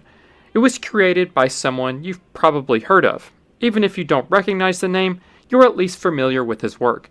His name is Gerardus Mercator. He's known for his famous projection created for navigation that makes Greenland look like the size of Africa. It's also commonly used in classrooms and by navigational apps like Google Maps. However, as you can see on his world map, it would have been difficult to use for navigation in the Arctic region, though he did make a more accurately depicted Arctic region as an inset. But trade had been increasing over the 16th century between Europe and the East Indies, and it was a long journey between them. The route at the time was south and around Africa. A northeast passage could reduce shipping times to and from the East Indies from 2 years or more to about 6 months. It would also help avoid many hazards such as run-ins with rival nations, wear and tear on ships, tropical diseases, and the still mysterious disease scurvy. 1 in 5 ships and 1 in 3 employees of the Dutch East India Company never came back from the round Africa route. With the growing interest, Mercator dedicated a map to the Arctic, which was actually published by his son Romuald Mercator in 1595, the year after Gerardus' death. It's also the first standalone map of the Arctic region. Mercator, and probably other cartographers going at least as far back as 1492, got their information from a book titled Itinerarium, which was written by Jacobus Noyen. This book summarized a travelogue titled Inventio Fortunata, meaning fortune discovery. This book was by a 14th century Franciscan friar and mathematician who claimed to have explored the region in 1360 on behalf of Edward III of England. Johannes Rouse cited Inventio Fortunata on his 1507 world map. But Jacobus Noyen never actually saw this book. He received this information from a priest who said he had met the author of Inventio Fortunata when the man gave him an astrolabe in exchange for a Bible. Mercator wrote on his world map, "We have taken the Arctic geography from the Itinerarium of Jacobus Noyen of the Hague, who makes some citations from the Gesta of Arthur of Britain. However, the greater and most important part he learned from a certain priest at the court of the King of Norway in 1364. In 1577, Mercator wrote a letter to English astronomer John Dee about the Arctic region and referenced Itinerarium once again. In this letter, he wrote, "In the midst of the 4 countries is a whirlpool, into which there empty these 4 indrawing seas, which divide the north. And the water rushes round and descends into the earth just as if one was pouring it through a filter funnel. It is 4 degrees wide on every side of the pole, that is to say, 8 degrees altogether. Except that right under the pole there lies a bare rock in the midst of the sea. Its circumference is almost 33 French miles, and it is all magnetic stone, and is as high as the clouds, so the priest said, who had received the astrolabe from this Minorite in exchange for a testament, and the Minorite himself had heard that one can see all round it from the sea, and that it is black and glistening, and nothing grows thereon, for there is not so much as a handful of soil on it." The friar also claimed to have encountered pygmies. It's unclear if the original book, Inventio, is the source of this concept about the North Pole. A similar story was written by the historian Gerald of Wales in the late 12th or early 13th century. Here is what he had to say. "Not far from the isles towards the north there is a monstrous gulf in the sea, towards which all sides the billows of the sea, coming from remote parts, converge and run together as though brought there by a conduit. Pouring into these mysterious abysses of nature, they are as though devoured thereby, and should it happen that a vessel pass there, it is seized and drawn away with such powerful violence of the waves that this hungry force immediately swallows it up, never to appear again. By the 1630s, Mercator's depiction of the region disappeared from maps, due to real discoveries and competing theories about the region. Holes in the story were even appearing to Mercator. While the magnetic rock seemed like a somewhat logical explanation as to why a compass would point north, this wasn't actually where the magnetic North Pole was located. Mercator knew this, and tried to explain away the discrepancy by adding a second rock. But it would still be nearly another 300 years of theories, rumors, and lies about the geography of the Arctic.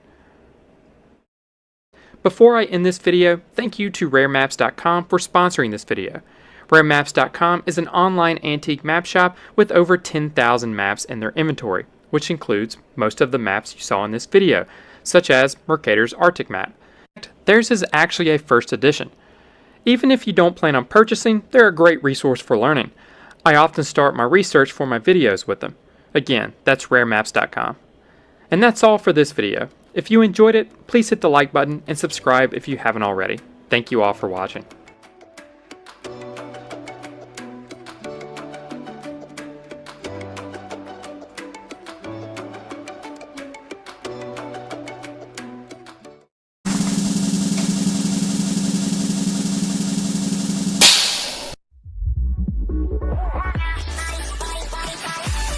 https://discord.gg/flat-earth.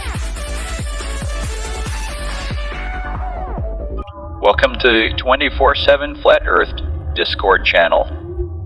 Be sure to go to VC Check and 1 to get your VC verification tags to get involved in the conversation about our Earth. Be sure to bring your verifiable Earth curvature evidence, though.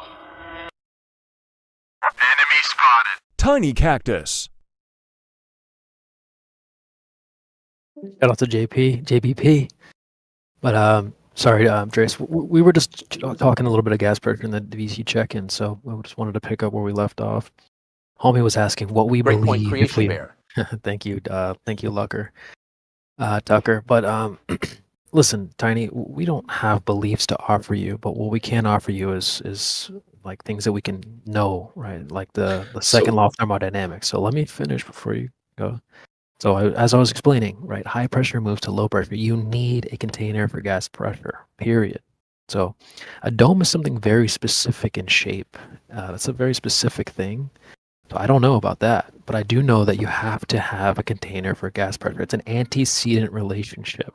And the same way that if I plop down a nice filet mignon on your steak, no fakeness, no tofu, it's real beef.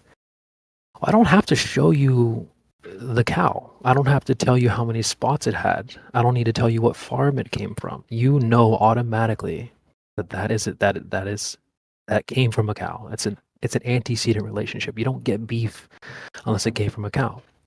Another example would be say like a banana. Like if I rolled up to a picnic, I got a bunch of slices of banana. I don't have to show you the peel. You already know it came from one. So this is the same. That's kind of what we're talking about. We don't know about the makeup of this quote container, but you can know that there has to be one based off of this antecedent relationship. So okay, let me ask you a question then, buddy. So okay, can we? By the way, I'm not trying to be rude, but I'm assuming we're both grown adults. If, as an adult, when you have a conversation, the way in your tone is very belittling. Okay, I'm not saying. I'm just saying. Earlier. Listen, if I say 1 + 1 is 2 or 1 + 1 is fucking 2, the information is the same. Don't worry about my tone or how I say it. It's the information that's the important part. So don't be feminine and be like, "Well, I didn't like the way you said." No, I'm not. That's what I mean. In your tone, it's not. You can say "fucking." I don't care about that. But the way my tone shouldn't even matter. It's about okay, sure, buddy.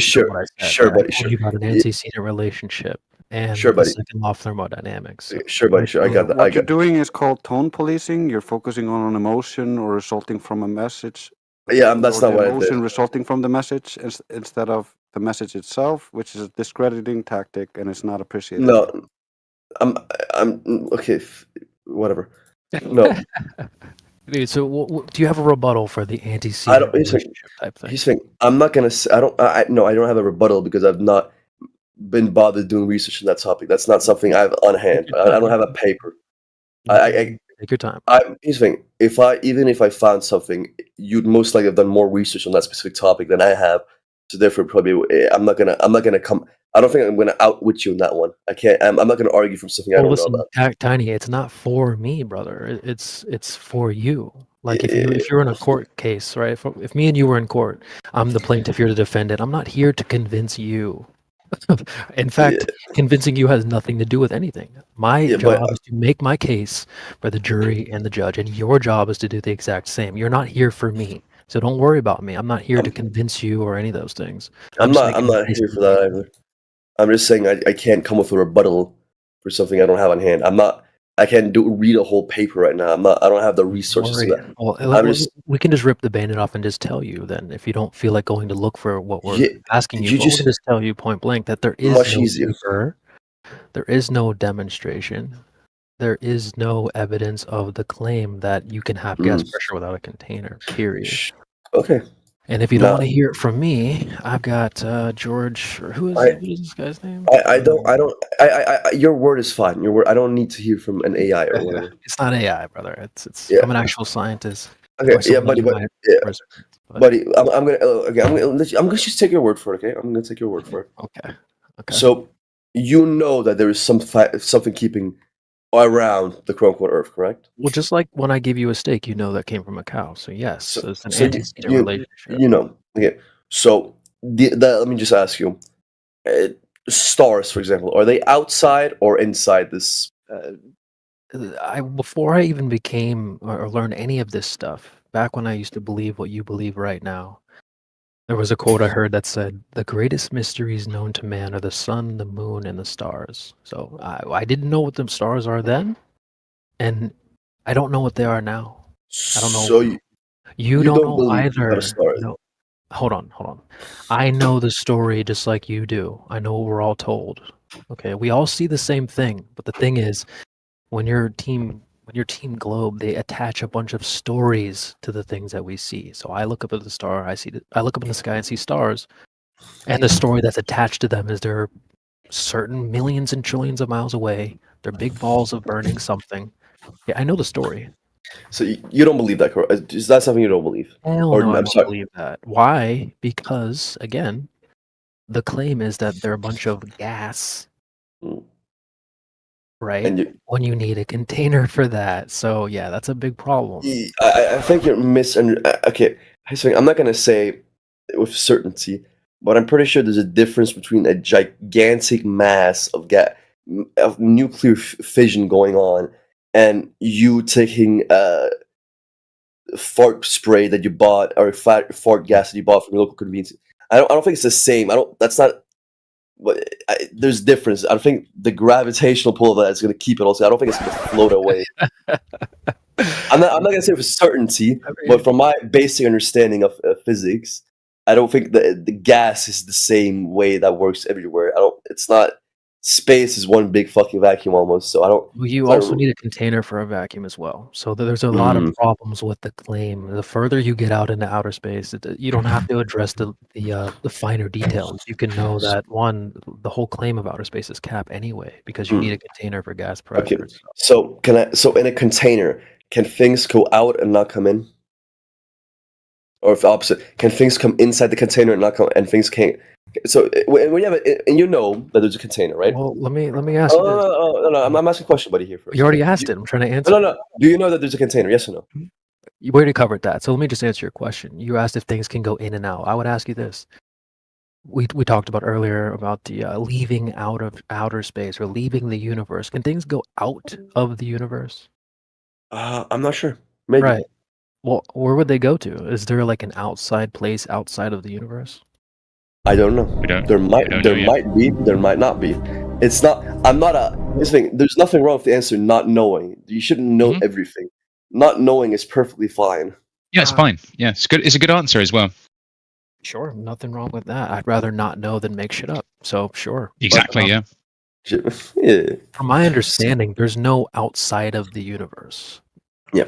So how would things leave That's kind of what I'm trying to point to you. Is like Yeah. you're asking, well, if things leave and come back, well, probably in your worldview that's not possible. So I would Yeah. say it's probably the same for my worldview. If it's contained and there's no Yeah. leaving, there's Yeah. nowhere to go.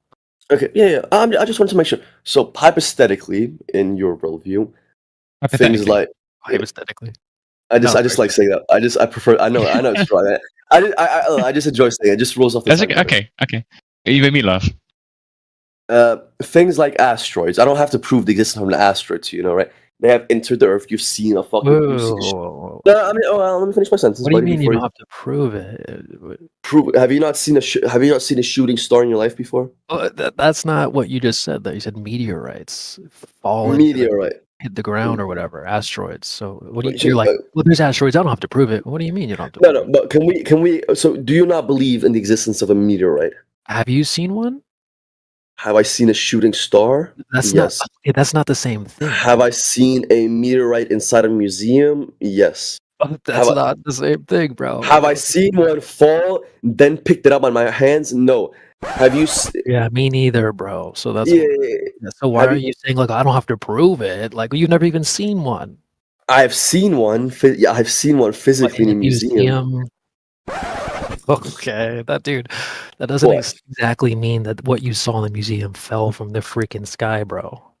Like Also, Tiny. Yeah, I mean, I'm from London. You know, if you go to the Natural History Museum, you'll see a giant T-Rex there.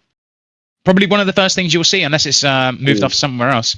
Did you know that none of those bones are real? They're all prosthetic. Swear down. It's not a real T-Rex. So none of those bones you see on display are real. Even if listen, even if you were to believe, well, it's proven. You can just look it up. Simple proof.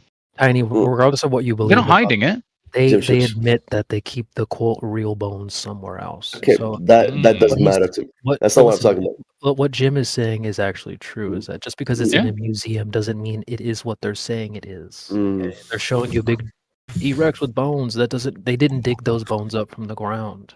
They even admit that the real ones are over here somewhere. So, and also, you know, they claim they got moon rocks, and those are also in museum. Well, there's some people that tested those quote rocks, and guess what they turned out to be? Wood. So it's petrified wood. Yeah. So which rock did they test? They went into the museum and they just said, "I'm gonna take a piece of that meteorite." The point is, just because you saw it in a museum doesn't mean it is what they're saying it is. You're like, well, I saw. Okay. I don't have to prove meteorites because they're in a museum. Okay, so what do you think a shooting star is, for example? Then? I don't know. You don't know. Okay, so it's just how would you know? How would I know? Yeah. Because here's the thing. I acknowledge sometimes there are people who are smarter than me and do the research. Who? What research? Let's not be vague. Like, wait.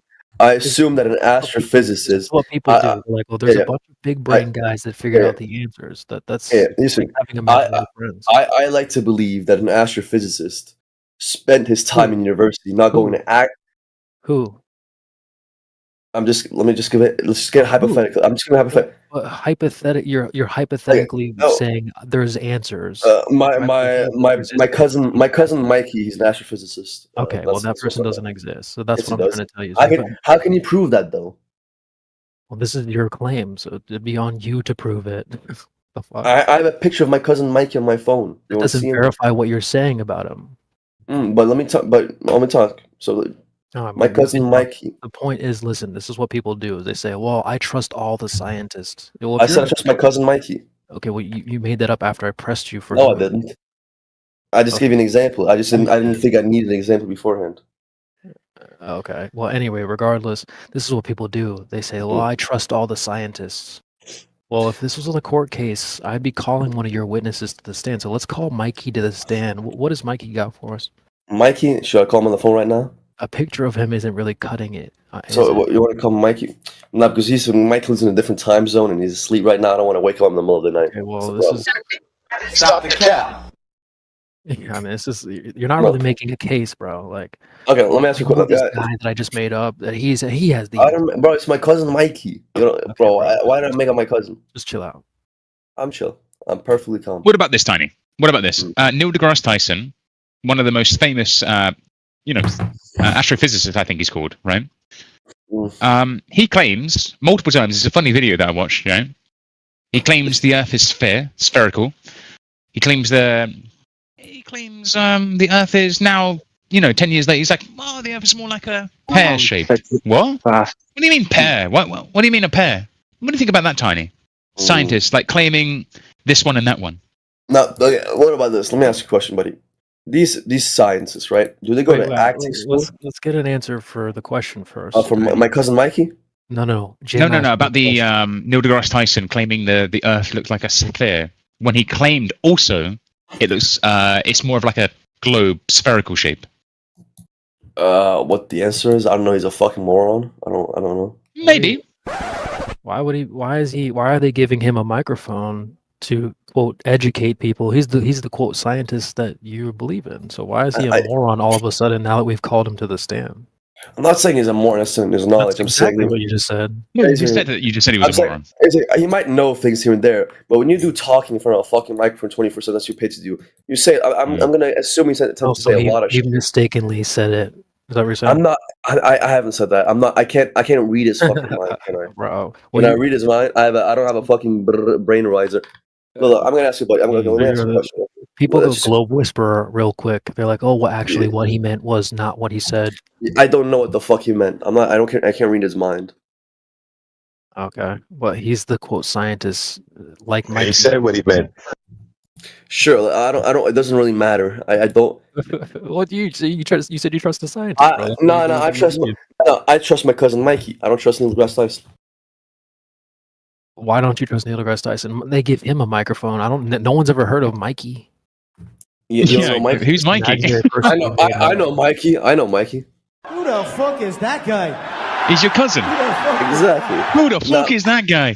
Now, can I ask a question? Did Mikey go through 6 years of university, or did he go through acting school? Doesn't even exist. No. Okay.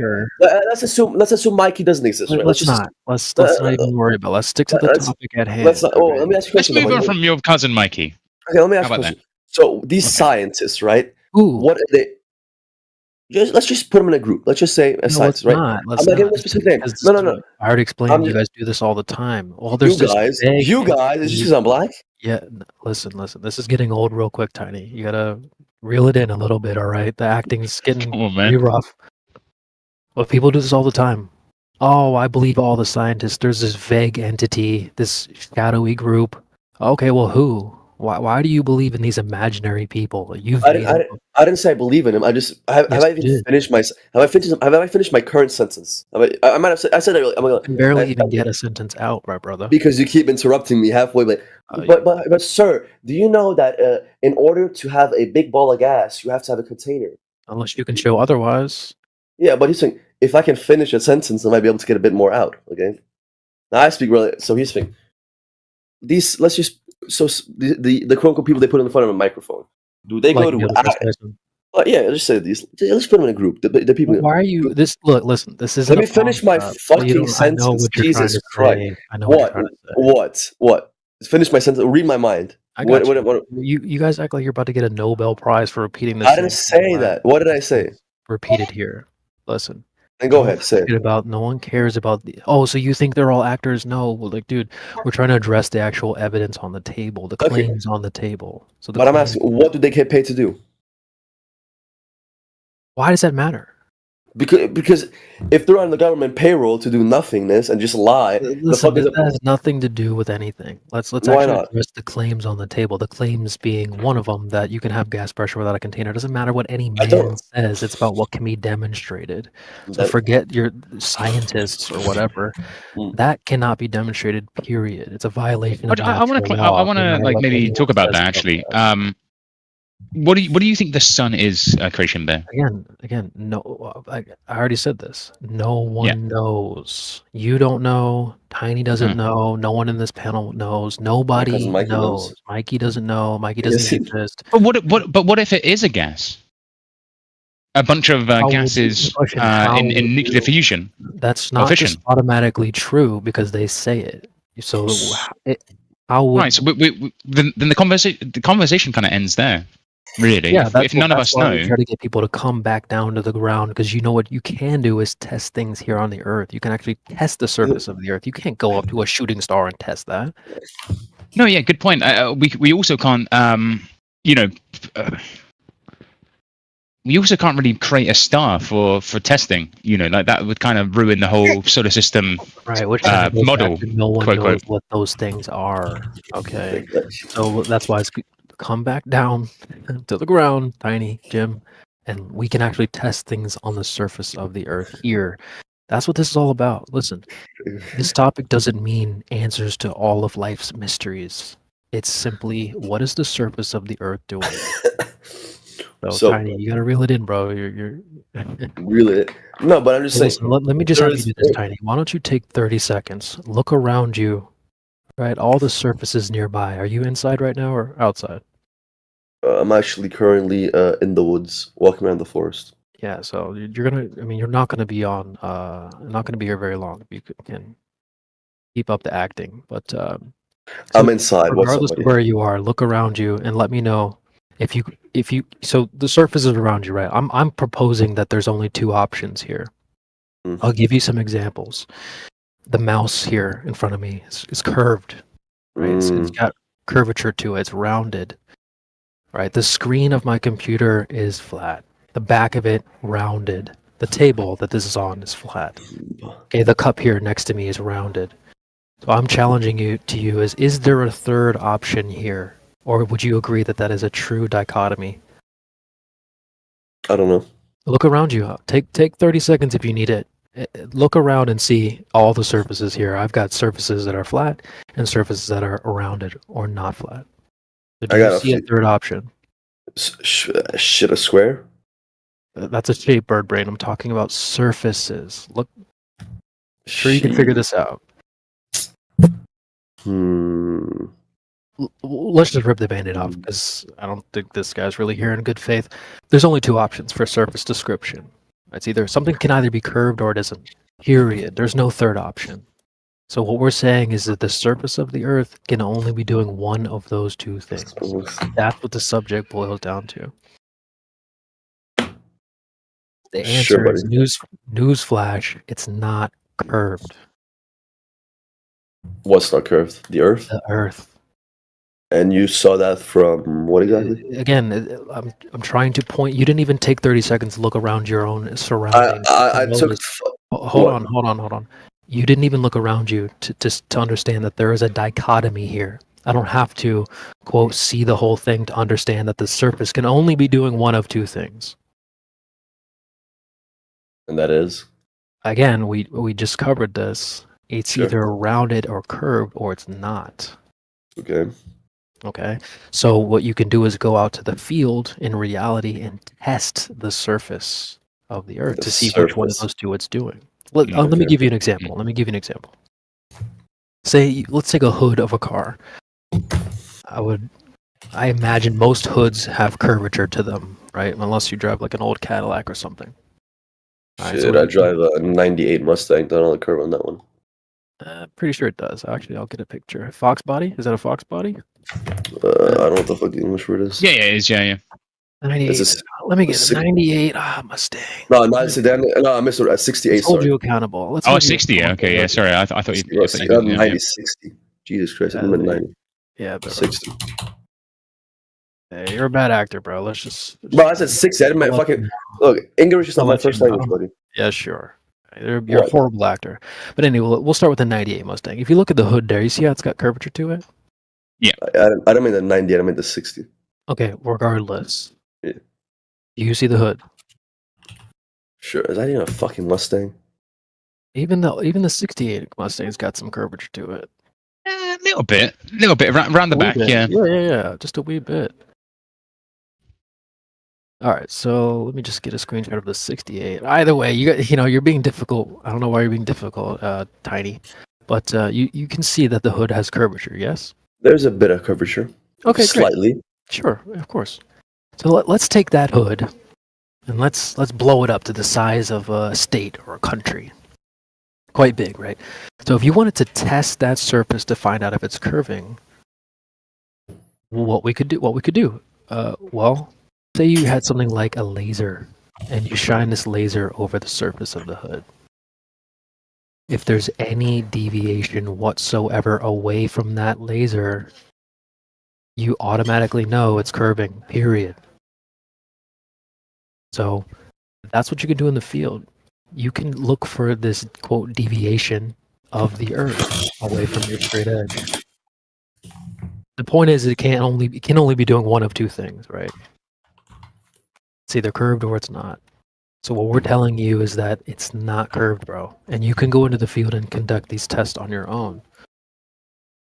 I spent a month in San Diego doing long distance observations. People have done laser tests. That sounds interesting. We're Now, here when to you went out, report that there's no curvature, bro. when you went out to the, can I ask you about a question? When you went out to do those tests, did you go out to prove that the Earth was flat, or just you didn't know? Which one was it? Did you want it? Did you want a genuine answer? Just want confirmation in your already what you already knew? Hold on. We just went over how there's a dichotomy here. I just asked you, but that has nothing to do with the fuck we just went over. It absolutely does. So if you can focus and pay attention. What was your motivation? What was your motivation going down there? This isn't a psychoanalysis here. I'm not doing a psychoanalysis. I'm asking. What does it matter what the intentions were? I just want. Yeah. I'm curious. I'm curious. Tiny. You Chill can out. have it. Chill No, out. buddy. Chill out. This isn't a psychoanalysis. Oh, how do you think and what are your motivations? It's about what the surface of the Earth is doing. You only have two options, bro. That is what it is about. You can go into the field yourself and find out what it's doing. Not about my motivation or what I believe or what my favorite color is or any of those things. It's what is the surface of the Earth doing, this or that. It's only two options. Just like the hood of a car, it can only either be rounded or it's not. Buddy. So that's what we're trying to tell you. It doesn't matter what I think. It's about what the surface is doing. So, yeah, buddy, I think I'm not here to prove to you that the Earth is wrong. we know you're in bad faith. I'm not in bad faith. I'm here for shit. No, I'm not even in bad faith. We're using you as content. So go ahead. Bro, I'm just asking. You are in bad faith. Sure, you read my mind. You were complaining about my tone earlier, and you're like, buddy. You're not here in good faith, so just chill out. We're just going to use you as an example at this point. Ooh, God forbid. Bro, you can have a conversation like a normal grown adult, can't you? Yeah, it's kind of what I've been doing. No, it's not. The way you can just speak like you don't got to do all this, the whole bit or just speak like a normal fucking man. See, that's not how a grown adult acts, is it? So, just reel it in a bit, dog. Like, we've been doing this, all right? We don't need you to lead the dance here. I'm not saying lead the dance. I'm asking. You don't have to fucking wiggle around. So I don't. I'm sure you have people coming. We're trying to point you to the. Listen, that's why I'm trying to give you an example. The surface of the Earth. Pay attention, bird brain. There's only two options here. Swear down. So that's it. You don't have to listen to what I say. Go into the field. Conduct your own tests. We both know I'm not going to do that. No, I did do that. It's up to you. You're on your own journey. Yeah, I'm not going to do that. Well, you can remain in your whatever you're at now, but sure. I don't know why you wouldn't do that. Because that'd be a waste of my time. Why is that? What the fuck would I gain from it? Not being the truth. Yeah. Proving your arguments and the truth from it. What argument did I make? I just asked a couple of questions. I didn't say I just asked questions. No, you already said your buddy Jim already threw you under the bus. Said you're a globetard, bro. So we already know what your position is. You know my position, but what claim have I made? You don't have to make the claim. It's already made for you. This isn't BYOB where you bring your own claims. The claims are. I didn't say but I just had. So what I'm not here. You don't have to make the claim. It's already on the table. We've been addressing it the whole time. One, we talked about gas pressure. The claim is that you can have an open gas pressure with no container. We already discussed that. You didn't have to make that claim. It's already there for us to address. Same thing with water and the Earth. It's claimed to be curving. We're telling you that that's a dichotomy. It's either curving or it's not. And you can go into the field and test for that, and it's not there. So this isn't. You don't need to make the claim like. We're not waiting around for you to claim it's a globe. We already know what the claim is. So, what's up, Mickey? You wanted to chime in? Yeah, I just want to see if the guy knows if the Earth is a globe or not, and that's the most interesting point right there. Do you know if it's a globe or not, for the gentleman? Buddy, here's what I'm gonna say. Okay, if I can get a full sentence out there. Can I get a yes or no? Can I get a yes or no on that? I don't know. Is that you want to? You just told the guy. I'm not gonna give you a yes or no. I'm not gonna give you a yes or no. You guys don't give me a yes or no. I'm not gonna give you a yes or no. I'm not gonna give you a yes Yeah, or no. but here's the thing. You just finished telling the guy, "Can we just talk like men?" That's what I want to do. I want to talk to you like a man. I don't want to talk to you like some child or some rhetoric. I'm asking you a question. If you can give me a yes or no like a man would, that would be great. Can you do that? I'll give you a yes or no. But you're gonna argue like your buddy over here going on fucking tangents. I'm not even talking about what he's saying. I'm asking you a question, bro. But if I come in here, right, and I ask a question, I don't get a yes or no. Why the fuck Man, should I why get do a we yes or gotta no? talk? Why do we gotta go into like? Why can't you answer a question? Like I'll answer the people question. just want to know things. Yeah. Would you claim that you know that the Earth is a globe or not? I'll give you a yes. I will say yes. Sure, there we go. Okay. I give you a yes or no. All right. So the answer. What the fuck is that? Yeah, I don't know, but the answer that precedes would be if it's a yes, then how do you know it's a globe? Like that would be. People want to ask questions, right? I mean, like obviously. But let me ask you a question though, right? What do you? Why are you not answering mine, bro? What's Like, your question? I going didn't hear. on? I didn't hear it. All right, so the question was, if you know that it's a globe, how do you know it's a globe?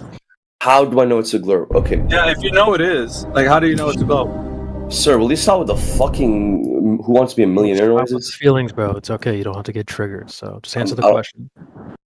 Yeah, but Jesus Christ. All What right, was the question? how do you know it's a globe? How do I know it's a globe? Look, I'm gonna say something. I'm gonna say, well, have you done your own research? I'm gonna say no. So she skipped that whole part. No, I'm asking. I'm not talking. We're not talking about me, brother. We're talking about how do you know it's a How globe? do I know it's an Earth? That you should have been taught in school. You know that fucking that's what I'm gonna say. I know, okay, that's what you've been taught at school. That's the generic answer, but like specifically, how do you know it's a globe? How do I know? Yeah, like if somebody was to question you on the street, be like, dude, how do you know it's a globe? What would you tell them? That's what I was taught in school, or I mean, like specifically, how? How do you know? I'll probably call them a weirdo and walk away. Well, that's an easy out for anyone not using their own mind. Like the thing, check this out, man. The thing we're trying to ask people, like everyone who comes in here, is how do they know, like that they know that it's exactly what you've been told. Sure. So we're asking this question because a lot of people take it for granted, the information that. So that's all I'm doing right now. I'm just asking you, like, if somebody was to question you on the specifics, how could you then demonstrate to someone that you know it's a globe? Like, what would you point it to? You know, like, it's easy to just call somebody an idiot and walk away. That's the easy out, man. Anyone can do that. Yeah, but okay, can I ask you a question then? Because your buddy really doesn't want to do fucking yes or no question. You Bro, gotta answer the question before you just move on randomly. I'm not talking to you, buddy. Well, I'm talking to you, and again, you don't lead the dance here. You're not. I'm not gonna say I lead the dance. So There's a conversation. Your conversation. do what you're told, basically. I'll do what I'm told, bro. It's a conversation. I don't think. Do you understand how basic social interactions work? You don't clearly. Clearly, I don't. Yeah. It says the guy with high functioning autism. Yeah, bro. You can do what you're told. All right. So like, just right back to Yeah, back to listen, man. Like, yeah, thanks for the additives, guys. But like, I just want to get the guy to tell me how specifically, if he was asked on the street how he knows it's a globe, without telling the person they're an idiot, specify to me how you know it's a globe specifically. How would I? I don't think I'll be able to on the spot. So you don't know, right? Would that be the answer? You don't know? I wouldn't say that's a no, don't know. I just said I wouldn't be able to give a fucking answer. Well, then that would be I don't know, right? Sure, let's go for I don't know. Okay, well then the answer would be I don't know, and then the guy would be like, okay, well I thought you said you knew, because in the very first instance when I asked you the question, do you know it's a globe? You said yes. So now the next question is how do you know it's a globe? And you said I don't know. So do you see what I'm trying to get you to see here is that most people, not just you, sir, most people will answer the same way. They'll answer it because they think that they already have in their mind that it's already a globe because everybody believes it is. It's kind of like a blind faith belief. You don't know that it's a blind faith because you've been taught, like in school, how to believe. So basically, the answer right now should have been preceded by something very simple. Like, I mean, if it's a ball, there should be some geometry to it, right? Like, you'll be able to measure it and all kinds of stuff with it. But like right now, it seems like people struggle with, not just you, but everybody that I asked this question to, they struggle with that. You know what I mean? Yeah, I know you. I just want you to identify that, man. It's not just you; it's everyone that asks this question, because the school systems are not designed to like give people ways how to answer this. They just tell you like blindly say like, yeah, just you should like make fun of somebody that asks you that question instead of being like, oh, you know This what? is a really good one. Yeah, this question. This is a really good question to place to somebody. How do you know that? Would you let Jermaine over here finish? This is the first time somebody here. Relax, you're a guest here, so just chill out.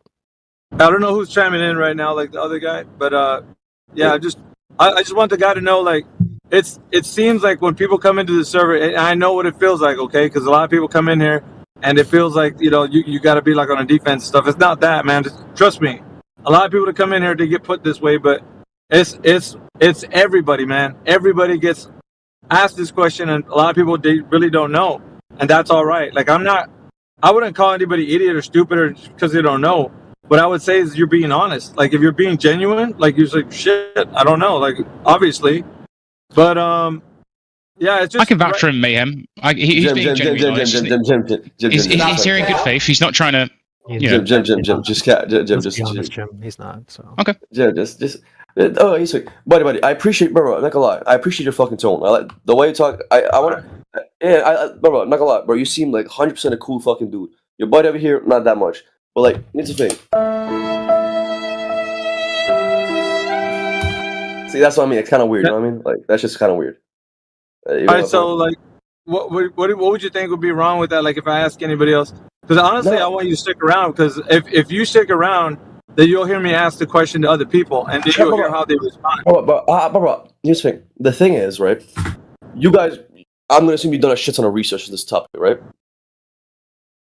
You could say that, yeah. We're here. Yeah. Bro, is your name Mayhem? Again, you're a guest here. This is an open panel. People can speak. So sure. No, but here's the thing. A lot of people, including me, don't do research on this because it's not something most people think. Okay, this is something I need to do research on because it's like do you do research? Like in most people's mind, that's a very basic thing that doesn't need more research that is already done. You follow? Yeah. Or it's not like yeah. So would you say that other people have figured this out? Like, let's say an astrophysicist or a scientist, somebody that you could probably say that has answers that you don't have. Would you say that? I'll say probably, yeah. If an astrophysicist came and said some shit, I would not argue with him. The same way, if a historian came along, you just did. Hold on, you just did. Your friend Jim presented you an astrophysicist saying the Earth was a pear. Yeah, he's a moron. buddy, I'm gonna lie. I'm trying to have a serious conversation with. I didn't really have it. That you're saying doesn't match what you just said. Yeah, I was kind of bullshitting with you. Contradicting yourself. Yeah, I was kind of bullshitting with you. Argument. Well, so hold on. The issue is, if it's a globe, like they're claiming, then that's not what it is. It's not the sun moving. But if it is in your model, then I guess you're not a glober, after all. Well, hold on. You understand what geocentric means, right? It doesn't mean flat. I think it means Earth-centric. Yeah. No, but flat Earth is also geocentric. But the brain cells cannot handle it, so don't go too hard on them. No, flat Earth inherently is not geocentric because the Earth isn't the center of the rotating bodies. No, because it's not the center of the rotating bodies, my guy. Earth is the floor. Earth is the floor of the universe. So it's not the center then. So it's not geocentric then, is it? The center is an axis, right? That we see in the celestial sphere. So not the Earth then, right? Well, the North centric. Pole is not the Earth. Is that what you mean? Is that what you're being specific about? No, when I say geocentric, it typically refers to a globular or a globe Earth with the celestial bodies spinning around it. Yeah, but you don't have the and I'm here to radius tell you it also remember? applies to flat Earth, because what it means is that Earth is not in a random location. It's in a very specific location, a preferred location. And it can't refer to a globe Earth because you don't have a globe. Remember, you don't have the radius. No one's ever measured that. Well, that's what I'm trying to get to, my guy. Yeah, my guy. You know what you didn't factor in is that when we speak of the celestial sphere, it could be considered as Earth-centric or observer-centric, which means that when everything that you take a look at in the night sky could be concentric to the observer. So it's not necessarily concentric to the Earth, which is your bad because you didn't know that. And so we when know you that do it your is not observer, observer so centric. Earth, yeah, centered on the person. Well, we Did know you know that we know that the celestial sphere Did you is know not. that? Yeah, We know that hold the on a celestial second. sphere Did is you not know that? I'm observer asking centric. you a question. I'm asking you a question. Did you know it was observer centric as well? It's not observer centric. Yes, it is. Since the 6th century BC, it was known to be observer centric. You ignorant wretch. It's not observer centric because we can Yes, take a it look at is. the axis Go of and the look. star, Okay, and it go does look at not this. depend on the observer. I'm going to stop you if you don't stop. Go look at the definition of celestial sphere. It could be considered as Earth or observer centric. Go look at it. It says so Can you on just the provide it to me? explanation of what a celestial. Yeah, Download Stellarium. I just Yeah. it is observer centric. Please provide it to me. Thank you. I'm not going to provide you entitled dumbass. Go download Okay, so Stellarium. you're not going to. So you're not going to back up your claim. So I'm just going to disregard it. Hold on. Flatsy's trying to get. Dumbass. I've posted it in the live stream text. All right, there you go. It's posted. Wow, Chief Squatting Dog, you've really had your fill of soy latte today, haven't you? Well, no, I just think it's Coming out your kind ears. of critical that whenever I make a claim, you say back it up, but then whenever Numbnuts here says he makes a claim, he doesn't have to back it up. from a All very right, interesting numbnuts. side. The interesting This part comes- about it is because you're firing off at the mouth and you have no idea about the celestial sphere. You don't know what it's saying there. So therefore you're incorrect. Once again, I called you an ignorant wretch, and I'm actually rightfully so to do that because you don't know what it says. So you're ignorant about the truth about what a celestial sphere is, and you know what, something else? And since the 6th century BC, they knew that the Earth was not a globe, and they were still using the celestial bodies, that the movements of the predictable heavens, they were still doing that since then, and they did not need a globe. I'm still looking at where in the side chat it is posted. Yeah, it's in there. It's like a 5-minute made HTML site. So I don't know what that. Who's this cheerleader guy? Who's this cheerleader guy? no, I just do you want me to screen share your site? No, we don't need. I can screen share your site. It really doesn't look legit. Listen, what we're doing right now is we're talking to Yakubianite because he's been in here a long time and he's an anti-flat earther. He doesn't realize that he just shellacked himself with saying that the celestial sphere is something the heavens are modeled by, and it has nothing to do with just the globular Earth being in the center. Has everything to do with how we prospectively see the night sky. So we can use a concentric Earth based on a person's view, not based on the Earth itself. I have one person's little thing here that they made themselves, not a really reliable source. So do you have like a reliable source I can look at? Yeah, the Encyclopedia Britannica. You got. Okay, can you Wikipedia. provide that to me then? Yeah, just type in celestial sphere. Everybody I'm in not this gonna chat do your can research. do so. It's not a research. It's what you should listen. You should already know what the celestial sphere is right now. I Since you're understand what the speaking of celestial it. sphere is. No, you don't know what it is. Otherwise, you'd be saying the same thing I am, that it could be considered concentric to the Earth or the observer. You would be saying the exact same thing. And not only that, but the people that have been using it since the 6th century BC, you'd be able to tell us that prior to the advent of the globe. But Do you're people not right now saying use that. it like that? Hey, can we move on to Well, somebody alright. else who actually knows what the celestial sphere is? Because if he doesn't know what it is, I don't want to talk to him. None of So I'm quite them familiar are with gonna it, know which what is why I'm trying to ask the question Yakubianite about is the sun that you obviously- seem If quite you're scared familiar of. with it, you don't need to ask about it. He's already conceded. He says the sun's moving. They don't have a radius. Oh, I've never said that we don't have a radius. You just won't let me get to that part because you know what I'm about to say. Yeah, the only reason you're allowed to speak in here occasionally as a globe fluffer is when we've got some downtime. We don't speak to Gem Panda furries like you for the good of our health. You literally have a wolf We're just profile waiting picture, my guy. For fucking weird That's ass. crazy. Don't even talk to me about furries. You got a furry profile picture. You're one of us. No, that's not a furry. Wolfgang does. That's not a furry.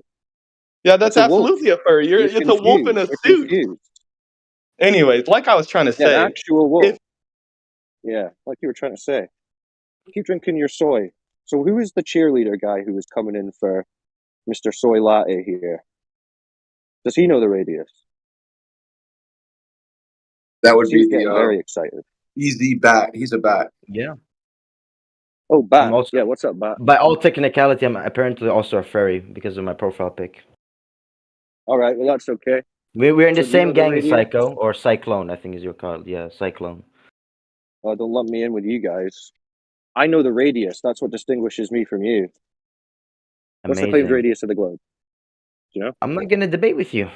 I just found That's not it debate. very no. I just found it interesting. I'm not gonna converse with you that much. Yeah, we're I not just found gonna it hear. We're not interesting gonna hear you. We're not that gonna hear you you. have a website. You have a web. You We don't sent care a to hear fake you. Berkeley Shut University up. We don't website, care to hear and you. you folded yourself. Berkeley Shut up. University website.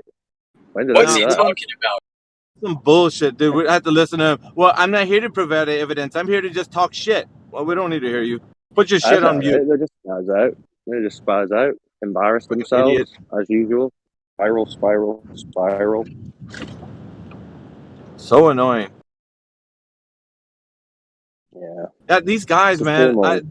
they think they know what they're talking about, and then they get it all wrong, and it's annoying as fuck, dude, to listen to them. Actually, well, did you know that the Earth is within century? Shut the fuck up, dude. In the 6th century BC, they didn't use the globe, you dumbass.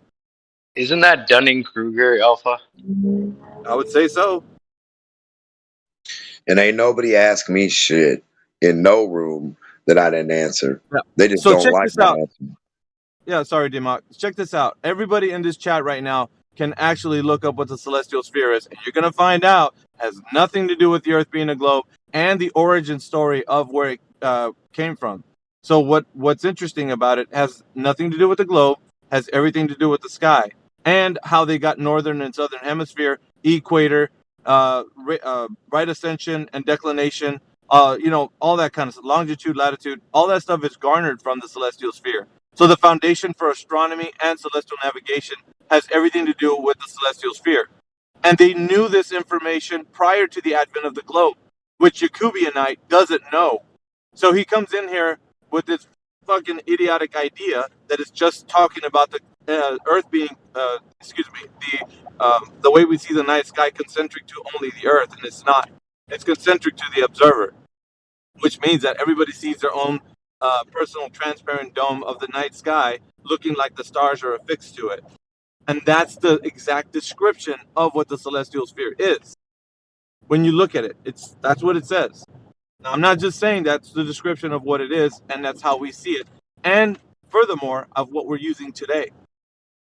So all of that is explanation to like why we say what we say when we see what we see. It's just describing that, our perspective on how we see things in the heavens. And there's nothing wrong with that because it doesn't give an actual definitive radius. It says a radius that's infinite. So that means that how can you make a sphere that with an infinite radius? That's like a paradox. You can't do that. So yeah, just look it up and it'll tell you right there. You can use this as flat Earth proof because prior to, like I said, the advent of the Earth being a globe, this is how we saw everything in perspective and how the predictable movements of the heavens were actually mapped out using this. It's very effective.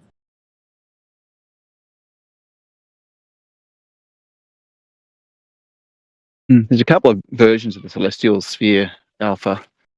The one they use in celestial navigation is Earth-centered. Yeah, and, I know. It's I not. know It's that. not.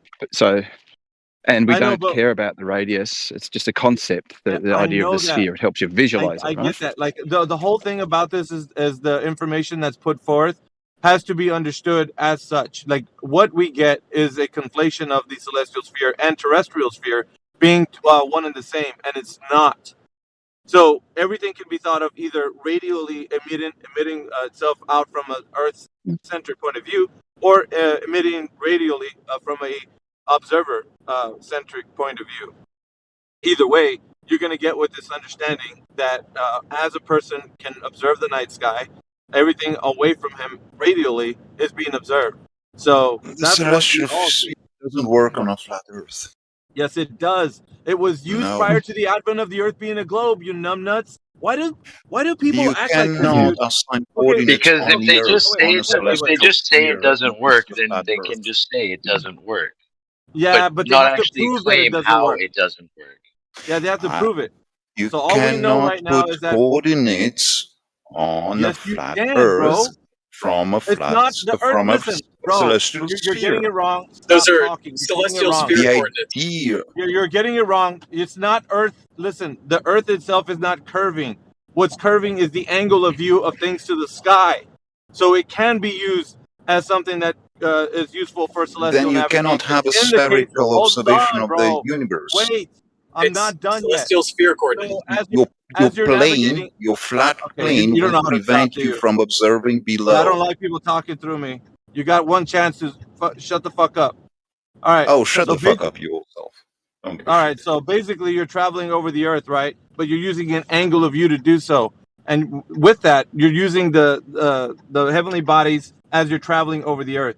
So when you're actually looking at the stars at an angle of view, you're not using the Earth at the moment to think that of it as any shape. You're just traveling Yes, using the you angle of do. view. So no, Because you you need don't, dude. latitude. They didn't get that from the fucking Earth. They got Because it you from the need the sky, numbnuts. latitude. You How do you calculate it think? in Wait, function no of the calculation. latitude. Okay, dude, you're so ignorant. How did they get all of that information prior to the advent of the globe? Tell me now, because they didn't If have you that. have a In flat the 6th plane, you century do not have BC, a latitude. the Don't you get Babylonians it? didn't have that, did they? They didn't have the Earth as a globe. They also You're didn't so have retarded, latitude. dude. It has to do with an angle of view to the They celestial didn't body. have latitudes. How do you get latitude? Sorry, longitude rather. Yeah. Yeah, longitude and listen, right ascension and declination are garnered from the celestial sphere, not from the Earth being a globe. You guys are From the fools. globe, because of the latitude position. It's in What No, is it's from reference the to latitude? sun's latitude. position. What is latitude? Hey, Greenwich hour angle and declination is dependent on the sun's location and the sun's arc in the sky over flat Earth.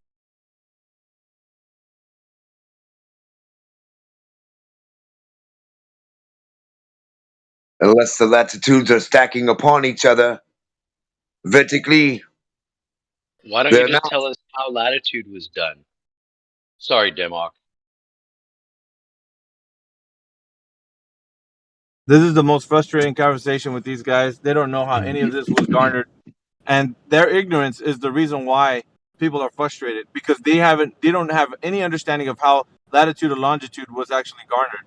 They don't know how they got that, and that's Because for why them, they're somebody ignorant. else figured it out, and that's good enough for them.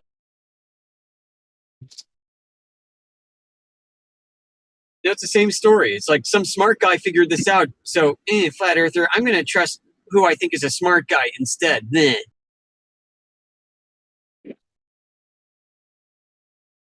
Still waiting on how they got latitude and longitude, Globers.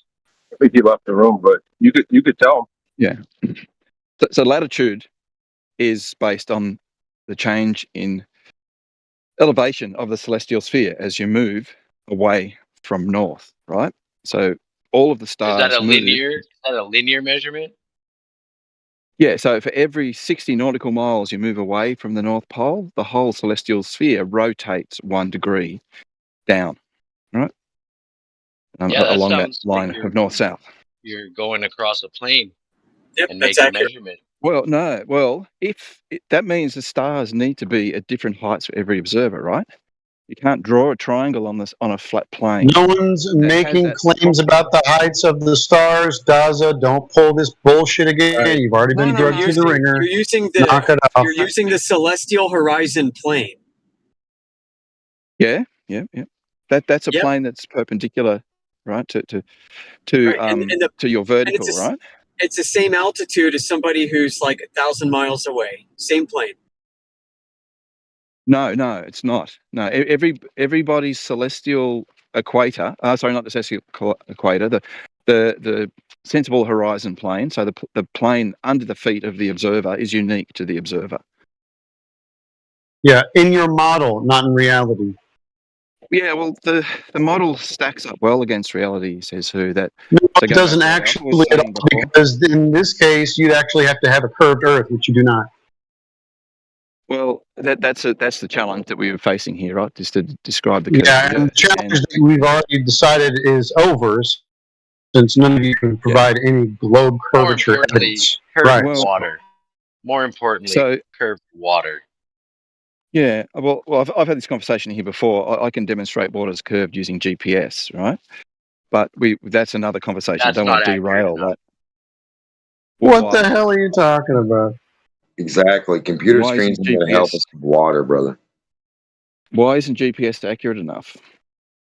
Computer. No, are you on the GPS? more Are you on the accurate. GPS while it's measuring that curved water? No, you don't have to be on the measuring device. Well, the Just GPS is measurements not of the measuring. freaking curved water. How about that? So when How you about not backwards engineering? How about not affirming the consequent? How about just the curved water? Do you have any examples of that? Yeah, water. Free well, water, brother. that's what I was saying. GPS I didn't think so. demonstrates free I didn't water think is so. curved, right? No, it doesn't. It doesn't demonstrate that water is curved at all. I want you to show me curving water according to the globe geometrics. Yeah, and that's what I'm trying to say. Zoom in where If you get your GPS says GPS, it, the address. Now go outside where that fucking address is at right now. Pour some no, fucking that's not water and GPS. show us to sit there on the That's curb. So now you can't that's find it mapping, now. right?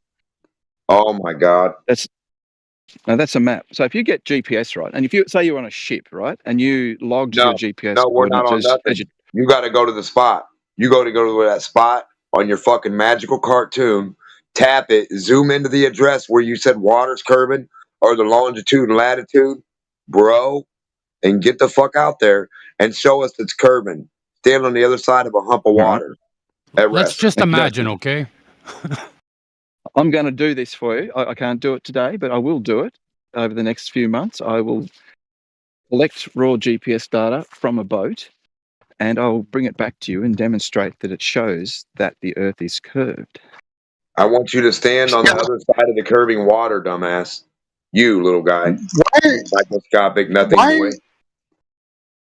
How come we're not demonstrating the water is curved in reality?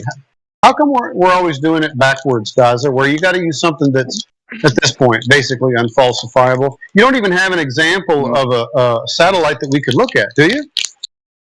What do you mean you want to? What do you want to know about the satellites? What specifically is What the problem? is it? What is a satellite? What is a satellite? Let's just start from the beginning. What is that? Yeah, I know where you're going here, right? You're going to get me to prove the curvature, but so satellites, No, right, I'm in asking you orbit what a around Earth, satellite right? is. Oh, orbit. So is that orbit in relation to a horizontal plane or a curve? No, it's in relation to the center of the mass of the Earth. The center of the presupposed ball, right? So that's just a baseless assertion fallacy. Okay. Do you have anything that's not a baseless assertion fallacy? No, it's not a fallacy because we can actually. It is. You're just making a baseless assertion. No. Okay. Well, then let's see. How do you measure the Earth to be curving? So we can measure the orbit of the satellite, right? Excuse me. How do you measure the Earth to be curving? In the case of the satellite, we don't care whether it's curved or not. In the case of the Earth, even though you presupposed and begged the question and made the baseless assertion, what's up? I think that's a concession. Well, it pretty much is. It doesn't matter if the Earth is flat or not for satellites. Thank you. We know. No. How do you orbit a satellite over a flat Earth? That's what you said, Daza, and I agree. It doesn't matter if it's curving. That can be a big fat lump, right? It's got to have a mass, and the orbit will be spherical, Nah, right? I don't think they Or use circular. mass. I don't think they use mass for orbital mechanics. I think they do. I know that you've probably seen the Kepler's law, where the ratio is dependent on And with Kepler's law, you make up the mass. You pretend to know what the mass is, right? Well, if you in a lab with Kepler's math, you go pretend how much mass there is for all the planets, and you make the math work. Kepler. No, it can't work in a lab, and it doesn't work in reality if you can't make it work with fucking smaller balls. I'll give you 1 million of any size balls you want.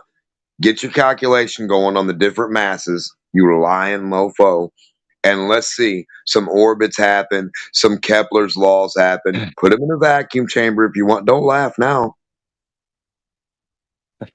You need. I need what? A whole bunch of different size You need balls, to pretend what the mass of Earth is to make Kepler work. Yeah, we understand. No, we only need. Hold on. We only need different sizes of masses. If you have 1 million different sizes of spheres in front of you right the fuck now, they should start doing some magical shit, brother. by all the Nah, Glovers account. only if their masses are significant, right? So you need a lot of mass to have a lot of gravitational attraction. Yeah, a lot of pretend, a lot of make believe what the planet's masses are, like Mars Yeah, and Venus. okay. We have no idea, but you just make up the numbers to No. make the orbits work. So a grain of sand or a rock or you're what? right Which mass? Yeah. You need So these things have an orbital period and ratio of this, so we know it has to have a mass of that, right? Because that's how we calculate the mass. No, the masses don't matter, and I'll tell you why. Because there's meteorites out there right outside of our imaginary zone that are the size of grains of sand, that are the They have size no of freaking our clue. planet. Hold on. To the size of our planet to bigger than our sun.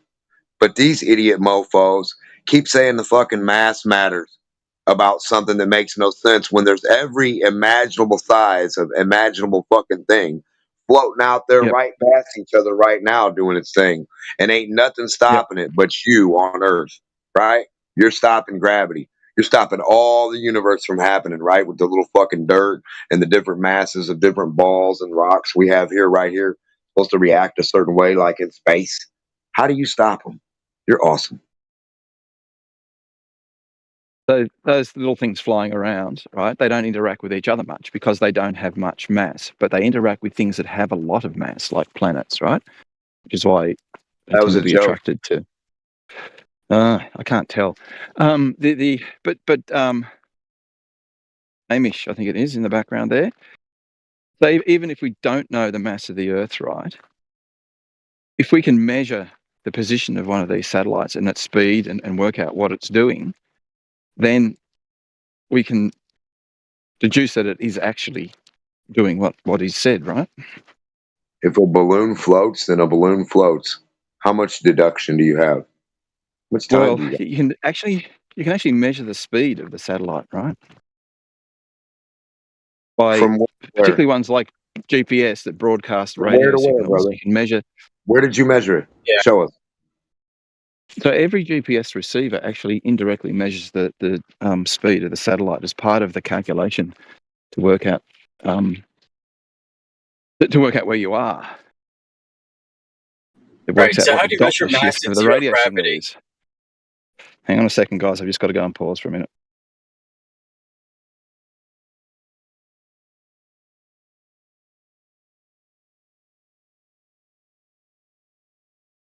I just want to say I'm thirsty for globe tears, so if you could give me a second on alone with these curverts when you guys are done, that'd be great. Oh, you can have this one. He's Here for been you, in Larry. Welcome. denial. Well, this one's been in denial ever since Poncho's. When me and Poncho asked him one day, I said, "Hey, brother, what side's your fuel tank on?" And everybody started laughing because we already knew. Because if this is Jazza, he's the one that used to fly a helicopter. And I asked him what size his fuel tank's on of his helicopter. He's bragging how long he's been a pilot for so many years and this and this. And he said, "I don't know." I said, "What the fuck? You don't even know what?" So if you ask me what side my gas tank's on in my car, I know. On the left, on the left, on the left, on the left, on the left. Every time you ask me every day from when I wake up till I go, on the left. And I haven't had the car for 20 years. He said he'd been a pilot for I don't know how long. Where's the gas tank of your helicopter that you fly? The same one? Yeah. You know it? Yeah. Good at flying? Yeah. Where you put the gas in at? He said, huh? Now go ahead, guys. Uh-oh. Right, I'm back. Where you put the Where gas we in get at? to? In your satellite? No, in your helicopter. I don't have a helicopter. This isn't Jazz. Who is this? No, I'm Dazza, not Jazz. Oh, I don't okay, fly a I'm sorry. helicopter. I'm sorry. Hey, I'm sorry. A really close name. It's all That's right. all. Really close. It's I all didn't right. If think you you get were here easily because you don't insulted in sound. these parts, you shouldn't hang around, right? No, he just sounds usually belligerently drunk. I didn't think you were him because you didn't sound like like that. So Anyway, I've only got a couple of Wait, minutes you left, think but I'm drunk? it helps, I think. It helps. Does it help? Jazzaconda is always a drunk. No, but I heard this.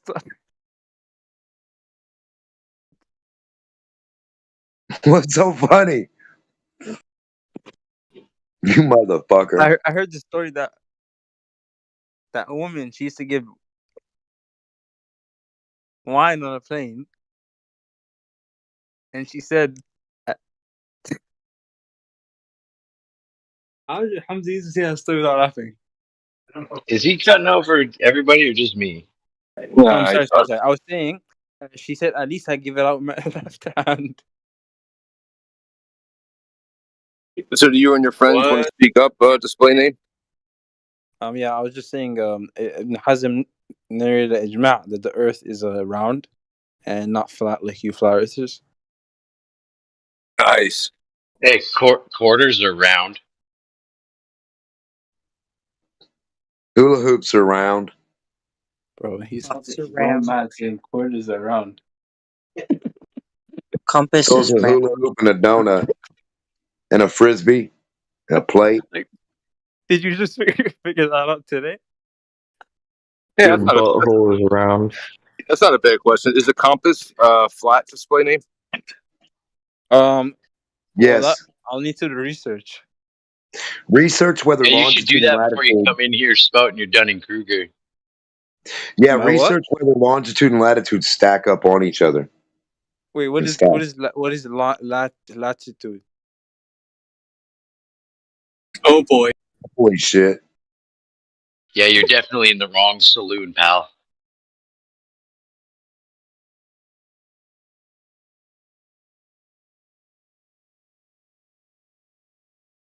Can I just ask, what's the flat Earth consensus Can on you guys the teach moon? me what is you guys said long something and that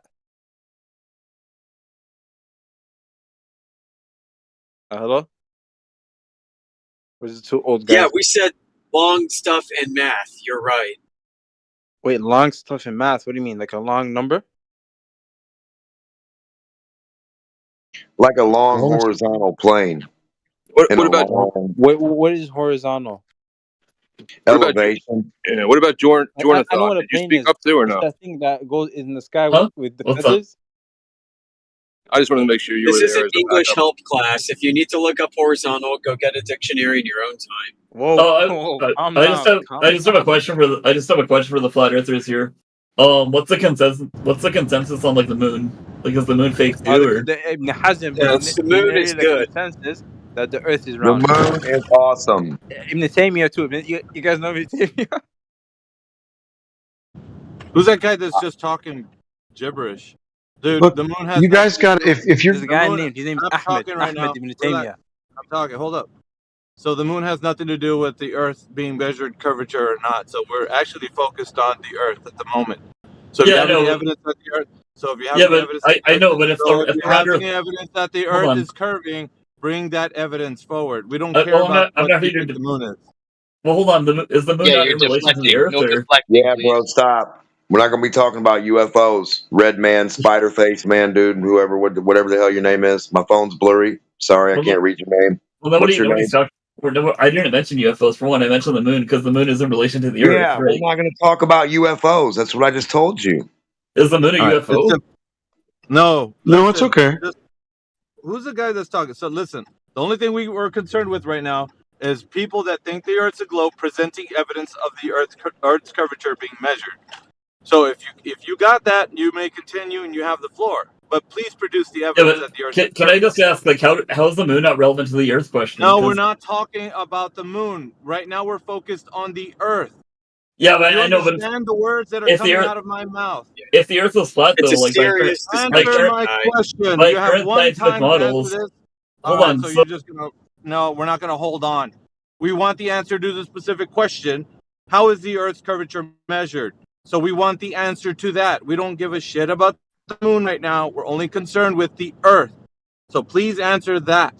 We're not here to answer your question right now. We want to know from all the globe heads in here right now how the Earth's been measured. Go ahead. like pertaining to how the Earth's been measured. Yes. Yeah, it's why we're Okay. here, and we're not going to leave until we get an answer. Well, based on the current measurements, like if the Earth was flat and in relation to the moon, like Nope, we're not Oh my diverting to gosh. whatever you're saying. It's It's pretty simple. If you don't have the answer, then let somebody else step forward and maybe give us their answer to the question. How has the Earth been measured? So go ahead. If you have it, we're not going to divert to your moon question. It's not going to happen. Trust me. Your third attempt at it's not going to work either. You seem really anxious about it. Like, I don't know. Yeah, because people don't. You know what? People are claiming they have the answer. They come in here with a lot of bravado, and when we ask them the question, they come up tits. So it seems like you don't have the answer either. I have the answers actually. All right, then let's hear it. Then we're all ears. You have the floor. Go. For sure. So your mom. There we go. Exactly what I thought. That was killer. Rip. Exactly what I His thought. See, when goal. given the opportunity, when given the opportunity, you guys don't have any answers, and you're just proving our point. So keep doing what you're doing, and we're gonna keep doing what we're doing, exposing you. Simple. Space is fake. Earth is flat. Thank us later. Thanks, kid. That's it. Space is fake? Oh wait, I thought we weren't. I thought we were just talking about the Earth. Hold on. He said space is fake. Glovers. I thought we were just talking about. Why you Hold on. No. I thought we were only talking about the Earth, dude. You had your opportunity. You had your exactly like the gentleman said. You had your opportunity to speak about the measurement. Yeah, we're on about that. So all And the you said globe you're heads wrong. have to come. All the globe heads can come in here and tell us how the Earth